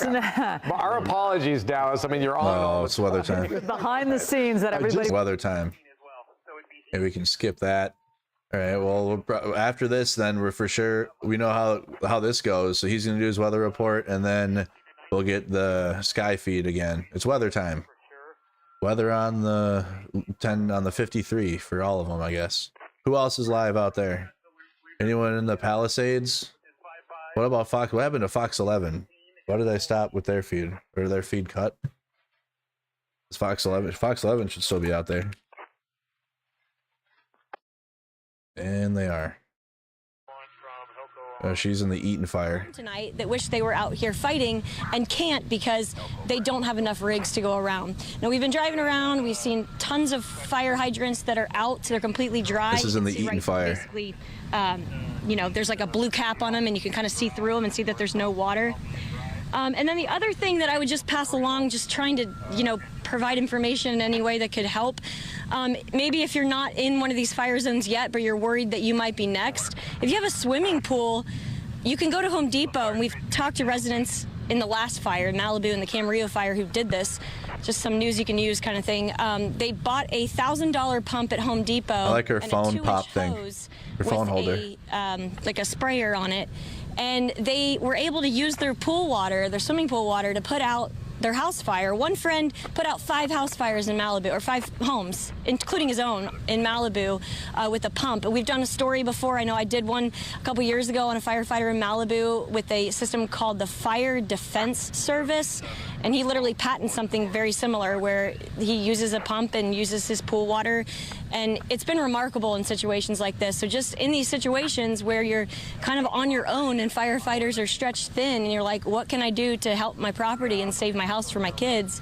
I think I just got a message from Lex Friedman. He says, has the California firefighters tried making peace with the fire? And then the other thing I just want he said he dreamed it. Here. I mean, I actually was screaming at Matt originally before because I thought he might have been a looter. Thankfully, he was not. But we've seen dozens and dozens around town here. See how that works. Taking advantage of people evacuated. So that is infuriating to see out here.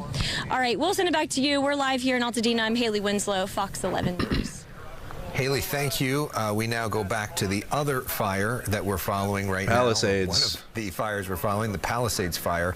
Matthew Seedorf has been moving around. Matthew, where are you now? Actually, we moved from the Palisades fire. We're now at the Sunset fire. We're in the Hollywood area. We're at the bottom of Runyon Canyon Trail, and we're looking up towards Hollywood Hills right now. You can probably see the flames kind of shining up on the hill there. We were trying to actually see how close we could get, and we were driving up there, and while we were driving, police told us to turn around with their loudspeakers, saying that the flames, they're worried, could be coming down the hill. It does appear like things are hopefully calming down. I know we've been reporting that the wind seems relatively calm where we are, but there was a momentary scare, I guess you could say, where flames actually came from a hot spot, a flare-up, right close to this apartment where we're standing right now, and they had to get out of the apartment and evacuate, and fortunately 40 years Runyon Canyon, and put out that little hot spot that flared up. But that's good to see. So this is the Sunset fire. And you can see some smoke kind of a little lower in the hill and those embers that come up in the air, and that's the concern because those embers can fly and set stuff on fire downwind. And we've been seeing helicopters flying by making those drops. I think I hear one right now. So yeah, it's definitely an intense situation. Definitely looks like it's getting a little brighter over there right now too. But I'll go ahead and send it back to you for now. Do we have a sky feed? We thank you. Soon. You've been on the move. How long is a weather report? My God, has this weather report been like 10 minutes long? Oh boy. Of Runyon Canyon, which we know so many of you have probably been to. Sunset fire. This is our view from Skyfox, and from this view, can't see anything. So smoky. This is the Palisades fire. Yeah, we got to see that too. That's a problem. I see. So this is looking from the Sunset Fire in Hollywood, looking toward the Palisades fire. I'm glad the local news doesn't know either. So I don't feel so stupid when I don't know when I'm looking at. So we're following all of these fires for you tonight. We're approaching. There's so many fires. Like it's okay. There's so many fires. There's so much happening. Honestly, okay. They're still doing the weather. We should get the ABC7 camera next for the sky. Steve Carmona, who is the city manager for the Pico Rivera, joining us on the line. And obviously Pico Rivera not at the center of all this, but you all are helping out in a big way. Talk to us about the efforts that your city are underway right now. Yes, thank you. First and foremost, from the city of Pico Rivera, our thoughts and prayers are with the families and communities impacted by these fires. The city council gave me direction to see how we could help some of the families that are experiencing this devastation. So they allowed me to create a partnership with one of our operators for the Pico Rivera Sports Arena, Lenoria Entertainment. And what we want to do is offer free nothing new on the maps yet. And livestock displaced by the fires. You know, again, just trying to see how we can help and in the way possible. It's engulfed the highway. That these families are suffering right now is we really want to make sure that they focus on their safety and recovery without worrying about. There we go. We got the feed again. What is this now? Yeah, thank you for. What are we looking at doing. here? You know, I'm sure that you've been in Los Angeles. Rustic Canyon Road. What are your just? They got another fire on spread what here. We're experiencing. Another fire spread. It's just a devastating tragedy. Oh boy. A lot of folks. There's another one. That's two fires now. So that's the big one. To understand Topanga Canyon Road. Of life, the loss of their home, the loss of their personal belongings, and of course, what we want to try and do is help out whatever we can. Well, we have this asset in our city, and we feel, you know, livestock and animals are a very important part of. What is that other fire? Family and their belongings. So we want. Is this all? This is all from the. This is just one part of what we're trying to do. Okay, this has to be Palisades fire. Our neighboring cities to see how we can also dispatch resources, whether it's fire personnel.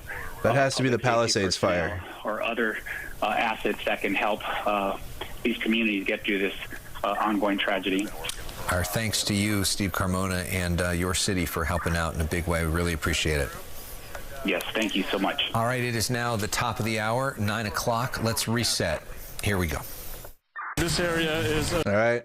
Let's not do that. Let's check in with ABC7. Where we are not out of the woods, the worst of it is over, but the storm and the situation is what are we looking at? Not over. This is Palisades. Absolutely not. And Leanne Suter, she is live covering the Eaton fire. Again, a whole lot different than it was last night. But again, Leanne, you have a fire right behind you. Yeah, Colleen and Mark, this is a much better picture, dare I say that, than last night when the fires were raging. The blaze you see behind me is one issue that we've had because of this. This is the gas lines. This is what you're finding at almost every home that is burned to the ground. We're going to go back to the aerial update here. Focus right now on the Palisades. Yeah, fire. what is happening here? I've got multiple fires. Yeah, tell us. You know, it's all burning right now. We've got the Palisades fire, which is burning in Pacific Palisades. We've got the Eaton fire, which there's is like another one though. Altadena. You guys seeing that little smaller fire that's separate from like the main fire? Map. There's another fire, which is the Sunset Fire, which is burning kind of in the middle of all that in the Hollywood neighborhood as well. Hollywood Hills specifically. So far, it has not actually burned into the Hollywood neighborhood, which is the most important part. There are several mandatory evacuation zones as it relates to the Sunset Fire in the Hollywood Hills. Damn, the Hollywood's most important part, I guess. For you up on the screen momentarily. But these are the fires that Savagery we have been watching on the news. And will continue to watch. Obviously, the most devastating fire is the Palisades fire that has burned almost 16,000 acres. This is at last check. But can we please get back to the sky cam of like right now?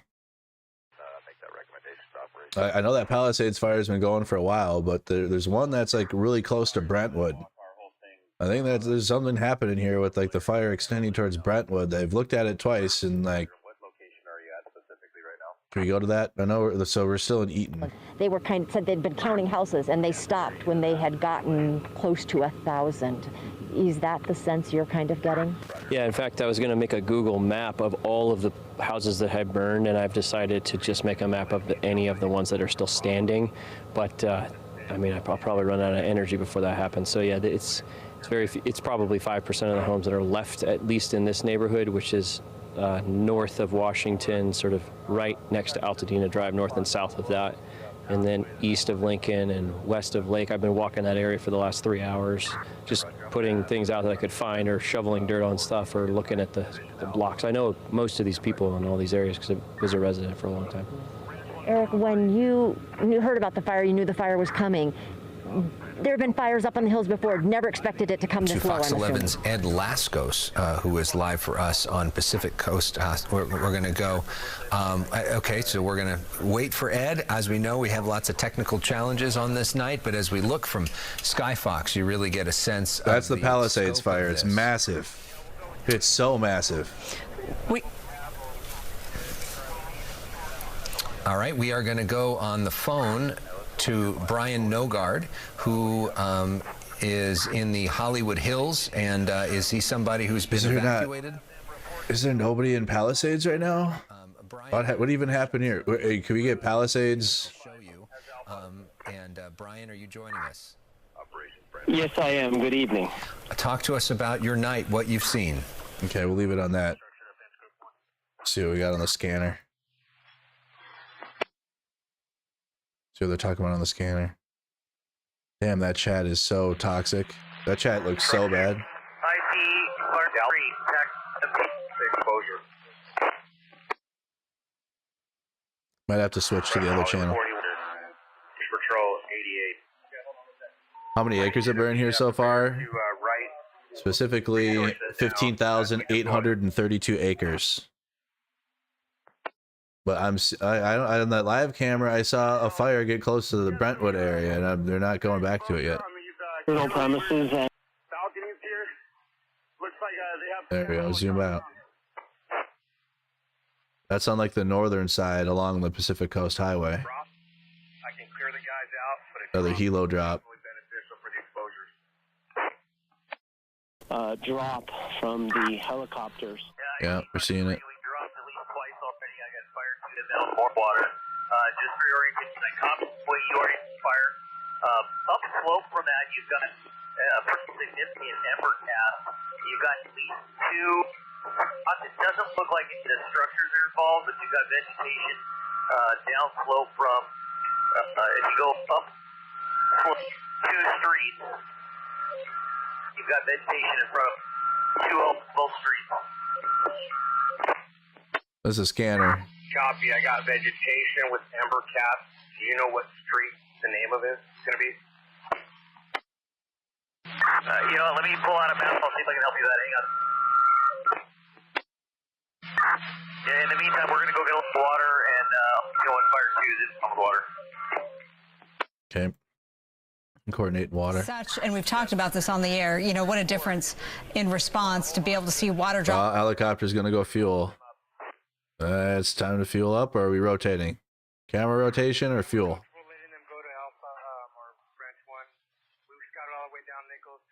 It's looking like fuel. With the Yankee division there, and yeah, there's no work for us up here. Yeah, we're going back to base. One from operation. Look at another helo in the sky quick, though. We have his entire containment. Yeah, like 2 of them. Available. What would you like from what he has? We've got a task force and 3 engines. ABC7's in Altadena right now. So we're waiting for more in the Palisades. Here's more in Altadena. All of the kids and finding places for them to go. I'm looking at the map just to give folks a good idea of where we are. Again, we are on Palm, and we are between Glen Rose and La Corona Avenue. This is just one of the streets where we have seen extensive damage up here because of this fire. And as Eric was saying, you could hear it in his voice, just that ache, that heartache, because he has been walking around trying to put out some of these spot fires, help do what he can in this situation. And the destruction is extensive. extensive. I mean, it really is extensive. We were driving along. It's massive, you guys. In particular, and there we were going between Santa Anita and Marengo, and that's another street.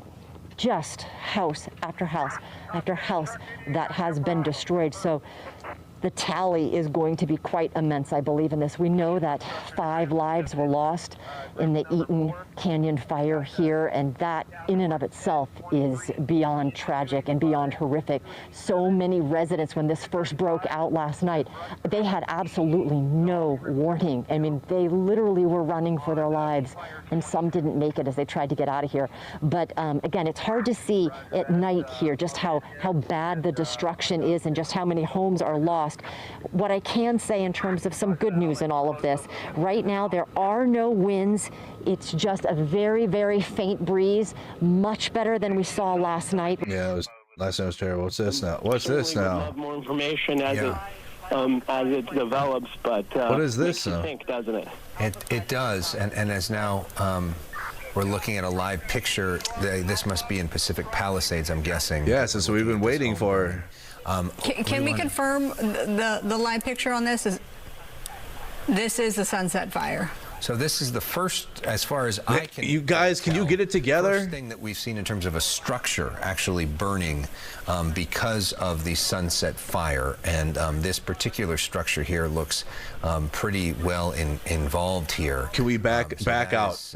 We don't. God, Fox sucks. Flames. It's hard for me to tell from this particular image. I don't know if you can see our screen. You may be able to help us here, but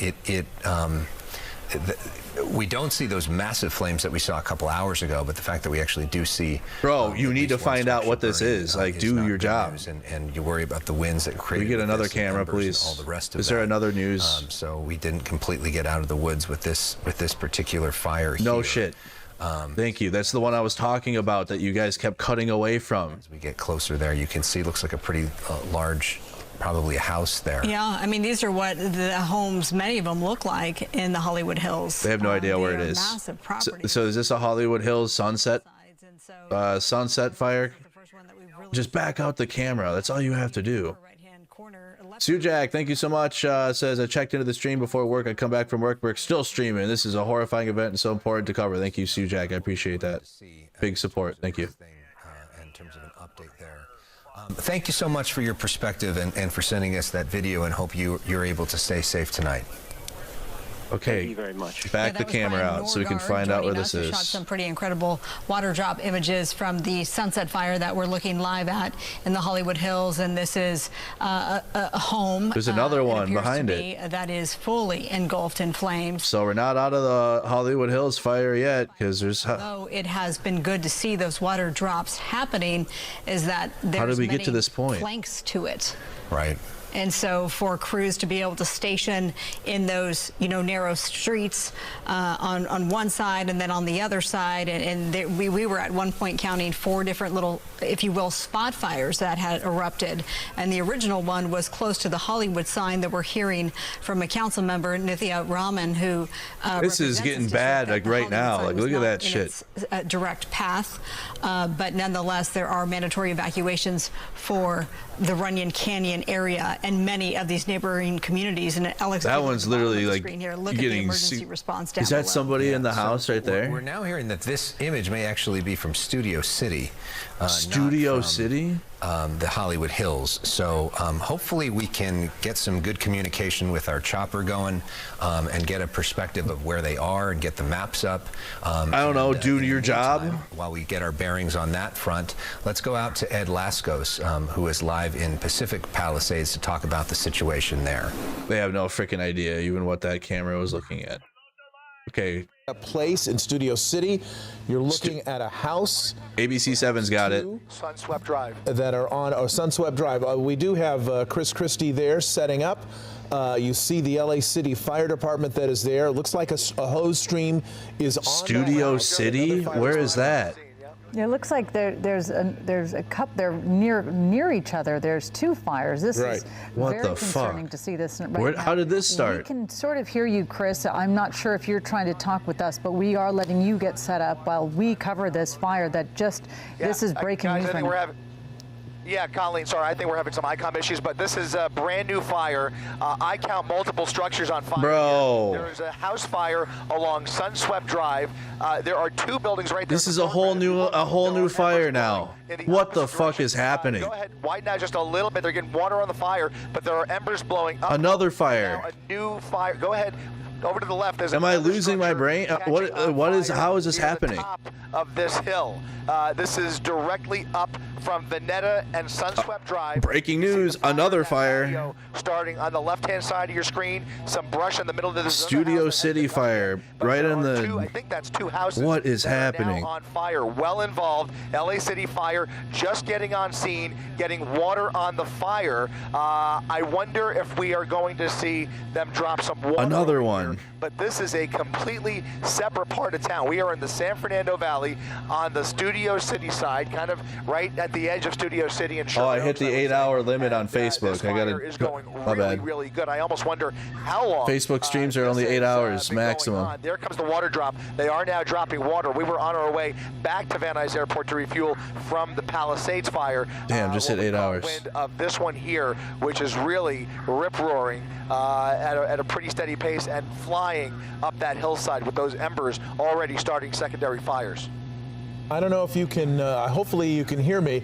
I'm wondering if you could zoom in on the house kind of on the upper left, because I thought I saw movement in there. Are there people in that house? God damn, bro. What are they doing at this point? It's hard to tell. Yeah, we're going to try and push in there and see what we can see. I don't see any movement. I have to go live again on there. It's coming right up.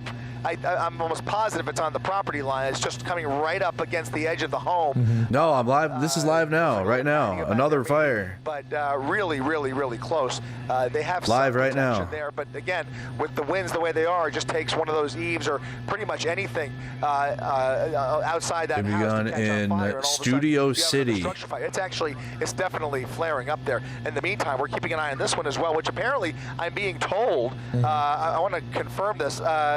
It looks like this started a little bit earlier, almost about 20 minutes ago. They've been fighting this fire for about 20 to 25 minutes, so they have probably been on scene just a little bit under that. But look how fast this house fire has exploded into multiple structures that are now going completely up in flames. Wow. We don't know if this is connected in any way to any of the other fires that we have been seeing. You know, on a typical day in Los Angeles, you have a couple of house fires. So we don't know if this is in some way part of this wildland situation we've been dealing with, but it's become that because it's dry and the wind is taking the embers into the other areas here, as you see. It looks like the backyard. Oh man, the backyard of that house is on fire. There's something there that's burning. There's an area in between where it looks like grass or brush or something there that is also on fire. This is at Goodland and Sunswept. Yeah, and I'm just a quick little look. Chris, you were going to fuel up, so you were heading back to the Van Nuys Airport. I'm taking it because now I'm looking at seeing how close this is to the Runyon Canyon, the Sunset Fire. It's they need really to evacuate now out of there. It's just under 6 miles. So Paramount Studios is right there. This is in the opposite direction, nowhere close to that fire. Yeah. This is a completely separate incident. Regardless of how it started, we could see how it's going, and you can see whether it was it looks like it very well could have just been a house fire, as Mark mentioned, but a house fire in this environment can tend to be so much more. Look at that, another spot fire starting. What the fuck? Separate from those homes, and that is going to be a harder fire to get to. That's going to be up to the helicopter to spot that one. And another spot fire. This fire is well, that's just lights. That is not a fire. I'm sorry. That's just lights. But there's already a spot fire next to that third house, which is on fire. So we can count. Well, I should say the property's on fire. We have 2 structures on fire currently. Another structure, that is clearly threatened by flames in the backyard there, and already a spot fire just up the hill from that on the other side of Sunswept Drive. So we have another fire in Studio City. And the thing with this is that the wind and the terrain are both going in the same direction in this case. The uphill terrain here in Studio City, heading up into the hills, is the same direction that the wind is blowing these flames. Wow, it's just remarkable to see this, Mark. I know that you know this area very well. We've lived in Studio City, and this area there's a lot of homes in this area. There's a lot of homes in the hills. There's a lot of trees. Not a lot of brush kind of in this particular area, but there are just tons of trees, very narrow streets. That's why during these red flag days, by the way, people aren't allowed to park on the street, because you've got to be able to get the emergency equipment, the fire trucks, up into this neighborhood to fight the fires that do break out. This is Studio City. If you could zoom out a little bit and give our viewers at home a little bit of a way to orient themselves on where this is in relation to, say, Ventura Boulevard, Ventura Boulevard, that area. Yeah, about a half mile up. We'll go ahead and widen out. Let's go ahead and widen out, Lucas. You'll see Ventura Boulevard come up on the left side of your screen. Not too far, but not too close either. Probably about a half a mile, I would say, up from Ventura Boulevard, which is on the right side of your screen, right there. No traffic on Ventura right now. They only have a few engines. I'm almost a little bit surprised that there's not more reinforcements already up here. Yeah, that house is going to go. Up for that as we speak. But as we know all too well, resources are stretched thin. It's really worth repeating. Now go ahead and push right back into the home right there, and you get a sense of the amount of brush, a lot of really thick, heavy fuel right behind this house, which is really what's fueling the spreading of this fire. Whether it started as a house fire or not, it is now a brush fire. How did that start? Wildly spreading here up the hill. So we've got already, again, 2 structures, a third one threatened, and more spot fires. All right, and I've got it, I think, on our map right here. It's Sunswept Drive, and the intersection, or the other street that's nearby, is Goodland. So it looks like it's basically right here. And zooming back out, you've got Ventura Boulevard here. That's Whitsett. So as you say, it's about a half a mile or so as the crow Laurel flies Canyon from Ventura and Whitsett, which is, of course, a pretty busy intersection. This is Studio City. Valley. Probably not very busy right now, given the hour and the situation that we find ourselves in. But you can see there's a hillside. You've got some brush and some vegetation here. Homes all along these streets, very narrow streets. And hopefully the people who live in this area have been adhering to the red flag rules for parking and allowing those fire trucks to get in there and do their work, letting those firefighters get in there. But that one home, it looks it's pretty badly damaged. I mean, it's engulfed in flames. Let's turn on the scanner for a bit here. See what the scanner's saying. The Operation Zulu would like to release LA County Engine 51. They are all over the city. Like, this is LA County Engine 51. They have the Palisades fire, which is near this. The Eaton fire, the Hollywood. Oh, there it goes right there. There it goes. The house just collapsed. The house just collapsed. Yeah, last message for you. Not trying to micromanage, but definitely got to get rid of our regional partners before our people. This is on Veneta Place. The house just collapsed. Each one of them. Here, we're going available.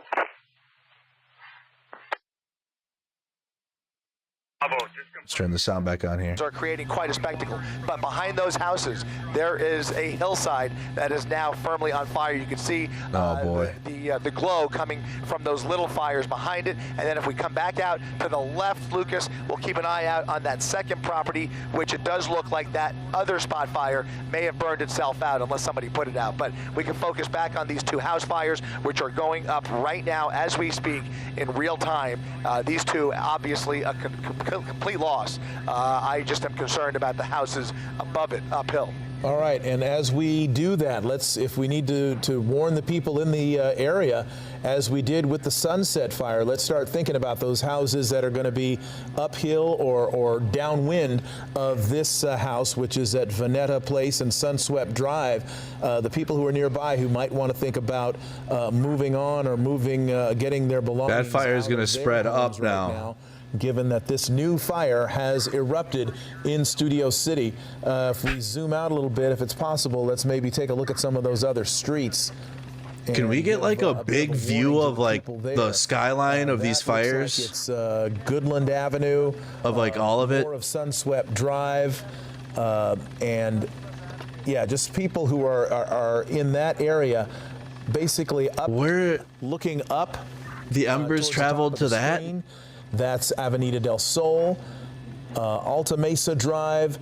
Keep an eye on this. We're not going to say necessarily that you have to go, but you should be looking at that as a possibility because of the way these things have been spreading rapidly. Now, the good news, Colleen, is that it's not as windy as it was before. Exactly. Right? And it would be great to see the helicopters and the air assault taking place because it's not as windy. Here comes the helicopter. So we do know that LA City Fire, LA County Fire, they've been very thrilled to be able to at least use their air assault firefighting methods as well, and they have been proving to be very successful. I feel like I see maybe that's actually probably not one of those water dropping helicopters. I'm not quite sure, but this is a dramatic fire. This is very visual, and again, this area there are scouting so it out. Many people living in these small. It's got to be one. Of the community, it's getting even closer. though you're right up against the brush. It would be great to see a water drop right there. It would. But anyway, I would say if you have a family and you're seeing this, or you know the conditions out here, we're still ripe for dangerous fires right now. And right now would be a very good time to get that ready, set, go plan and maybe execute it so you don't get stuck in a bottleneck. Indeed. And, I'm thinking about the words of Fire Chief Kristen Crowley earlier, where if you think that, or if you got a warning and you think you want to move out and evacuate, but the evacuation itself takes you through the area that's in trouble, you got to think about that and creating additional congestion. But also something else that we've been hearing over the last 24 hours is if you're in an area that's under warning and you feel like you should get out, go ahead and get out. Just trust your instincts. Yeah. I think that is probably the best advice.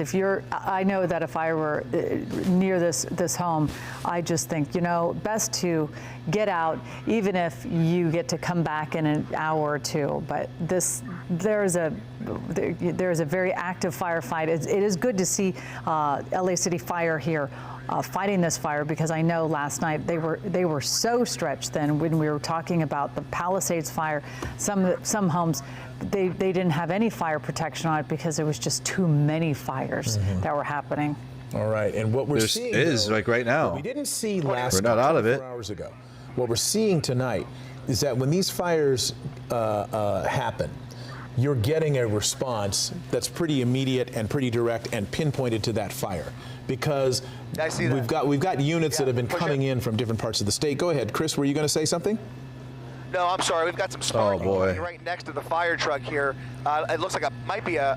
I don't know, maybe a power line that caused that. I don't know. We caught our attention there. We're still keeping a close eye on this because this is, you're so right. This is a perfect opportunity. There may not be any evacuation orders in place yet for this, and I don't know if there will be, but if you live right above this house, if you live one level up from Sunswept Drive, probably a good idea to head out just for a little bit until they get this under control, because right now, what started as a house fire or two house fires is now burning well out of control, and I think beyond the limitations of the handful of crews that are down there right now.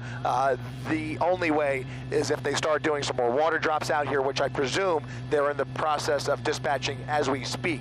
But right now, you can see as clearly as we can, this fire is burning out of control. What are you seeing in terms of spot fires? Really quick. So far, many people have been asking. The numbers are up to. Oh wow. Good question, Lucas. Go ahead. Oh, bad. It's sparking there. Behind the homes. They're gonna lose power here shortly. 100,000 ordered to evacuate so far. Many people are asking. 100,000 evacuated. There, you can see a whole side of the hill that is smoldering. There's spot fires in there. In fact, some of those weren't even there a few minutes ago. So this fire is indeed spotting, and another spot to the left. Another spot to the left. This is going to be a couple. What is that? At the end of Viewcrest Road. I didn't catch that street. What is that? Is that Viewcrest Road. At the very end of Viewcrest Road is a spot fire that was almost certainly started by the embers from that house fire. So this is how fast it happens. And this one is almost more concerning in some ways, guys, because now how do you get to that one? The entire side of the Hollywood Hills, opposite Hollywood, that is completely threatened by that fire right That's there. going to spread so fast. Chris, we're talking That about. was just what happened in the Hollywood Hills really on the other on to side. Everybody's words right now because it's so stressful this evening. So many anxious people watching and hoping that none of these fires get to them. I know that Evan Samford, he worked with us years ago. He says his parents live right next to this house, and they are making a plan. And I know that they're watching this right now. If you're like, we're talking about how people, if they feel like they need to go, all of like northern Los Angeles at this follow your point, gut instincts and go. If you're in like this, well, yeah, and I'm probably able to find it here. So basically, where the house you have to. that's This is on fire Pasadena. basically right here, this corner, Sunswept Drive. Over here is Viewcrest. So the spotting that took place basically is right in this area. You see a number of homes dotted along Viewcrest Road. Again, another one of those very narrow Hollywood Hills sort of streets. This is going to spread quick unless they get some air on it. In this area should be keeping an eye on this very, very closely. If you live on Viewcrest, Woodhill Canyon, let's see, where else are we looking at here? Rhodes Avenue up above the boulevard, Laurel Terrace, of course. This whole area, if you're keeping an eye on this, you should be looking at this very closely and considering whether or not to move out. If you're feeling uncomfortable and a little frightened about what you're seeing, those probably move out, because hope they can hit this with a helicopter. Because we just don't know if an evacuation order might be issued. The good news, of course, is that the winds are not blowing like they were last night. Look at those embers. That's the good news. If this were last night and we had winds in this area, it's so dry, 35, 40 miles an hour, this would be a whole different story. That Look at those embers. would already be going up, and there'd be homes right now in real significant danger. There still might be some danger there. You do see a big response from LA City Fire that has included at least one water drop from a helicopter, as well as a lot of units on the ground that are getting water on the fire, the house fire. But just to be sure, there is, of course, the red flag warning that is still in place. It's still very dry out there, and there is still some wind. And you know what, Mark, I'm learning some added details from Evan Stanford, again, one of our former colleagues here over at ABC 7.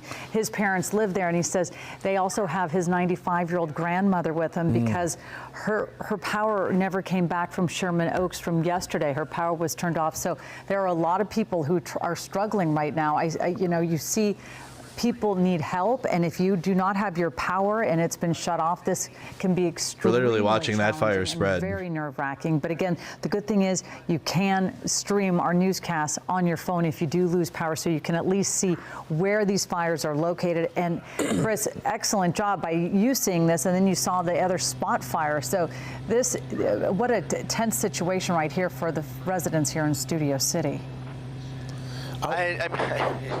Yeah, what are we looking at? You could just, this city is not going to sleep tonight. This is really concerning to see these fires popping up like this. And this indeed was apparently a structure call out. So they responded out here to a structure fire to find these houses on fire, not only one, but two. But what we've seen in the last few minutes is really the most concerning part, as we mentioned. And as you just said that, Mark, if this was last night, we would have an entirely different situation on our hands right now. You have a fire that they're fighting. They have their hands full with this, especially because of the terrain and the brush behind the homes. But if we widen out and go ahead and pan over to that spot fire, and there are multiple spot fires, which are concerning, but I have every confidence that within a few minutes, not too long, they will drop water on that fire, and that should be put to bed. But if this was last night, that spot fire that you see right there would be ripping uphill through Studio City into the Hollywood Hills, just like we saw a little bit earlier where the winds were whipping into Hollywood and you saw that fire exploding exponentially towards, the city of Hollywood. So, now you have this situation on this side of the hill, but I have to imagine in a few minutes they will get water on that fire. It does not seem to be spreading yet, but it's still blowing about 20 to 25 knots, about 25 miles per hour up here. And so, it's still a windy night. 25 mile an hour winds. To be taken lightly. Which brings me to which is still like for Dallas Range wind, still some wind. You have been watching the winds, and you have been telling us not as bad as last night. Basically, kind of on the schedule that you told us, they are dying out. What's the situation as far as the winds are concerned in this part of the San Fernando Valley? powerful winds tonight, but they are still there, and it's very, very dry. And as Chris mentions, when he's up there in Air 7 and watching all this happen, it really doesn't take very much. If you have a fire like this one, how this one started, we don't know. Could be an ember. We really just don't know.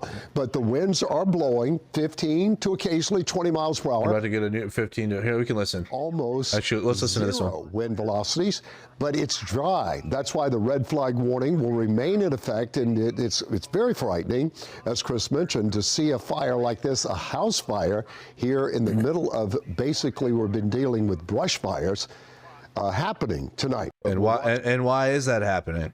And as I mentioned before, the winds are not a big problem there. Pretty weird to have a house fire and have 8-9% humidity. You know, maybe it could have happened. Anything could happen. So this is still a very dangerous situation. Pretty weird. Here, let's go on the ground while he's doing his weather report with, looks like AXN News is filming the house fire from the ground. This is that house fire. It's on this. He's in the street.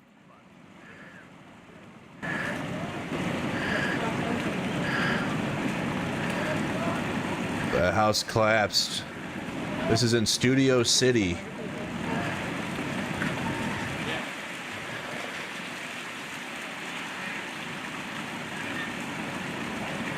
House fires happen in Studio City every night.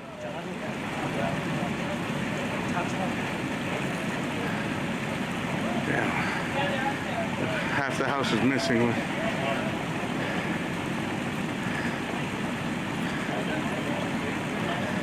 Is there anything else you got?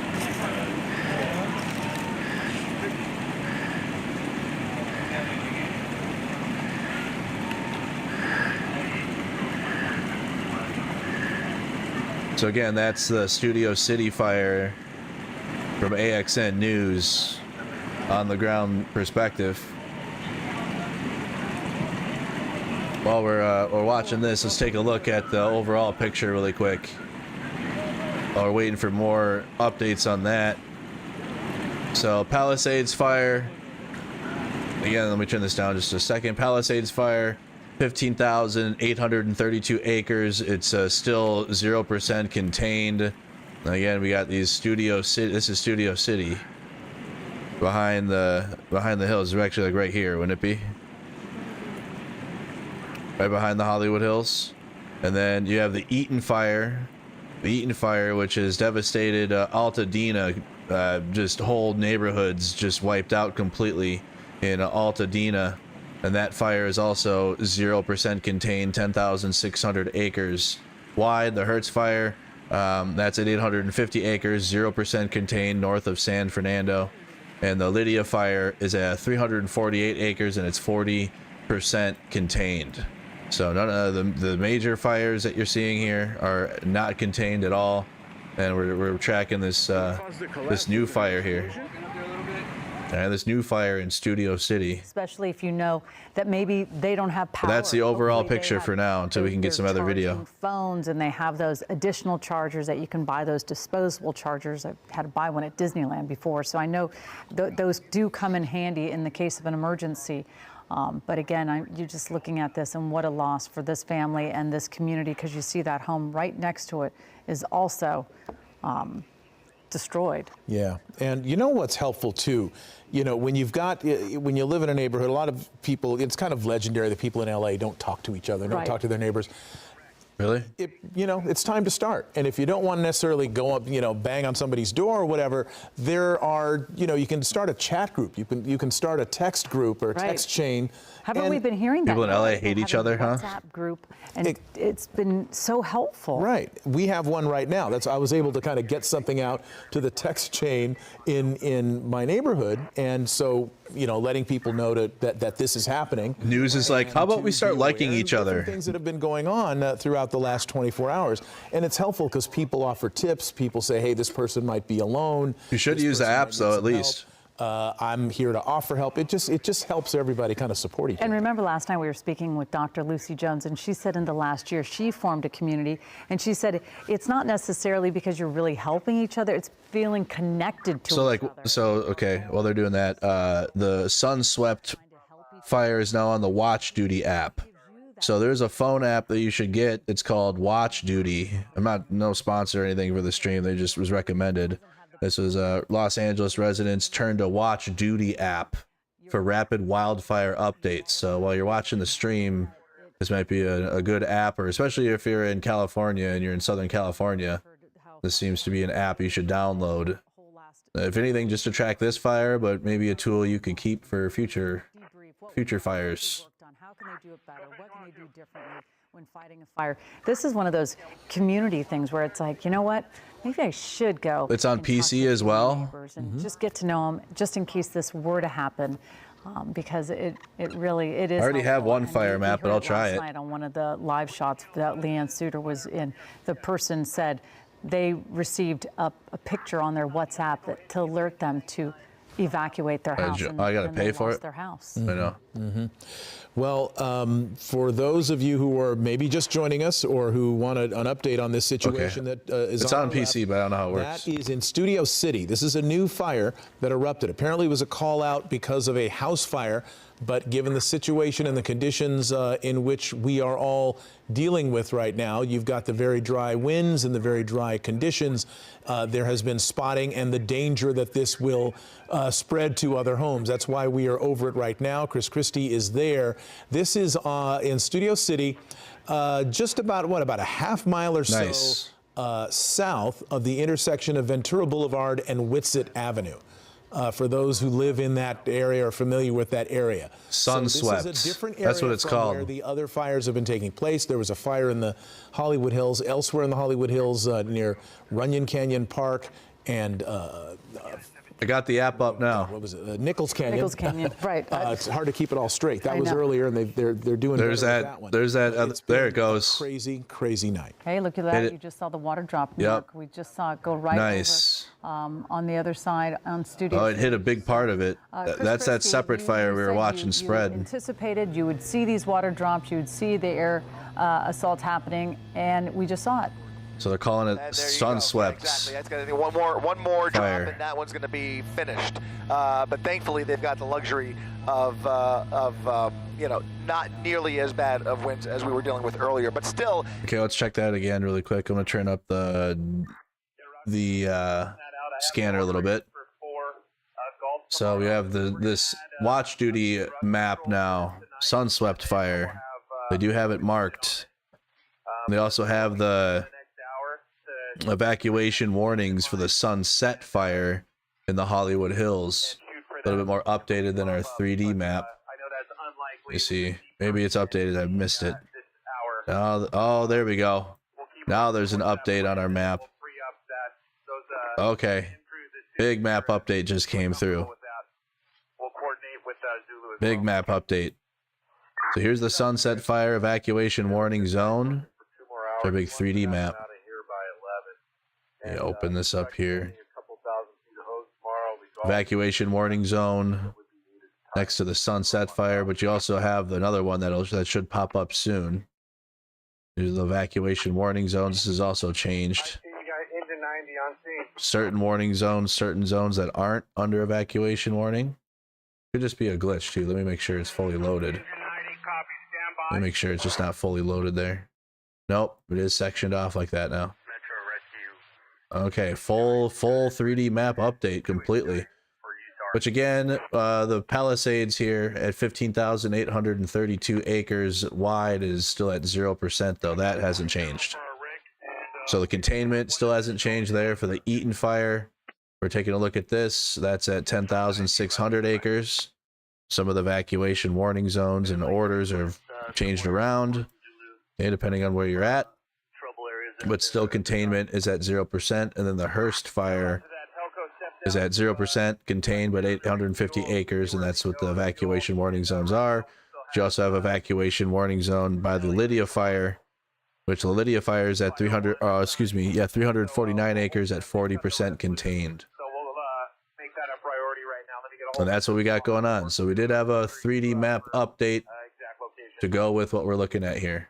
Yeah, let's get an on-the-ground report. Fox 11's out there. Was saying, I mean, this is a steady wind flow directly to the south. So much so, This is the Pacific Palisades. Presence. They kind of just leapfrogged down to the south of where we're standing here at this church, and that just happened in the last 20 minutes or so. So they're obviously concerned about the embers flying in that direction, and it is just a powerful, forceful wind that's just been blowing south for a while now. And you can see this church just crumbling here. We've got Pacific Palisades fire, the most destructive in Los Angeles history. Looks like a cathedral of some sort. Look, if we can pan to the right. Most destructive ever. Beautiful stone arches.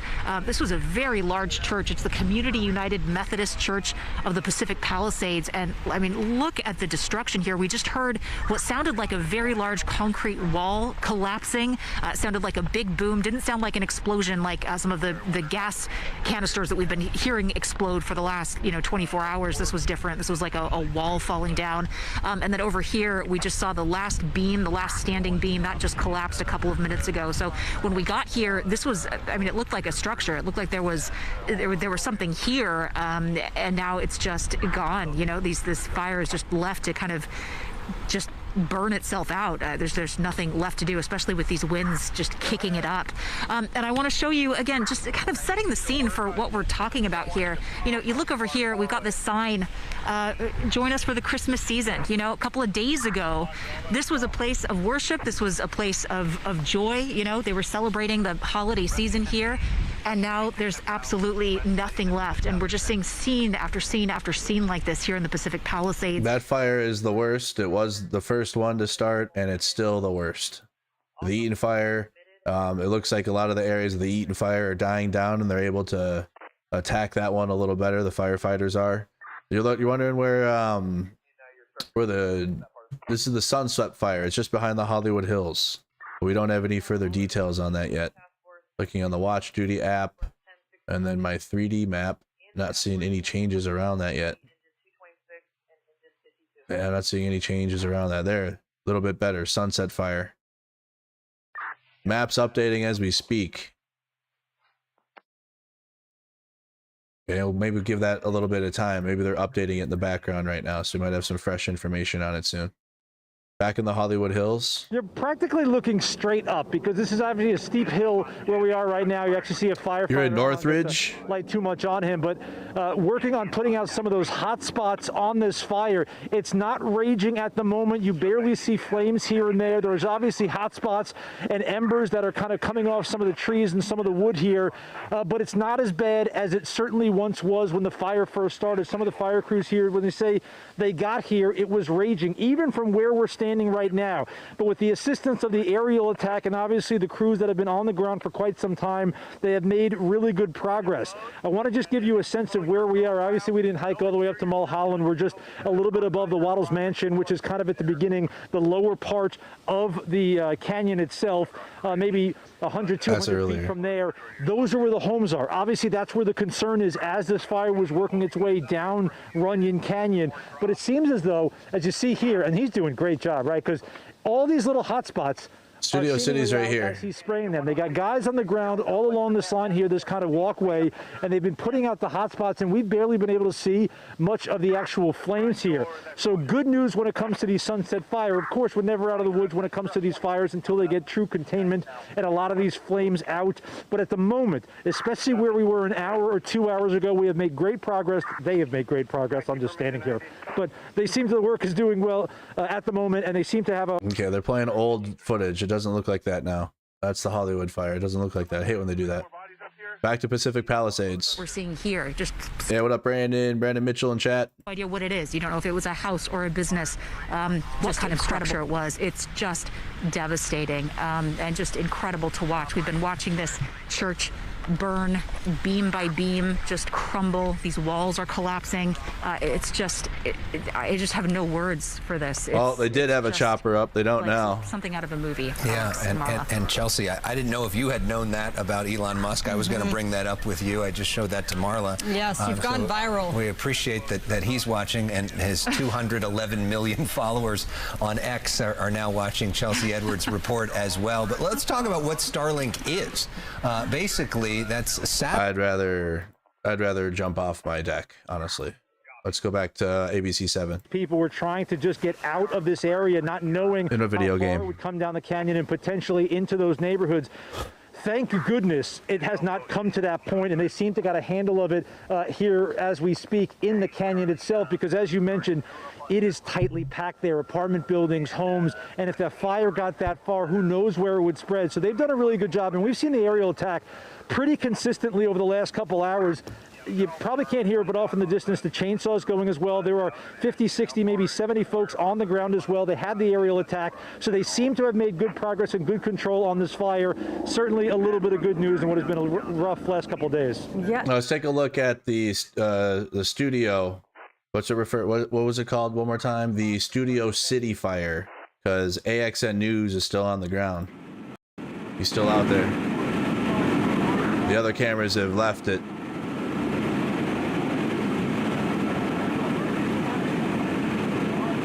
Everything good? Check into the stream. Put a ++ in chat if you could. It's still under investigation, technically, Brandon, but the weather conditions and the dry weather and the drought and the Santa Ana winds have only made it the catastrophe that it is. But in terms of the origin, it's under investigation. Still, I haven't gotten any official statement on how it's been caused for sure yet.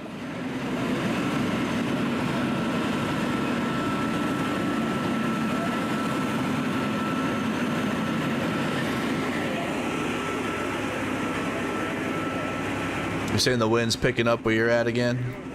Did you get the whole house on fire? I got the house on fire, but not like when it first started. How it exploded or no? You saw that? No, I don't know how it went down so fast. Did you get the dog? I got the dog. Is there anybody else out there that's streaming in Studio City or Hollywood? The chopper, they're showing old footage of the chopper. That's no good. The areas that are smoldering. Chungus, thank you for the 5 gifted. What was there, whether that's just brush, but I Thank you, tell you, Chungus. across the street, there's a lot of devastation, a lot of burned out down homes, and in fact, since we were here, there was a fire unit that was spraying water on the buildings as they were smoldering. They finished up and moved farther south down PCH, but it's been an interesting time period. If you have some.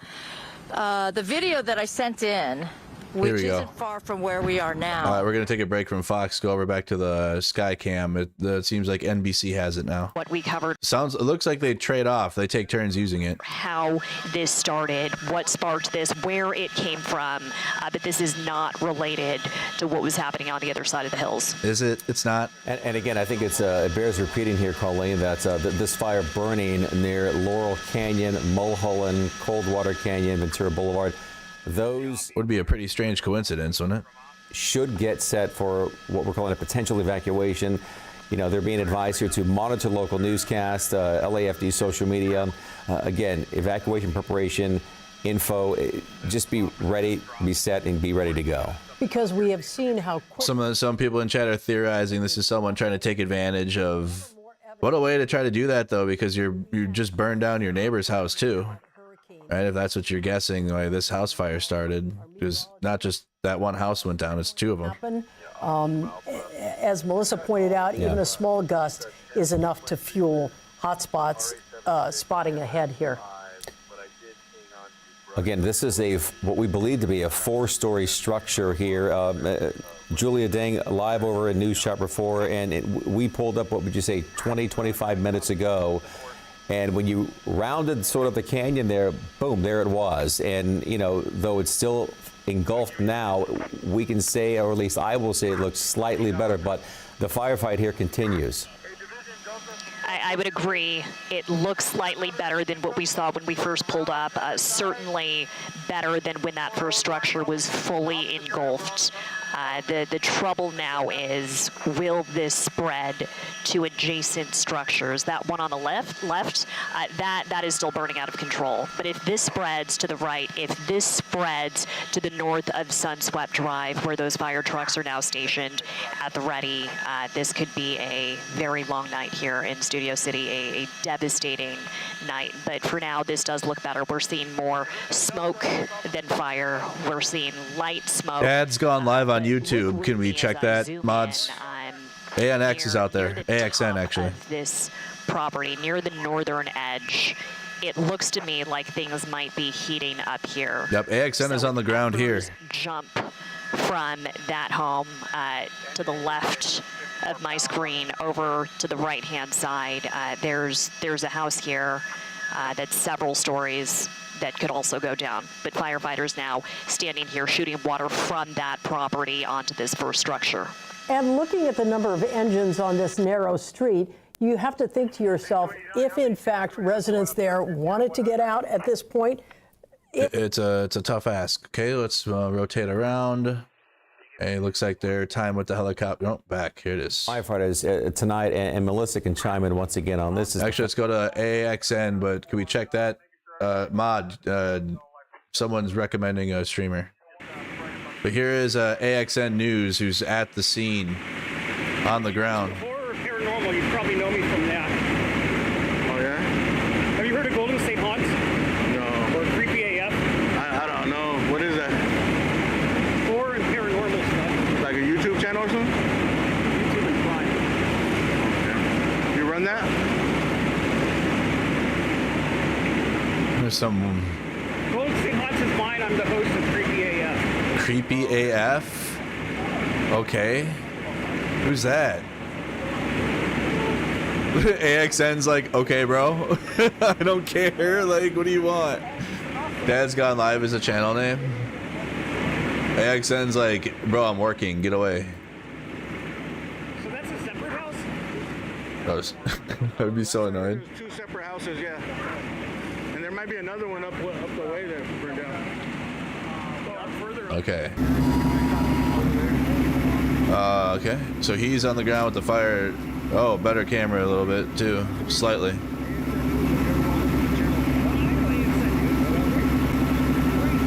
They're both at the scene, cutting in and out. It's just another name for Fox.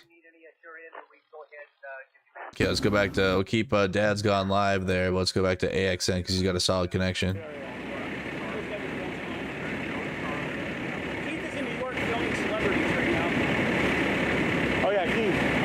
I don't think he streams anymore, huh? No, he does. He does? I haven't seen him out in a long time. Looks like they're getting control of that fire. They're getting control of that fire on that house. Let's go look at the aerial image really quick. Yeah, they keep kind of showing the earlier shot. When they start showing earlier, that's a key trick, a key news trick. When they start showing older stuff, that means that it's died down or the extreme situation. There it is. There's an actual live shot of it. So there are some warnings that are going out in terms of evacuations because of these structure fires in the Studio City Hills. We'll keep a watch on that and let you know if that turns into a bona fide evacuation order. But obviously, if you live in this area, you know what's happening outside your door, and it's a very frightening feeling. And let's hope that they, make quick work of it. They have made significant progress since we last checked, it looks like. Yeah, so we've seen good progress on Brandon Mitchell says, hate to ask this, but has anyone made this political yet? Only the people that do. Only all the people that do. Still do not have any reports of any what is that fire now? Burned in that, which is quite something. That Sunset Fire is now at 43 acres burned, but thankfully not the acres that include homes or businesses, and we don't have any reports of any injuries on that one. Obviously, we do have some property destruction here. The goal is to limit it to these homes in this immediate area and not see it take over other parts of Studio City, Ventura Boulevard, and right now it seems like crews are doing a good job of containing the they're on top of these new fires. It's the Palisades and the Eaton fire that are still Hollywood Hills to arrive on the ground below this one to be able to bring you a live report from the scene. You know, we're doing the best we can in touch with LAFD to bring you the latest information. But yes, the flames, those massive flames, they've been put out, thank goodness, and it's still good to see that continuous water line just on the flames from several directions here. In fact, 1, 2, 3, at least 3 hoses are on this at this point in time. So, and this is a la, you know, the Hollywood Hills in terms of how hard it is to get to some of these homes and those narrow, winding streets. So it's a similar situation, a similar layout as we've seen on the other side of the hill for the Sunset Fire in Hollywood. You know, those mandatory evacuations still remain in place. A lot of the iconic places you think about when you think of Hollywood, Capitol Records, TCL, Chinese Theater. Okay, so let's go back on the ground. Yeah, Dad's Gone Wild isn't really moved. He's kind of showing that. Well, we got LA Fire, Hollywood Hills. He's at the studio fire. Veneta and Sunny. Sorry, man. Sunnyvale? Sunny Slope? Sunny something.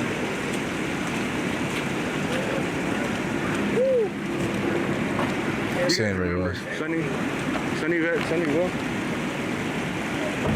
And Veneta. That's right at the corner. Hey, what up, Crispy?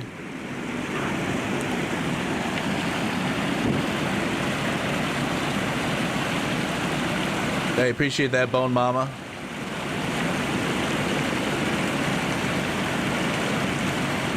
So you got both AXN and Dad's Gone Live who are out there at the Studio City fire.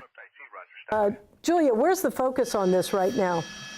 Let's go back to NBC. We're back with you now. Lost IFB in my headset for a moment there, but look at what's burning here. I'm not sure what that is. It's probably dry brush, even though most of this area, most of that front yard is now saturated with water. I think the focus of this firefight is still going to be to the east, to the right of this first structure. You see where they're shining that flashlight? They're probably trying to figure out and strategize how they can ensure this fire does not spread to neighboring structures. If you look at the roof of this home, to the right, it looks like that might be igniting. Yeah, that's going up in flames now. I can bet we're gonna see additional water directed here, possibly a water drop from helicopters. Well, Mama, thank you for joining the channel. Thank you so much. Try and get this under control. But over on the left, the 2 structures that were burning when we pulled up 30 minutes ago, that seems to be burning out now. So if they can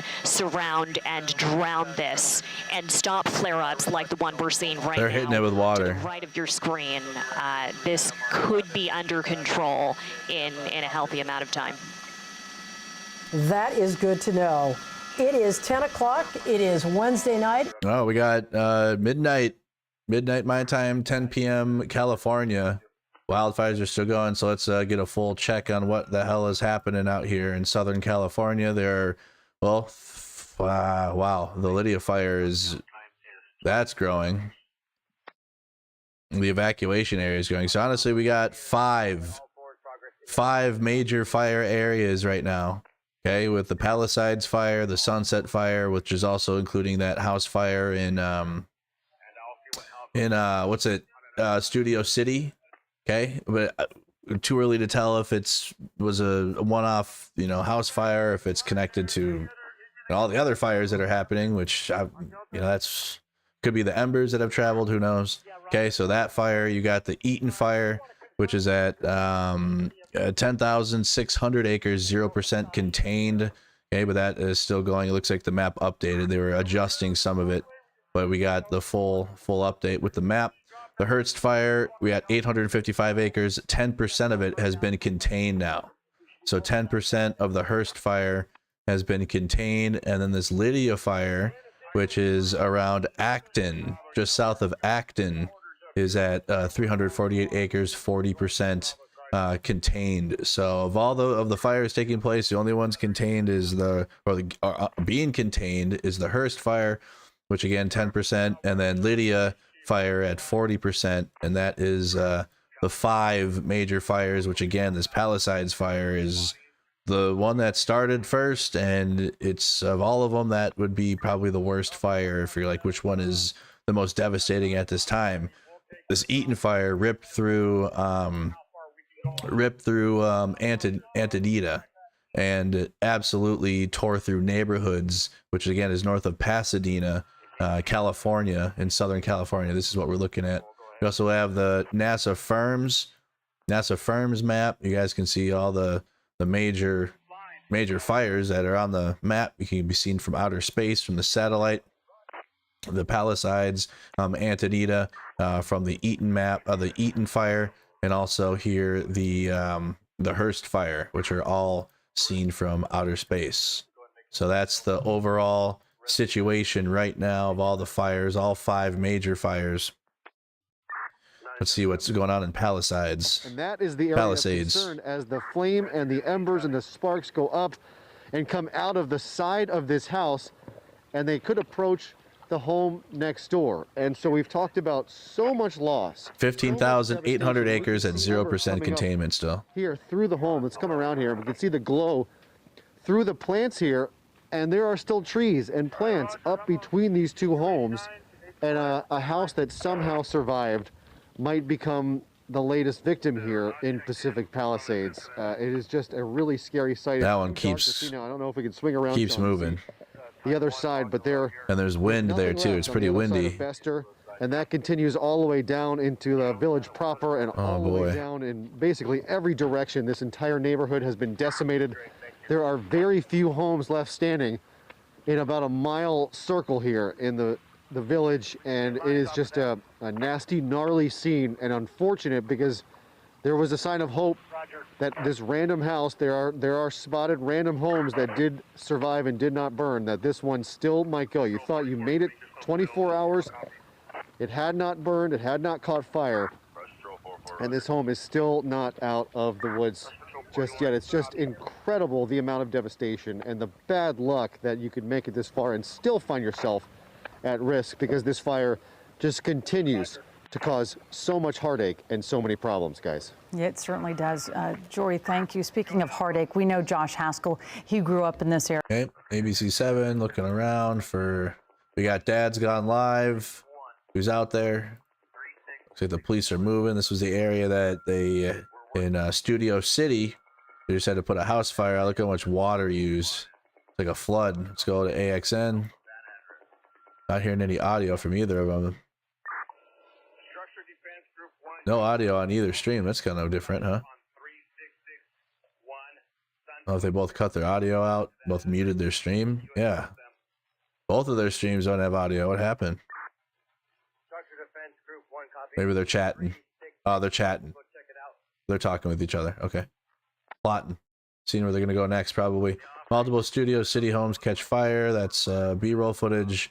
This looks like a live look at the sky. Live from Skyfox, just panning over, and you could see it was a black zone there, meaning you didn't see any of the flames as it relates to those structure fires. But then you see all these blackouts here. These are power outages, and I know we've heard from so many of you saying, I don't have power, whether you are in the valley, whether you are in the Hollywood Hills. So widespread outages tonight across the Southland. And as we were watching that Studio City firefight within the last hour, we saw power poles sparking, which I suggested at the time might meant that we would see blackouts in the area. So because I got to assume because of this firefight, we see some of these power outages. So although they're able to knock this fire down, although they were able to contain the damage to that street, the after effect of it also is some of these power outages in the area. And you look at this area, Marla, and we know how heavily congested the Studio City area is. There's what it looks like now. A lot of people that are without power tonight. And this is... looks like they got a little fire inside the next house. We were just looking, that was towards the 170 that we were looking at as well, where some of those power outages... It's been sick, yeah. So I've been wanting to... A lot happening in the San Fernando Valley right now that's all breaking tonight. And a lot They finished their discussion. in the dark as we speak. Yeah. AXN and Dad's Gone Live finished their discussion. I have no idea where I'm going, dude. I just fucking put on GPS in Santa Monica and look for fires. Okay. I don't know this area at all. Yeah, this is AXN News. What are you listening to for the scanner? LAFD? Scanner. LAFD? All of LA. Have you heard of LA Captain? Yeah. You can go to LA Captain on YouTube and get his fire feed, and he has all the fires. LA Captain on YouTube. I have the actual scanners in my car. I just programmed it down there. Okay, if you got them all, you're good. Not able to give us the assistance on the Bravo side. All right, man. I'll see you on the next one. I'll contact you. Thank you. Okay. Okay, so that's AXN News, and then Dad's Gone Live.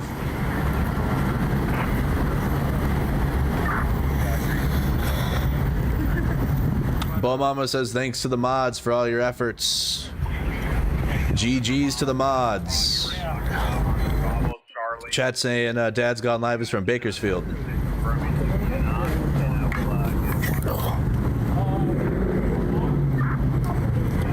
Got in there just in time. My feet are soaked, guys. We're gonna have the heater on and fog up the windows. Let's go.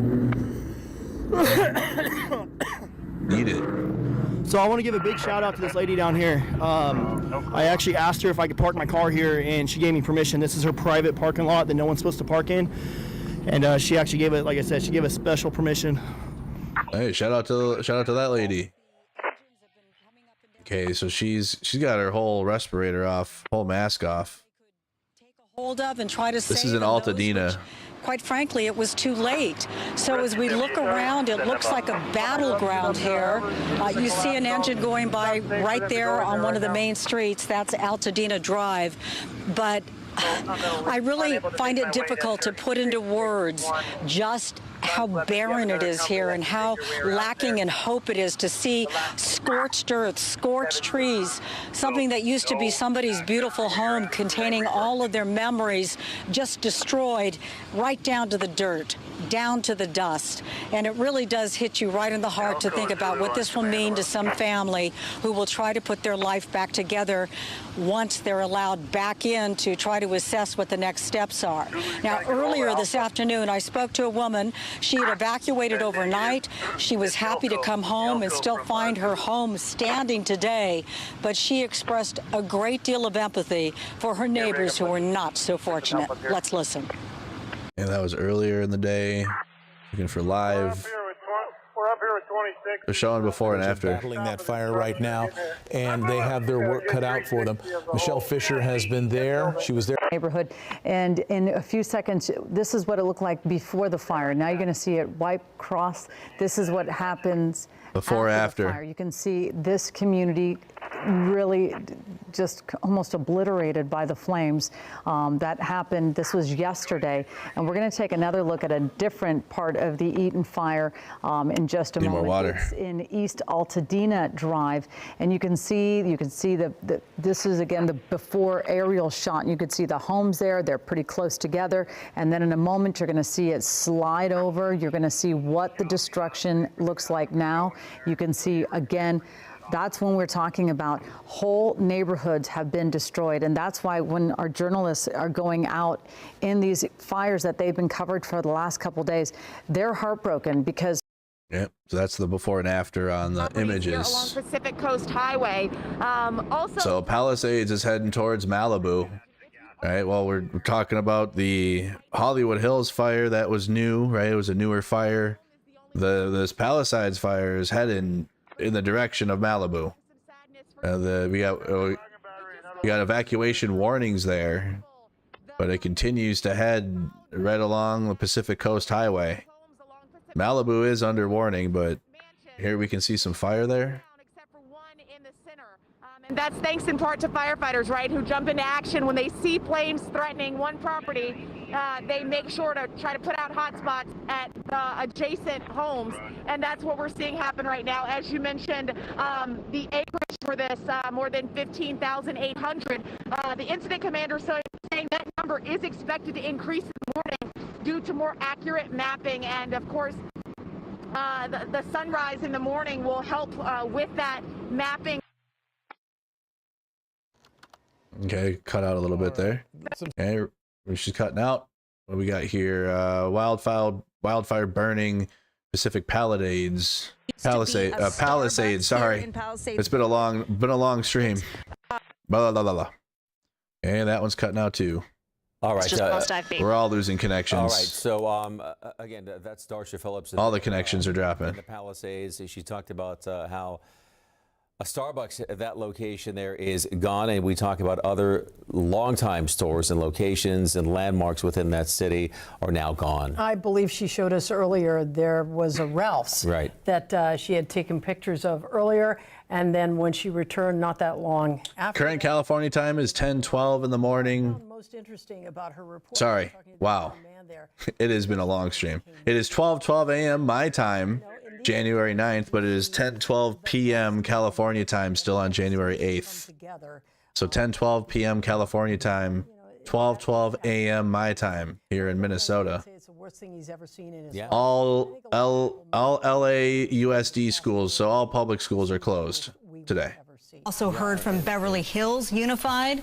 They are not in the evacuation zone, but nonetheless, they are closing their district schools tomorrow because a lot of their staff are in the impacted areas. All Los Angeles schools are closed. Is in town today with Kristen Crowley. Another note when it comes to schools, UCLA is going to be basically canceling all undergraduate classes for the next 2 days. Their graduate classes are college classes are learning, so they're basically trying to keep canceled people off the campus of the University of California, Los Angeles. Chelsea Edwards is live for us tonight. She continues our coverage of. Thank you, Dubsy. I appreciate the support there. Appreciate that, buddy. We're keeping moving. AXN's in the car. Same with Dad's Gone Live. Probably figuring out the next spot, if any. Actually haven't updated those numbers, that acreage for the Eaton fire here in Altadena for hours. It's been standing at 10,600 for most of the day, so I'm not sure how accurate, how updated. 200 to 500 buildings destroyed by the Eaton fire. This is in Altadena. Level is going to tell a better story than if we zoom out all the way, because it is so smoky here. We are in the Pasadena, Altadena area, shooting north right now. So there's still some fires there. You can barely see anything. You cannot see the flames we showed you earlier. You're not seeing super flames smoky. like we shot earlier in Studio City. You're just seeing a lot of these embers. Everywhere you see orange lights right now, it's either fire trucks or it's homes, trees, brush on fire. And what's interesting here, unlike what we saw in the Palisades tonight, where it's like a ghost town. We saw that in Malibu this afternoon as well. Somebody said it looked like a war zone. It's decimated and it's empty. Here we're seeing quite a bit of activity, and it's not just the fire department. We're seeing residents, we're seeing cars coming and going. This evening, we saw people getting out of their cars, walking into homes. So in a way, this is kind of like the stories of community and humanity and neighbors banding together that you were just talking about. But look at this. I think I'm seeing a car driving through this neighborhood. And these are areas that were under mandatory evacuation orders. So I think people must be coming in to check on their homes now, to check on their friends, on their family. And up here in News Chopper 4, I mentioned my pilot lives in this area with his family. He was doing that as well, you know, flying through here. He wanted to see if his neighbors, if his friends and family, if their homes are still standing. We haven't had an update from the Altadena area in a while. That's what we were watching when the stream started, in the Aldis in the residential areas. So quickly. That martial arts academy that went up in flames in the van. Julia, we talked that was all in Altadena. The enormous nature of these fires here in Southern California, and at the press conference here this afternoon, specifically on the Eaton fire, you had, you know, the mayor calling this a tremendous tragedy. 100,000 people under mandatory evacuations. 100,000 people. Add to that, 100,000 more have been warned to evacuate if deemed necessary. We look at what's going on here right now. How would you characterize the fire here right now and, again, its rate of spread? I would say this is unpredictable. We just don't know what the night holds here in Altadena. I can show you what I'm seeing from up above, which is little spot fires everywhere. Everywhere I turn. That's where we see. You see those orange lights? Those are homes. Those are businesses. Those are livelihoods. You should turn off the street thing. So even though the winds have died down here, they're not out of the danger zone yet. So people who are coming back, I sure hope they realize the risks they are taking. I mean, we're thousands of feet above this, but we're still in a cloud of smoke. I can taste it. We've got soot covering the camera operator in the back. This is unlike anything I've covered before. And Michael, something else that came up during that press conference that really struck me, and we've been hearing chatter about this all day, not just in Altadena, but in other communities affected by wildfires. There's Hey, Josh Cherry, good to see you. Several arrests have already been made. There have been additional reports, and we heard the LA County District Attorney is gearing up to issue a press release and to take aggressive action on this. But you can't help but wonder when you see activity in a danger zone like this, is it neighborly activity or could it possibly be criminal activity? Okay, so that's Altadena. Let's check in on Palisades fire. And how our students and our teachers are saying we will rebuild and we will be there to you together. Everything's still on fire in the Palisades. Places to shelter or places to eat or places to go to school is really inspiring, and I'm just grateful and I'm proud to represent this resilient and amazing community of the Palisades.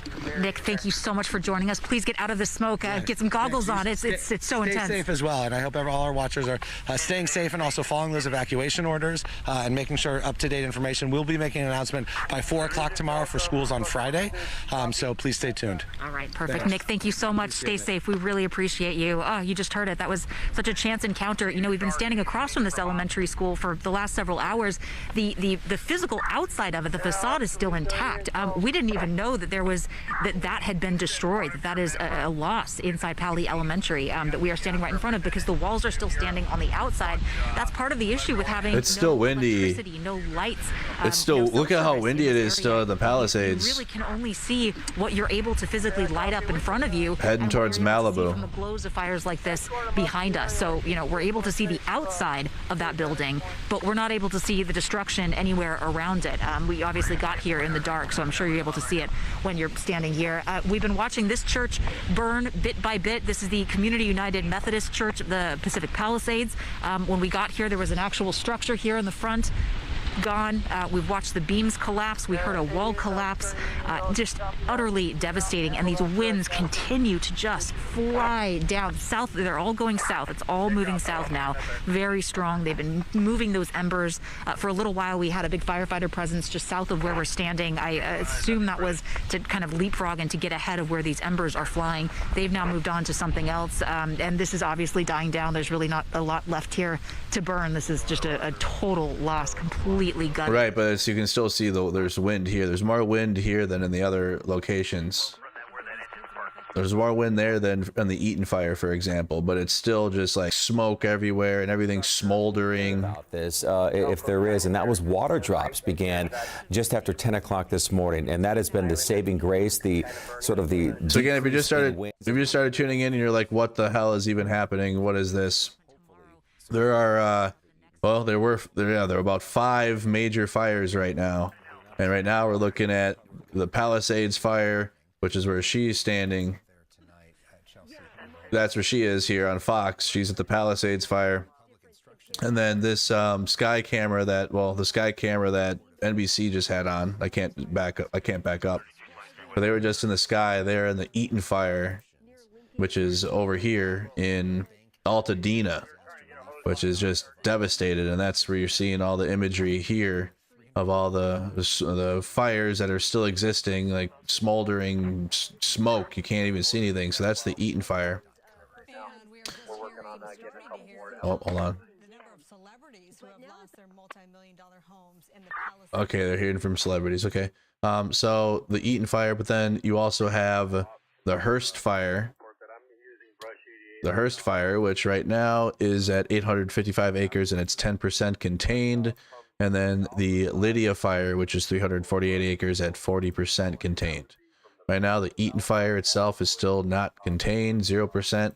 And same with the Palisades, both at 0%. The Sunset fire, taking a look at it, 42 acres, 42.8 acres. The Hollywood Hills fire that we saw start while we were streaming here.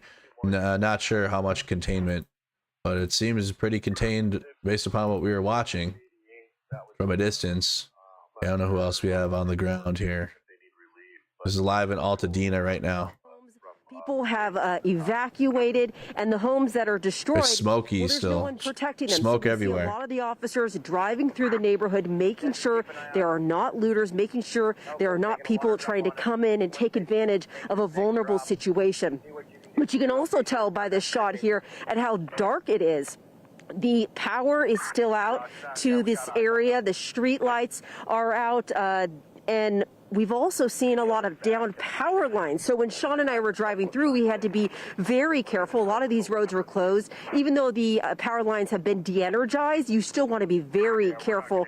The winds snapped those lines. They snapped those trees, pushed a lot of those through the area. And we also saw a lot of debris through here. We have some video that we want to show you from earlier to show you how that fire is far from over. This is video from Lake Avenue. A lot of businesses, 40 businesses possibly. I know as Sean and I were driving up Lake Avenue, we saw grocery stores destroyed. This is the Bank of America. As we arrived around 5:30, you just saw flames shooting from the roof. You saw firefighters using hoses at the front entrance. And then you also saw people like this that were trying to water homes next door. They were trying to water some of the hot spots. I saw the images from earlier in Altadena taking place out there. A Studio City fire knocked down. Being sprayed on top of this house and the remaining homes. So it's seemingly that the Hollywood Hills fire that started and the Studio City fire have been defeated. Here you can see probably up in the hills these bright flashlights. Firefighters are kind of looking out, looking for any hot spots. You can also see some hot spots, and that's kind of why we likely saw that drop. But really, I mean, after everything that we've seen the last few days, you can imagine how everyone's feeling. This is a very steep terrain with lots of vegetation, and with all these fires that we've been seeing recently, you know, people are very, very worried about any time they see any flames like this. So an intense situation. We understand that a couple of structures are lost, but firefighters still out here and attacking it from all angles and really making sure that this thing doesn't keep spreading. Understand we heard from a homeowner here that lost everything and very emotional, and just kind of imagine kind of what they're going through, just what all these other people have been going through.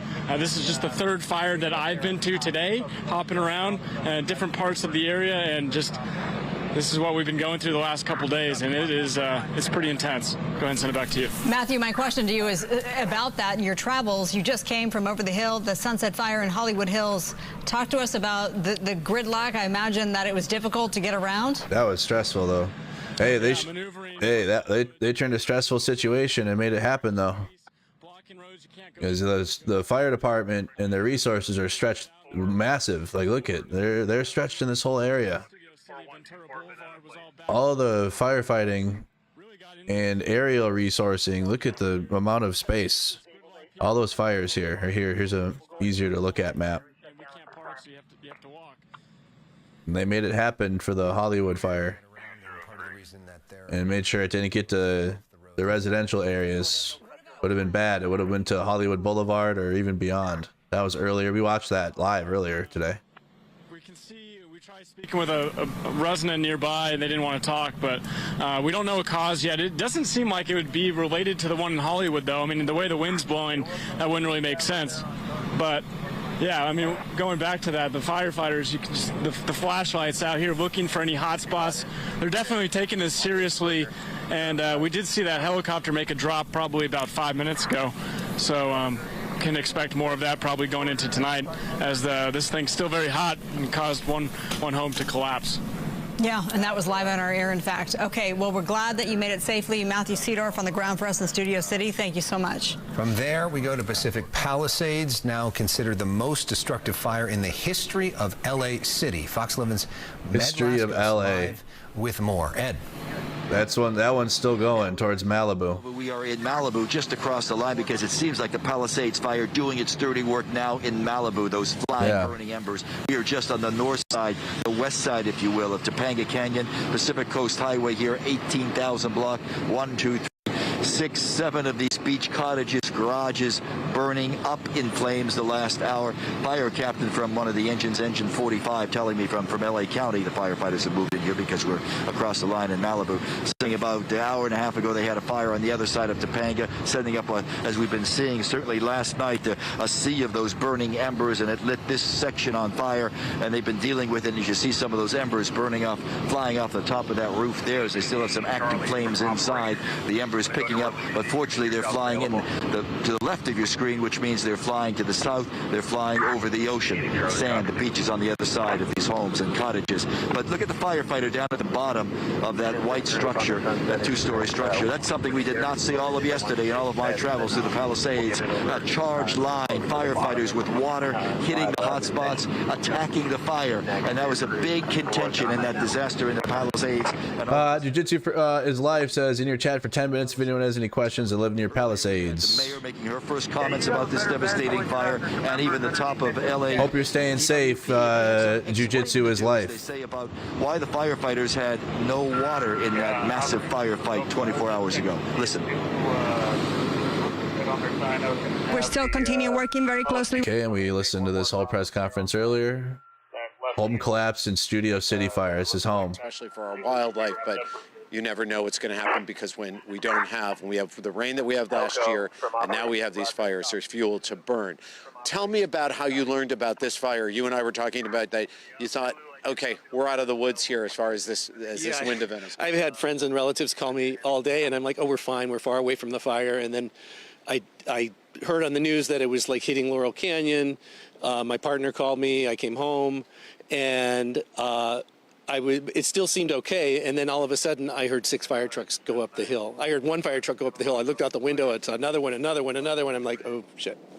Is it this immediate concern for you, excuse your language, is this immediate concern for you that when you see the wind that's the big fear? Yeah, I mean, I've never experienced a fire from being spread through wind before, but I know it happens. And can't swear on the news. There was some concern. I see a lot of water coming down the hill, and it seems like they dropped a lot of water, and it feels damp outside, so I'm feeling like we might not have that particular problem at this moment, but I'm just guessing. And that does appear to be the case. Michael Schul, thank you very much, and please stay safe. Get that cat box ready and go if you need to go. Thank you. I know you will. I think people should swear more. Josh Cherry, thank you so much for the big support there. Big long-time supporter, Josh Cherry. Thank you so much. Here in the Los Angeles area, the wind is not a factor right now. And that is, as the LAFD explained to me when we left the Sunset Fire, we are in mop-up mode. We are looking for spot fires because the wind can be erratic. So the LAFD should move to the Palisades. That's where the fire is still going. The Eaton fire is dwindling down, but the Palisades one does continue there. The Palisades one does continue. Let's do it one more. Let's do another check here on the watch duty.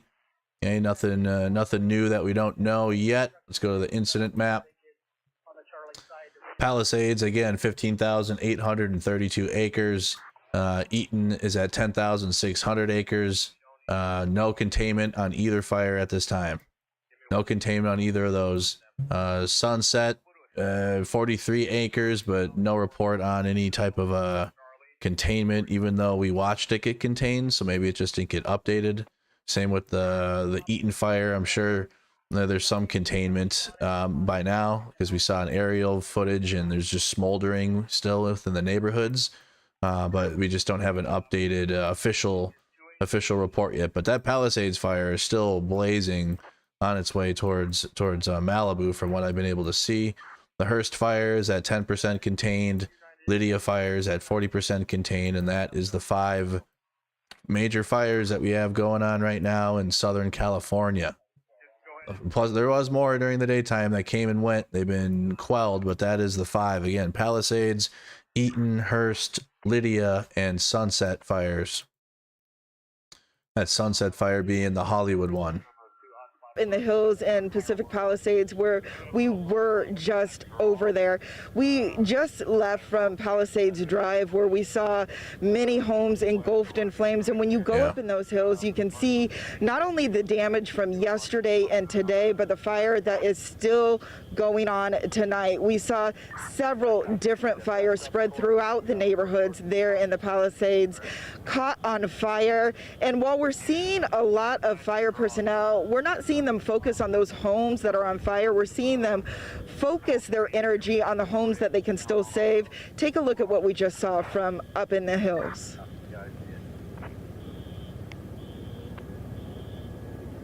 Are they gonna cut to it? Or nah. Or nah. It's Fox News. They're in Eaton. Started smoldering, and this is what happens. So again, this is Charles Elliott Magnet Art School, and right now it is burning. And now that you see, looks like it's a sheriff's department going by, and they put a spotlight on there, so you got a better glimpse at the building. So those of you who are familiar with this, it's actually at the corner of Lake and Calaveras. We were here earlier today watching the Aldi, which is directly across the street. Yep, that's what we spent most of our early days doing. It's their Studio City, still putting out some of the neighborhood fire in there. All right, well, chat, I think this is a time for me to take a break and get some sleep now, because I did this all day today. Again, I think this is a good time to break for me. And get some food. Number one, I haven't ate. It's like 12:30 in the morning, but I have to find food somewhere. There's gotta be food out there somewhere. Go to the grocery store and make myself some eggs or something. And then I'll do another stream daytime, and we'll see what this looks like during the day. I don't think we'll have another like major day of fires, but we'll see like some of the aftermath of what this looks like, and some daytime image of the Eaton fire, and this what is the devastation, because it's hard to see right now with all the smoke, and it's nighttime, so it's I think it's time where we can break now. All right, the ABC 7's still live. There's still some news coverage, but in terms of anything major, I think we're kind of in the downward now. Okay, keep an eye on the Palisades fire, and we'll check that tomorrow. And everybody that tuned in today for the stream, thank you so much for all of your support on Mercado Media. If you guys could smash the like button, that does help significantly. Subscribe to the YouTube channel if you haven't done so for breaking news coverage. I also do my IRL coverage. I've been to Ukraine, for example, 5 times, frontline reporting. I also chaos reporting, sometimes crisis reporting, I know how you call it. Did that. I do that, so make sure you subscribe for that too. Join the Discord server. The link is in the description. With great community there, the Renegades community, so join that if you haven't. I have a gaming channel. I'm not gaming tonight. It's too late. We did a 9.5 hour stream, so no gaming tonight. But I will be gaming this weekend, so check that out, Mercado Gaming on YouTube. And you guys have a fantastic night. And if you're in Southern California, please stay safe. Just listen to the official message. Listen to the scanner. Look for the evacuation warnings in case that does continue. But I'll give you guys the latest tomorrow. Okay, the latest news coming tomorrow. You guys have a fantastic night. Again, thank you for watching for today's coverage, all 9 hours and 22 minutes of it. And you guys have a fantastic rest of your night. Take care.